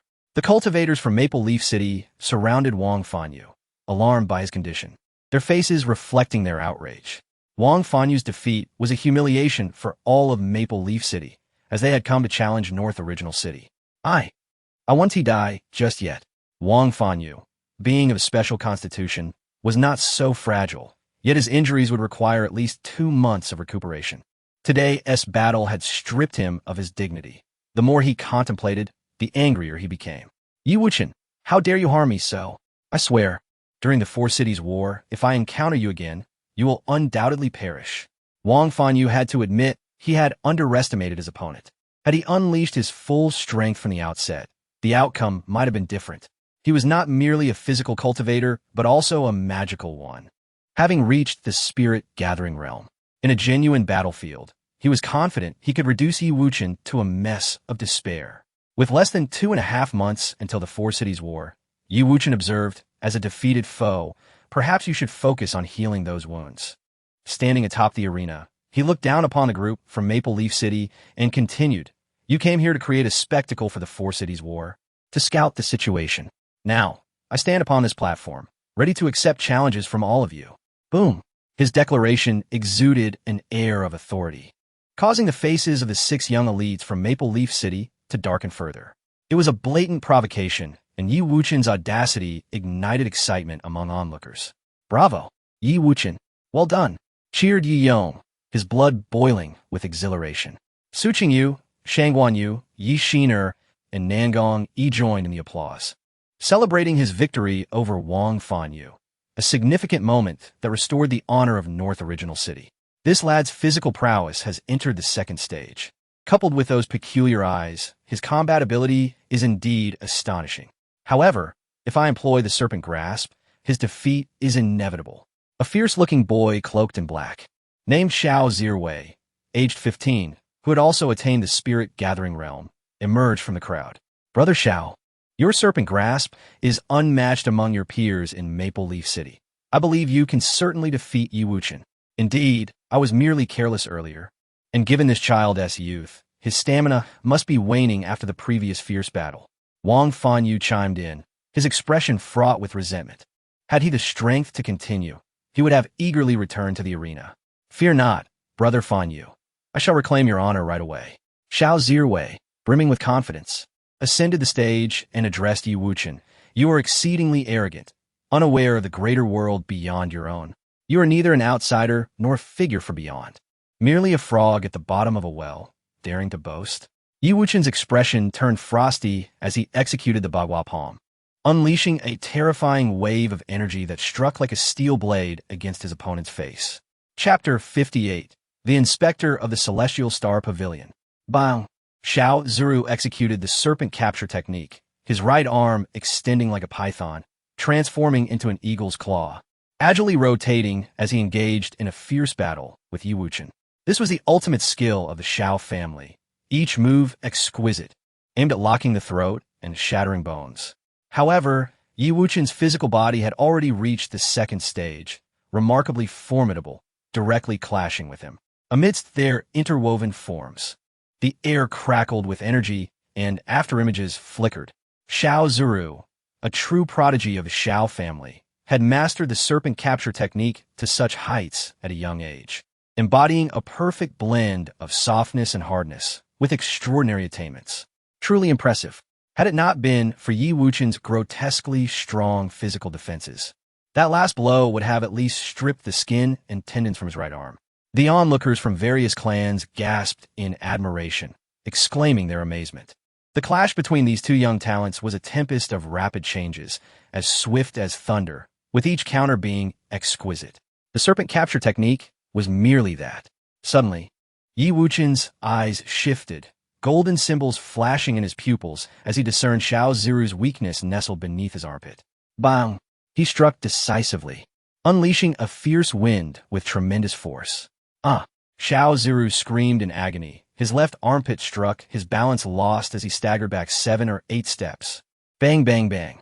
In quick succession, Yi Wuchen transformed his palm into a fist, launching an onslaught like a torrential rain of pear blossoms, striking his chin, chest, abdomen, and cheek. A series of punches landed with brutal precision, blood splattering, his strength surpassing 10,000 pounds. Xiao Ziru's face swelled instantly, becoming grotesquely swollen. Blood oozing from his mouth and nose, numerous bones undoubtedly broken, collapsing like a heap of mud onto the ground, unable to rise. Ziru, such a treacherous method. Several youths from Maple Leaf City rushed onto the arena, their faces aghast, lifting Xiao Ziru down. Hiss! Even Xiao Ziru has been defeated? Yi Wuchen, this monster, has already taken down 2. The hall fell into a silence so profound that a pin drop could be heard. The spectators felt their scalps tingle, profoundly shaken. Everything transpired too suddenly. Just a moment ago, they were evenly matched, yet the situation had shifted dramatically. Under Yi Wuchen's ferocious assault, Xiao Ziru was utterly defenseless, now rendered senseless. It was Yi Wuchen's. This was terrifying, capable of penetrating the weaknesses of his foes, striking unexpectedly at their vital points. Not only could it unveil their weaknesses, but could also foresee their intentions, allowing for preemptive dodging, placing him in an invulnerable position, utterly domineering. The crowd began to fervently discuss among themselves, their hearts tumultuous. At such a tender age, having his physical body reach the second stage, coupled with an almost insurmountable, this talent could only be likened to a dragon among men. Yet, it was a pity that Yi Wuchen possessed only a 3rd-grade spiritual root. Otherwise, with such physical prowess, and he could certainly dominate his peers. Alas, it was said that with such a low-grade spiritual root, he would forever remain stagnant at the gathering spirit realm, unable to ascend further. Some sighed in lamentation, pondering how such a terrifying talent as Yi Wuchen could be cursed with an inadequate spiritual root. The discussions of the onlookers did not faze Yi Wuchen in the slightest. In truth, he bore no spiritual root within him. Instead, he possessed an imperial vein. If only he could devour sufficient lightning laws from this planet, he could swiftly ascend to the gathering spirit realm, overshadowing all prodigies. Of course, this was unrealistic. With his current strength, he could not venture into such realms. Opportunities and dangers often coexist. If there were indeed a vast domain of lightning before him, a sea of blades and flames would await, a perilous endeavor. On the arena, Yi Wuchen adjusted his sleeves, casting a glance over the assembly of Maple Leaf City, declaring, "Who shall be next?" His tone was calm, yet resonated like the voice of death, causing the young talents of Maple Leaf City to slump in despair, unable to meet his gaze. What? Do you fear already?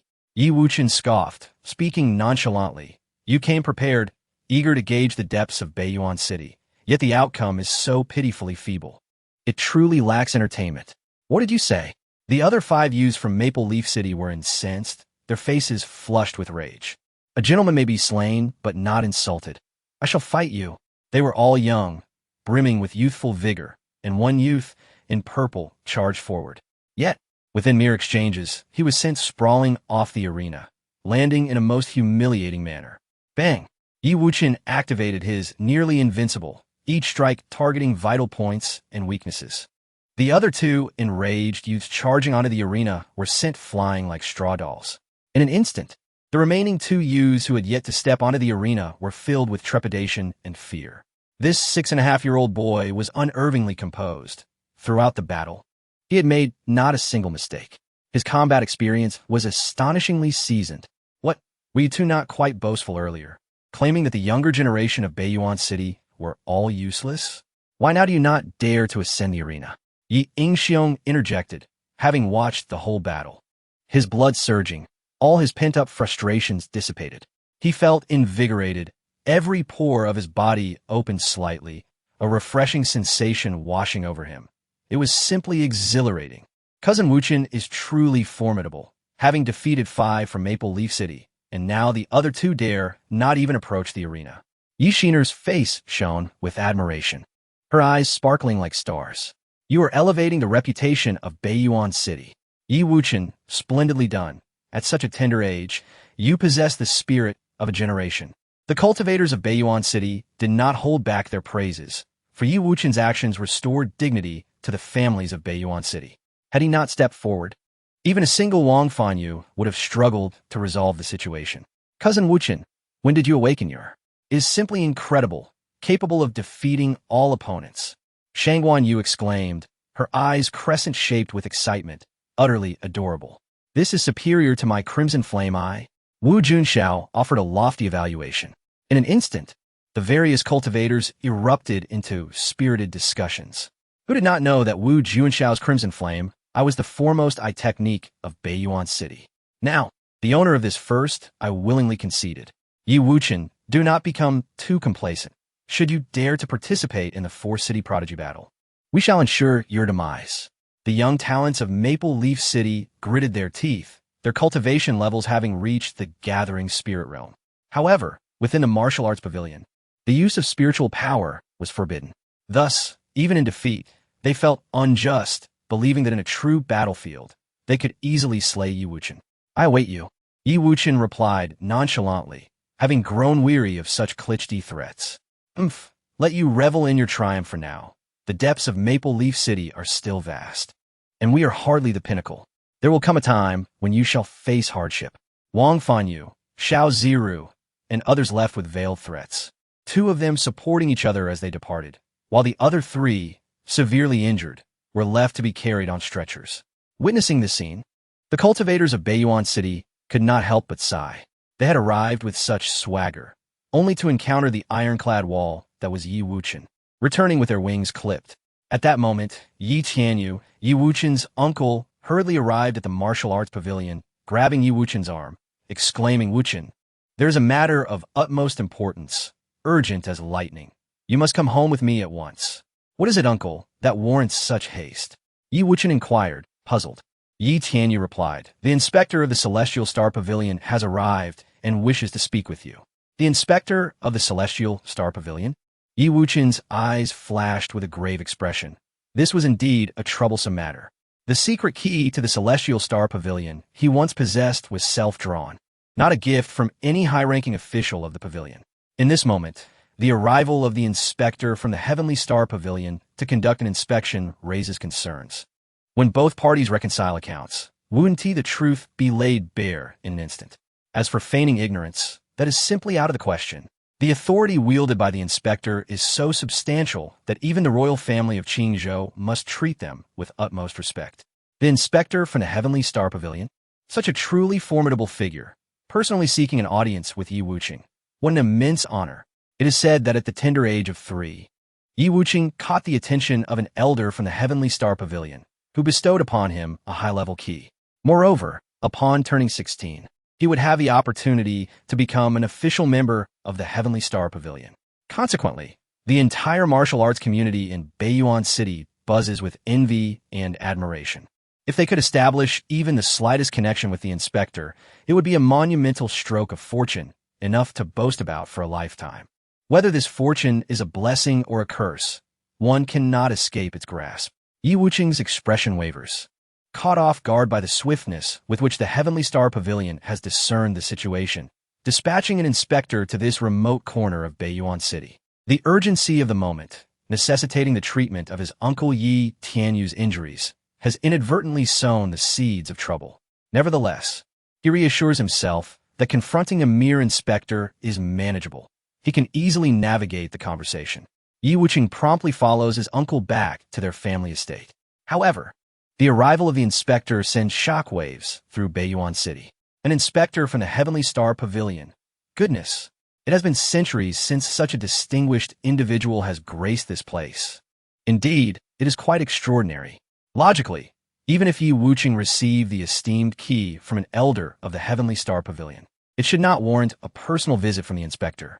I, too, sense that something unusual lies beneath the surface. The disciples from various clans engage in fervent discussions, each voice contributing to the cacophony.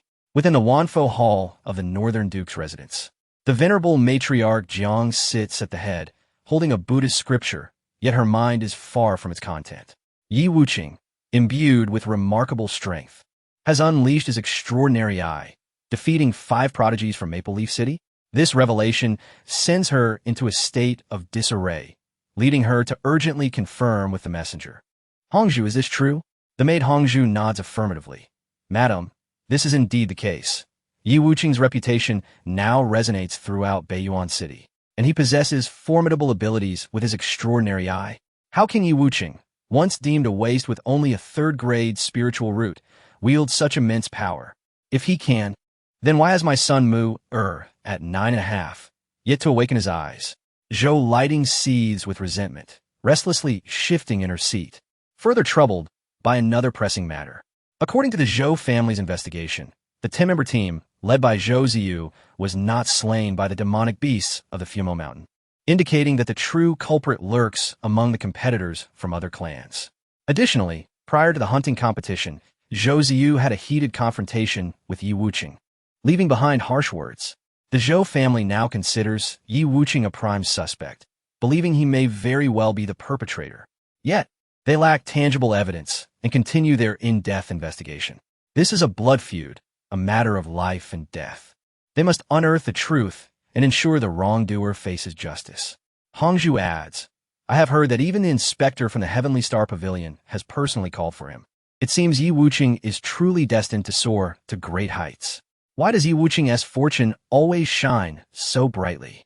He receives a key from an elder of the Heavenly Star Pavilion, is taken under the wing of Su Qingyu, and now awakens his extraordinary eye, gaining the inspector's attention. If only these fortuitous encounters were bestowed upon my son Mu, with his unparalleled talent and 7th-grade spiritual root, he would have already ascended to greatness. Zhou Lighting's face twists with envy, her teeth clenched in frustration. Furthermore, Yi Wucheng possesses exceptional skill in the realm of alchemy, having even cured the deadly cold poison afflicting Su Qingyu. Hongzhu continues to stoke the flames, forever unable to forget the slap Yi Liuli once delivered to herself. Enough! The matriarch Jiang erupts in fury, unable to contain herself. What extraordinary eye! What alchemical prowess! I see it merely as a ruse concocted by the Yi family, a facade for the sake of vanity and pretentiousness. The extraordinary I must be a temporary illusion created by some form of sorcery. And the notion that he could cure Su's ailment. Absurd. Even the legendary alchemist Bei Mu was helpless against such a dire affliction. How could Yi Wucheng possibly achieve it? Zhou Lighting hastily concurs. At present, their only recourse is to resort to slanderous tactics against Yi Wucheng to soothe their own troubled hearts. Meanwhile, at the Yi residence, Yi Jiaming has been anxiously waiting outside, pacing back and forth, drenched in sweat. The inspector from the Heavenly Star Pavilion currently occupies the main hall of the Yi family. Each moment he keeps the inspector waiting intensifies his inner turmoil. Such an eminent figure, descending upon this humble Beiyuan city, is akin to a storm in a teacup. Under the urgency of his uncle Yi Tianyu, Yi Wucheng swiftly arrives at the Yi estate. Upon seeing his grandson, Yi Jianming exhales a sigh of relief and earnestly instructs, "Quickly, Wucheng, go to the reception hall to greet the esteemed inspector. Remember to be polite. Listen more than you speak, and tread carefully. Rest assured, grandfather, I'm always meticulous in my dealings." Yi Wucheng adopts a demeanor of mature composure, patting Yi Jianming on the shoulder before hastening to the reception hall alone. Why alone? Because the inspector specifically summoned only Yi Wucheng, and others dare not follow. Nor do they possess the courage to eavesdrop. Upon entering the grand hall, Yi Wucheng is met with the sight of an enchanting figure draped in a flowing green dress. Graceful and poised, with waist-length silvery hair cascading like a waterfall, exuding an ethereal charm. This silhouette, oddly reminiscent of someone he knows. Yi Wucheng perplexed, bows respectfully. "I am Yi Wucheng. Honored to meet you, esteemed inspector." "You are Yi Wucheng?" Her voice, akin to celestial music, is clear and melodious, reminiscent of a gentle stream flowing through a mountain valley. As the inspector turns, her misty, beautiful eyes reveal a hint of curiosity. She appears remarkably youthful, no more than 15 or 16, with a celestial visage and delicate features as if sculpted by the hands of a master artist. Her brows like green hills, her nose elegantly poised, and her long lashes fluttering gently, captivating one's very soul. A gentle breeze lifts the strands of her silver hair, and in that moment, time seems to stand still. "Master, master." Yi Wucheng gazes at the extraordinary aura emanating from the girl, momentarily lost for words, as if entranced. "Master?" The girl beams, scrutinizing Yi Wucheng with a playful smile. "You are quite the amusing child. Here in Zhuke Star, I encounter those claiming distant kinship, those spinning tales of fate, and even those who insist on becoming my servants. Your method of seeking connection is rather unique. Do you truly wish to be my disciple?" She resembles someone so closely, almost indistinguishable. Yet something feels amiss. How could the master appear so youthful? Surely, she does not resemble that transcendent empress who transcended the realms. But how can there be another person bearing such striking resemblance? Could she possibly be the master's daughter? No, that cannot be.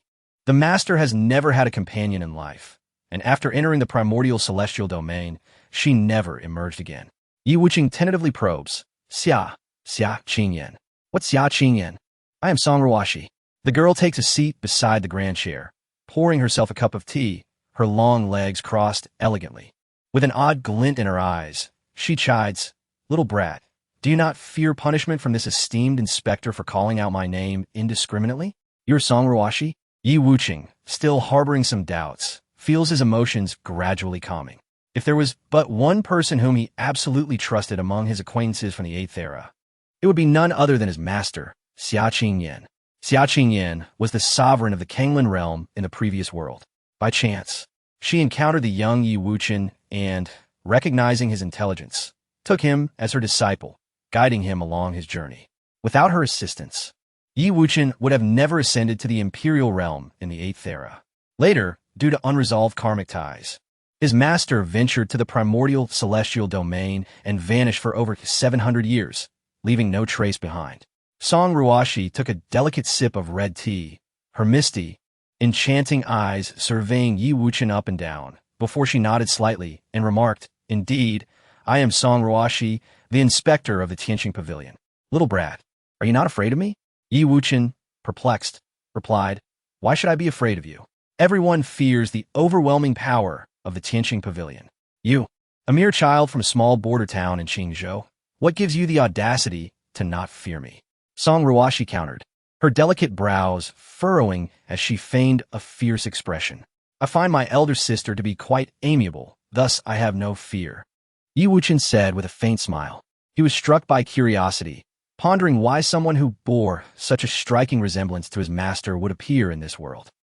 Or perhaps it was his master in youthful form, having regained her youthful visage and forgotten her memories?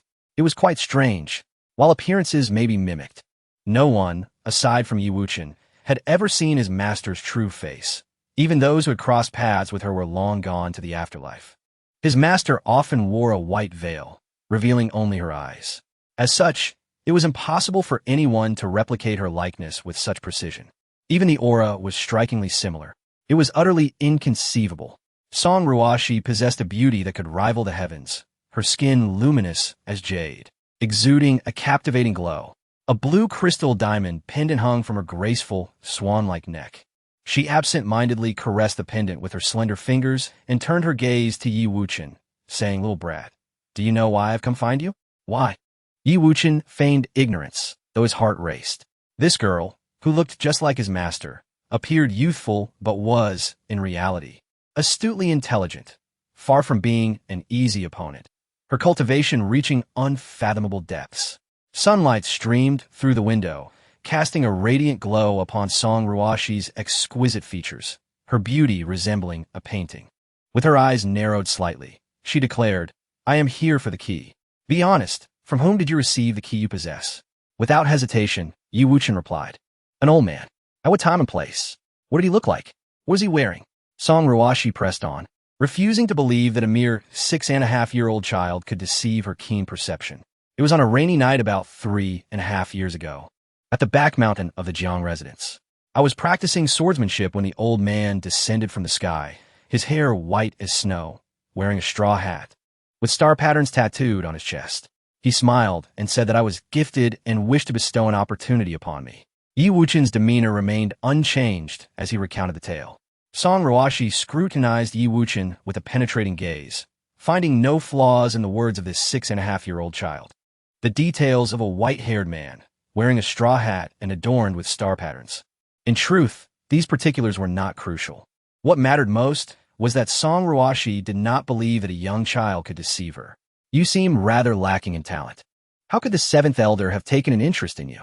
Song Ruashi pouted, utterly baffled. "Such sharp words, reflecting your master's demeanor."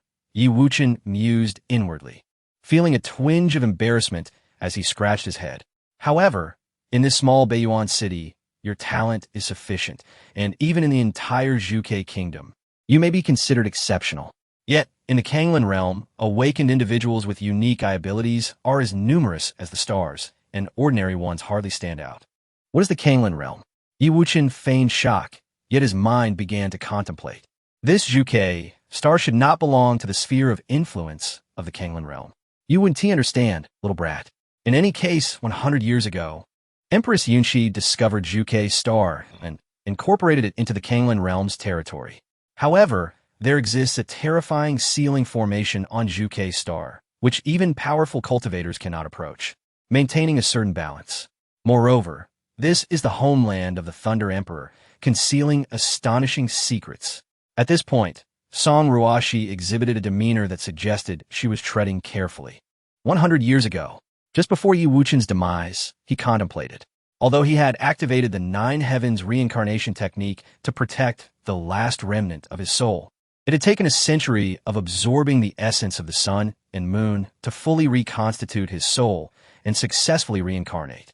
Coincidentally, the enigmatic Tianqing Pavilion had also risen to prominence on Zhuge star a century ago, rapidly establishing itself as a formidable force.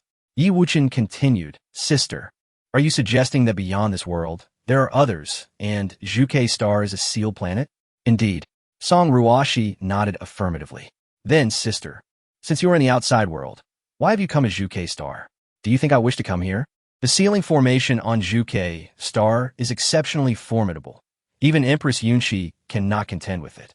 My cultivation is limited, allowing me to evade the apocalyptic thunder of the formation.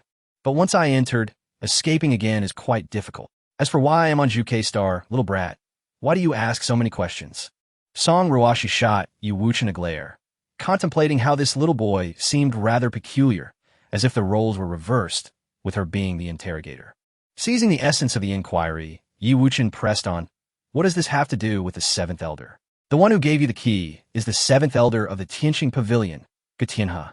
He came to this remote place in Qingzhou to investigate 5 years ago, only to vanish abruptly 3 years ago, with no trace of him left. Is it related to the dark matter issue?" How do you know? Song Ruashi was taken aback, her gaze filled with astonishment. This 6-year-old child appeared most unusual, not resembling a child at all. Ye Wuchen, with his hands clasped behind his back, paced back and forth in the grand hall, speaking eloquently. I participated in the demon hunting competition at Wuchen and encountered those beasts infected by dark matter. They were exceedingly savage, possessing devouring capabilities and growing rapidly, akin to demon cultivators. He had now unraveled the mystery of Song Ruashi's presence. This inspector was not here to interrogate him regarding the key, but sought to investigate the reason behind the seventh elder's disappearance. However, in truth, Yi Wuchen had never met this seventh elder. It was merely a twist of fate that 3.5 years ago, he had casually drawn the key of the Tianqing Pavilion, aligning perfectly with the timeline of Gu Tian's disappearance. Hence, Song Ruashi had tracked him down. Little brat. Did you receive any information from the seventh elder when you saw him? For instance, did he mention where he was headed? Song Ruashi's eyes were filled with urgency. The seventh elder was an exceptional power on Zhukei's star, with formidable cultivation. The being responsible for his sudden disappearance must be extraordinarily fearsome. A matter of great concern for the safety of the entire Zhukei star. Chapter 61. The Depths of Zhukei's Star. Yi Wuchen's expression turned reflective as he shook his head with conviction. That venerable elder never divulged any information regarding his whereabouts. Indeed, considering that he was merely a 3-year-old child at the time, how could Elder Qi possibly confide in him about the Blood Moon sect? Song Ruashi was not surprised. Her purpose for visiting was purely experimental, hoping to uncover any clues. However, confirming that Yi Wuchen had encountered Gai Tianhe allowed for the deduction of the timeline regarding Gai Tianhe's disappearance. It also indicated that Elder Qi's incident occurred at the boundary of Qingzhou.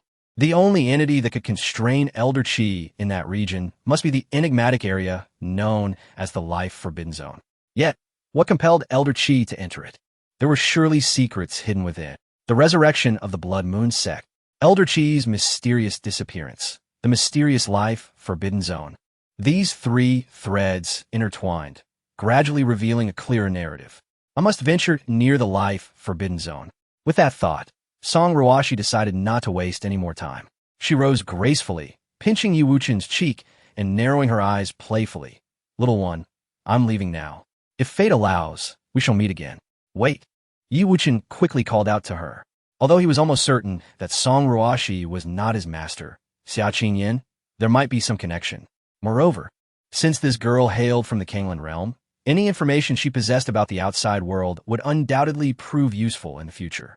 Seizing this opportunity to forge a favorable bond would facilitate future communication. Most importantly, Song Ruashi possessed something he urgently needed, which, if utilized wisely, could significantly enhance his combat prowess. What's the matter? Do you find me so beautiful that you can't bear to see me go? Song Ruashi inquired with intrigue. If any peers dared to harbor ill intentions towards her, she would certainly teach them a harsh lesson. Yet, before her stood a charming 6-year-old child, whose adorable visage invoked no sense of aversion but rather amusement. In response to the exquisite countenance before him, Yi Wuchen maintained his composure. Adopting a tone far beyond his years, Miss Song, how about I offer you an opportunity? An opportunity? Song Ruashi was taken aback, her pale face glowing like snow, her features strikingly picturesque. She puffed her cheeks and laughed. In this tiny Zhukei star, no one has ever dared to make such grandiose claims to offer me an opportunity. You little rascal, you truly are blissfully unaware. Is that so? Yi Wuchen responded with a mysterious smile, pacing back and forth in the hall. Although you are not a thunder-type cultivator, there exists within you a formidable destructive power of thunder. If I am not mistaken, you must have sustained injuries from the world destruction divine thunder when you forcefully breached the ceiling heaven great formation.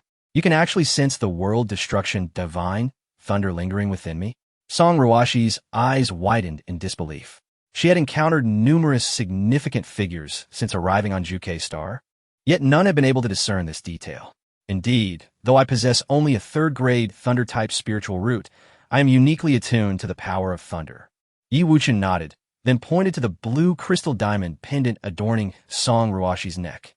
You instinctively touched this pendant, indicating its immense significance to you, perhaps even a matter of life and death. If my guess is correct, This artifact suppresses the world-destruction divine thunder within you. However, given the sheer terror of the world-destruction divine thunder, which is the concentrated essence of the Thunder Emperor's ultimate law, even with an artifact to contain it, the thunderous force remains turbulent and potent, capable of obliterating even the strongest of beings in an instant. At this juncture, Wuchen paused, a slight smile gracing his lips, exuding an air of mystery and confidence. Hearing this, Song Ruashi's heart surged with tumultuous emotions, astonished beyond measure. This little rascal possessed an extraordinary level of observation, completely seeing through her. How peculiar it was for a mere 6-year-old child to possess such insight. No wonder Elder Chi held this child in such high regard. He was indeed exceptional. Taking a deep breath to steady her emotions, Song Ruashi responded truthfully, "You are correct. 4 years ago, I forcefully breached the sealing Heaven Great Formation on Juke Star. At the time, I underestimated my own cultivation level and employed concealment techniques, believing I could evade detection. Yet, I still triggered a faint wisp of the world-destruction divine thunder, which nearly led to my demise. Thankfully, the protection of the Phoenix Tier allowed me to survive." Recalling that incident, Song Ruashi's face reflected her lingering trepidation, akin to a haunting nightmare. A mere wisp of the weakest world-destruction divine thunder had brought her to the brink of obliteration, even damaging the Phoenix Tier, transforming its once oval shape into a distinctly angular diamond form. The true Phoenix Tier is indeed a remarkable artifact, Wuchen mused inwardly. He had recognized it as the Phoenix Tier, condensed from the tears of a true blood Phoenix King, possessing exceptional defensive capabilities. Without it, Song Ruashi would have had no chance of survival against the world-destruction divine thunder. From this, one could also infer that she must have considerable connections within the Canglan Realm. A typical small family could hardly provide an artifact of the Phoenix Tier's caliber to their progeny. Wuchen continued his deductions. While the Phoenix Tier can temporarily suppress the world-destruction divine thunder within you, it will gradually leak a portion of that thunderous power over time, enough to inflict unbearable torment upon you. Eventually, the Phoenix Tier will exhaust its energy, and at that moment, you will face the world-destruction divine thunder alone, with your life hanging in the balance. You are indeed correct. The world-destruction thunder is terrifying. Every few months, the thunderous power retaliates against my body, manifesting as a searing pain akin to 1,000 arrows piercing my heart, a relentless agony. A flicker of pain crossed Song Ruashi's beautiful eyes, a memory she wished to forget. Do the elders of the Tianqing Pavilion possess the world-destruction divine thunder? Wuchen inquired further. They do not. A century ago, a breach appeared in the sealing Heaven Great Formation, discovered by 8 members of the Tianqing Pavilion. They successfully crossed into Juke Star, establishing the Tianqing Pavilion commerce there, which has flourished over the past century, with one serving as the pavilion master and the other 7 as the current 7 elders. Unfortunately, the sealing Heaven Great Formation was soon repaired by a mysterious force, rendering any subsequent entrants to face near certain death. Many prodigies perished, their aspirations thwarted. Mysterious force? Could there be descendants of the Thunder Emperor on Juke Star? Ye Yuchen ponderetot. Song Ruashi lamented.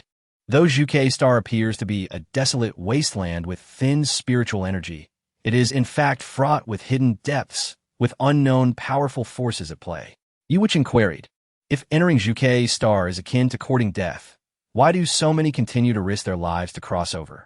Naturally, they are drawn by the Thunder Emperor's tomb, seeking the legendary supreme inheritance left behind by the Thunder Emperor. As Song Ruashi spoke, her expression suddenly shifted to one of vigilance, a hint of embarrassment washing over her as she realized she had inadvertently revealed too much to this little rascal. Frustrated, she stamped her foot and threatened Wuchen. Little brat, you're on a spy sent by someone, are you?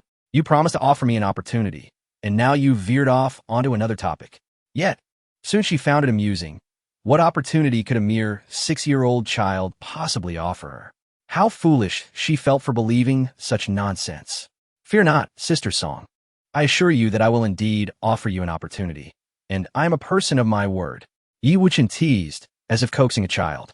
What did you just call me, Sister Song? Song Ruashi widened her round, glistening eyes, her delicate brows furrowing into a tight knot. In a moment of impulsive fury, she attempted to remove Yi Wuchen's trousers, ready to deliver a sound thrashing to his backside. Yi Wuchen, quick on his feet, retreated several paces, a hint of anxiety in his voice as he urged, "Please, calm down. What if I told you I could eliminate the annihilation divine thunder within you?" "Don't try to fool me," she retorted. "Even the master of the Celestial Star Pavilion cannot resolve such matters. How could you possibly manage it?" With determination, Song Ruashi rolled up her sleeves, revealing her fair arms, and lunged toward Yi Wuchen, intent on teaching the impudent child a lesson. "Do not act rashly. There are ways to achieve our goals. I have cured Su Qingyu's cold poison, so I certainly have a means to address the annihilation divine thunder." Yi Wuchen felt a flicker of panic. As the formidable Yi Emperor who had once commanded respect across the realms, he could not afford to be burdened by such an embarrassing history. Rolling her eyes, Song Ruashi declared, "You better present a viable solution.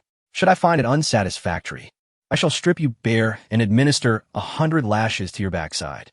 Firstly, I possess a natural sensitivity to the power of thunder, with a unique spiritual root capable of absorbing thunderous laws. Secondly, you may think that even if I can absorb these laws, it would lead to my demise. But I can gradually absorb a minuscule portion, thereby reducing the danger. As my strength grows, I shall eventually manage to absorb it all. Thirdly, you might wonder why I am unafraid of death and dare to confront such terrifying thunder, but it is because one risks everything for the prospect of great gain. You are willing to endure countless perils to enter the Vermilion Bird Star, and I too am prepared to face death to attempt the absorption of the annihilation divine thunder and strengthen myself." As Yi Wuchen articulated his third point, Song Ruashi hesitated, her conviction wavering. His reasoning was sound and persuasive. He exhibited a clarity of thought that was hard to dismiss. Moreover, hailing from the Canglan Realm, she was accustomed to grand spectacles and did not subscribe to the shallow belief that a third-grade spiritual root was inherently useless. A child so young, yet so insightful, was certainly no ordinary individual. After a moment's contemplation, her eyes narrowed as she scrutinized Yi Wuchen. "You must be serious. Absorbing the annihilation divine thunder is no trifling matter. Even if your physical body has entered the second stage, you could still perish at a mere touch." "I have considered it thoroughly," Yi Wuchen affirmed with unwavering resolve. "Since my birth in this world, I have sought the laws of the Thunder Emperor. Now, with an opportunity to engage with the legendary annihilation divine thunder, I cannot let it slip away. If I succeed in absorbing and transforming it, the enhancement to my combat prowess will be immense, making it one of my strongest cards." He envisioned a scenario where, on the battlefield, Jiang might faced off against him, and he unleashed the annihilation divine thunder. How would one counter such a formidable force? He held a firm confidence in his exquisite control over the laws of thunder, believing he could navigate the delicate process of absorption. Song Ruashi pondered the implications as she gazed at the 6-year-old before her, her conscience pricked by a sense of responsibility. If anything were to go awry, she had the protection of the Phoenix Tear Pendant, but Yi Wuchen had nothing. He would undoubtedly become ash beneath the annihilation thunder. Time was of the essence. They must commence immediately. "It's now or never. I will bear the consequences of my choice," Yi Wuchen urged. "Do you truly believe you can succeed?" Song Ruashi, though well-meaning, hesitated repeatedly. "You must understand, there are few spiritual roots in this world capable of absorbing such laws. In fact, I am the only one on the Vermilion Bird Star with this capability. This is your sole chance for salvation." After much deliberation, Song Ruashi nodded. "Very well, but if at any point we encounter an uncontrollable situation, we must cease immediately." Subsequently, Song Ruashi instructed the Yi family to prepare a secret chamber, stating it was for an important discussion with Yi Wuchen. The Yi family, though bewildered, complied, for authority carried weight, especially when it involved an inspector from the Celestial Star Pavilion. Inside the dimly lit chamber, Yi Wuchen settled onto a mat, his expression grave. "During the absorption of the annihilation thunder, you must follow my lead without any thoughts of resistance." "I understand," Song Ruashi replied, nodding as she adjusted her skirt and took a seat opposite him, revealing a glimpse of her flawless, alluring legs. Even now, she felt a touch dazed, having known this prodigy for such a short time, and yet finding herself in such a precarious position, revealing much of her secrets. They had transformed into partners in life and death. How bizarre. Wuchen paid no heed to her thoughts, stating earnestly, "We will press our palms together, and I will guide the thunder within me." In an instant, brilliant blue lightning surged from Wuchen's body, crackling with potent energy. "Your power of thunder has actually reached the second stage?" Song Ruashi exclaimed in surprise, realizing that this child harbored secrets of his own. The power of thunder was categorized into 7 stages, with the first being green, the second blue, and the third red. The ultimate form, said to be golden, held terrifying power capable of shattering mountains and scorching seas. While many in the Canglan Realm had cultivated their thunderous powers to the second stage, few could accomplish such a feat by the tender age of 6. Song Ruashi had never encountered anyone like him. "Let's begin." Wuchen inhaled deeply, golden, peculiar symbols emerging in his eyes. To proceed cautiously, he needed to observe the process with precision. In that moment, he sensed the dormant annihilation thunder dragon within Song Ruashi, roaring forth with a deafening sound wave, its presence overwhelming and entirely black. This was the annihilation thunder. It became clear that the ultimate form of the thunderous power was not golden, as previously thought, but an unfathomable black, resembling an endless abyss capable of devouring gods and vanquishing immortals. As Wuchen drew forth a faint wisp of black lightning from Song Ruashi, both displayed expressions of agony, gritting their teeth in perseverance as they emitted muffled groans. The black lightning was utterly domineering, as if intent on tearing their very bodies apart. The dark energy coursed through Song Ruashi's hand, before a small portion entered Wuchen's body, spreading through his organs and limbs. Throughout the ordeal, both endured the harrowing force of destruction, feeling as if countless ants were gnawing at their hearts, each moment more unbearable than the last. Though Song Ruashi had the protection of the Phoenix Tear pendant to alleviate some of the suffering, Wuchen was left to endure it all, his expression contorted, beads of sweat pouring down his face as his body cracked, blood seeping forth. Though it was the power of thunder, it felt akin to divine fire, causing the temperature in the room to soar dramatically. "Oh no, I forgot the most crucial detail." Song Ruashi suddenly paled, wringing her hands anxiously. "Stay focused."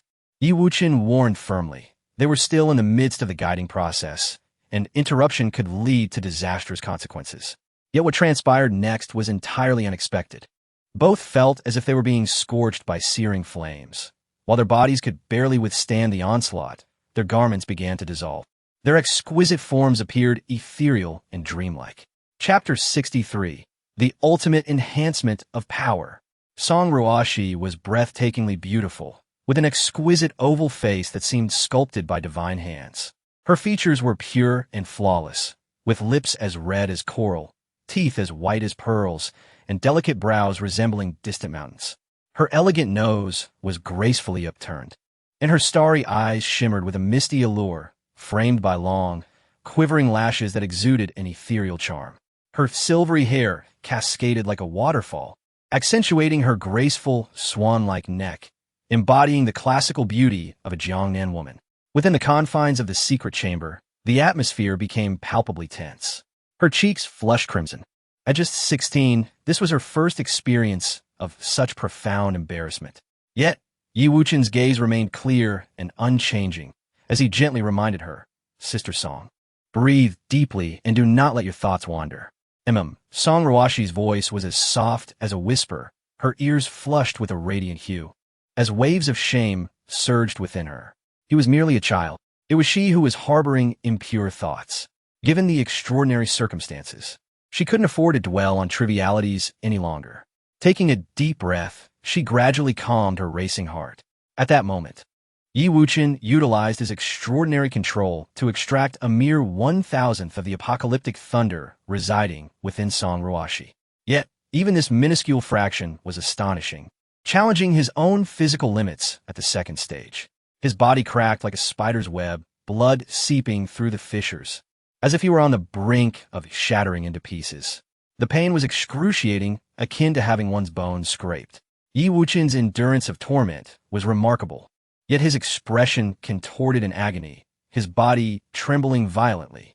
"Should we stop for a moment?" Song Ruashi felt a pang of compassion. With the protection of the phoenix tear, her pain was at least halved. Nonetheless, she still felt as if 1,000 arrows pierced her heart, enduring a torment that was almost unbearable. It was incomprehensible to imagine the intense suffering that a mere 6-year-old boy like Wuchen was enduring in silence, his spirit unwavering. Such sheer willpower was terrifying, bordering on madness. No need. Wuchen's response was resolute. Just as his body was about to collapse, he activated the Nine Heavens Reincarnation Technique to mend his injuries. This ancient celestial art not only allowed practitioners to reincarnate through 9 lifetimes, but also possessed remarkable healing capabilities. To her astonishment, Song Ruashi witnessed Wuchen's previously cracked body beginning to mend at a visible pace. This boy was indeed extraordinary, even at the 2nd stage. Such a feat was almost unfathomable. As he forced his technique to repair himself against the oppressive force of the apocalyptic thunder, the black lightning crackled fiercely, audaciously withdrawing from Song Ruashi's body and gradually being absorbed into Wuchen's spiritual sea. The process of separation was arduous, for the black lightning seemed to possess a will of its own. Realizing it could not vanquish Wuchen, it attempted to retreat. And if it merged back with its source, all efforts would be in vain. Suppress it. Sharpen it. His body crackling with blue electricity as he focused on the black thunder. The two forces engaged in a fierce tug-of-war. Utilizing the Nine Heavens Reincarnation Technique consumed an immense amount of spiritual energy. His reserves were quickly depleting. Without that energy, it would be impossible to draw the black lightning into his body. In a moment of desperation, the reincarnation eye in Wuchen's gaze flickered with mysterious symbols, revealing the black thunder's weakness. Suddenly, a surge of blue light illuminated the entire chamber. At the same time, Song Ruashi's cheeks flushed again. The dimness of the room had concealed her form, but now, Wuchen's eyes beheld her radiant figure in full. With immense effort, Wuchen successfully detached the black thunder from Song Ruashi and consumed it within himself. In that instant, the black lightning surged into his spiritual sea, an overwhelming force that propelled his cultivation to new heights, advancing from the early to the mid-stage of the 7th realm. Wow, the apocalyptic thunder is truly unrivaled. As Wuchen felt the thunderous energy coursing through him, he couldn't help but gasp in awe. If he could harness this power for himself, it would become an extraordinary weapon. Furthermore, after assimilating the apocalyptic thunder, his body was further enhanced. He rose to his feet and unleashed a punch, producing a resounding sonic boom, his strength surpassing 20,000 pounds. Remarkable. Song Ruashi was momentarily dazed, her hair billowing in the wake of his powerful punch, her pure and exquisite features captivating all who gazed upon her.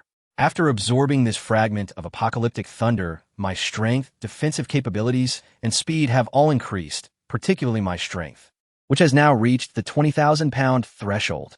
Wuchen exclaimed, brimming with excitement. This was the advantage of stepping into the 2nd stage of physical cultivation. Each breakthrough was monumental. Once he surpassed the 100,000-pound threshold, it would signify his ascension to the 3rd stage. We did it. We succeeded. Song Ruashi was elated, and she noticed that Wuchen not only experienced tremendous growth, but also transformed in demeanor after consuming the thunder, exuding an aura of sharpness. His previously injured body was rapidly mending, returning to a flawless state. Everything is perfect except it's a bit too small. Song Ruashi's enthusiasm waned as she observed the situation. That snake is just too venomous. Wuchen's facial muscles twitched, his pride wounded. He swiftly donned a new outfit from his storage and retorted, "You're not exactly large yourself." Song Ruashi glared at him, frustration evident in her eyes. After the absorption of the thunder, she had donned a delicate azure feather robe, which, though it concealed her most vulnerable areas, did little to hide her enchanting curves. Her skin glowed a delicate rose, and her long, elegant legs were mesmerizingly perfect, with her delicate, crystalline toes captivating all who beheld them. In truth, Wuchen had spoken insincerely. Song Ruashi was far from small. She had a slender waist that could be grasped with a single hand and in all the right places. She was charmingly ample, her alluring silhouette capable of stirring the very heavens. "I'm at your age," Don't misconstrue my words. Song Ruoshi, feeling a surge of shyness, quickly clarified. After all, he had helped her absorb the apocalyptic thunder. He was her savior. Yi Wuchen blinked innocently, his eyes clear and pure. Sister Song, I was indeed referring to your age. How did you come to misconstrue that? Well, that's good. Song Ruoshi felt a wave of embarrassment wash over her. He was simply a child with an innocent heart. She truly should not have viewed him through a lens of suspicion. As Yi Wuchen and Song Ruoshi emerged from the secret chamber, Yi Jiaming had been anxiously waiting outside for a full hour. His concern was palpable. The inspector from the Tianqing Pavilion wielded immense power. A mere word from them could send the prominent families of Beiyuan City into a frenzy. Fortunately, when Yi Wuchen exited the chamber, his expression was calm, suggesting that the conversation had gone smoothly without any mishaps. Yi Jiaming finally breathed a sigh of relief. Song Ruoshi maintained her composure, as if nothing had transpired, having changed into a stunning new gown of pale yellow, her figure graceful and enchanting. She clasped her hands behind her back and glanced at Yi Jiaming, stating, "Prepare a room for me. I intend to stay at the Yi residence for a time. Of course, I shall arrange an exquisite chamber for you." Esteemed Inspector, Yi Jiaming responded, somewhat taken aback. This was a momentous occasion. Could it be that the inspector had taken a liking to Yi Wuchen's talents and intended to offer assistance? Even more puzzling was why both Yi Wuchen and the inspector emerged from the chamber in entirely new attire. Could it be that this envoy harbors some hidden proclivity? For a moment, Yi Jiaming felt a tumult of emotions, and his gaze towards Song Ruoshi became peculiar. To mask her embarrassment, Song Ruoshi urged in a low voice, "Hurry and attend to the matter, will you?" Yes, Yi Jiaming could only nod in agreement.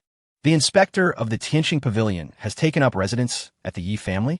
What extraordinary capability does Yi Wuchen possess to command such attention from the envoy? Once news spread that Song Ruoshi would be staying at the Yi residence for half a month, it sent shockwaves throughout Beiyuan City, inciting suspicions among various clans. The Yi family's ascent appeared unstoppable. The heads of the Nangong, Wu, Jiang, and Shangwan families all sought to pay their respects to the envoy, only to find themselves barred at the threshold of the Yi residence. The envoy showed no deference to the noble families of Beiyuan City. Perhaps in the eyes of the inspector, the four great families were merely inconsequential figures. This incident sparked fervent discussion, becoming a popular topic of conversation over meals. Speculations arose that Yi Wuchen might soon be recognized as an official member of the Tianqing Pavilion. Naturally, the Zhou family and the Duke of Jinbei's residence were deeply discontented, feeling a profound imbalance within themselves. Yi Wuchen had never encountered such fortune while residing in the Duke's residence. Why, after being expelled, did opportunities keep presenting themselves? During her brief stay at the Yi residence, Song Ruoshi spent nearly every day in the company of Yi Wuchen. Seizing the opportunity, Yi Wuchen skillfully extracted information regarding the current affairs of the Canglan Realm. The Empress Yunxi had reached the threshold of the Emperor Realm, becoming the absolute sovereign of the Canglan Realm, her word unchallenged, with all beings in submission. She was preparing for a breakthrough into the Emperor Realm. As for his former loyal subordinates, most had been assimilated into her forces. Those who had not were living precariously, their circumstances far from favorable. "Mu Yunxi, wait for me. The Canglan Realm entrusted to me by my master. I shall reclaim it with my own hands." Listening to Song Ruoshi's account, Yi Wuchen clenched his fists in silent fury. "Ah, you seem to harbor considerable animosity towards Empress Yunxi," Song Ruoshi observed, noting Yi Wuchen's unsettling demeanor. "I will eventually triumph over her," he declared. Many talented youths took Empress Yunxi as their role model, yet none could stand alongside her in the Canglan Realm. "Your aspirations seem rather grandiose, bordering on the unrealistic," Song Ruoshi critiqued. "None at all. That cannot be true." Yi Wuchen furrowed his brow. In terms of talent, his eldest and second disciples were hardly inferior to Mu Yunxi, and were also likely to ascend to the Emperor Realm. There truly is no one. Since the fall of the Yi Emperor, no one has been able to match Mu Yunxi, Song Ruoshi lamented, her voice tinged with nostalgia for her idol, the Yi Emperor, who had sacrificed himself during the tumultuous times to save the people. "Speaking of which, your name bears a striking resemblance to my idol, the Yi Emperor. He was called Yi Chun, while you're Yi Wuchen," she remarked. "It is quite a coincidence," he replied with a slight smile. thinking how perceptive this young girl was to view him as an idol. In his past 8 lives, he had indeed gone by the name Yichun. However, his master, Xiaoqingyan, later deemed the name lacking in grandeur and added the character Wuchen, signifying purity and transcendence. Few knew the significance of this name. Only those close to him were aware. By the way, did the Yi Emperor never take on any disciples? Yi Wuchen continued to inquire, reasoning that with the talent of his 2 disciples, they should have become prominent figures in the Canglan Realm, rather than remaining obscure. I have not heard of any. Much of the Yi Emperor's legacy seems to have been deliberately erased, remaining unknown. Song Ruashi shook her head. Could it be that my 2 disciples met with misfortune? Or have they simply gone into hiding? A cold glimmer crossed Yi Wuchen's eyes. However, he lacked the ability to investigate these matters at present and would have to wait for the future. All right, as agreed, today we shall begin absorbing the annihilation thunder. Song Ruashi urged. With every fraction of thunder power diminished from her body, the pressure she endured lessened correspondingly. Very well, let us commence, Yi Wuchen said, filled with anticipation. His first experience absorbing the annihilation thunder had bestowed him with tremendous benefits, propelling his physical strength beyond 20,000 jin and rapidly advancing his cultivation. On the following day, he grew bolder and successfully extracted 5,000ths of the thunder power from Song Ruashi, achieving a strength of 22,000 jin. It appeared that, after the initial breakthrough, a more substantial enhancement required an even greater quantity of absorption. On the 15th day, enveloped in black lightning, Yi Wuchen resembled a demonic deity, his long hair billowing wildly, an overwhelming aura instilling trepidation. He had successfully absorbed 10% of Song Ruashi's annihilation thunder. His cultivation had ascended to the 8th level of the mortal realm. With a single punch, he shattered the air, unleashing 30,000 jin of divine power. Your rate of growth exceeds my expectations. Were it not for my urgency to investigate the disappearance of the 7 elders, I would wish to remain here and witness your miraculous feats, Song Ruashi expressed, both astonished and pleased. She had initially thought the annihilation thunder within her was insurmountable. Yet now, thanks to a 6-year-old boy from a small border town, she had found a glimmer of hope. My absorption has reached its limit. Any further risk may result in a backlash from the annihilation thunder that I cannot control. I can only continue once I reach the spirit-gathering realm, Yi Wuchen declared, unwilling to take further risks. Otherwise, the accumulated annihilation thunder within him could spiral out of control, leading to dire consequences. Indeed, I eagerly anticipate your growth, Yi Wuchen. I shall return in 6 months. Song Ruashi said before departing, planting a gentle kiss on his forehead and flashing a captivating smile. Little one, grow quickly. The world beyond is filled with wonders. With that, Song Ruashi transformed into a streak of azure light and soared into the sky, leaving Beiyuan City. On the day following the envoy's departure, Yi Feng arrived at Wuchen courtyard. His expression somewhat uneasy as he addressed Yi Wuchen. Cousin Wuchen, I have a matter I wish to consult with you. What is it? Yi Wuchen, perceptive as ever, discerned that Yi Feng harbored ulterior motives, though he chose not to expose him. Yi Feng, a member of the side branch of the Yi family and one of the 10 participants in the battle at Wumu Mountain, approached with a demeanor that was both awkward and eager, lightly placing his arm around Yi Wuchen's shoulder while subtly pressing an invisible talisman against his back. In that instant of contact, Yi Wuchen sensed the presence of a tracking talisman affixed to him, a tool often employed for assassination, remarkably discreet and undetectable by ordinary means. Yet, as a great emperor, Yi Wuchen was not one to fall prey to such petty tricks. Who could be orchestrating this plot against me? For the noble families of Beiyuan City, a hidden tracking talisman worth several tens of thousands of spirit stones was no trivial matter. Yi Wuchen maintained a composed facade, choosing not to confront Yi Feng about his scheme. He had no enmity with Yi Feng, having saved his life during the Wumu Mountain incident. Logically, Yi Feng should have no motive to harm him. Who, then, was pulling the strings behind the scenes? The Duke of Jinbei's residence? Or perhaps the Zhou family? Or even the likes of Wang Fanyu and Xiao Zhirue from Fenya City? Yi Wuchen's expression remained natural, as if nothing had transpired, while he offered guidance on Yi Feng's swordsmanship. Thank you, Cousin Wuchen, for your guidance. It has truly enlightened me and been immensely beneficial. Half an hour later, Yi Feng hastily departed from Wuchen courtyard, finally exhaling a sigh of relief in his heart, as it seemed that Yi Wuchen remained oblivious. Observing Yi Feng's retreating figure, Yi Wuchen narrowed his eyes slightly, stroking his chin in contemplation, muttering to himself, "If Yi Feng is the focal point, then the perpetrator is likely from the Zhou family. It must be that Yi Feng was bribed, leaking the details of the extermination of Zhou Ziyu's 10-member team in Wuchen. The Zhou family gritting their teeth, seeking revenge against me." As Yi Wuchen deduced this, a sharp glint flashed in his eyes. How intriguing. The Zhou family truly revels in chaos. From Zhou Zuan in the Misty Forest, Zhou Ziyu in Wuchen, and now even daring to infiltrate the Yi family, arranging the traitor Yi Feng to covertly track me. Coupled with Zhou Lighting's persecution of my mother back then, one incident after another, and I have yet to take the initiative to settle the score. Now they begin their mischief again. Very well, this time I shall slay your Zhou kin, leaving no descendants. A terrifying black lightning flickered in Yi Wuchen's palm, extinguishing vitality. Exuding boundless terror, he decided to turn the tables, immediately summoning the mage Xiaobi. "Sister Xiaobi, I intend to enter closed-door cultivation for a month.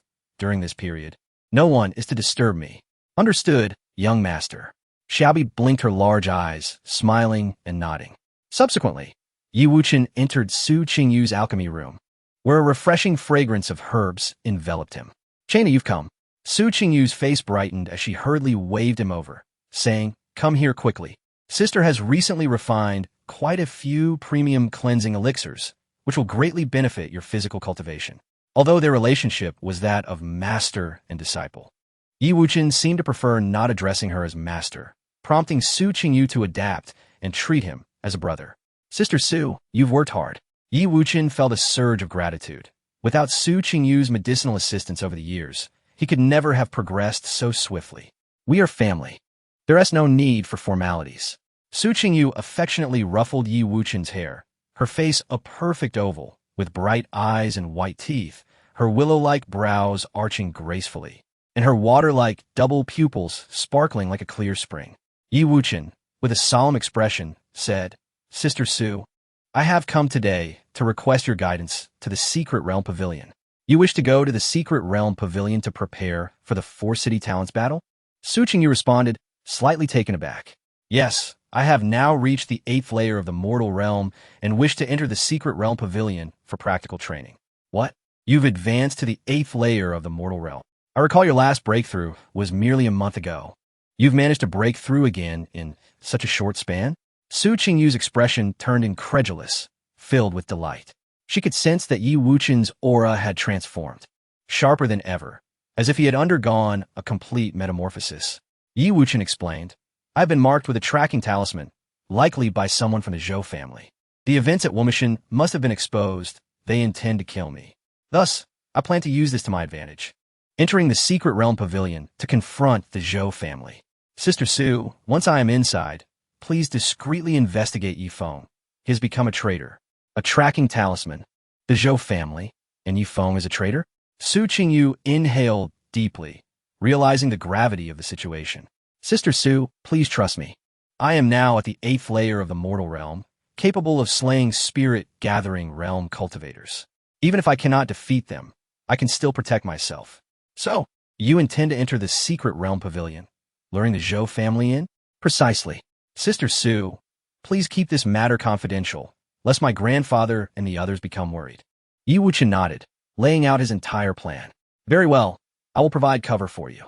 Su Qingyu nodded, having faith in Yi Wuchen's strength. The two immediately disguised themselves and quietly left the Yi residence, heading towards the location of the Secret Realm Pavilion in Beiyuan City. The Secret Realm Pavilion, like the Tianqing Pavilion, is a colossal entity within the Zhuke Star, with business spread across various states and cities. However, while Tianqing Pavilion sells various magical artifacts, talismans, and medicinal materials, the Secret Realm Pavilion profits in a different manner, creating secret spaces to provide cultivators with the most authentic battlefields for training. Dressed in black, with bamboo hats concealing their identities, they arrived at the Secret Realm Pavilion. "What level of Secret Realm do you wish to enter?" The steward of the pavilion approached them. Yi Wuchen replied in a deep voice, "The Talent's Secret Realm, in the Unordered Zone." "The Unordered Zone?" The steward's gaze sharpened, then nodded. To enter this area, the price is 100 spirit stones, with no time limit, no rules, and absolute confidentiality of identity. Secret realms are generally divided into ordinary areas and unordered areas. Ordinary areas have restrictions against killing, while the unordered areas are survival of the fittest, where life and death are irrelevant. The talent's secret realm has an age limit, allowing only cultivators aged 18 and below to enter. Typically, those who dare to enter the unordered zone are desperate individuals.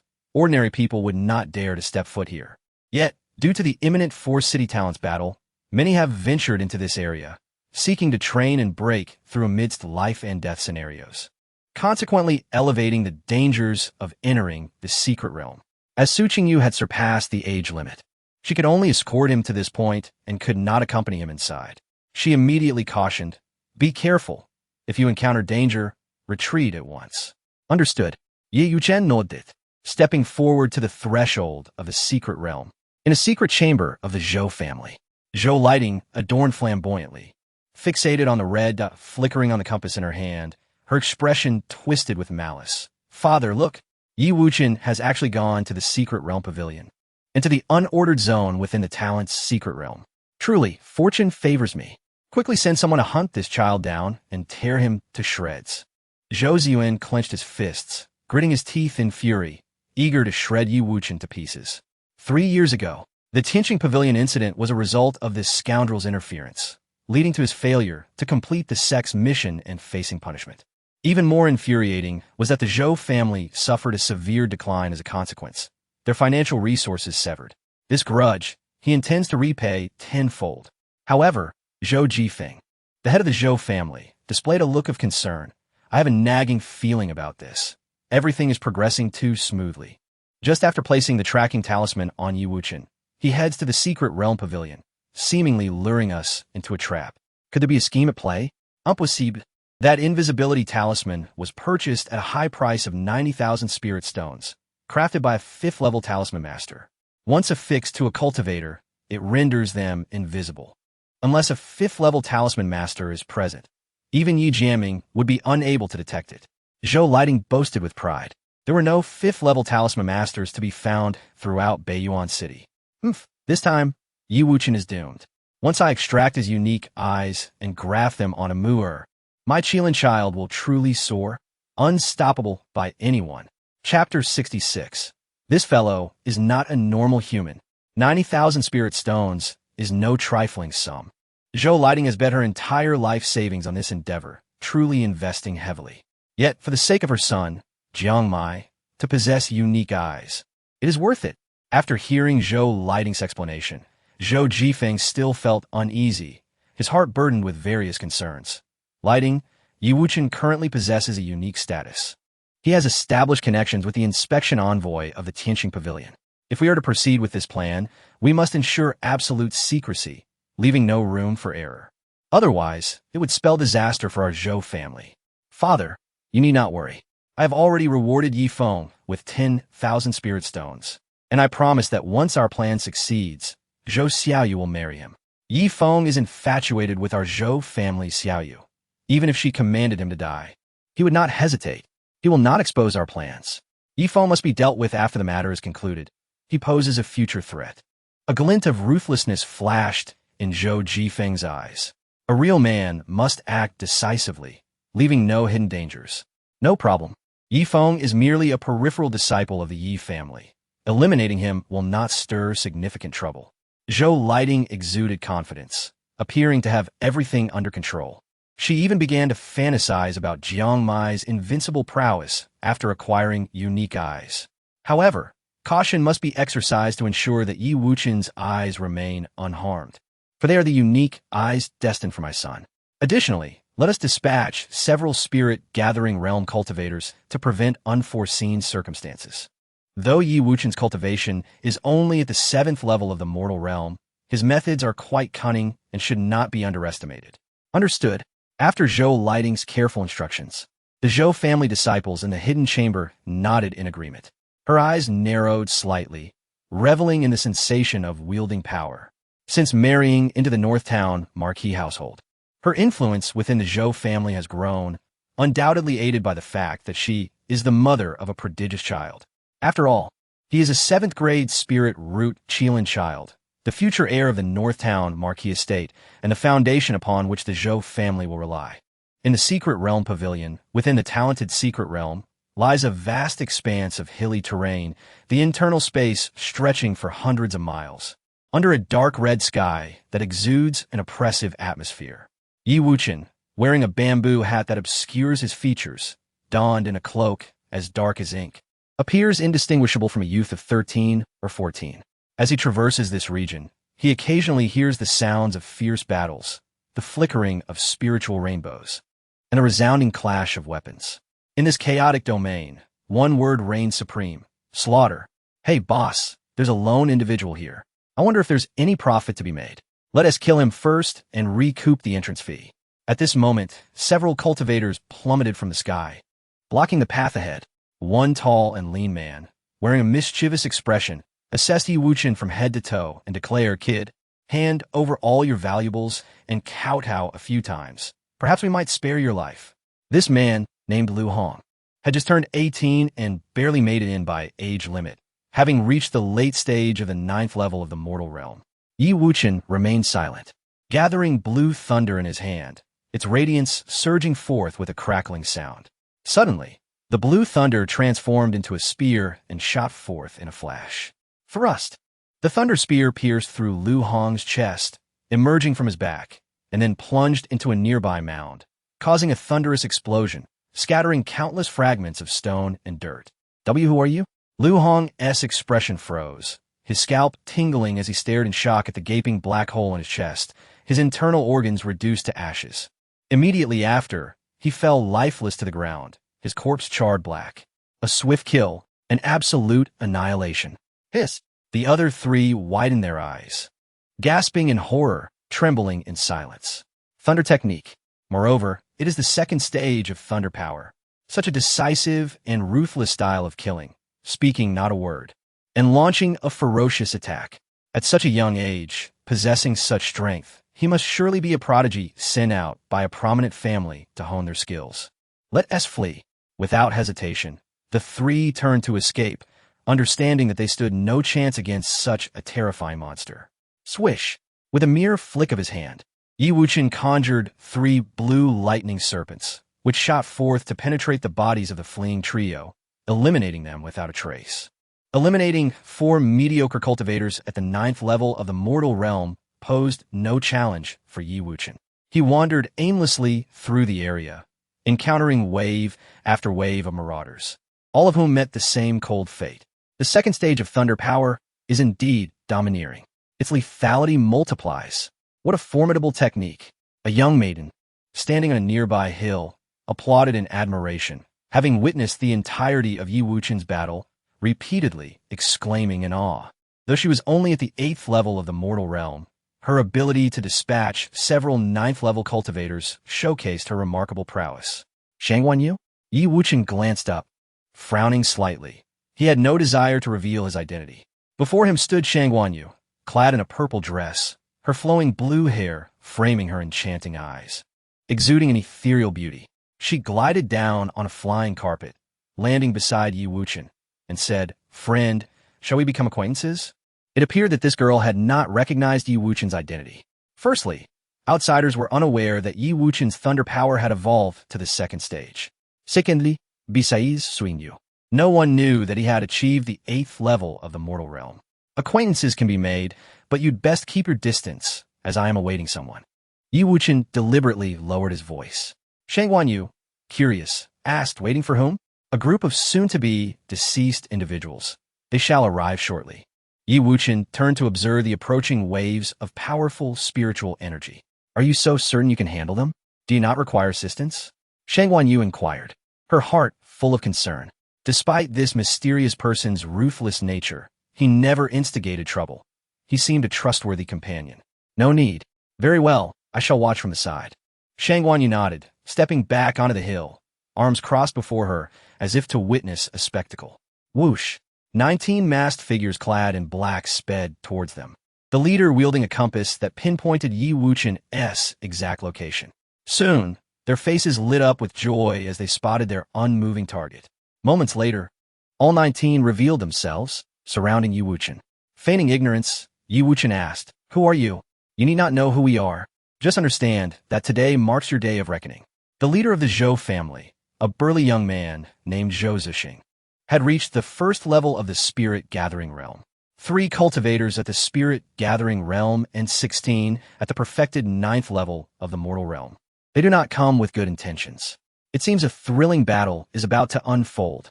Shangguan Yu exclaimed from the hill, excitement bubbling within her. Then turned to Wuchen, saying, "Friend, do you not need assistance? They outnumber you. This matter does not concern you." Wuchen replied coolly, "Even facing death, you dare to act tough." The 6 disciples of the Zhou family drew their weapons, charging forward to swiftly conclude the battle and avoid complications. Each of these 6 had reached the perfected 9th level of the mortal realm. They surged forth, spiritual rainbows swirling around them. In response, Wuchen made no effort to utilize his spiritual power, instead meeting them head-on, his explosive speed transforming him into a blur. Boom! With a single, powerful swing, he unleashed a terrifying force of 30,000 pounds, obliterating one of his adversaries into a mist of blood. Immediately after, Wuchen executed a swift sidekick, amplifying his power further, causing the air to resonate with a deafening hum as he shattered another cloaked assailant's body into powder. Wuchen's expression remained impassive. With remarkable speed, he seized the wrist of a swordsman charging at him, flung him away, and the man screamed in agony as he collided with 3 companions. Blood spraying from their wounds, their bones undoubtedly fractured beyond count. In an instant, 2 of the 6 members from the Zhou family lay dead, while 4 others were grievously injured, some unable to rise from the ground. A sharp intake of breath escaped Shangguan Yu, who stood atop the hill, utterly stunned. Was this still a normal human? A single punch delivering 30,000 pounds of divine strength was nothing short of monstrous. Silence enveloped the atmosphere. The blood-red sky felt suffocating.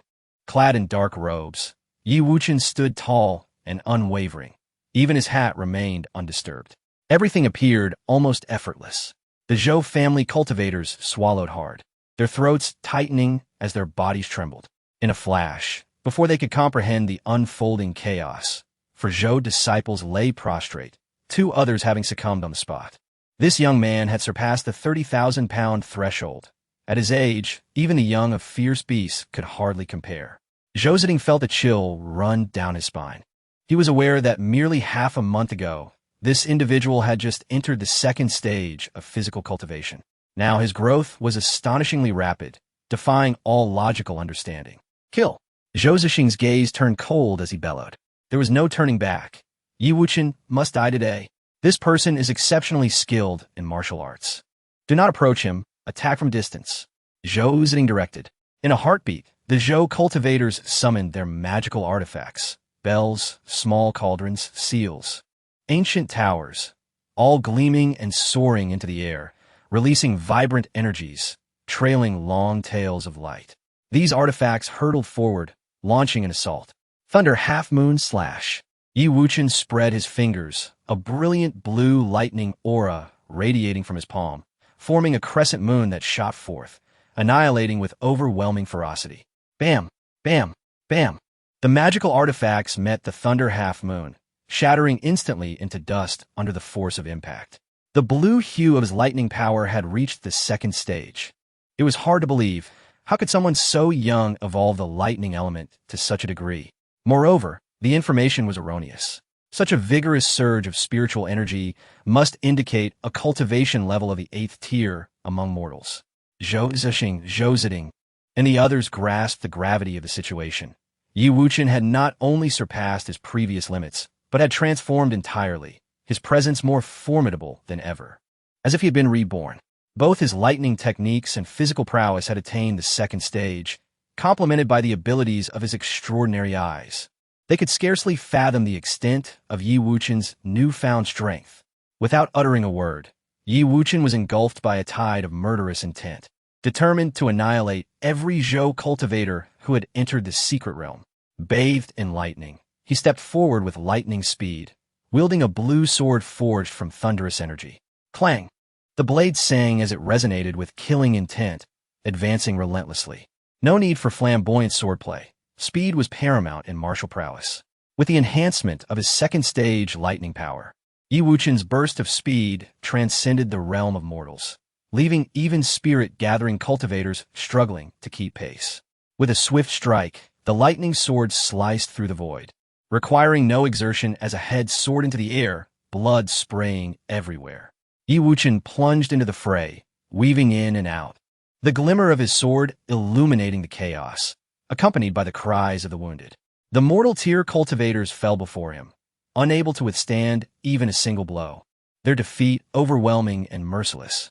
In the blink of an eye, out of the original 19 Zhou family members, only 9 remained standing, gasping for breath.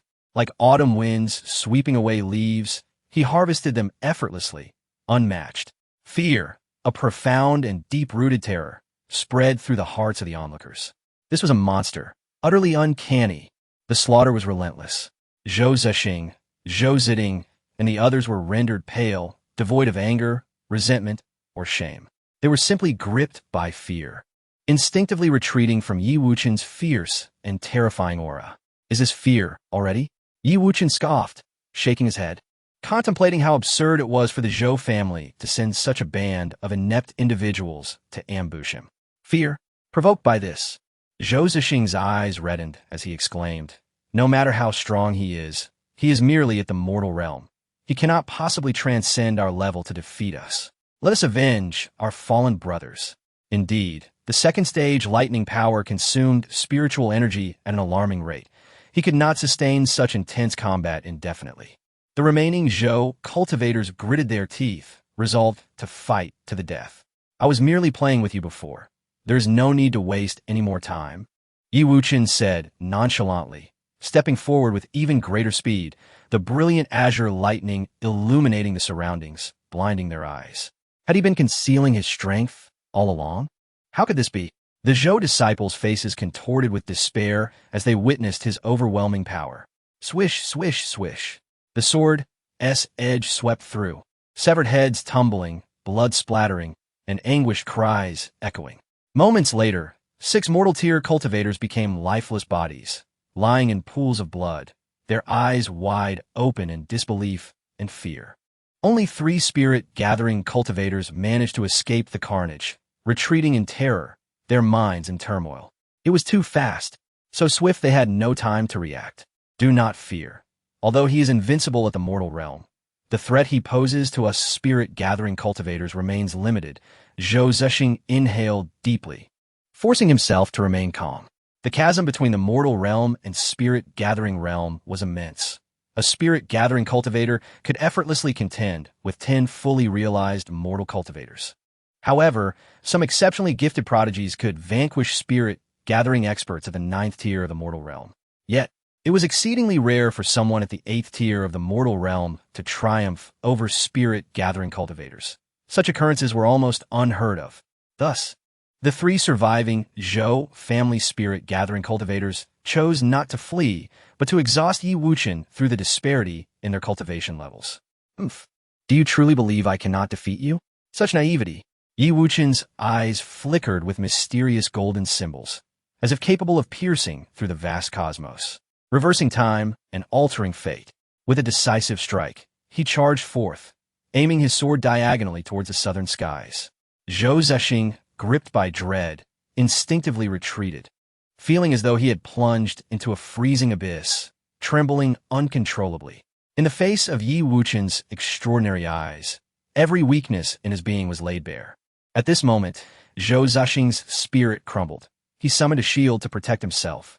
Alas, it proved futile. The blue lightning sword pierced through the shield, driving deep into Zhou Zexing's chest, the overwhelming thunderous power searing his insides, causing him to convulse violently, eyes wide in horror, blood pouring from every orifice, until he ultimately succumbed to silence. Zhou Ziding and another companion turned pale and fled. This prodigy was simply beyond comprehension. With the activation of his extraordinary eyes, he had gained the power to slay spirit-gathering cultivators. Leave no one behind. Wuchen's gaze remained indifferent as he conjured 2 lightning spears, hurling them forth. propelled by the force of 30,000 pounds. Thud, thud. Zhou Ziding and another disciple of the Zhou family were ruthlessly slain in midair, blood spraying forth accompanied by their anguished cries. The reincarnation, I was exceedingly tyrannical, penetrating their vulnerabilities and delivering lethal blows with unerring precision. Thus, the elite squad of 19 dispatched by the Zhou family was entirely annihilated. Such strength rendered this not a battle, but a veritable massacre. Atop a hill, Shangguan Yu observed the entire ordeal, her mouth agape in astonishment. She descended on her magical artifact, surveying the ground strewn with corpses, and instinctively recoiled, exclaiming, "Such decisiveness in your actions, my friend. Do you harbor a blood feud with them?" "In discussing blood feuds, they do not merit such a distinction," Yi Wuchen replied, his expression impassive. "However, I do intend to eradicate their entire lineage in due time." Shangguan Yu shivered at this declaration, then began examining the bodies. These individuals appear to be from the Zhou family. "Alas, encountering a monster like you, they have surely met their doom," Yi Wuchen remarked. "The battle is far from over. They will continue to send others to hunt me down. The next wave they dispatch will undoubtedly be stronger. Do you not plan to evade the storm?" "Why should I evade? I intend to completely uproot the younger generation of the Zhou family." Yi Wuchen's fury was palpable. If he did not teach the Zhou family a severe lesson, they might mistakenly believe themselves invulnerable. Such audacity! Shangguan Yu trembled at the thought. The tragic demise of 19 elite Zhou disciples within the secret realm would surely provoke immense upheaval. Yet this individual was not satisfied. He sought to amplify the chaos, planning to remain and lure the enemy, intent on exterminating the entire younger generation of the Zhou family, leaving them without heirs. How ruthless! Truly, a person one should not provoke lightly. "By the way, I am Shangguan Yu, yet I do not know how to address you, my friend." She, ever the curious soul, pursued Yi Wuchen with questions. Yi Xian Yi. He suddenly recalled an ancient moniker he had once adopted. Yi Xian Yi, what a splendid name. It sounds quite impressive. Shangguan Yu mused, committing it to memory. "You bear a striking resemblance to a friend of mine, who also cultivates lightning affinity. Though you are indeed stronger. My friend is significantly younger than you." She recalled Yi Wuchen's astonishing prowess as a mere 6-year-old in the Wumu Mountain. Yi Wuchen swiftly diverted the conversation, stating, "Shangguan Yu, you have attained the 9th level of the mortal realm, which should allow you to break through to the spirit gathering realm, should it not? Indeed, I could have entered the spirit gathering realm long ago, but I have chosen to restrain my cultivation to solidify my foundation. When I do ascend, I shall surely break through in succession." The same goes for Nangong, Yi, and Wu Junxiao. They are also in the Heavenly Pride secret realm, seeking life and death insights to prepare for their breakthroughs. Shangguan Yu spoke with pride, as she neared her 14th birthday and would soon reach the spirit gathering realm, marking her as a paragon among her peers. The two engaged in casual conversation, while outside, a tempest was brewing. Within the secret realm pavilion, there exists a regulation. Any individual who perishes within the secret realm must have their identity publicized, allowing their families to claim their remains and belongings. Outside the pavilion, a massive blackboard displayed the names of the deceased, updated every hour. On normal days, the loss of 1 or 2 individuals was considered significant. However, with the upcoming Heavenly Pride tournament, the younger generation from various clans strained to break through their limits, flooding into the chaotic regions, leading to a sharp increase in fatalities. Today, at noon, the blackboard's update sparked an uproar. Crowds gathered, fixated on the board. Zhou Hua, Zhou Jun, Zhou Wu, Zhou Ning. The pavilion staff inscribed name after name, all beginning with Zhou. They recorded 10 names without pause. What on earth transpired in the Heavenly Pride secret realm that resulted in such a catastrophic loss of Zhou family disciples within a single hour? The citizens gasped, their astonishment palpable. Soon after, the names Zhou Zuxing and Zhou Ziding appeared prominently on the death toll. These two were core, direct descendants of the Zhou family. The grandsons of the family head Zhou Jifeng, possessing remarkable talent and having attained the spirit gathering realm. Yet, they too had fallen in the Heavenly Pride secret realm. My heavens, this will surely send shockwaves throughout Beiyuan City. The loss of 19 Zhou disciples at once, with 16 reaching the 9th level of the mortal realm. Pillars of the family's future, alongside 3 who had reached the spirit gathering realm, was a devastating blow. If the Zhou family members were to see this death toll, they would likely go mad. The news spread like wildfire, causing an uproar among all clans. Such a tragedy shocked the entire city. Impossible. This cannot be. How could all 19 elite disciples fall to Wuchen? He simply cannot achieve such a feat. When Zhou Lighting learned of this dreadful news, she felt her vision darken, nearly fainting. Zhou Jifeng, his hair white and face lined with wrinkles, was engulfed in fury and sorrow. The magnitude of this loss made his heart bleed. Furthermore, 2 of the deceased were his own grandsons, both born of his 4th son. How would he explain this to his son?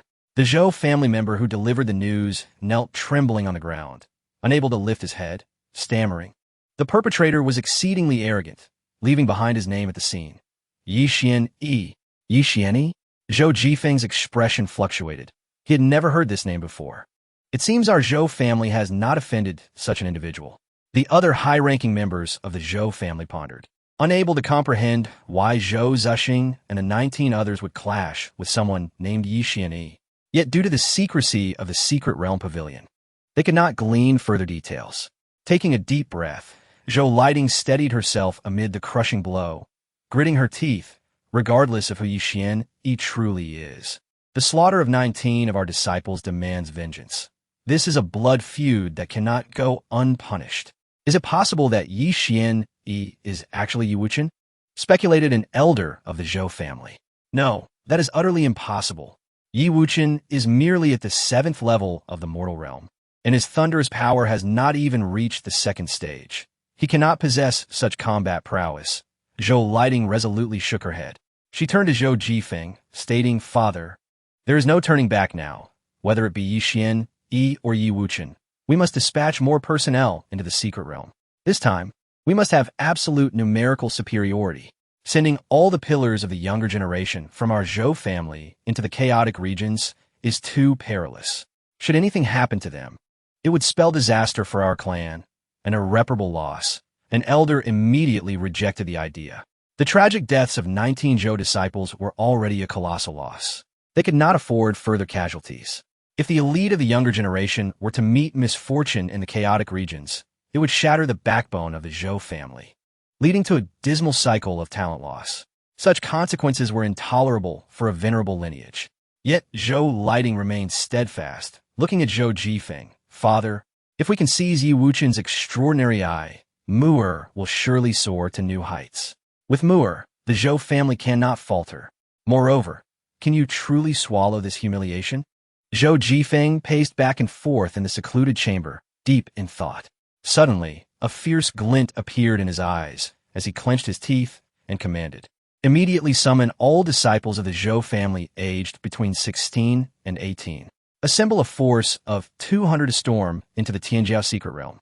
Our primary target is to eliminate Yi Wuchen, and our secondary objective is to locate Yixian Yi in order to avenge our fallen kin." Witnessing the resolute stance of their patriarch, several elders, despite their reservations, could only acquiesce. This was a high-stakes gamble. Should they emerge victorious, the Zhou family could soar to new heights, basking in the glory of Jiangmai for several more centuries. However, failure could spell disaster, leaving the clan in a state of disarray and severing the lineage of talented individuals. Soon, the 200 disciples of the Zhou family had gathered, clad in dark attire and masked to conceal their identities as they stealthily entered the secret realm. The atmosphere was charged, as if a storm were brewing. They had arrived in numbers, suggesting that the Zhou family was deploying all their resources. This battle was bound to be spectacular. Within the Tianjiao secret realm, Yi Wuchen stood atop a hill, sensing the impending confrontation, a faint, cold smile gracing his lips. Beneath the blood-red sky, over 200 figures clad in black surged forth like a tide, their presence overwhelming and their intent murderous. What is happening? Why are there suddenly so many people in the Tianjiao secret realm? The onlookers gasped, their eyes filled with fierce determination, as if they were ready to exact vengeance. Even if revenge was the aim, such a massive mobilization seemed excessive. Moreover, judging by their auras, this formidable group boasted impressive prowess, with most disciples reaching the 8th realm of mortal level and no fewer than 20 experts at the gathering spirit stage. Indeed, among all the families in Beiyuan City, Only 10 possessed such strength. This was a concerted effort by the Zhou family's elite youth. It was evident that a deep-seated enmity was at play. This promised to be an eventful spectacle. In the secret realm, disciples from various clans gasped in awe and, driven by curiosity, began to trail behind the black-clad group, eager to discover who could incite such a mobilization from the prominent families of Beiyuan City. Kill. In one area of the secret realm, Wu Junxiao unleashed his unique eyes, dominating the battlefield and swiftly dispatching 7 foes with relentless vigor.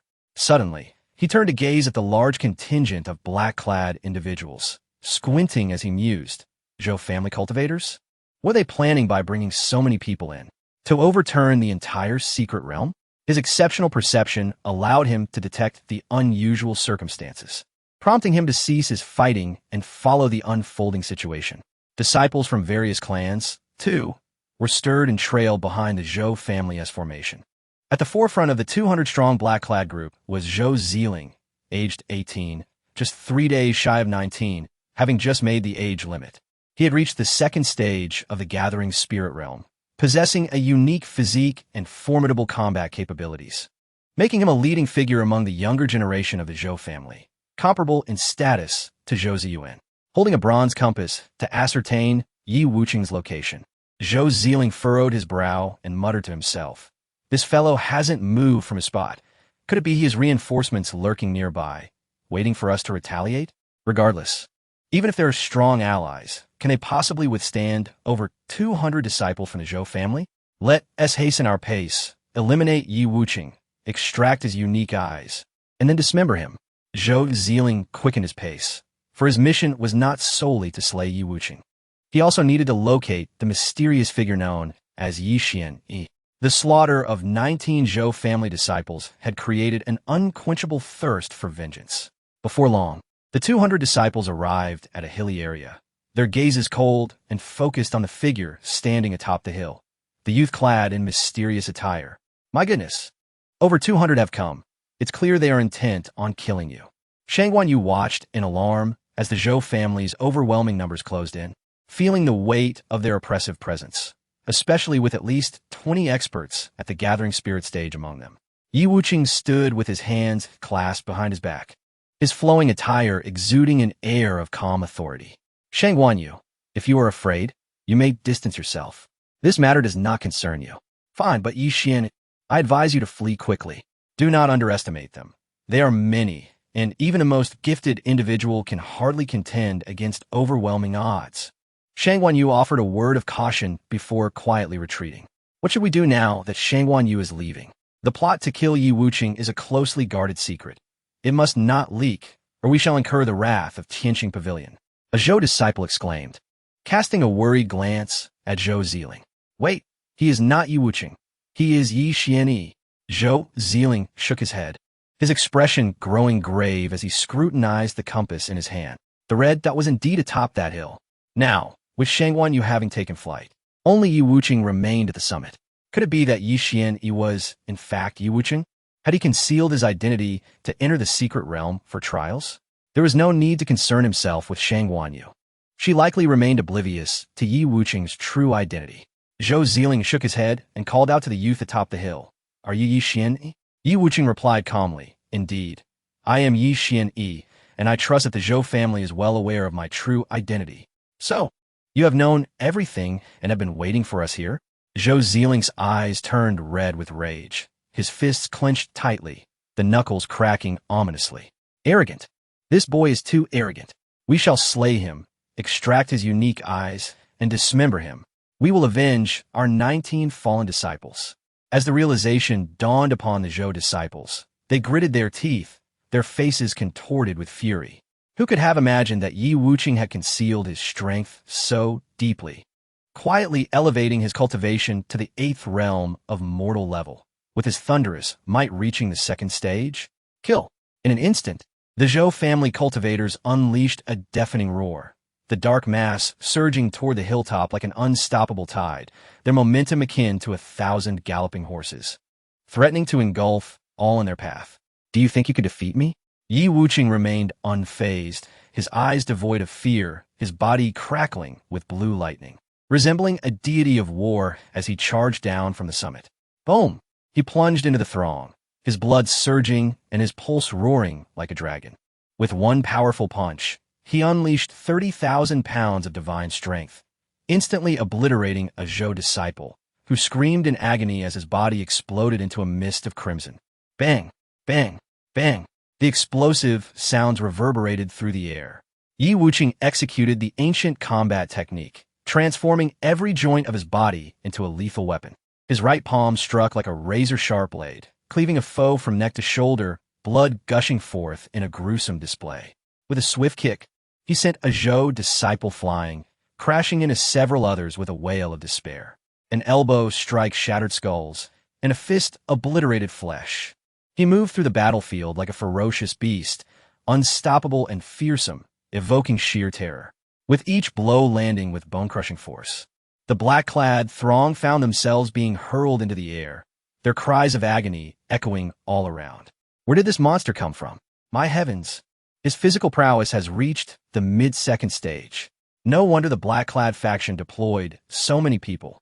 Yi Xian Yi is indeed formidable. The spectacle was so shocking that it left the observing cultivators speechless, their breath caught in their throats. Even Nan Gongyi and Wu Junxiao, who had just arrived to witness the clash, felt their hearts racing, rubbing their eyes in disbelief. This was a paradigm shift, a breaking of preconceived notions. How could a cultivator at the 8th realm of mortal level possess such incredible might? Who exactly was this Yi Xianyi in the dark of night? Who could this mysterious figure clad in black be? Nan Gongyi gazed at the chaotic battlefield in the distance, profoundly shaken. Indeed, the second stage of physical prowess was terrifying. Alas, he lacked the innate talent for martial arts. With bare hands, he plunged into the throng of soldiers, unstoppable, delivering blows that struck true. Such a mode of combat was exhilarating, igniting the fervor in a man's heart. Beside him, Wu Junxiao, draped in crimson, activated his fiery gaze to observe. His brow furrowed in concern. The figure in black is concealed by magical artifacts. I cannot discern his face, yet those cloaked in black are disciples of the Zhou clan. The younger generation seemingly mobilized en masse solely to eliminate him, indicating his extraordinary nature. Indeed, the depths of enmity between the two factions remained unclear, but the stakes were undeniably lethal. Nan Gongyi reflected. Although the Zhou clan was not one of the 4 great families of Beiyuan City, their overall strength ranked in the top 10, qualifying them as a prominent clan. Their assembly of such formidable force signified an unwavering determination. They would not relent until they had extinguished the figure in black. Kill! The roar of battle echoed through the main arena. Blades flashed, shadows danced, and figures intertwined in a fierce spectacle. Yi Wuchen faced hundreds, like an ancient beast wreaking havoc among the masses, leaving devastation in his wake as numerous cultivators were sent sprawling. In the tumult, Zhou Zilin seized his opportunity, lurking in the shadows, brandishing a black spear imbued with a menacing aura that gleamed ominously.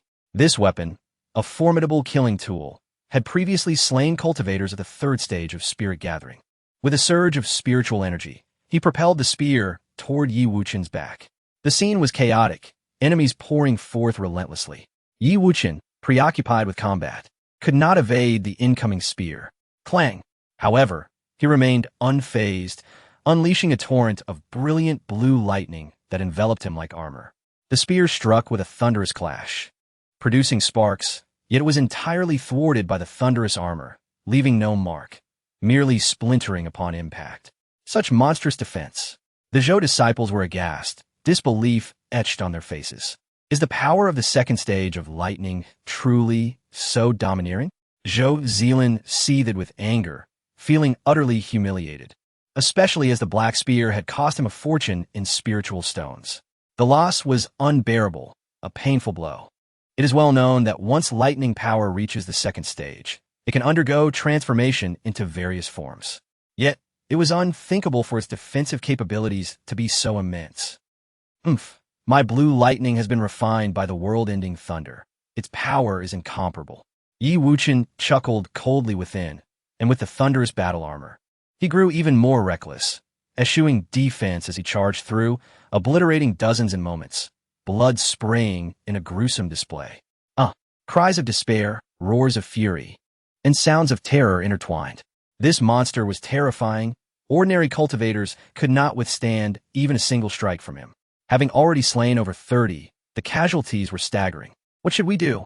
The Zhou disciples were distraught, their faces pale, some beginning to retreat, unable to approach Wuchen any longer. For he was a true monster, merciless and brutal, akin to a chaotic demon. Come on, weren't you numerous? Why the fear now? Wuchen scoffed, still unsated by the battle, charging forward under the mantle of his thunderous armor, the sound of his fists echoing as adversaries fell before him. Clang, clang, clang, clang. Meanwhile, numerous magical artifacts rained down, crashing against the thunderous armor, but all were futile, rebounding harmlessly away. Subdue this fiend. At that moment, a young man from the Zhou clan at the spirit gathering stage finally made his move, his eyes fierce as he approached from the side, wielding a golden war spear. I will capture him from the west. I will come from the north.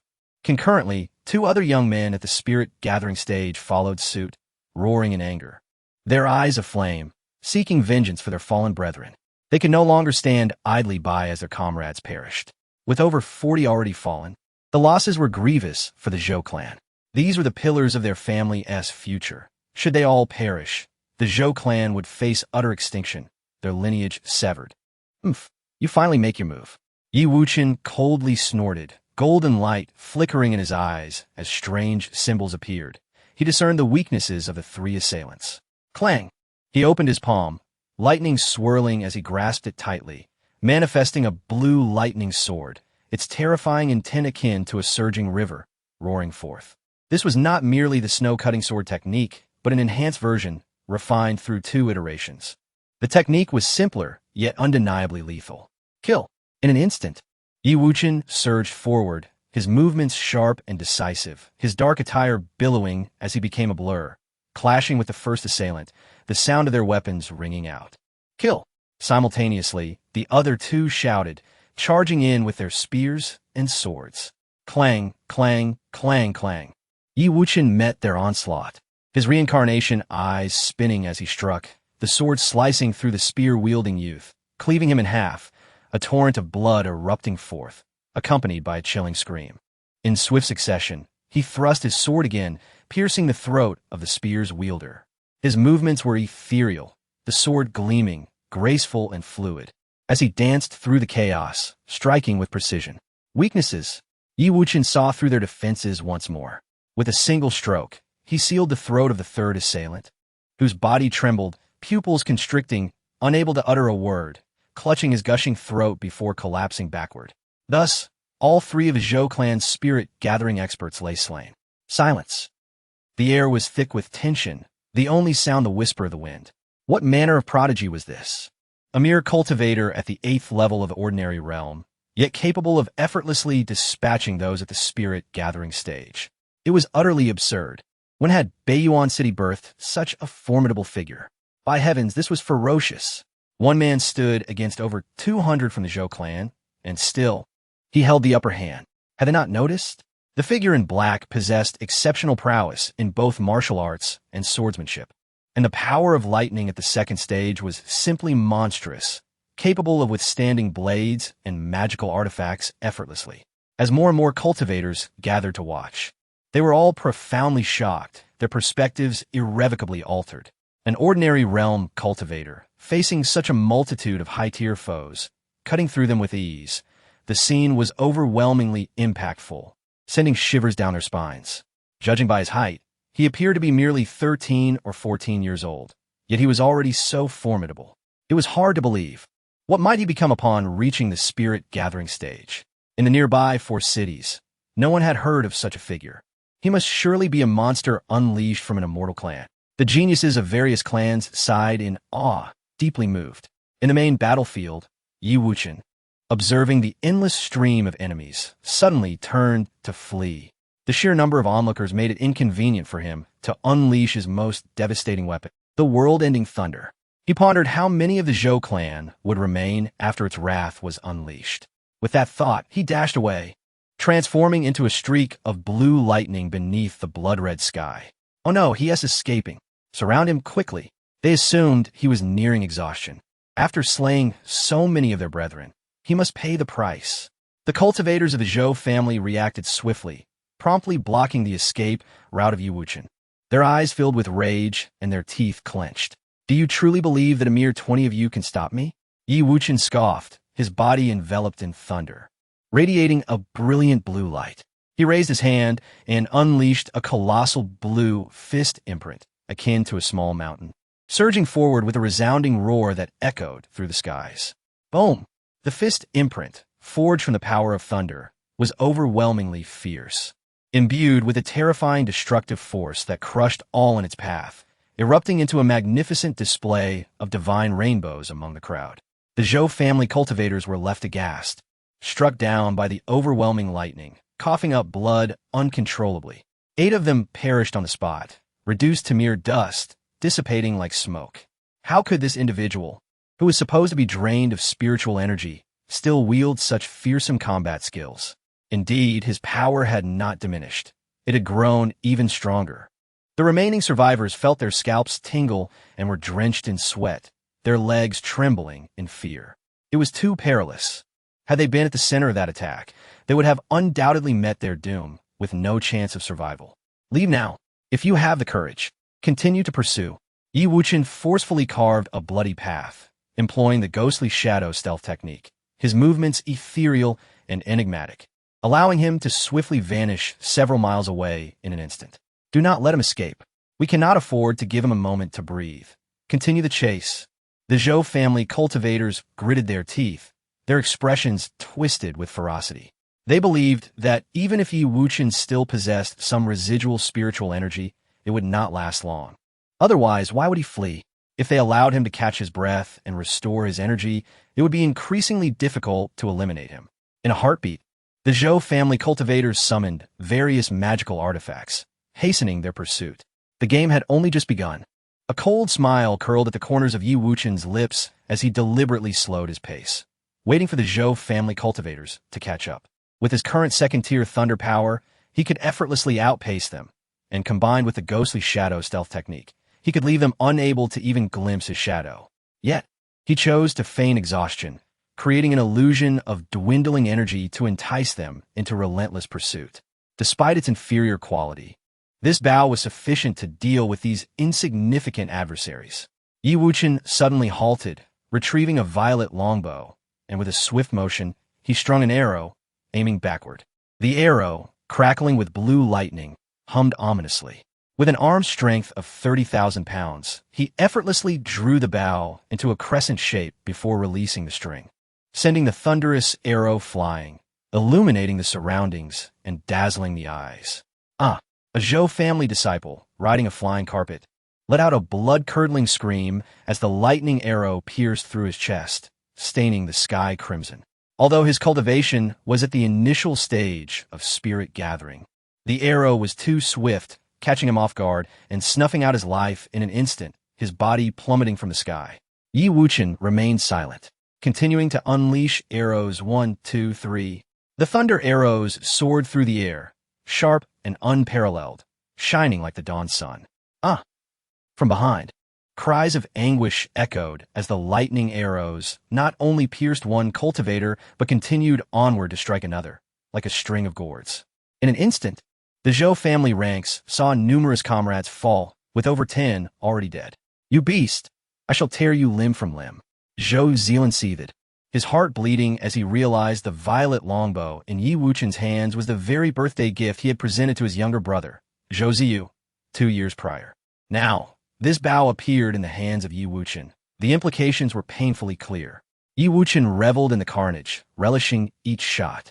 As the enemy drew closer, he turned and sprinted away, creating distance before stopping to draw his bow once more, each arrow finding its mark with unwavering precision.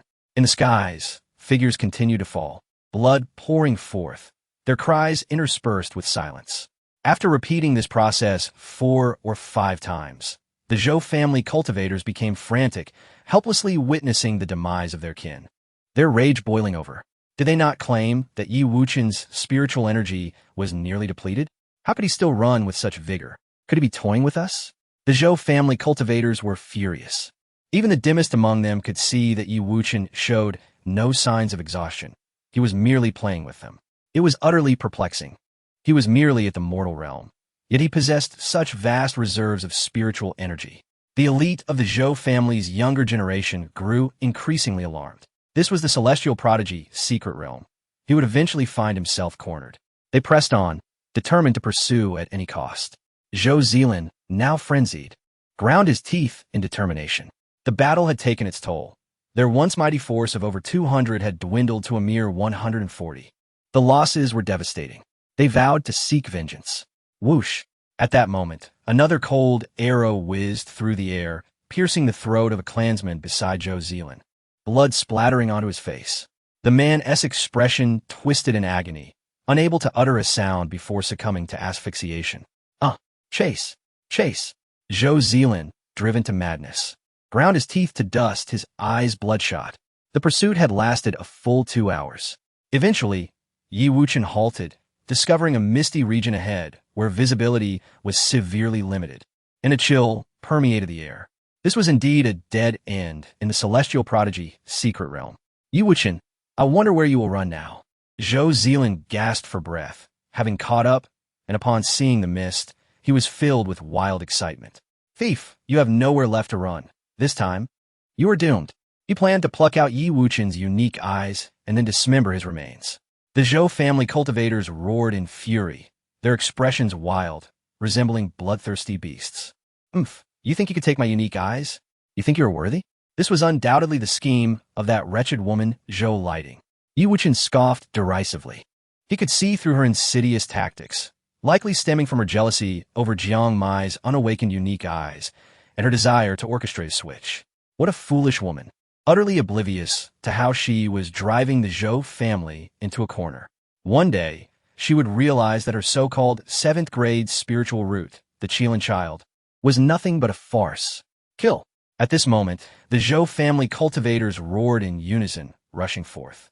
Wuchen wasted no time, plunging into the mist where he could unleash his world-destroying thunder, testing its might. In the fog-laden area, visibility was minimal, shrouded in a thick white haze. This was indeed a dead end within the celestial prodigy secret realm. Beyond this lay an impassable barrier.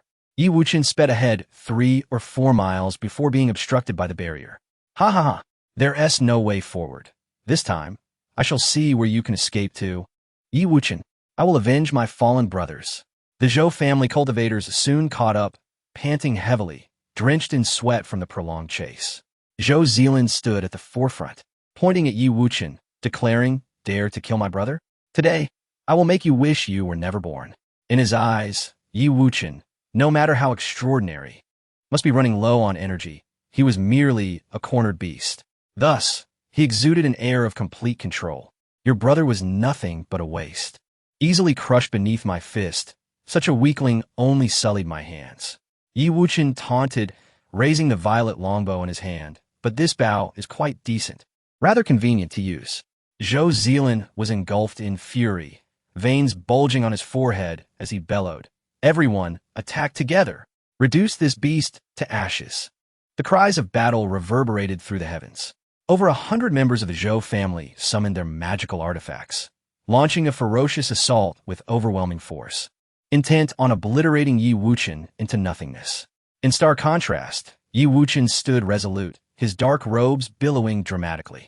Unbeknownst to all, dark arcs of electricity danced within the blue lightning that crackled in his palm. Annihilate! Obliterate! Exterminate!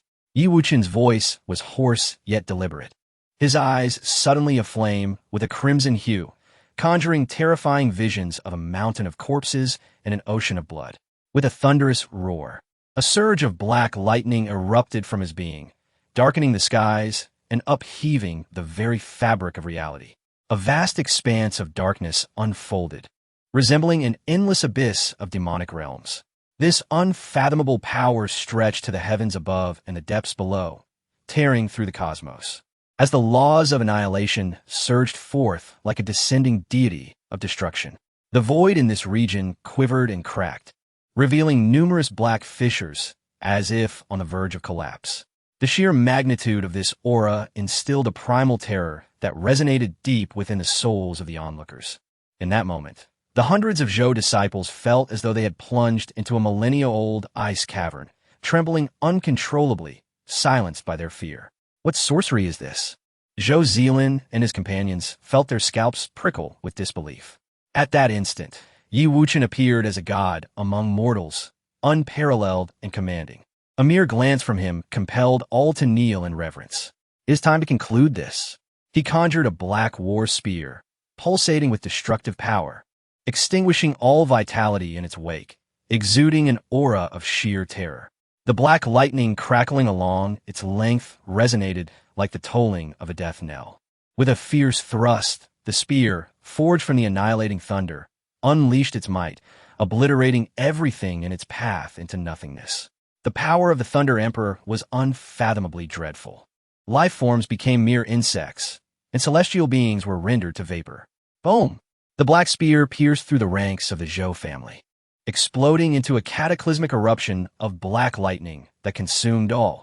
Countless Zhou cultivators screamed in terror as their corporeal forms disintegrated, leaving not a trace behind. The massacre was complete. The might of the annihilating thunder transcended the realms of mortal and spirit, engulfing all life in its wake. Faces contorted in horror were devoured by the lightning, reduced to mere dust. In that moment, they truly comprehended the essence of fear. Impossible.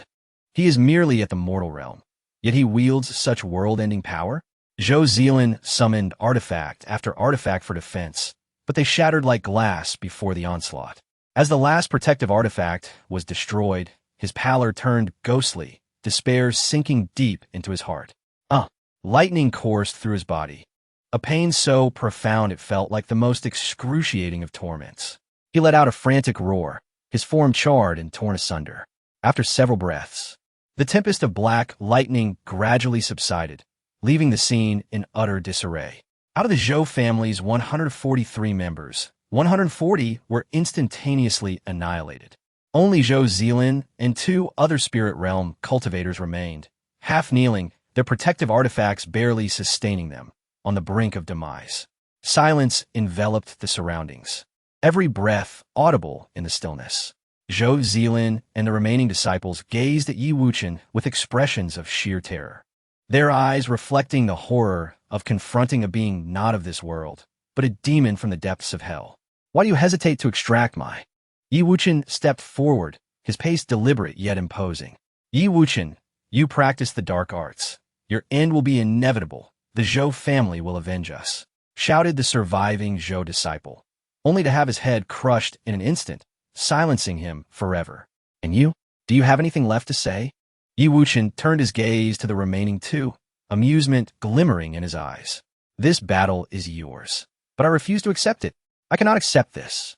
Zhou Zilin struggled to come to terms with their fate, recalling the time when they had set forth as a formidable force of over 200, brimming with confidence.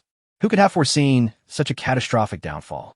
I merely wish to know the nature of the power you unleashed earlier. One of the remaining disciples gasped, desperate for answers. Yet his grievous injuries soon claimed his life.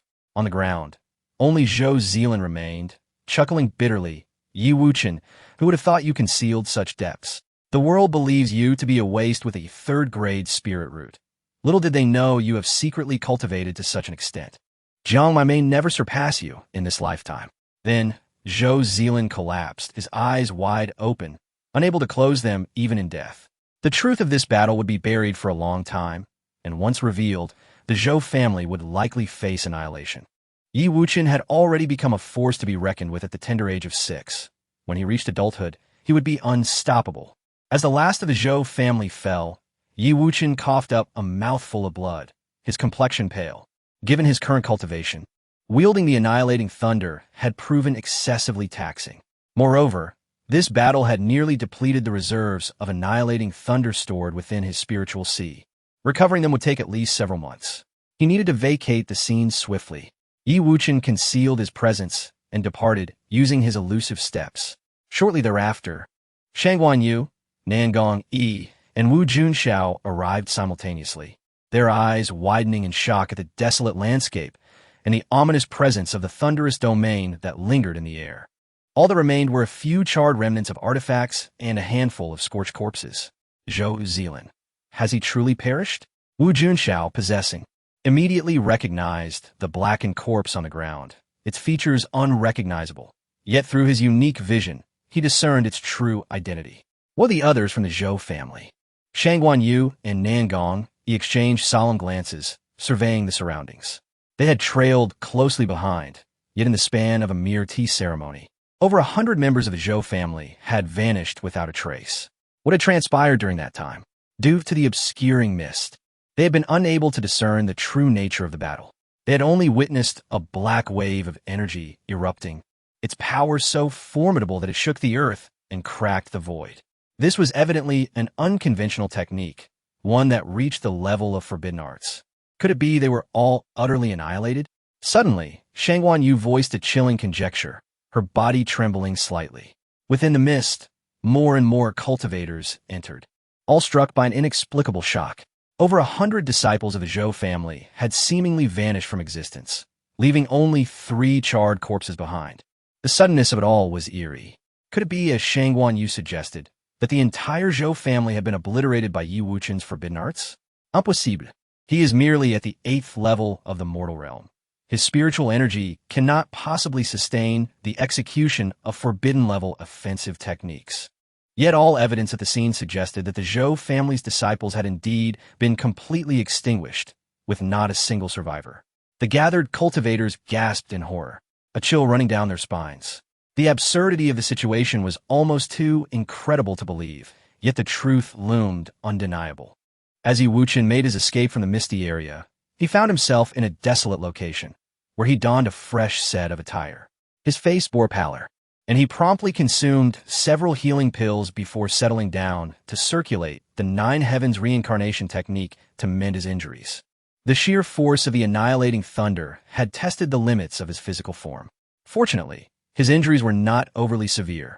Half an hour later, Yi Wuchen exhaled a deep breath, feeling revitalized and brimming with vigor. The power of the apocalypse thunder is formidable, possessing the potential to assist in vanquishing practitioners of even higher realms. The only lament is that it is a consumable. Utilizing it once necessitates a prolonged period of accumulation and recharging. He evaluated this technique with a sense of exhilaration. The force of annihilation could serve as a genuine trump card, wielded at critical moments to yield extraordinary results. However, it is advisable to refrain from employing it in ordinary battles. There are 2 methods for storing the apocalypse thunder. The first involves directly absorbing the thunder for storage, while the second entails absorbing lightning-type spiritual energy for conversion and storage. The first method accumulates energy rapidly, yet finding a source is not an easy task. Currently, only Song Ruashi serves as a storage source. The second method is straightforward, but demands a significant amount of time for accumulation. For instance, the spear he just forged would require several months of energy accumulation before he could unleash it again. For now, he decided to leave the secret realm. After recovering from his injuries, Yi Wuchen hurried to the exit of the secret realm. Meanwhile, in the main hall, Su Qingyu was anxiously waiting. Having just received news that the Zhou family had dispatched over 200 elite members into the secret realm just hours ago, such a reckless mobilization posed a grave threat. It was likely that Yi Wuchen would struggle to withstand it. "Chinner, are you all right?" Su Qingyu rushed to greet Yi Wuchen as he emerged. "Iem me fine, sister Su. But some individuals may not be so fortunate. Come, let us sit at the tea house across the street. There will soon be quite a spectacle to behold." Yi Wuchen smiled mysteriously, taking Su Qingyu's hand and leading her to the idle tea house directly opposite the secret realm pavilion. Once they revealed their true appearances, Su Qingyu's beauty drew the attention of countless onlookers. At one point, a man, distracted, collided with a stone pillar, exclaiming in pain. On the left side of the second floor of the idle tea house, near the window, Yi Wuchen quickly spotted 4 familiar faces. "It's Yi Wuchen and Miss Su. Come, take a seat." Shangguan Yu greeted them warmly, her innocence shining through as she stood up and beckoned them over. The other 3 were Shangguan Qingyun, Wu Junxiao, and Nan Gong. As old acquaintances, there was no need for formalities, and they quickly occupied a table together. Shangguan Qingyun poured tea for them. the fragrant green brew wafting through the air. With a mysterious expression, he remarked, "Miss Su, Wuchen, are you aware of the recent significant event that transpired in the Celestial Talent Secret Realm?" Su Qingyu, intrigued, inquired, "What event? Please tell us." Yi Wuchen remained calm, taking a delicate sip of tea, the refreshing flavor lingering on his palate. "Good tea. It is indeed a monumental matter. However, Wuchen, you just emerged from the Celestial Talent Secret Realm. Did you not sense any rumors?" Shangguan Qingyun teased. Yi Wuchen, unfazed, replied, "No." "What a pity. You missed such a spectacular scene." Shangguan Yu lamented, sighing repeatedly. "What exactly occurred?" Su Vingyu Piresit had curiosity pijuit. At that moment, Nangong Yi set down his teacup, his expression grave, and recounted just half a day ago. A young prodigy named Yi Xian Yi entered the Celestial Talent Secret Realm and single-handedly killed 19 elite disciples of the Zhou family. In their fury, the Zhou family mobilized their entire force, sending over 200 disciples for revenge. Can you guess the outcome?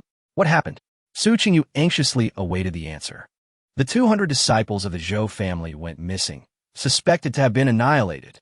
As he spoke, Nangong Yi emphasized the last words, his heart still unsettled. This matter was too shocking, defying common understanding, and anyone would need time to digest such extraordinary news. Of course, this is merely our speculation.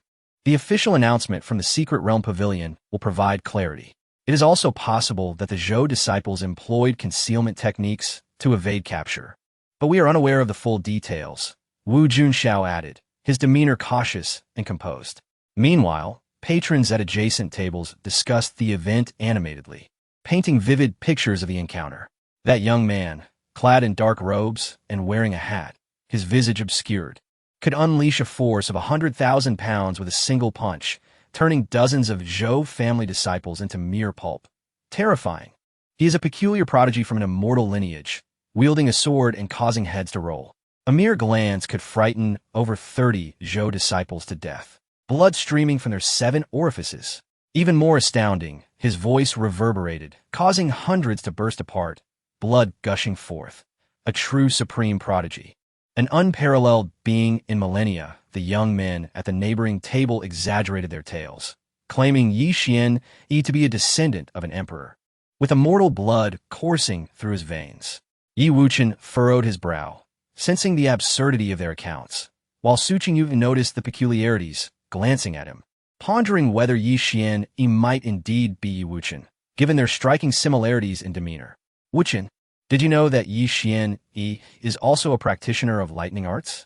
Yet he has advanced to the 2nd stage, exhibiting ferocity akin to ancient beasts. You must strive to catch up to such a prodigy," Shangguan Yu exclaimed, her excitement palpable as she stood to boast. "I have a connection with Yi Xian Yi. While we aren't exactly brothers, we share a kindred spirit. When the time is right, I shall introduce him to you as a friend." "Stop boasting. Such a prodigy hails from an ancient and immortal lineage, known for their eccentricities and independence. How could he possibly associate with someone like you?" Shangguan Qingyun expressed his disbelief, skeptical of his sister's claims. "I speak the truth. Why won't you believe me? It's infuriating." Shangguan Yu pouted, her efforts to convince them in vain. Ultimately, she turned to Yi Wuchen, her eyes pleading, "Wuchen, will you believe me? I truly have a connection with Yi Xian Yi." "I believe you," Yi Wuchen nodded, knowing full well that he was indeed Yi Xian Yi and could affirm the girl's claims. "Wuchen, you're the best." Shangguan Yu beamed, her innocence and charm shining brightly. The 6 of them sipped their tea, occasionally glancing out the window, where they could clearly see the announcement board of the Secret Realm Pavilion across the street. It was anticipated that within half an hour, the final results would be revealed, promising a storm of upheaval that would shake the entire city. In the ensuing silence, Nangong inquired, "Wuchen, I heard that a month ago, Jiangmai visited the Yi family and issued a bold challenge for you to participate in the celestial talent battle across the 4 cities?" "That is indeed true," Yi Wuchen responded with a smile. Shangguan Yu, looking worried, remarked, "I heard you even accepted his challenge. Do you not realize that Jiangmai possesses a 7th grade spiritual root and is on the verge of entering the gathering spirit realm? From what I gather, he is likely to break through and ascend 3 realms at once." Wu Junxiao divulged a shocking piece of information, causing the group's expressions to turn serious. breaking through 3 minor realms consecutively seems implausible. Even with the 7th grade spiritual root, achieving such a feat is exceedingly difficult. Shangguan Qingyun expressed disbelief. Nangongyi nodded in agreement, saying, I find such a possibility improbable. I could have entered the gathering spirit realm a year ago, but I chose to restrain my cultivation and solidify my foundation. Even if I were to break through now, I would only reach the 2nd level of the gathering spirit realm. Jiangmai, with his weak foundation, should only be able to ascend 2 minor realms at most. That is because you are unaware of the underlying circumstances. Wu Junxiao lowered his voice, a mysterious look in his eyes. Since Jiangmai joined the Heavenly Sword sect, he has garnered the trust of the sect leader, who bestowed upon him an invaluable 6th grade gathering spirit pill. Furthermore, the Northern Duke's residence has invested a fortune of 1,000,000 spirit stones to procure numerous heavenly materials and treasures to assist Jiangmai in his breakthrough to the gathering spirit realm. A 6th grade gathering spirit pill? 1,000,000 spirit stones worth of heavenly materials, the others gasped, taken aback by the sheer magnitude of the investment.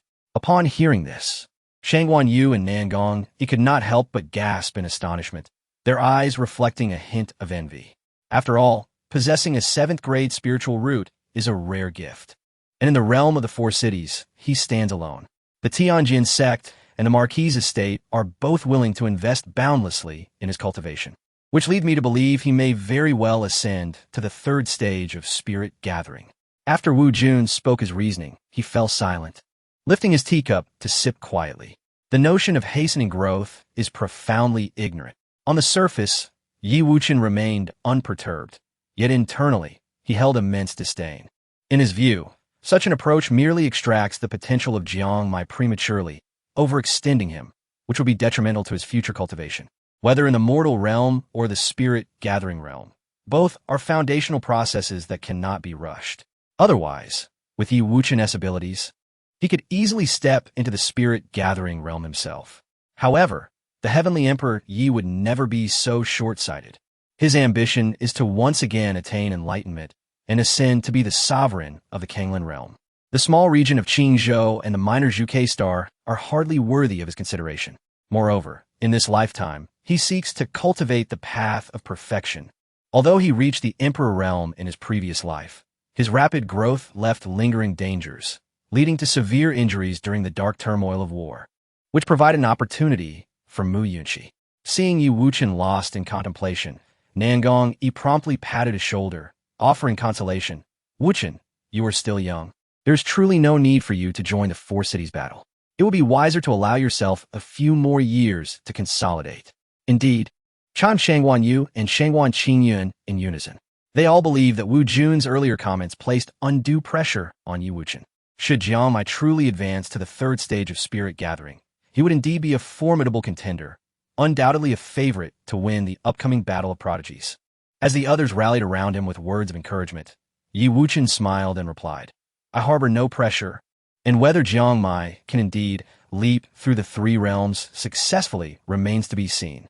Indeed, this is merely a possibility. No one can guarantee it, and he may very well fail. Wu Jun's expression turned serious as he revealed another significant piece of information. I have also heard another insider tidbit. It is said that the competition for this 4 cities battle will take place within the Thunder Ruins secret realm. The Thunder Ruins secret realm? The very place rumored to be the site of the Thunder Emperor's enlightenment? In an instant, everyone could not help but rise, their eyes sparkling with excitement. Even Su Qingyu appeared animated, her expression a blend of curiosity and apprehension. Only Yi Wuchen remained leisurely seated, sipping his tea, though he too felt a surge of interest within. The Thunder Emperor's site of enlightenment must have left behind some remnants of lightning laws, which would assist him in refining the annihilation divine thunder and honing his physical form, allowing him to advance into the 3rd stage sooner. The power of the annihilation thunder greatly enhances physical capabilities. Through a fortnight of gradual absorption, it had already boosted his strength by an astounding 20,000 pounds. Having tasted this sweetness, it naturally incites yearning. At this moment, Wu Jun lowered his voice and continued. It is rumored that within our northern frontier region, there are 7 testing grounds left by the Thunder Emperor, and no one knows which are genuine and which are false. However, according to the tales, if we enter the true Thunder Ruins secret realm, we will have a chance to obtain the Thunder Emperor's supreme legacy, as well as the legendary Nine Hells Bow. The Nine Hells Bow? Yi Wuchen raised an eyebrow, silently reflecting. The legendary first divine bow, created after Pangu, opened the heavens. Every previous master has been a powerful emperor, with the last being the Thunder Emperor himself. But after his fall 90,000 years ago, the bow vanished without a trace, as if it had evaporated from a world. In any case, the Thunder Ruins secret realm opens once every century, and those who can enter for training must be under 19 years of age. This secret realm spans across Qingzhou, with a total of 29 entrances. No one knows which entrance is real, or if they are all deceptions, possibly a jest created by later generations. Perhaps they are all genuine, laid out by the Thunder Emperor in search of a successor. Wu Jun emphasized, the opening of the Thunder Ruins secret realm has directly escalated the intensity of this four-cities battle. Even the Blood Moon sect is poised to act, seeking to place their people within the secret realm, promising yet another brutal clash. Upon hearing this, everyone fell silent, acutely aware of the pressure. The Thunder Ruins secret realm opens only once every 100 years. It is a golden opportunity, and the youth of all clans will undoubtedly strive to elevate their cultivation levels in hopes of seizing fortune within the realm. Amidst their idle chatter, a throng of cultivators from a Zhou family surged forth, forcefully parting the crowd in the streets, surrounding the entrance to the secret realm pavilion with an intimidating presence. They've arrived. Instantly, everyone's eyes lit up in anticipation. Zhou Lighting was unmistakably present, her face contorted with rage as she shouted, "Who dares to spread false rumors claiming that over 200 disciples of my Zhou family perished in the prodigy secret realm?" As tales of Zhou family disciples falling to Yi Xian began to circulate, Zhou Lighting gritted her teeth, her eyes ablaze. Yet, she refused to accept the notion of her family's entire contingent meeting such a fate, believing it to be mere hearsay. What nonsense! This operation involved the elite of the younger generation of the Zhou family. Even if they were 200 pigs, it would be inconceivable for them to perish so swiftly. It must be a rumor, undoubtedly a baseless fabrication. Zhou Lighting, in her fury, approached the entrance of the secret realm pavilion, eager to unveil the source of these malicious rumors. "Who dares to slander my Zhou family? Step forth and confess."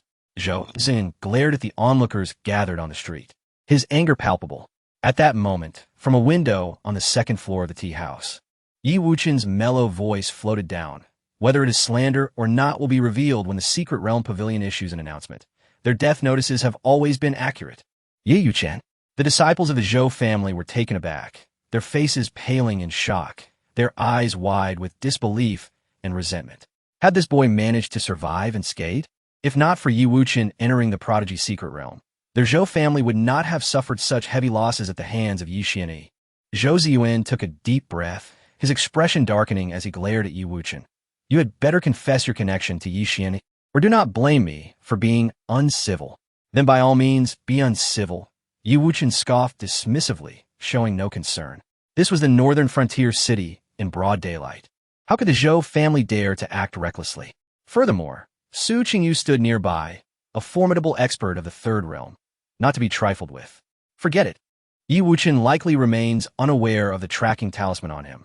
Our plans must not be exposed.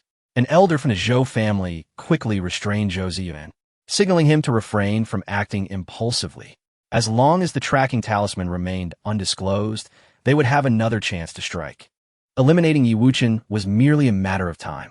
At present, their urgent priority was to ascertain the identity of Yi Xianyi and understand why he repeatedly opposed the Zhou family, as well as to identify the individuals spreading the rumors of their disciples' annihilation, which was equally detestable. Some elders of the Zhou family possessed clear reasoning. Since Yi Wuchen had exited the prodigy's secret realm, they could only plan their next moves carefully. Fools, a bunch of utter fools. Over 200 of them, guided by a tracking talisman, and yet they allowed Yi Wuchen to escape. Zhou Lighting cursed incessantly within her mind, acutely aware that the battle of prodigies was drawing nearer each day. She urgently needed to extract Yi Wuchen's to implant it within Jiangmai. Once Jiangmai possessed the, coupled with his 7th grade spiritual roots, unparalleled talent, he would undoubtedly sweep through all opposition and gain renown across the realm. As a mother, it is entirely reasonable to wish for her son to achieve greatness. Yet, Zhou Lighting's desires had taken on a somewhat twisted and pathological nature. All this stemmed from her perception that Yi Liuli was too exceptional. She was already the belle of Northern Frontier City, and now she had advanced into the third realm. Her beauty unmatched, and her grace unparalleled. Thus, Zhou Lighting observed keenly and felt a sense of urgency in her heart. Acutely aware of Jiang Wenkang's noticeably colder demeanor towards her, which sparked thoughts of rekindling her relationship with Yi Liuli, as long as Mu'er possessed sufficient strength. With maternal lineage holding sway, I could establish a firm foothold in the Duke of Zhenbei's residence, compelling Jiang Wenkang to remain steadfast.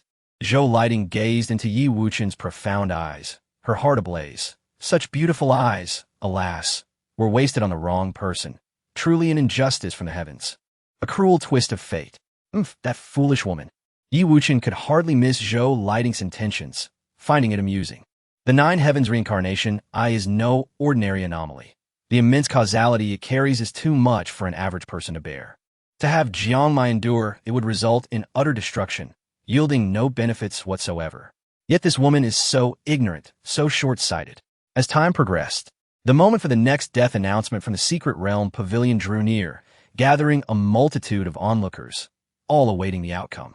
It was evident that many had heard of the astonishing battle between Yi Xuani and the Zhou family disciples. Surely, it must be a fabrication.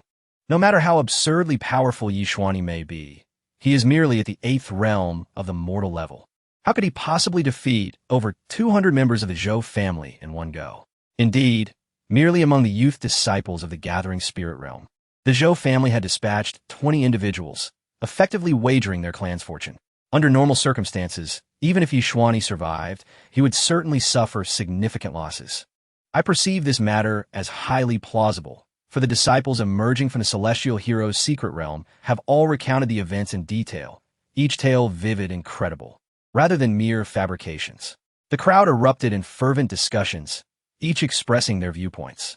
Look, Ding Yushu has emerged. He's about to deliver the update.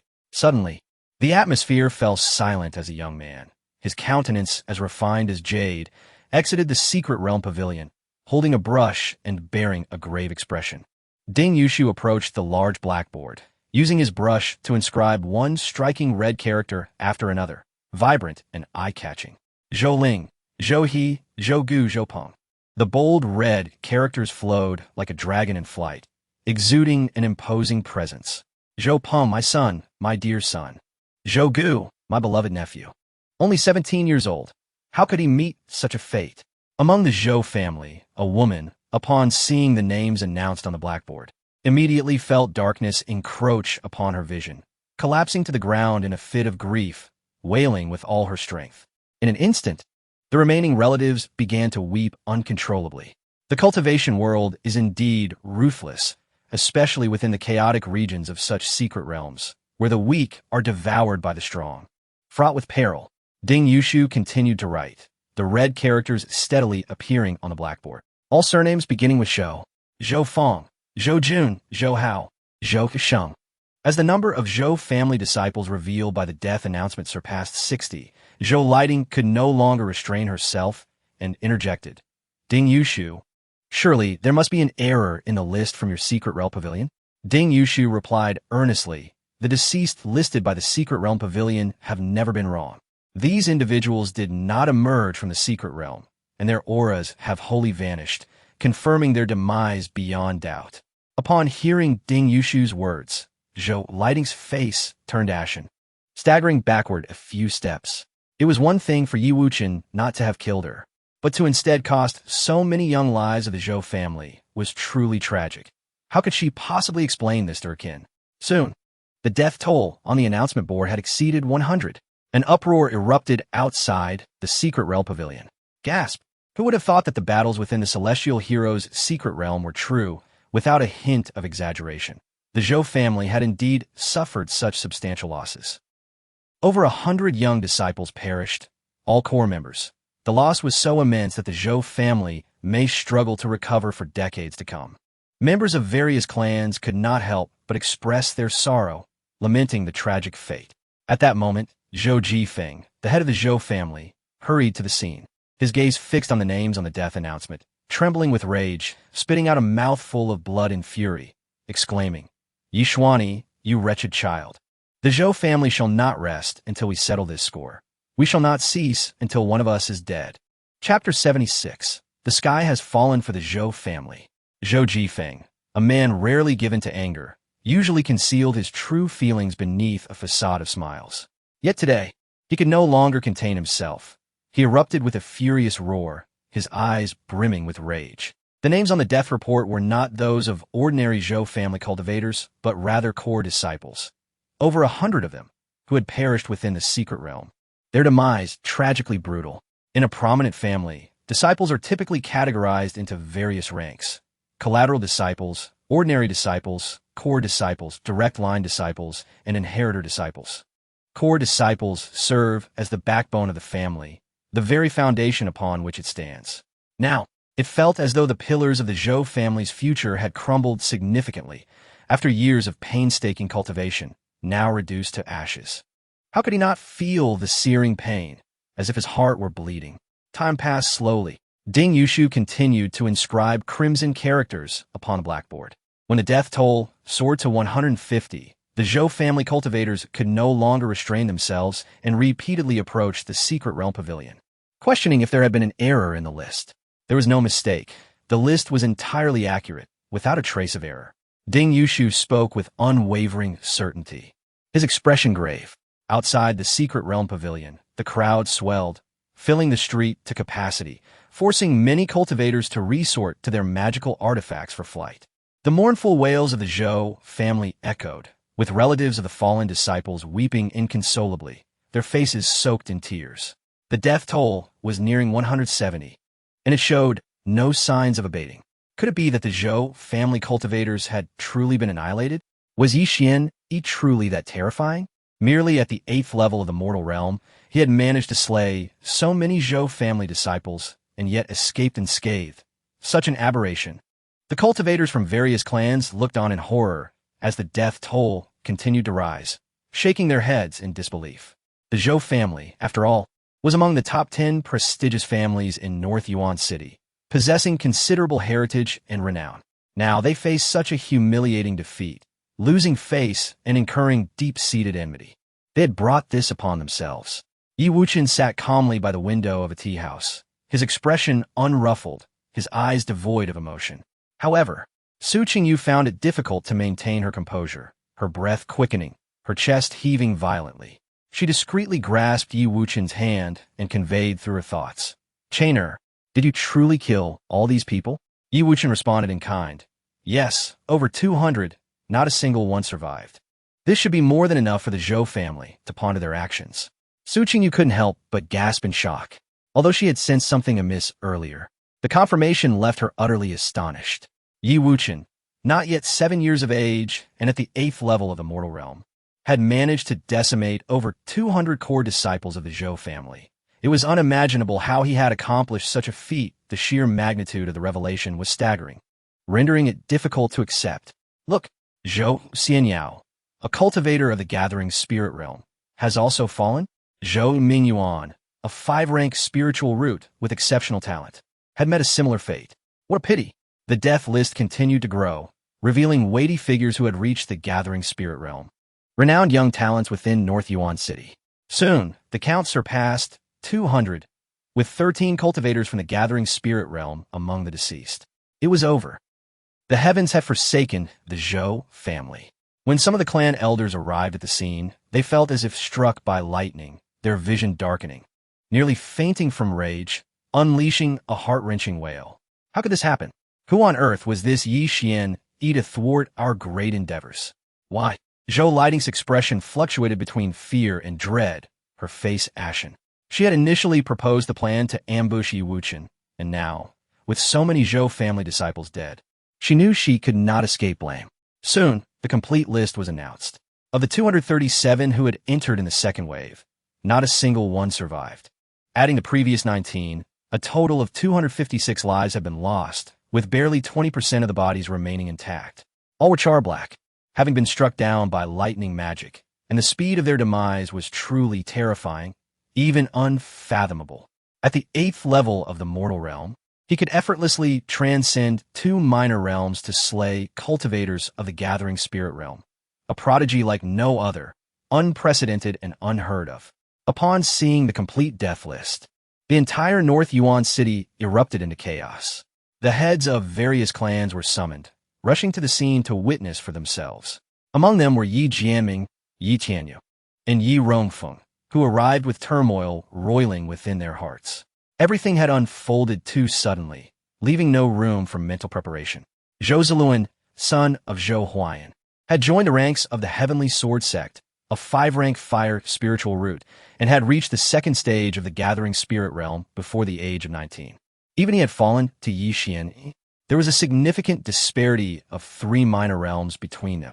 Even if he had been outmatched, one would expect him to have been able to save himself. When the final red name was announced, skepticism arose among the crowd, as the reality seemed too surreal. Instances of individuals crossing 3 minor realms to slay foes had occurred throughout history. However, the chasm between the mortal realm and the gathering spirit realm was immense, and the difficulty of such a feat was akin to crossing an insurmountable abyss. Yet, the doubts were swiftly silenced as Zhou Ziluan's body was carried out by the staff of the secret realm pavilion. Charred and unrecognizable, he could only be identified by certain adornments. Ziluan, my son, Zhou Huayan, a man of considerable stature, collapsed to the ground, weeping profusely. Brother. Zhou Zin let out a heart-rending roar, his eyes bulging with rage, his veins visibly throbbing. The loss of his younger brother, Zhou Ziluan, plunged him into despair. Zhou Lighting, this is all you're doing. You have caused my Zhou family to face extinction. Zhou Huayan rose, his gaze ablaze with fury, pointing an accusatory finger at Zhou Lighting. Elder brother, please do not speak so harshly. I did not intend for this to happen. Who could have foreseen such an outcome?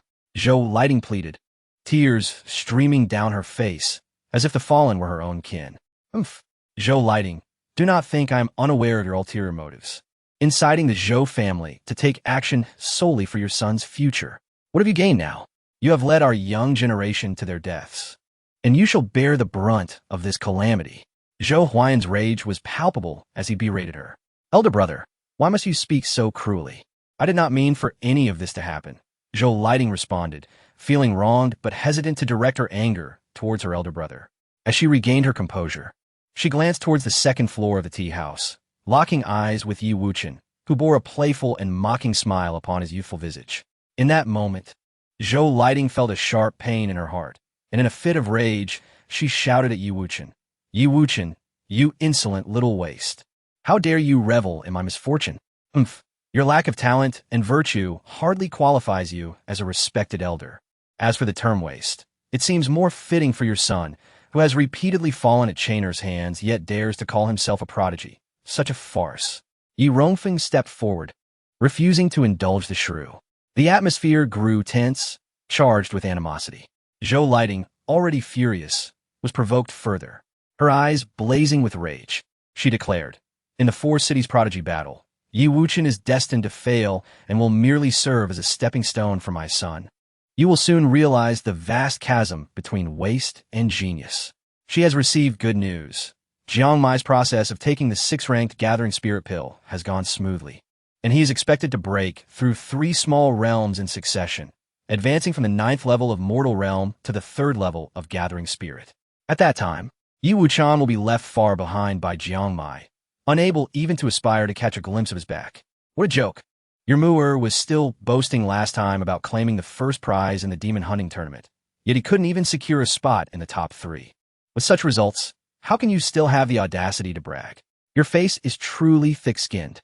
Yi Rongfeng's expression was one of disdain, her tone acerbic, much to the chagrin of the Zhou family members. Zhou Lighting trembled with rage, pointing at Yi Rongfeng and saying, do you dare to bet with me? If my Mu'er defeats Yi Wuchen, you shall owe me 1,000,000 spirit stones. At her words, the gathered cultivators fell silent. Even the Yi family frowned, aware that it would be foolish to accept such a wager. What nonsense! Recently, news of Jiang Mai's opportunity to break through 3 realms has spread like wildfire. Even if Jiang Mai ultimately fails to reach the 3rd level of Gathering Spirit, attaining the 2nd level is still a solid expectation. How could Yi Wuchen, a mere mortal realm cultivator, possibly compare to Jiangmai? Seeing that the Yi family dare not speak, Zhou Lighting pressed on. Since you lack the courage to set up a wager, you must acknowledge reality. A waste with a third-rank spirit root will forever be like unyielding mud. No matter how much resources your Yi family pours in, the outcome cannot be altered. She vented all her fury upon Yi Wuchen, harboring a boundless hatred within. If it weren't for this boy, over 200 disciples of the Zhou family would not have perished at the hands of Yi Xianyi. I accept the wager of 1,000,000 spirit stones. At that moment, Su Qingyu stood up from her seat, her beautiful eyes shimmering with a fierce light. You accept? The crowd erupted in astonishment, bewildered by Su Qingyu's decision to engage directly. It was clearly a losing battle. Why would she choose to accept? This was a sum of 1,000,000 spirit stones, not a trivial amount. You accepted? Zhou Lighting's expression faltered, not having anticipated Su Qingyu's willingness to confront her head-on. Dressed in a flowing blue gown, Su Qingyu appeared ethereal, her voice calm as she stated, 1,000,000 spirit stones are within my reach as a 5th-ranked alchemist. But your Zhou family is currently in dire financial straits. Whether you can indeed produce 1,000,000 spirit stones remains uncertain. Zhou Jifeng felt a pang of sorrow, but would not let this opportunity for easy gain slip away. He declared solemnly, despite our financial difficulties, the Zhou family can indeed produce 1,000,000 spirit stones. We can directly sign a contract. Very well, let us sign the contract immediately, and let all bear witness. The one who defaults shall meet a grim fate. Su Qingyu's tone was resolute. The Secret Realm Pavilion can draft the wager contract for you too. Ding Yushu interjected, raising a red brush and retrieving 3 sheets of rice paper to write upon. Subsequently, Su Qingyu and Zhou Jifeng pressed their seals on the contract, thus finalizing it. The contract was divided into 3 copies, one for the Secret Realm Pavilion as witness, and one each for Su Qingyu and Zhou Jifeng. With the contract now established, the citizens of Beiyuan City served as witnesses. This time, the Yi family could not renege on the deal. Zhou Lighting gritted her teeth, evidently still consumed by her anger and grief. However, acquiring this 1,000,000 spirit stones could be considered compensation for the Zhou family. The Zhou family has struggled financially for years, teetering on the brink of bankruptcy. This influx of spirit stones would allow them to recover somewhat. It is you who will find it difficult to renege. Su Qingyu was confident, fully aware of Yi Wuchen's abilities. As long as Jiangmai did not break through 3 realms, the chances of victory were substantial. A wager of 1,000,000 spirit stones had indeed been set. The Yi family was bound to face significant repercussions. The cultivators from various clans in Beiyuan City shook their heads, clearly skeptical of Yi Wuchen's chances of victory. Unless Yi Xianyi made an appearance. Retrieve the contract. Zhou Jifeng's face held no trace of a smile, having just experienced a great loss. He approached Ding Yushu, saying gravely, Yushu, given our familial ties, could you divulge who exactly Yi Xianyi is? Zhou family head. The Secret Realm Pavilion never discloses the identities of its guests. I cannot tell you who Yi Xianyi is, even if I knew, Ding Yushu replied, shaking his head with firm resolve. The confidentiality of a guest's identity is the cornerstone of the Secret Realm Pavilion's existence. It cannot be compromised. Investigate. I command you to dig relentlessly until you unearth Yi Xianyi. Zhou Jifeng issued a stern order. Yes. The Zhou family's cultivators roared in unison, filled with murderous intent. Soon after, they departed the Secret Realm Pavilion. Although they were unwilling, they could only endure. An establishment as formidable as the Secret Realm Pavilion would never compromise its principles for them. Inside the Xinzhuang tea house, Shang Wanyu expressed her concern. Sister Su, you were too impulsive. Zhou Lighting was clearly trying to provoke you. Why did you fall for it? I was not fooled. I merely see the potential in Wuchen and believe he can indeed defeat Jiangmai. Su Qingyu replied with a gentle smile. For only she knew that Yi Xianyi was Yi Wuchen. With the contract signed, there was no room for retreat. Wu Junch's expression turned serious as he said, Wuchen, if you truly wish to turn the tide, the Gambling Stone Conference in a month may present an opportunity suited for you. Indeed, if I were to win a supreme blood chi pill at the Gambling Stone Conference, my cultivation could progress tremendously, perhaps even allowing me to enter the gathering spirit realm. Shang Wanyu added, her eyes sparkling. The Gambling Stone Conference was a grand event hosted by the Tianxing Pavilion. Many rare stones would be present, with a chance of unearthing extraordinary treasures. Some individuals struck it rich during the conference, seizing immense opportunities, while others lost everything, leaving them destitute. The risks involved were considerable, swinging between heaven and hell. Yi Wuchen nodded. Very well, let us attend the Gambling Stone Conference together in a month. Soon after, everyone dispersed. Shang Guanyu, Nangong, and the others prepared to enter seclusion, striving to reach the gathering spirit realm as soon as possible. Su Qingyu cautioned, the Zhou family has suffered a significant setback. They will not easily relent. Wuchen, it would be best for you to remain in the Yi residence during these days and avoid going anywhere. Rest assured, I shall not place myself in danger. As for the traitor Li Feng in our family, we must deal with him properly. Yi Wuchen had already devised a plan.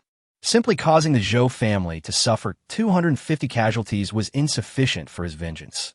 He intended to continue exploiting the situation, inflicting another severe blow to the Zhou family, utterly shattering their backbone. Upon returning to Wutong courtyard, Yi Wuchen acted as if nothing had transpired.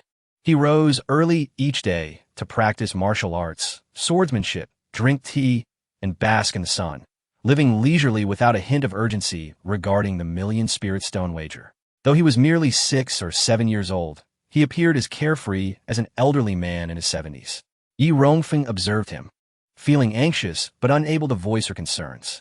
The wager was one that Su Qingyu had accepted, although the Yi family felt it was a hasty agreement.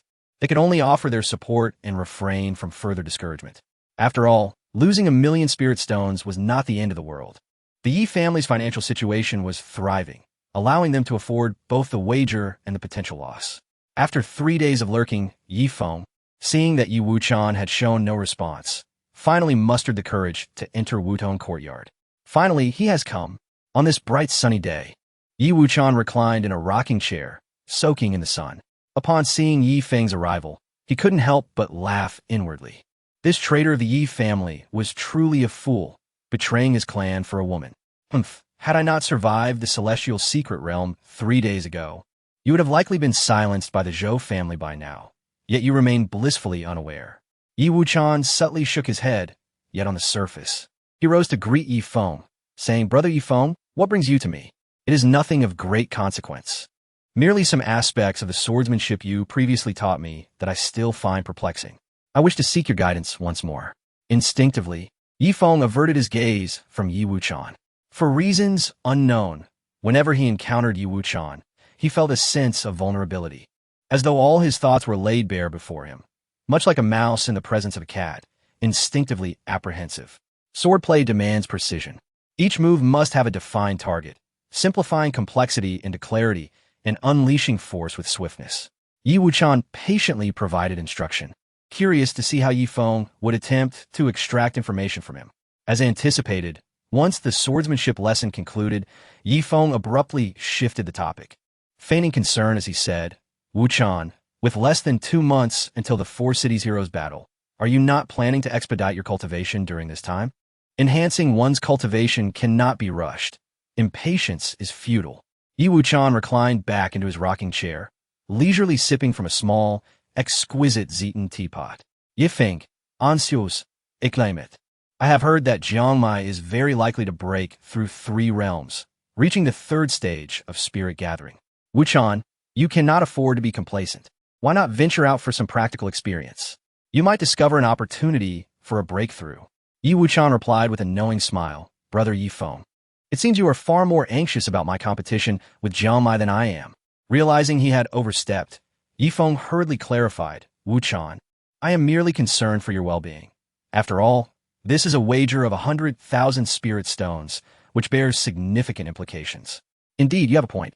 Yi Wuchen acknowledged, lowering his voice, Brother Yi Feng, we are family, and I shall not conceal from you that in 20 days, Sister Su will take me to the Misty Forest for training.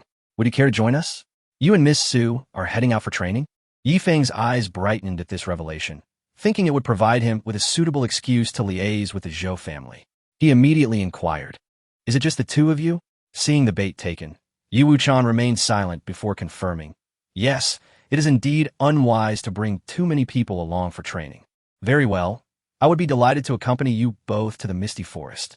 Yi Feng nodded eagerly, but his mind wandered, already envisioning how this would enhance his standing with the goddess, Zhou Xiaoyu, who might finally warm to him. As Yifeng departed the courtyard, his spirits were high, and his steps light. Meanwhile, Su Qingyu emerged from the shadows, watching Yifeng's retreating figure with a glint of coldness in her eyes. This Yifeng, how ungrateful! Wuchen, you once saved his life, yet he now conspires with a woman from the Zhou family, poised to divulge your whereabouts. Fear not, everything is proceeding according to my plan. In 20 days, once that corner of the killing formation is set, I shall ensure the Zhou family's practitioners do not return. Yi Wuchan's expression remained indifferent. He intended to methodically torment the Zhou family until they were driven to desperation and madness. Is that corner of the killing formation truly so formidable? Indeed, it is a technique taught to me by the elder of the 7 pavilions, possessing immense power. Although it requires 200,000 spirit stones to activate, the opportunity to severely injure the Zhou family makes it worthwhile. Yi Wuchen spoke with unshakable confidence. At that moment, a voice from outside announced, "The head of the Sun Pavilion from the Heavenly Star Pavilion has come to visit. Let Pavilion Master Sun enter," Yi Wuchen instructed. Shortly after, an elderly man with white hair and a prosperous demeanor entered the courtyard, carrying a box. He smiled and nodded at Su Qingyu before respectfully addressing Yi Wuchen. "Young Master Wuchen, I have brought all the materials you requested. Pavilion Master Sun, it is unnecessary for you to personally deliver such trivial matters," Yi Wuchen responded, rising to greet him. "It is no trouble at all. These materials are quite precious, and I went to great lengths to gather them. I preferred to deliver them personally to avoid any oversight." Pavilion Master Sun expressed his dedication. Firstly, Yi Wuchen had gained the favor of the elder of the 7 pavilions. Secondly, the envoy Song Ruashi had spent half a month living in the Yi estate, fostering a close relationship. Given these 2 points, he was determined to treat Yi Wuchen with utmost respect to forge a good rapport. Upon opening the box, Yi Wuchen found the contents somewhat lacking, yet sufficient for his needs, recognizing the difficulty of assembling a complete immortal slaying array, as the entirety of the Vermilion Bird Star might not yield all the necessary materials. He would have to settle for a makeshift formation. Pavilion Master Sun continued, "As for the 5 array masters you requested, they are all members of the Heavenly Star Pavilion and entirely trustworthy, ready to serve under young Master Wuchen's direction. Thank you for your efforts, Pavilion Master Sunday. Here are 100,000 spirit stones. Please accept them." Yi Wuchen presented a storage bag. "Please, it is an honor for me to serve young Master Wuchen." Pavilion Master Sun replied, his face radiating flattery. He financed the gathering of array materials and hiring array masters himself, such a prominent figure in Beiyuan City. Humbling himself before a mere 6-year-old would astonish many. Yet Pavilion Master Sun remained undeterred. Fully aware of the immense influence wielded by the elder of the 7 pavilions and envoy Song, a single word from them could determine his future. "Then I shall rely on you, Pavilion Master Sunday." Yi Wuchen, recognizing Pavilion Master Sun's sincerity, graciously accepted his goodwill, promising to return the favor in due course. As the 5 array masters from the Heavenly Star Pavilion set about arranging the immortal slaying array, Yi Wuchen devoted himself to absorbing the essence of heaven and earth, transforming it into thunderous power, and subsequently refining it into apocalyptic thunder, which he stored in his Dantian's spiritual sea.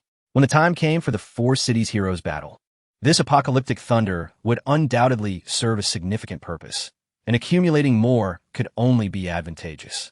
20 days later, Yi Wuchen's cultivation had progressed, reaching the late stage of the 8th heaven of mortal rank, while the immortal slaying array was finally completed. Su Qingyu and Yi Wuchen immediately set off toward the misty forest, naturally accompanied by the traitor Yifeng.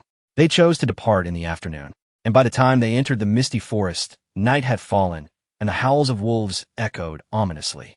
"Oh dear, Miss Su Wuchen, I have a bit of stomachache. Might I take a moment to relieve myself nearby? Please wait for me." Yifeng suddenly contorted his face in apparent agony, clutching his abdomen tightly as he hurried into a nearby thicket. It was evident that he was stalling for time, awaiting the arrival of the Zhou family's reinforcements. However, Yi Wuchen remained unperturbed, standing still, for the immortal slaying array was concealed nearby, ready to be activated at any moment. "Hurry! Move faster!" The Zhou family's practitioners arrived swiftly, numbering over 200, including 200 spirit-gathering realm cultivators and 9 formidable individuals at the Foundation Establishment realm leading the charge. Among them, Zhou Huayan donned black attire and surged to the forefront. "We're here." From the thicket, Yifeng suddenly launched a signal flare, illuminating the night sky. In an instant, the Zhou family rushed forth, encircling Yi Wuchen and Su Qingyu.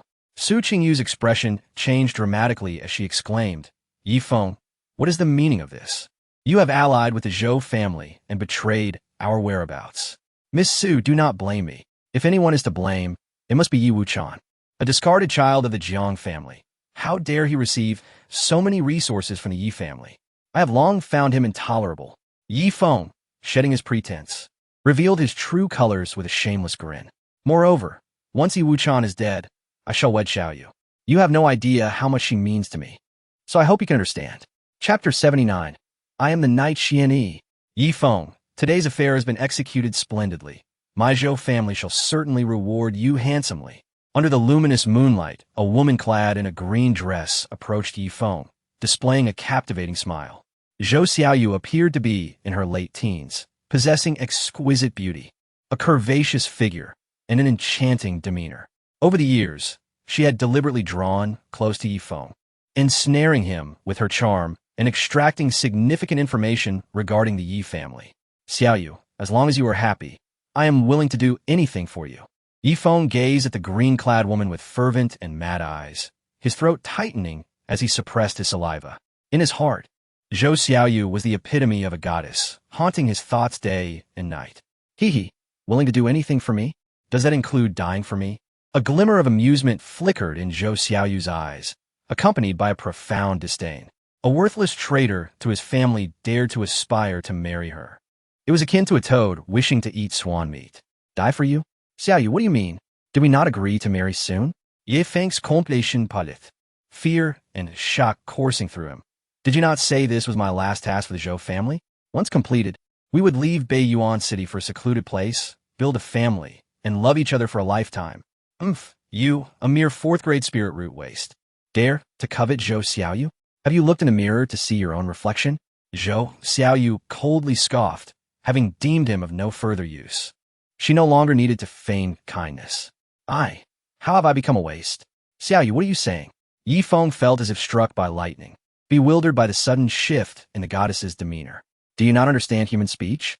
I said you are unworthy of me, Zhou Xiaoyu. You are but an inconspicuous branch disciple of the Yi family, lacking talent, timid in character, devoid of merits, and even the most basic loyalty is absent. You are nothing but worthless trash. Loyalty? Am I not loyal enough to you? I have done everything within my power, risking my life to betray my family, luring Yi Wuchen to this desolate place. Has that not been sufficient?" Yifeng's voice was hoarse, feeling wronged. "If you were truly loyal, you would die, forever concealing the truth." Zhou Xiaoyu, uninterested in further dialogue, drew a glimmering dagger and plunged it into Yifeng's chest. Ugh! Yifeng's pupils dilated. The pain was excruciating. In an instant, blood drenched his garments. He spat blood, disbelief etched on his face as he looked at Zhou Xiaoyu, then laughed maniacally. True devotion only leads to defeat. He fell to his knees, glaring at Yi Wuchen with rage. "Yi Wuchen, it is all because of you. If you had not entered the celestial secret realm, the Zhou family would not have suffered the loss of so many disciples, and Xiaoyu would not harbor such hatred for me." Yi Wuchen replied solemnly. "Yifeng, do you still not comprehend? If I had encountered misfortune in the celestial secret realm, the Zhou family would surely have silenced you, for only the dead can keep secrets forever." Su Qingyu interjected. "Yifeng, you are truly foolish. For a worthless woman, you betray your family, the very kin who once saved you. Now you reap the consequences, and you deserve it." Yifeng coughed up blood again, filled with regret and resentment. In truth, he had long been awakened, merely pretending to be drunk. "Get aside, do not obstruct." Zhou Xiaoyu kicked Yifeng aside and stepped forward, addressing Yi Wuchen and Su Qingyu, who stood several dozen meters away. "You are now surrounded by over 200 members of my Zhou family. If you are wise, surrender, and you may lessen your suffering. Reveal the whereabouts of Knight Xianyi, and I might spare your lives." Zhou Huayan spoke, his eyes bloodshot, evidently not having recovered from the devastating news of 20 days prior. Zhou Zilin, his second son, had extraordinary talent and was enrolled in the prestigious Tianjian sect, destined for greatness.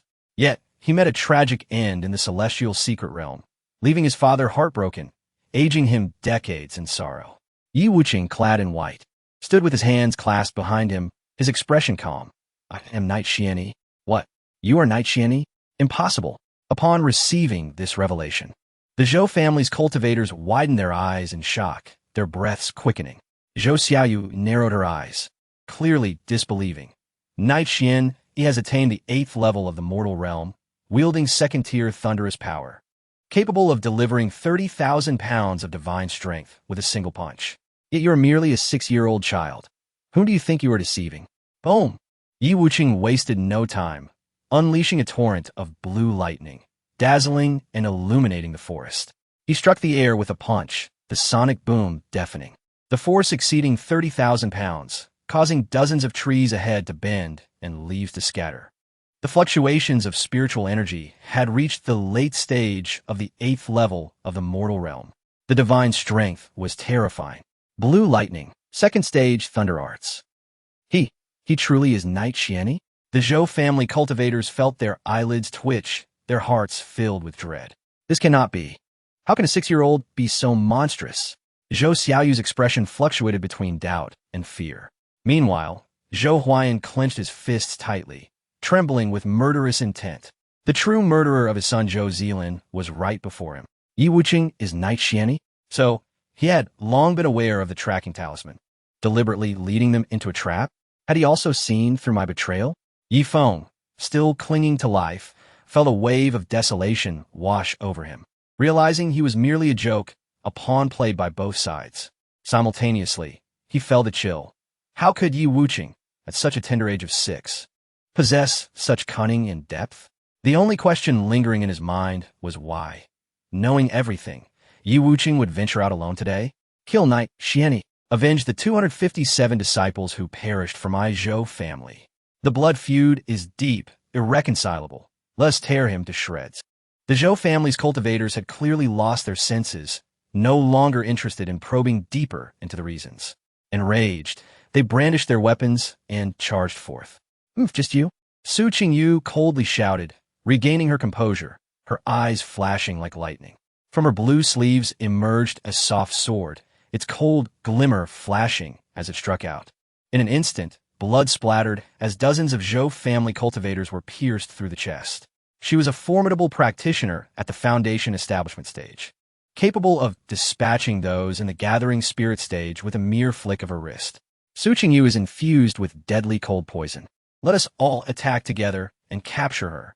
Zhou Huayan bellowed, commanding 8 other third-stage experts to spring into action.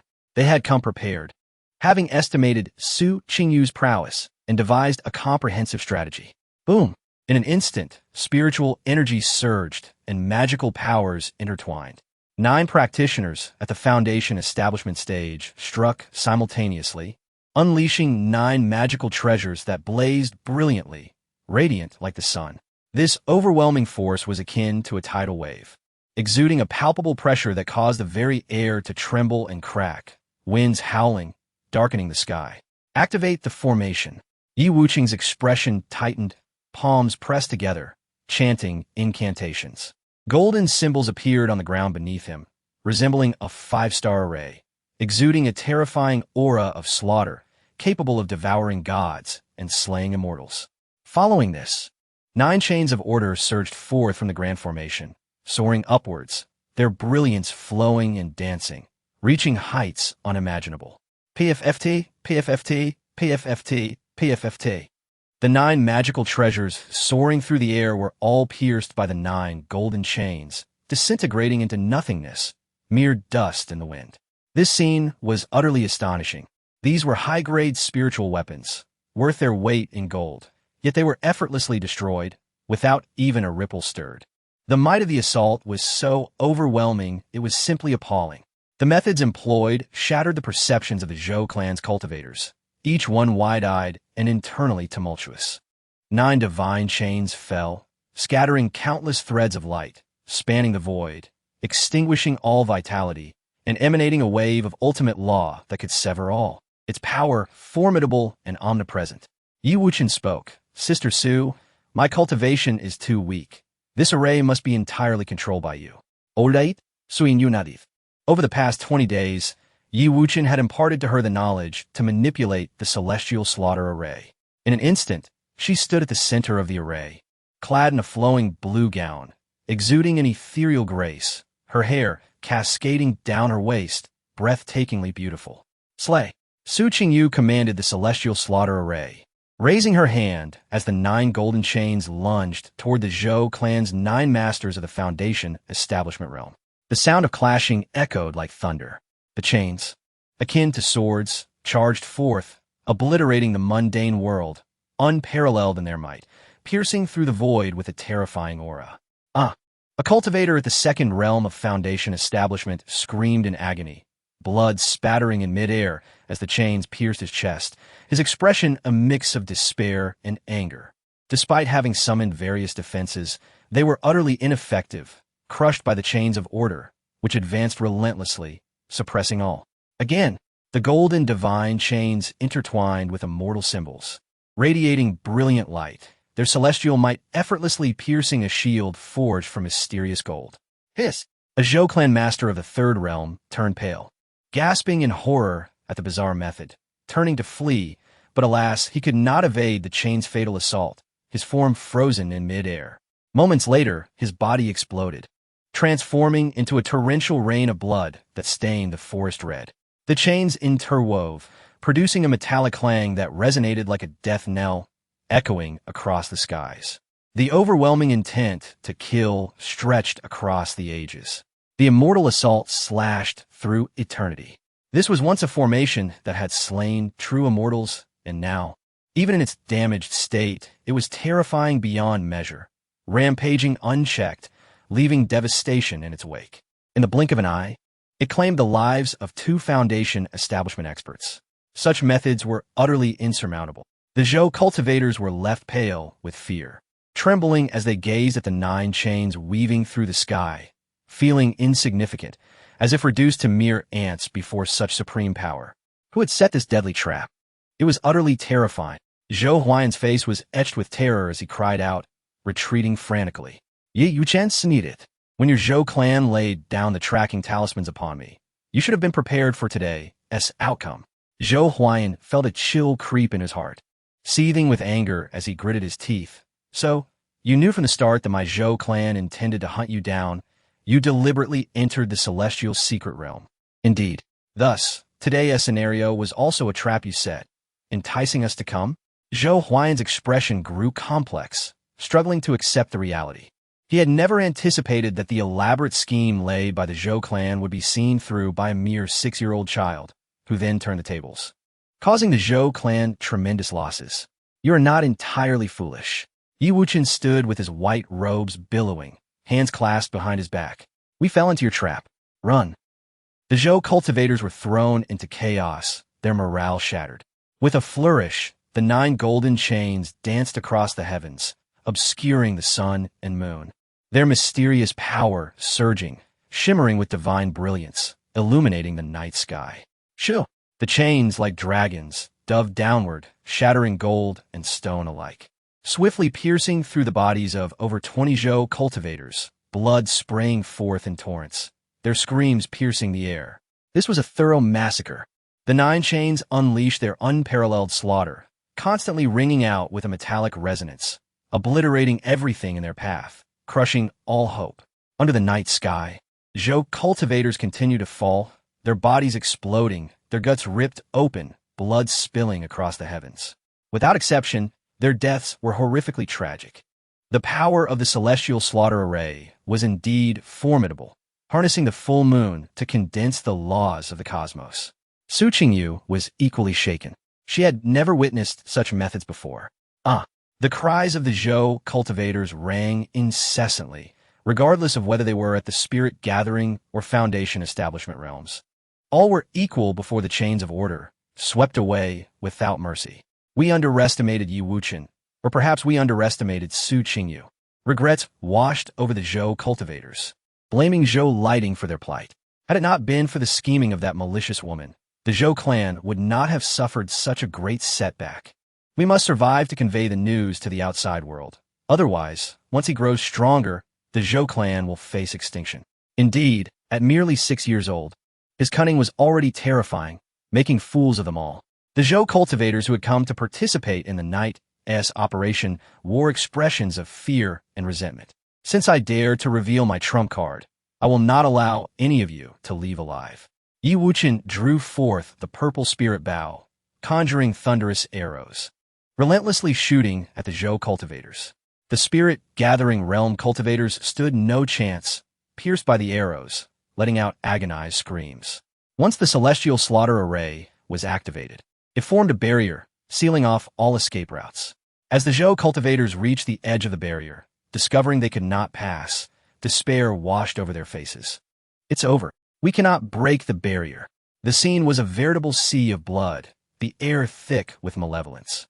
In an instant, only a few dozen Zhou cultivators remained, clinging to life, each drenched in blood, their expressions twisted with hatred for Wuchen. Wuchen, we will not spare you even in death. They cursed, only to be swiftly pierced by the chains, their lives extinguished. Wuchen, do you truly wish to annihilate my Zhou clan? Spare me. Perhaps our relationship can be mended. Zhou Huaiyan, gripped by fear, attempted to threaten Wuchen into halting his onslaught.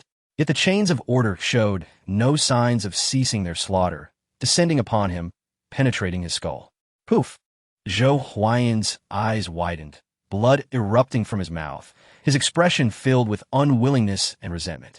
In his dying breath, he hoarsely shouted, Zhou Lighting, you have doomed my clan. In the span of a single incense stick, of the 241 Zhou clan members who had come to eliminate Wuchen, only one survived, while 240 had perished. The only remaining one was Zhou Xiaoyu, along with the half-dead Yifeng. She gazed upon the blood-soaked scene, filled with corpses, paralyzed by terror, unable to breathe, utterly helpless, devoid of her former confident demeanor. Wuchen, I can be your woman, your servant, your dog. You can do whatever you wish with me. Please spare my life. Zhou Xiaoyu knelt, desperate to survive, her dignity and pride forgotten. Xiaoyu, Yifeng watched in heartbreak, his once adoring goddess now reduced to such depths. Willing to be a dog for Wuchen? You are undeserving. Wuchen drew the purple spirit bow, releasing an arrow that pierced Zhou Xiaoyu's throat. Ugh! Zhou Xiaoyu's pupils dilated violently before the thunderous arrow erupted into a radiant explosion, shredding her body to pieces. The cold wind howled, the air thick with the stench of blood. Yifeng, filled with dread, looked at Wuchen and uttered, You are no ordinary 6-year-old. You are more terrifying than a devil. Upon finishing this statement, he was so frightened that he bled from all 7 orifices and died. Do we need to deal with the aftermath? Su Qingyu inquired, observing the ground strewn with corpses, her brows slightly furrowing. Wuchen remarked, There is no need for caution. Let the news spread forth and observe the reaction of the Zhou family. It is regrettable that the vile Zhou Lighting has managed to evade this calamity. Soon, on this night of the full moon, Beiyuan City was engulfed in tumult and fervor. A momentous revelation had emerged, astounding all, within the misty forest. The lifeless bodies of hundreds from the Zhou family had been discovered, including Zhou Jifeng's second son, Zhou Huaiyan. In a single night, the Zhou family suffered the tragic demise of 241 cultivators, 232 at the Gathering Spirit stage, and 9 at the Foundation Establishment stage, who perished on the spot. This was a heinous massacre. This night was destined to be one of sleeplessness, as various clans were shaken to their cores, filled with horror and disbelief. Chapter 81. The terrifying prodigy from an ancient clan. It is said that the Zhou clan ventured into the misty forest with the intention of ambushing Yishuani, deploying a significant number of elite family members in secrecy, only to meet with utter demise at the hands of a mysterious, powerful entity. Yishuani must be a prodigious descendant released by an ancient family for trials, accompanied by formidable protectors, potentially even formidable cultivators of the Fourth Realm. It is inconceivable that they could annihilate the entire Zhou contingent without such backing. The Zhou clan has suffered tremendously. Merely 20 days prior, in the celestial secret realm, their younger generation was nearly eradicated, and now, Another tragedy has befallen them in a misty forest, claiming the lives of half of their middle-aged members. As people reflect on this calamity, a sense of sympathy arises within them. Particularly, Zhou Huayan, the eldest son of the clan leader. Only 48 years of age and already a formidable figure in the third realm of law establishment, was poised for a bright future, with expectations of inheriting the clan leadership. His untimely demise must have left Zhou's patriarch's heart bleeding with grief. This blow is insurmountable. The Zhou clan is destined to falter. Alas, the cultivation world is often merciless, and there are countless tales of entire families being obliterated for offending the wrong powerful figures. Who exactly is Yishuani? That night, various factions engaged in fervent discussions. Yet all unanimously concluded that Yishuani hailed from an exceedingly fearsome ancient lineage, a being of prodigious caliber not to be trifled with. At the Zhou residence, the lights blazed brightly. As individuals moved about in haste, their expressions grave. In the main hall, Zhou Jifeng, upon receiving the news, spat out a mouthful of blood. His eyes bloodshot as he bellowed, "Huayan, my son, who, pray tell, has slain my son?" The successive deaths of his legitimate grandson Zhou Zilan and his eldest son Zhou Huayan left him deeply shaken, aging him by years in a matter of moments, his vitality waning. The report came that the Zhou contingent sent to the misty forest had returned with none surviving. Kneeling before the hall, the returning members trembled, drenched in sweat. Not a soul survived. All perished. Zhou Huayan's gaze became vacant, akin to a deflated balloon, as he sank into his chair. This was the sixth group sent for investigation, echoing the grim fate of the previous five.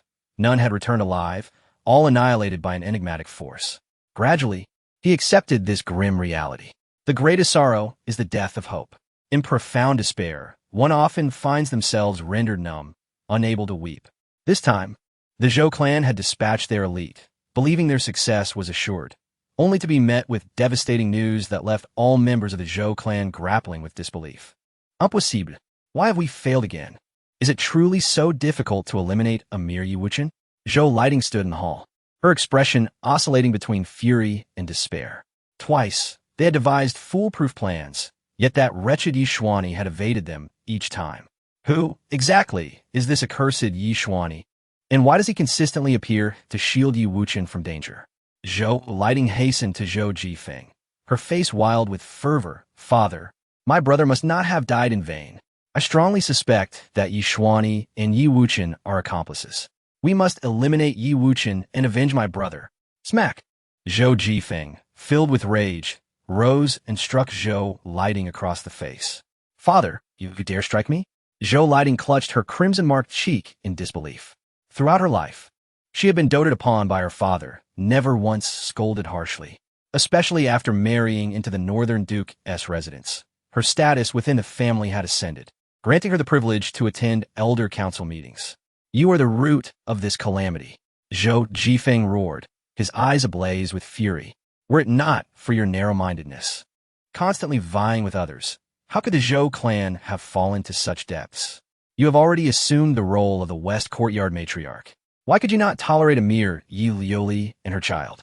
If you had been able to coexist peacefully, the Zhou clan would not have strayed into this perilous path of attempting to eliminate Wuchen, leading to today's catastrophe. Your own nephew and brother have met tragic ends, and you remain oblivious? Do you wish to drag the Zhou clan into oblivion?"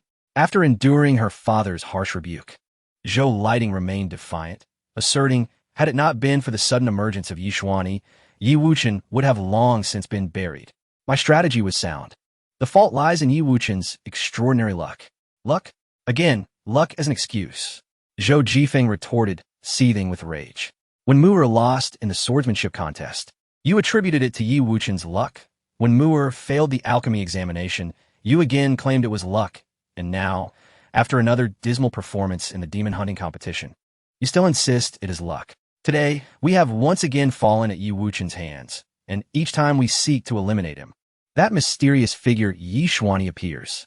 Have you never pondered that perhaps Yishuani is Wuchen, and that Wuchen is under the protection of the Celestial Star Pavilion's inspector, a figure we cannot afford to offend?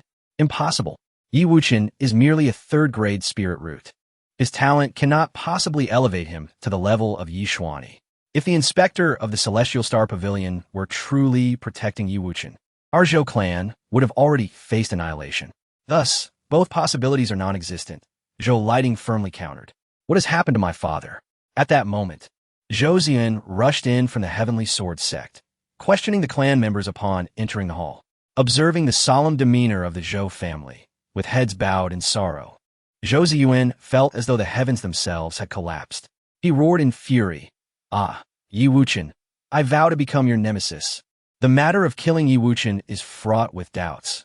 We must refrain from taking action in the near term and thoroughly investigate all circumstances, proceeding cautiously.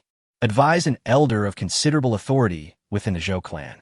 Zhou Ziyuan's eyes blazed with anger as he declared, the Zhou clan has suffered grievously, with nearly 600 young and middle-aged members perishing. This is a blood feud of immeasurable depth, not to be forgotten. Shall we simply let this go? Ziyuan, calm yourself. Zhou Lighting breathed deeply, her gaze sharp as a viper. In just over a month, the Four Cities Young Talents Tournament will commence. At that time, I shall ensure Mu'er personally beheads Yi Wuchen, avenging the souls of our slain. In the grand hall of the Yi family, Yi Jiaming, Yi Rongfeng, Yi Tianyu, Su Qingyu, and others gathered. The Zhou clan's losses were staggering. Over 200 elite members from the middle-aged generation had perished, and the news was utterly unexpected, leaving Yi Jiaming unprepared.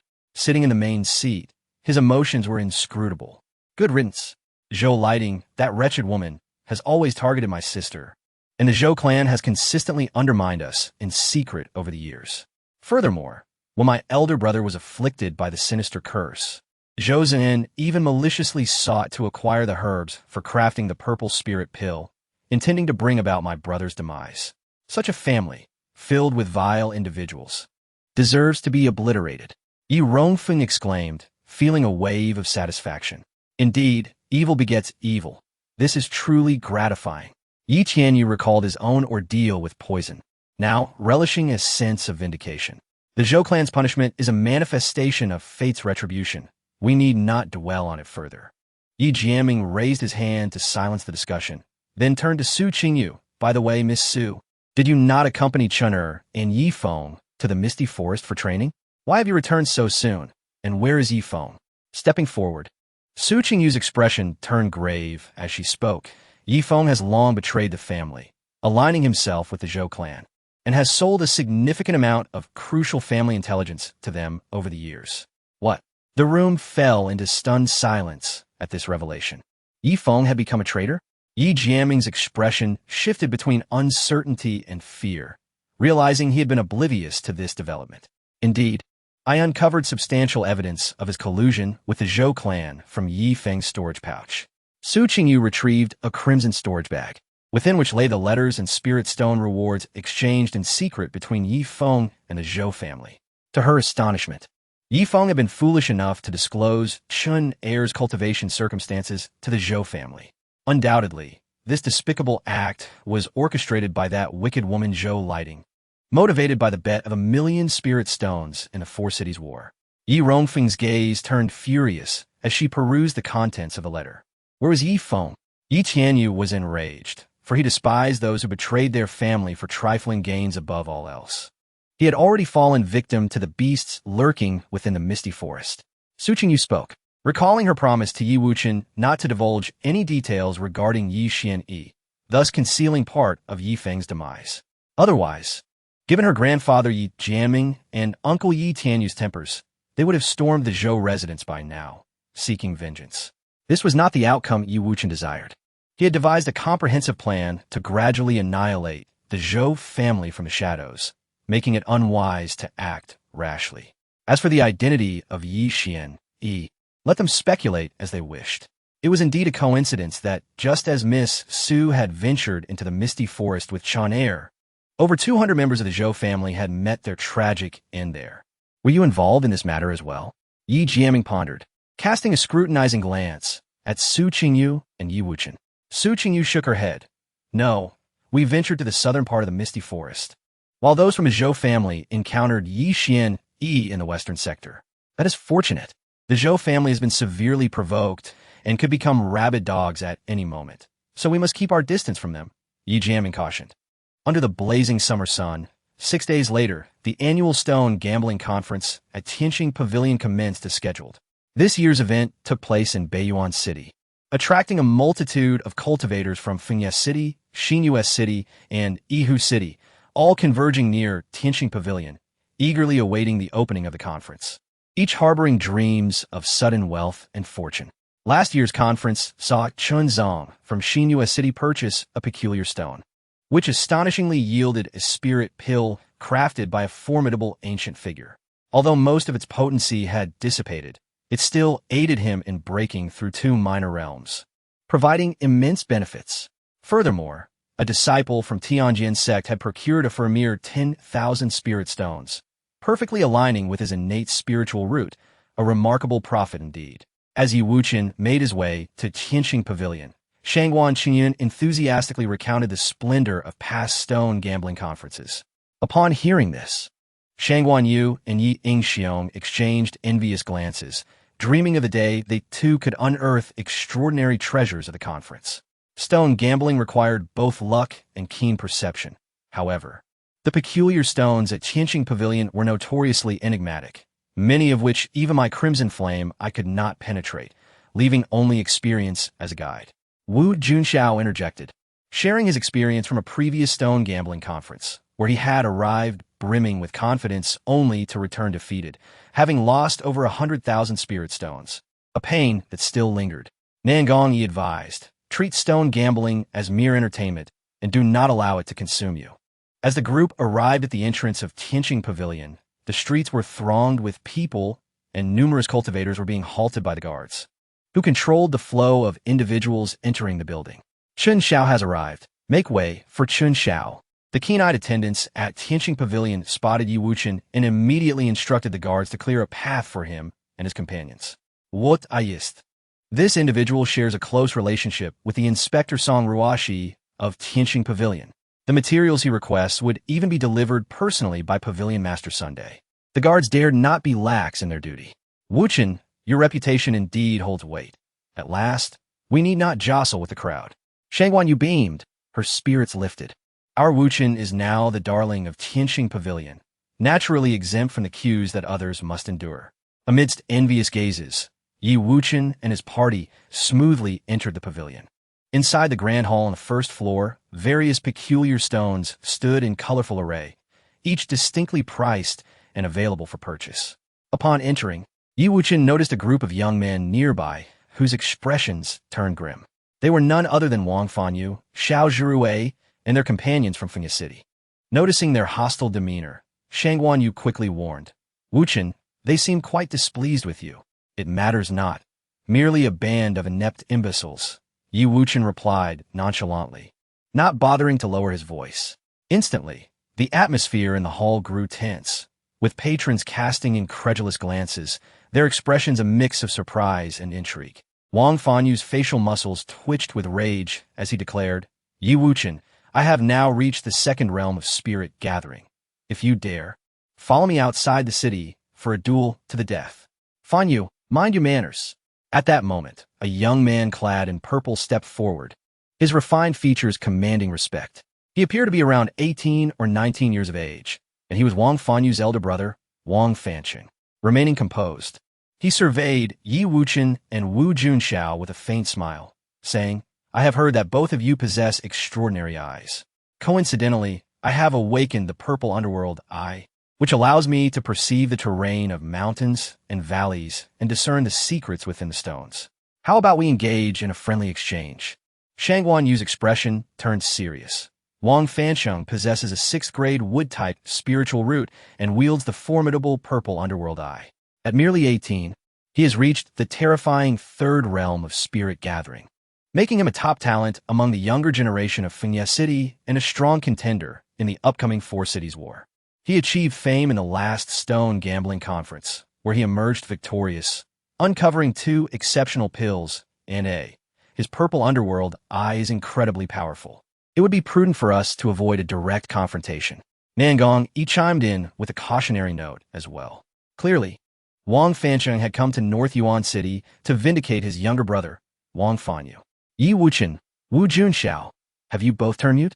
Are you willing to compete with my elder brother? Wang Fanyu boasted arrogantly, confident that his brother's prowess would leave their opponents utterly defeated and humiliated. Yi Wuchen responded with a placid smile. A competition is acceptable, but there should be stakes to make it entertaining, don't you think? Stakes? Wang Fanqing's eyes narrowed, momentarily perplexed by Yi Wuchen's confidence before breaking into a relaxed smile. Very well, let us add some stakes. How about the loser pays the winner 500,000 spirit stones? With his awakened purple underworld eye, he felt absolute confidence, believing none among his peers could rival him in stone gambling. 500,000 spirit stones? You're starting off with such high stakes? Gasps of astonishment rippled through the crowd of cultivators in the hall. It is unnecessary for us to get embroiled with someone like Wang Fancheng. Shang Wanyu grasped Yi Wuchen's arm, signaling him to remain calm. No worries. It's merely 500,000 spirit stones. I'll take the wager. Yi Wuchen responded with an expressionless fa-ade, finding the situation amusing. In his 8th life, he had been known as the Saint of Stone Gambling, possessing the reincarnation eye capable of discerning all peculiar stones. Even now, while his cultivation may have waned, his extensive experience would easily allow him to toy with these youngsters. By the end, he would ensure that the members of Fengya City would be left with nothing but their undergarments. I accept the wager. Wu Junxiao interjected. Having broken through to the second realm of spirit gathering after a month of seclusion, his crimson flame eye enhanced, and he was confident he would not be outmatched by Wang Fanqing's purple underworld eye. A bunch of children, easily provoked, Wang Fancheng scoffed internally, his demeanor exuding confidence as he remarked, Indeed, heroes emerge from the youth. I admire your boldness. What is there to admire? Do you truly believe victory is guaranteed? Wu Junxiao replied, his expression cold, disliking the pretense of righteousness. Very well, let us engage in a fair contest. Do not blame others if you lose. Wang Fancheng was not angered, but rather exhilarated, as 1,000,000 spirit stones were within his grasp. A tremendous profit indeed. He harbored no doubts about defeating 2 inexperienced youths. Upon witnessing the unfolding reality, Shang Wanyu wore an expression of resignation, then inquired, Wang Fancheng, you have established bets with Wuchen and Junxiao, totaling 1,000,000 spirit stones. Can you truly afford such an amount?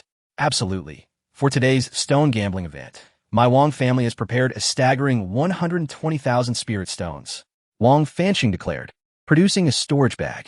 Upon opening it, spirit light surged forth like a dragon, revealing an entire small spirit vein. Indeed, the Wang family deserved their reputation as the wealthiest clan in Maple Leaf City, extravagantly wagering 1,000,000. Despite being merely 18, Wang Fancheng was already one of the foremost stone gambling experts in Maple Leaf City, wielding his unusual eyes to great effect. Placing money in his hands was a sound decision for the Wang family. Yi Wuchen and Wu Junxiao were ultimately too naive, having entered into a bet that would only serve to enrich Wang Fancheng. The gathered cultivators engaged in discussions, astonished by the Wang family's opulence, while simultaneously lamenting the reckless behavior of Yi and Wu, who squandered so many spirit stones in a fleeting moment of pride. Clearly, they favored Wang Fancheng's victory. Given his illustrious record in actual combat, Yi Wuchen stood with an air of calmness, addressing Wang Fancheng. How shall we compete? What are the rules? Wang Fancheng replied earnestly. The rules are quite simple. We shall each select 20,000 spirit stones for the stone gamble. The one whose total value of items revealed is higher shall be deemed the winner. Agreed. Both Yi Wuchen and Wu Junxiao concurred. This was a customary rule for stone gambling competitions. However, the subtleties and strategies involved were manifold. With only 20,000 spirit stones available, there existed low-value zones that could yield stable items, as well as high-risk, high-reward areas. Generally, employing 15,000 spirit stones to explore the low-value zone for consistent returns. Then using the remaining 5,000 in the high-value zone for a bold gamble was a prudent strategy. The 3 moved in unison towards the low-value zone. Wang Fancheng was the first to arrive at the long table of low-value stones, his gaze locking onto a purple odd stone priced at 2,000 spirit stones. I will purchase this stone, he declared. With swift precision, he paid and commanded the staff to cut the stone. When the bucket-sized purple stone was cleaved open, it revealed a small bronze alchemy cauldron, tarnished with rust and marked by the passage of time. A professional appraiser from the Tianqing Pavilion examined the small cauldron closely and announced a mid-grade alchemy cauldron of the mundane level, valued at approximately 4,000 spirit stones. For 1,000 spirit stones, this initial foray had already yielded a profit of 2,000. Wang Fanqing's discerning eye was indeed remarkable, earning him the admiration of all present. The grades of magical artifacts are categorized as mundane, spirit, profound, and kingly, each subdivided into inferior, average, and superior qualities. Artifacts above the kingly level are exceedingly rare throughout the Zhuke star. It is not merely a matter of sharp insight. I, Wang, am simply fortunate, he feigned humility, slightly bowing to those who came to congratulate him. Wu Junxiao, feeling discontented, promptly selected a peculiar stone, entirely a muddy yellow and also priced at 2,000 spirit stones. Upon being cut, it yielded nothing but a single white feather. After the appraiser's evaluation, he announced, a feather from the Qinxue crane, valued at 20 spirit stones. Ha ha ha. It is worth only 20 spirit stones. A total loss. Laughter erupted throughout the venue. Wang Fancheng doubled over in mirth, nearly shedding tears as he pointed at Wu Junxiao. To spend 2,000 spirit stones and receive a worthless feather. You truly are unparalleled. Though Wu Junxiao's demeanor was generally composed, at 15 years of age, he was still a youth, faced with the tide of ridicule. His face flushed with anger, and he clenched his fists. Do not worry. A moment's defeat means little, Yi Wuchen consoled, emphasizing the importance of maintaining a steady mindset during the gambling process to avoid erroneous judgments. At that moment, Yi Wuchen felt a peculiar sensation, and golden symbols appeared in his pupils as he fixated on a black odd stone on the long table, irregularly shaped and seemingly enveloping a weapon, marked at 3,000 spirit stones. I will take this one, Yi Wuchen announced, producing the spirit stones for purchase. Upon witnessing this, Wang Fanqing scoffed, humph. Purchasing such an irregular stone, clearly a novice who knows nothing of stone gambling. This stone is undoubtedly a trap, likely to yield nothing but scrap metal. The other cultivators of Maple Leaf City mocked and shook their heads in agreement.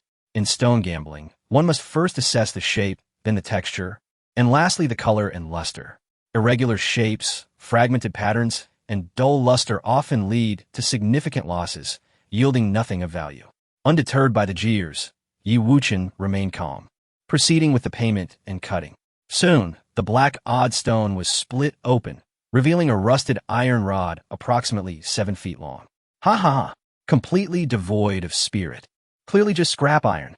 Yi Wuchen, perhaps you should return home and nurse instead of embarrassing yourself here. The laughter from the cultivators of Maple Leaf City was relentless, as the lack of value was evident without further appraisal. The elderly appraiser took a glance at the iron rod, frowning repeatedly. Pure scrap iron, entirely worthless. Instantly, the expressions of Shangguan Yu and Yi Yingxiong soured. Their initial venture had met with failure, compared to the sharp-witted and seasoned Wang Fancheng. Wu Junxiao and Yi Wuchen were merely inexperienced novices. Wait! Just as the laughter echoed through Maple Leaf City, the pavilion master's son appeared in the grand hall, taking the iron rod from Yi Wuchen's hand and gasping. This item is forged from the exceedingly rare black cliff xianjin, valued at no less than 50,000 spirit stones. 50,000 spirit stones? Surely, you must be mistaken. How could something from the low-value zone possess such worth?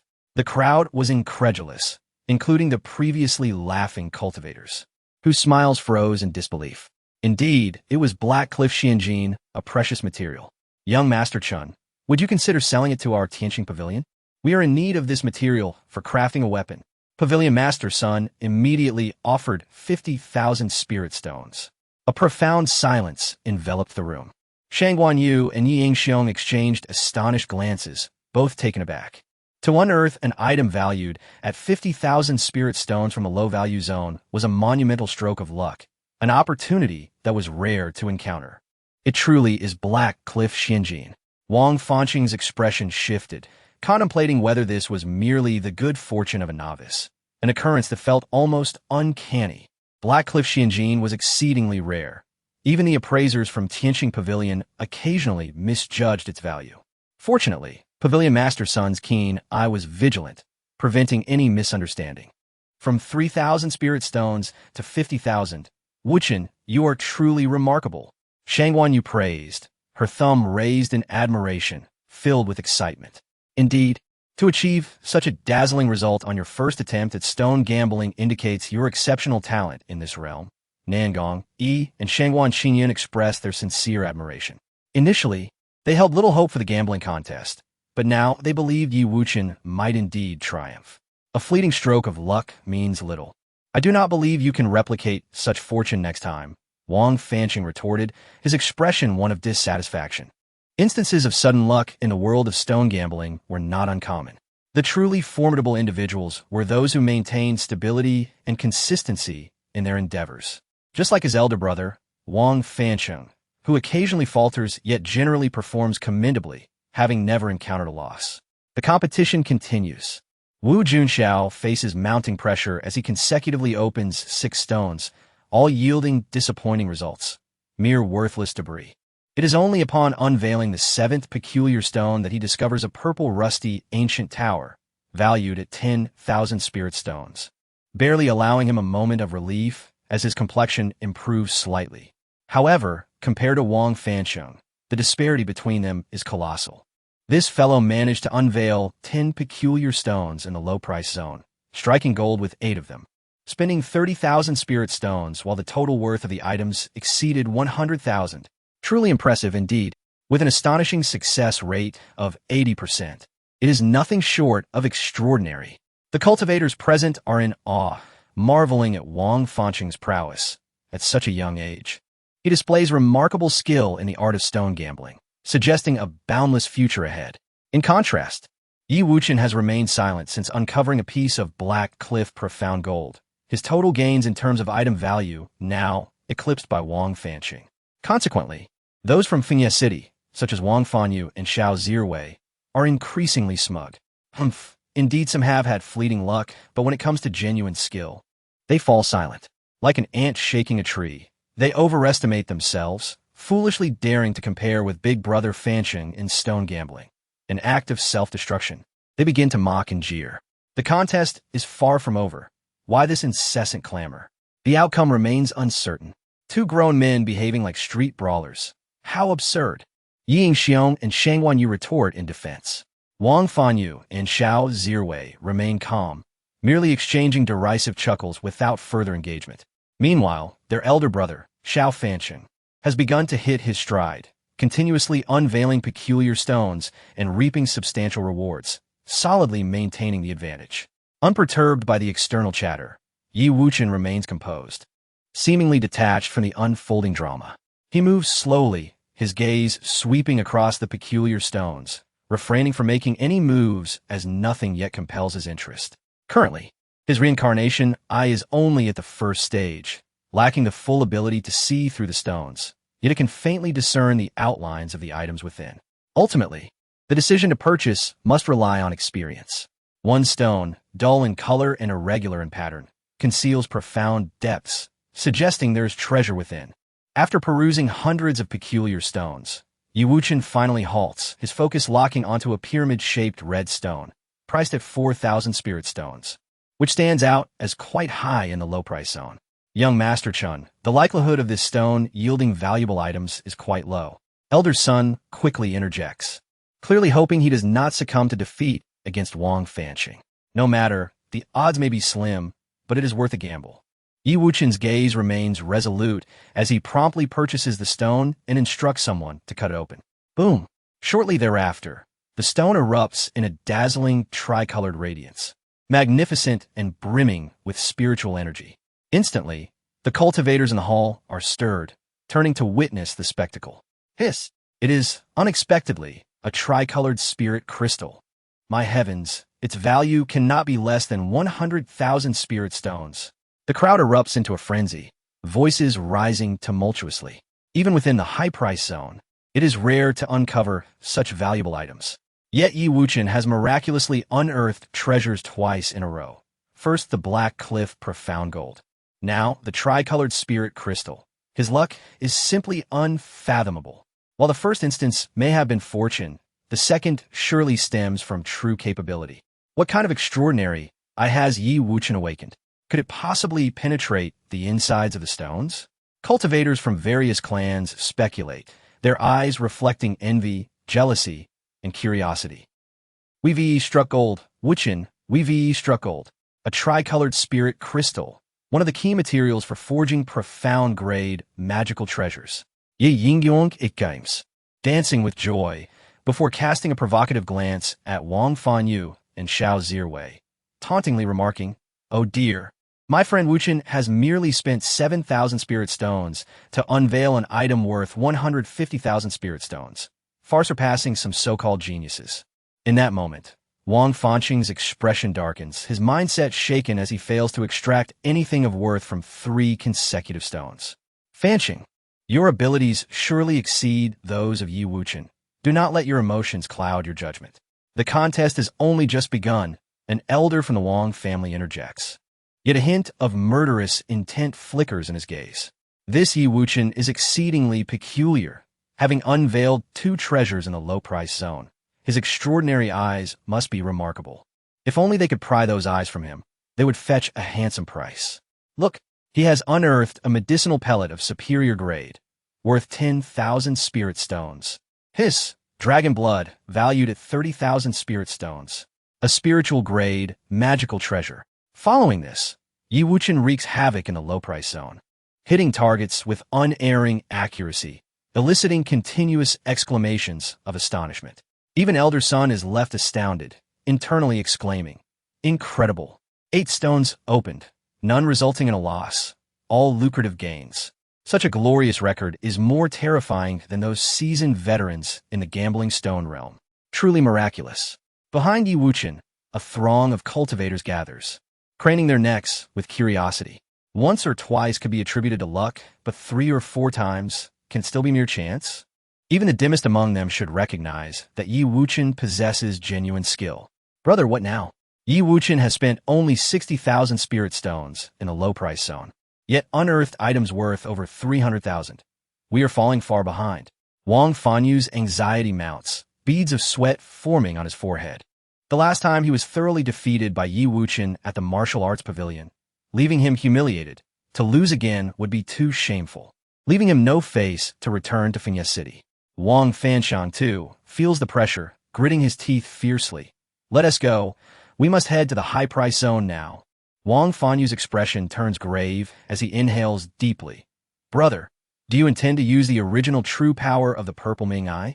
Indeed, while employing the original true power requires a significant sacrifice, if we can unveil a top-tier item in the high-price zone, it would not be too great a loss. And Yi Wuchen is bound to lose. Wang Fanxiang resolves to risk it all, summoning forth his strongest trump card. Observing their shift to the high-price zone, Yi Wuchen declares, "Let us go. We shall also explore the high-price zone." He has already procured numerous items necessary for cultivation from the low-price zone. Now, it is time to see if any rare treasures can be unveiled. The Lord of the Sky Sword sect has arrived.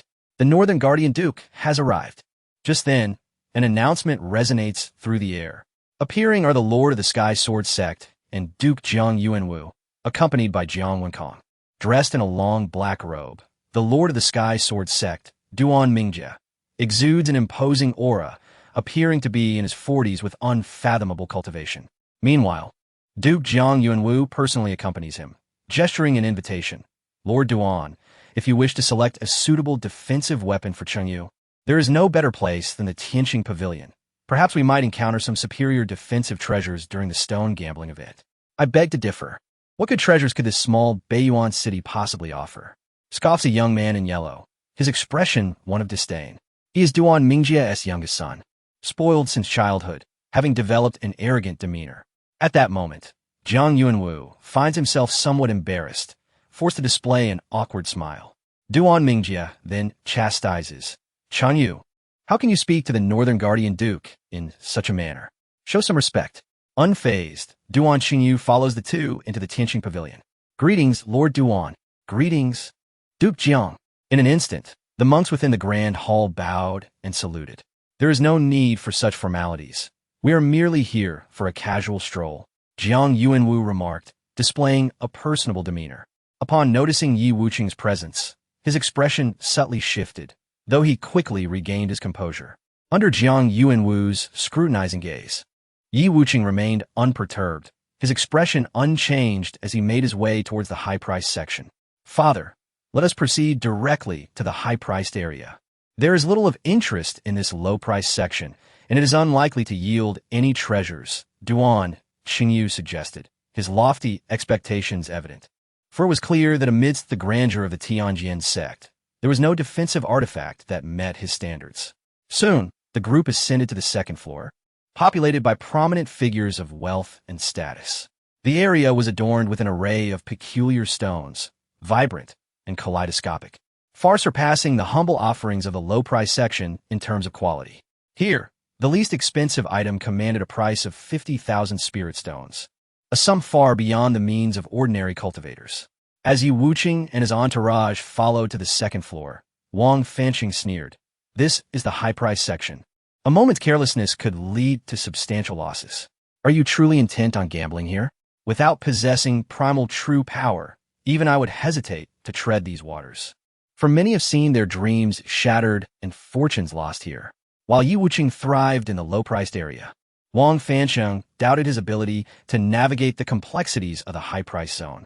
Unfazed by Wang Fanqing's warning, Yi Wuchen retorted, "It matters not. Even if I were to squander the remaining 140,000 spirit stones, I would still profit over 100,000. It seems your situation is rather grim, is it not? Having spent merely 60,000 spirit stones to acquire items worth 340,000, he still boasted a profit of 14,000.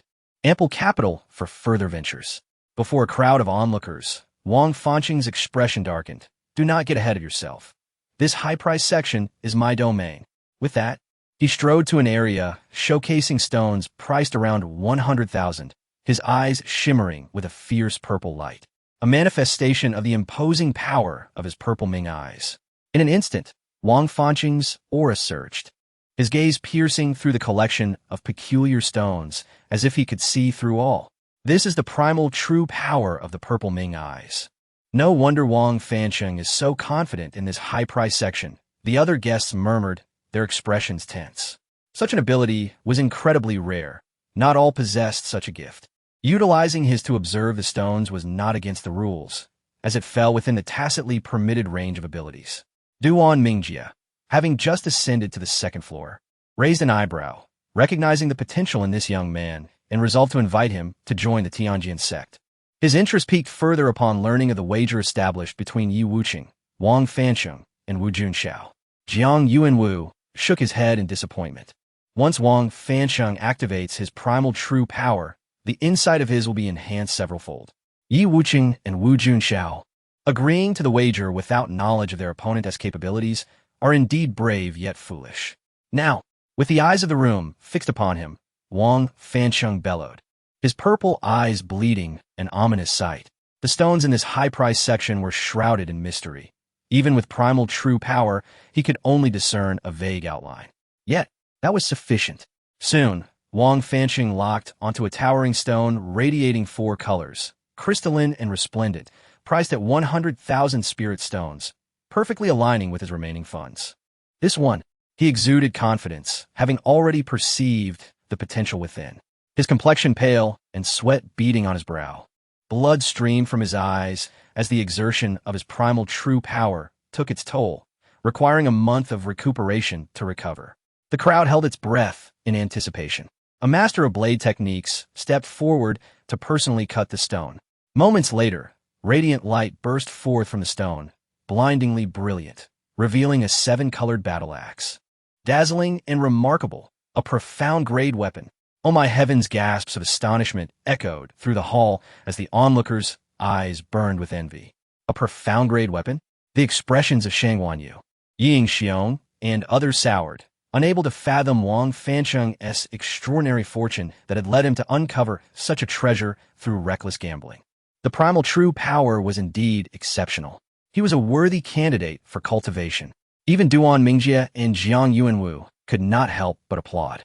Shortly thereafter, after thorough appraisal, the appraiser announced, "This is a low-grade, profound weapon, valued at around 400,000 spirit stones." Such was the allure of the stone gambling. Transforming a mere 100,000 into 400,000 in an instant, It was akin to robbing a treasury. 400,000 spirit stones. Haha, my brother is truly incredible. Coupled with the previous profit of 150,000 spirit stones, his total asset value now stands at 550,000 spirit stones, placing him in first, leaving Yi Wuchen and Wu Junxiao far behind. Wang Fansheng was ecstatic, and winning the wager would further yield a profit of 1 million from Yi Wuchen and Wu Junxiao. In total, the earnings could reach 1,350,000, a staggering sum, even for the affluent Wang family. Not bad. It seems the use of primal true power was not in vain.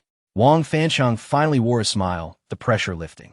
Seeing the tide turn, Ying Xiong swiftly advised Wuchen, "Perhaps we should return to the low-price section and proceed cautiously." Yi Wuchen had already turned 60,000 spirit stones into items valued at 340,000. With 14,000 still at his disposal, as long as luck favored him, he stood a significant chance of winning the wager. Upon hearing this, Wang Fansheng and Wang Fansheng could not help but feel a surge of anxiety. In the low-price section, Yi Wuchen's had indeed proven formidable, allowing him to thrive effortlessly. Logically, returning to the first floor to gamble was the prudent choice. Unnecessary. I have already selected my stone. Yi Wuchen shook his head in refusal, stepping resolutely towards a square stone, its price precisely 14,000. Cut it open. He paid without hesitation, devoid of any superfluous words, for he had sensed something within, guided by his seasoned intuition. Instantly, the crowd's focus intensified. Shang Guanyu, Ying Xiong, and Nangong held their breath, anxious and silent. His decisiveness indicated a high-stakes gamble, leaving no room for retreat. Yi Wuchen remained confident and composed, revealing no trace of anxiety. He had previously employed the reincarnation eye to assess the stone, and with the wealth of experience amassed over 8 lifetimes, the likelihood of this stone being a loss was minimal. The question remained, how much would he gain? Before long, the stone was cut open to reveal 1/3 of its interior, yet nothing emerged. Alas, it appears Yi Wuchen's 14,000 spirit stones have gone to wayside of disappointment filled the air. After all, this was a gamble of 500,000 spirit stones, involving a substantial sum. Isn't it just 500,000 spirit stones? My Yi family can afford it. Ying Xiong expressed his displeasure at the incessant chatter nearby. Yi Wuchen remained steadfast, clad in white, his youthful visage strikingly handsome, yet his gaze held an unwavering determination as he declared, "Do not stop. Continue cutting." Continue cutting? The knife master lamented, glancing at Yi Wuchen. Young Master Yi, the remaining 1/3 of the stone could be fashioned into crystal ornaments, fetching 2,000 to 3,000 spirit stones. If we proceed to cut it further, it may lose all value. That is of no concern. Cut away. Yi Wuchen stood resolutely, as calm as a gentle breeze. Very well. We shall continue, though it is a pity to waste such exquisite material. The knife master nodded in resignation and resumed his work. A futile struggle. Wang Fansheng scoffed, confident that victory was already in his grasp, believing no unforeseen circumstances would arise. Suddenly, an explosion of radiant golden light emanated from the peculiar stone, illuminating the second floor in a brilliant glow. With a crack, the smooth surface of the stone fractured, revealing a resplendent golden shield. The surface was adorned with intertwining dragon and phoenix motifs, vivid and lifelike, as if poised to soar into the heavens at any moment. This material was none other than the rare Beiming Yujin. What extravagance! A shield crafted from Beiming Yujin. A few knowledgeable elders gathered around, their expressions animated, eyes ablaze with excitement, tongues clicking in amazement. This is the dragon and phoenix shield, embedded in this stone for at least 6,000 years. Remarkably well-preserved, of superior quality. A mysterious grade treasure, perhaps even a mid-tier one. The esteemed elders from various clans were astounded, their discerning gazes assessing the magnificent artifact. Their shock palpable. Elder Sun approached eagerly to appraise the dragon and phoenix shield, inhaling deeply before announcing, "Indeed, this is a rare mid-tier, mysterious grade treasure, valued at over 1 million spirit stones." Boom! The moment those words escaped his lips, the entire Tianqing pavilion erupted in a frenzy. To offer a mysterious grade mid-tier treasure at the price of 160,000 spirit stones was an extraordinary profit. Not bad, Yi Wuchen remarked succinctly, eliciting a chorus of envious and resentful glances from those around him. What do you mean? Not bad. This is akin to striking gold. Moreover, weapons crafted from Wuchen possess a significant advantage. They're compatible with any elemental spiritual energy, making them suitable for all types of spiritual roots. Elder Sun then revealed a pivotal piece of information that sent the price of the dragon and phoenix shield soaring even higher. A treasure that could be wielded by any elemental root. It is a coveted item indeed. In the realm of cultivation, one must be mindful of the 5 elemental roots: metal, wood, water, earth, and their elemental counterparts such as wind, fire, thunder, and ice. Some treasures require specific elemental energies for manipulation, while others are more suited to earth-rooted cultivators. Thus, the adaptability of a treasure is crucial. Simply obtaining a weapon does not guarantee its usability, as it often depends on fate and opportunity. This predicament made it exceedingly challenging for cultivators to find a treasure compatible with their own elemental affinity. However, the dragon and phoenix shield posed no such issues. Any cultivator could wield it effortlessly, making it irresistibly appealing. My heavens! A mid-tier, mysterious grade treasure. Shangguan Yu, Nangong Yi, and others stood agape, utterly astounded. The situation had taken a dramatic turn. At the last moment, a mid-tier mysterious shield had emerged, valued at over 1 million spirit stones. And it was made from Wuchen. How could this be possible? Wang Fanqing's face turned ashen, struggling to accept this reality. He had been poised to celebrate his anticipated victory when an unprecedented twist allowed Wuchen to turn the tables. He plummeted from the heights of triumph to the depths of despair. The onlookers from Maple Leaf City were equally dumbfounded, their expressions dark as coal. Yingxiong felt as if he were caught in a dream, then straightened his back, exclaiming triumphantly, Wang Fanqiong, Wang Fanyu, what do you have left to say? The value of the dragon and phoenix shield exceeded 1 million spirit stones. Just this single treasure was sufficient to secure the wager. Wang Fanyu's expression soured, resembling one who had consumed a rotten rat, as he stammered, Humph, even if Wuchen has won, what of it? Wu Junxiao has still lost. We are at a stalemate. Who says Wu Junxiao has lost? Wuchen scoffed, having already selected a peculiar stone for Wu Junxiao. Priced precisely at 100,000 spirit stones. Wu Junxiao now held Wuchen in high regard, directly purchasing the stone and instructing the knife master to cut it open, revealing a large black iron hammer. The tiger head hammer, a superior spiritual grade artifact, valued at around 300,000 spirit stones. The appraiser quickly provided the assessment. 300,000 spirit stones? Another successful bet, without a single misstep. The crowd inhaled sharply, their admiration for the 6-year-old boy growing.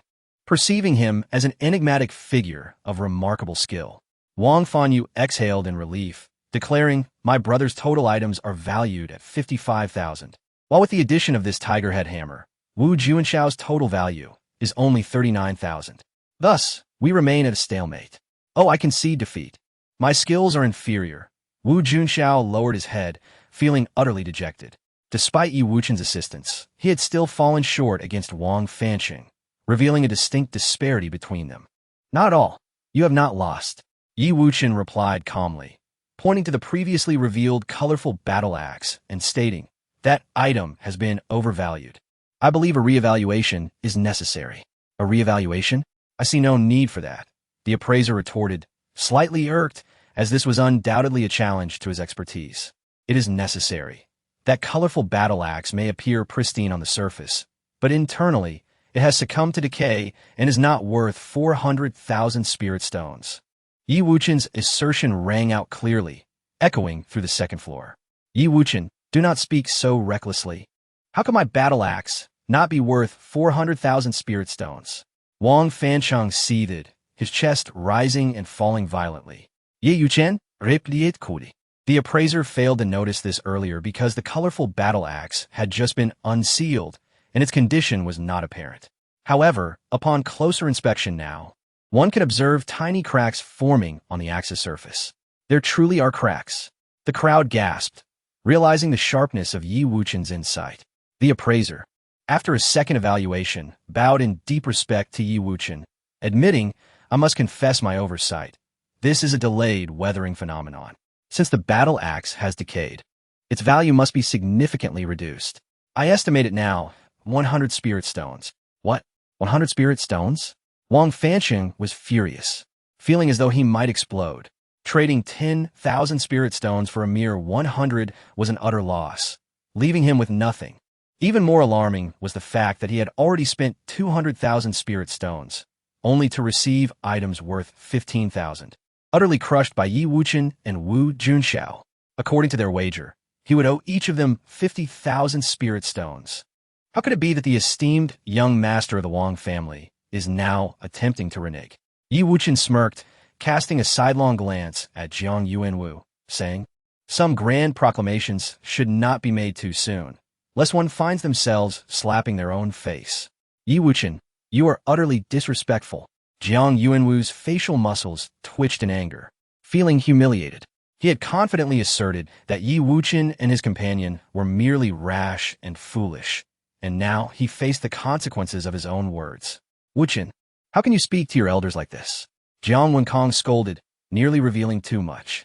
According to the rules established by the matriarch of the Jiang family, Yi Wuchen was not permitted to disclose his identity as a member of the Jiang clan. Yi Wuchen was indifferent to this minor detail, as he never believed he had any connection to the Jiang family. With an unwavering expression, he stated, "An elder should serve as a role model. In both speech and conduct, one ought to be composed and steady. To offer judgments without understanding the situation is a display of disrespect. Using one's authority to intimidate others. What kind of elder is that?" Upon uttering these words, the room fell silent. Jiang Yuanwu, having misspoken, found himself at a loss. Feeling humiliated and enraged, he retorted, "Yi Wuchen, who do you think you are to speak to me in such a tone?" The Northern Guardian Duke, a seasoned warrior, emanated an aura of lethal intent that sent shivers down the spine of those present, creating an overwhelming sense of pressure. The cultivators from various clans were rendered speechless, afraid to even breathe. Shang Guanyu and Nangong Yi also paled, instinctively tugging at Yi Wuchen's sleeve, urging him not to act impulsively. Yet the Emperor Yi, having traversed the universe and weathered countless storms, found this scene trivial. "Well, my indeed," Yi Wuchen replied, his eyes reflecting no emotion, and with a cold laugh. He continued, "I hold the 5th-tier token of the Celestial Star Pavilion, a distinguished guest here. In this place, you ought to inquire about your own worth." Boom! The hall erupted with shock. The gathered crowd felt a chill run down their spines, their scalps tingling. They thought to themselves, this young boy is incredibly bold, daring to confront the Northern Guardian Duke in such a manner. Such courage was unparalleled among his peers.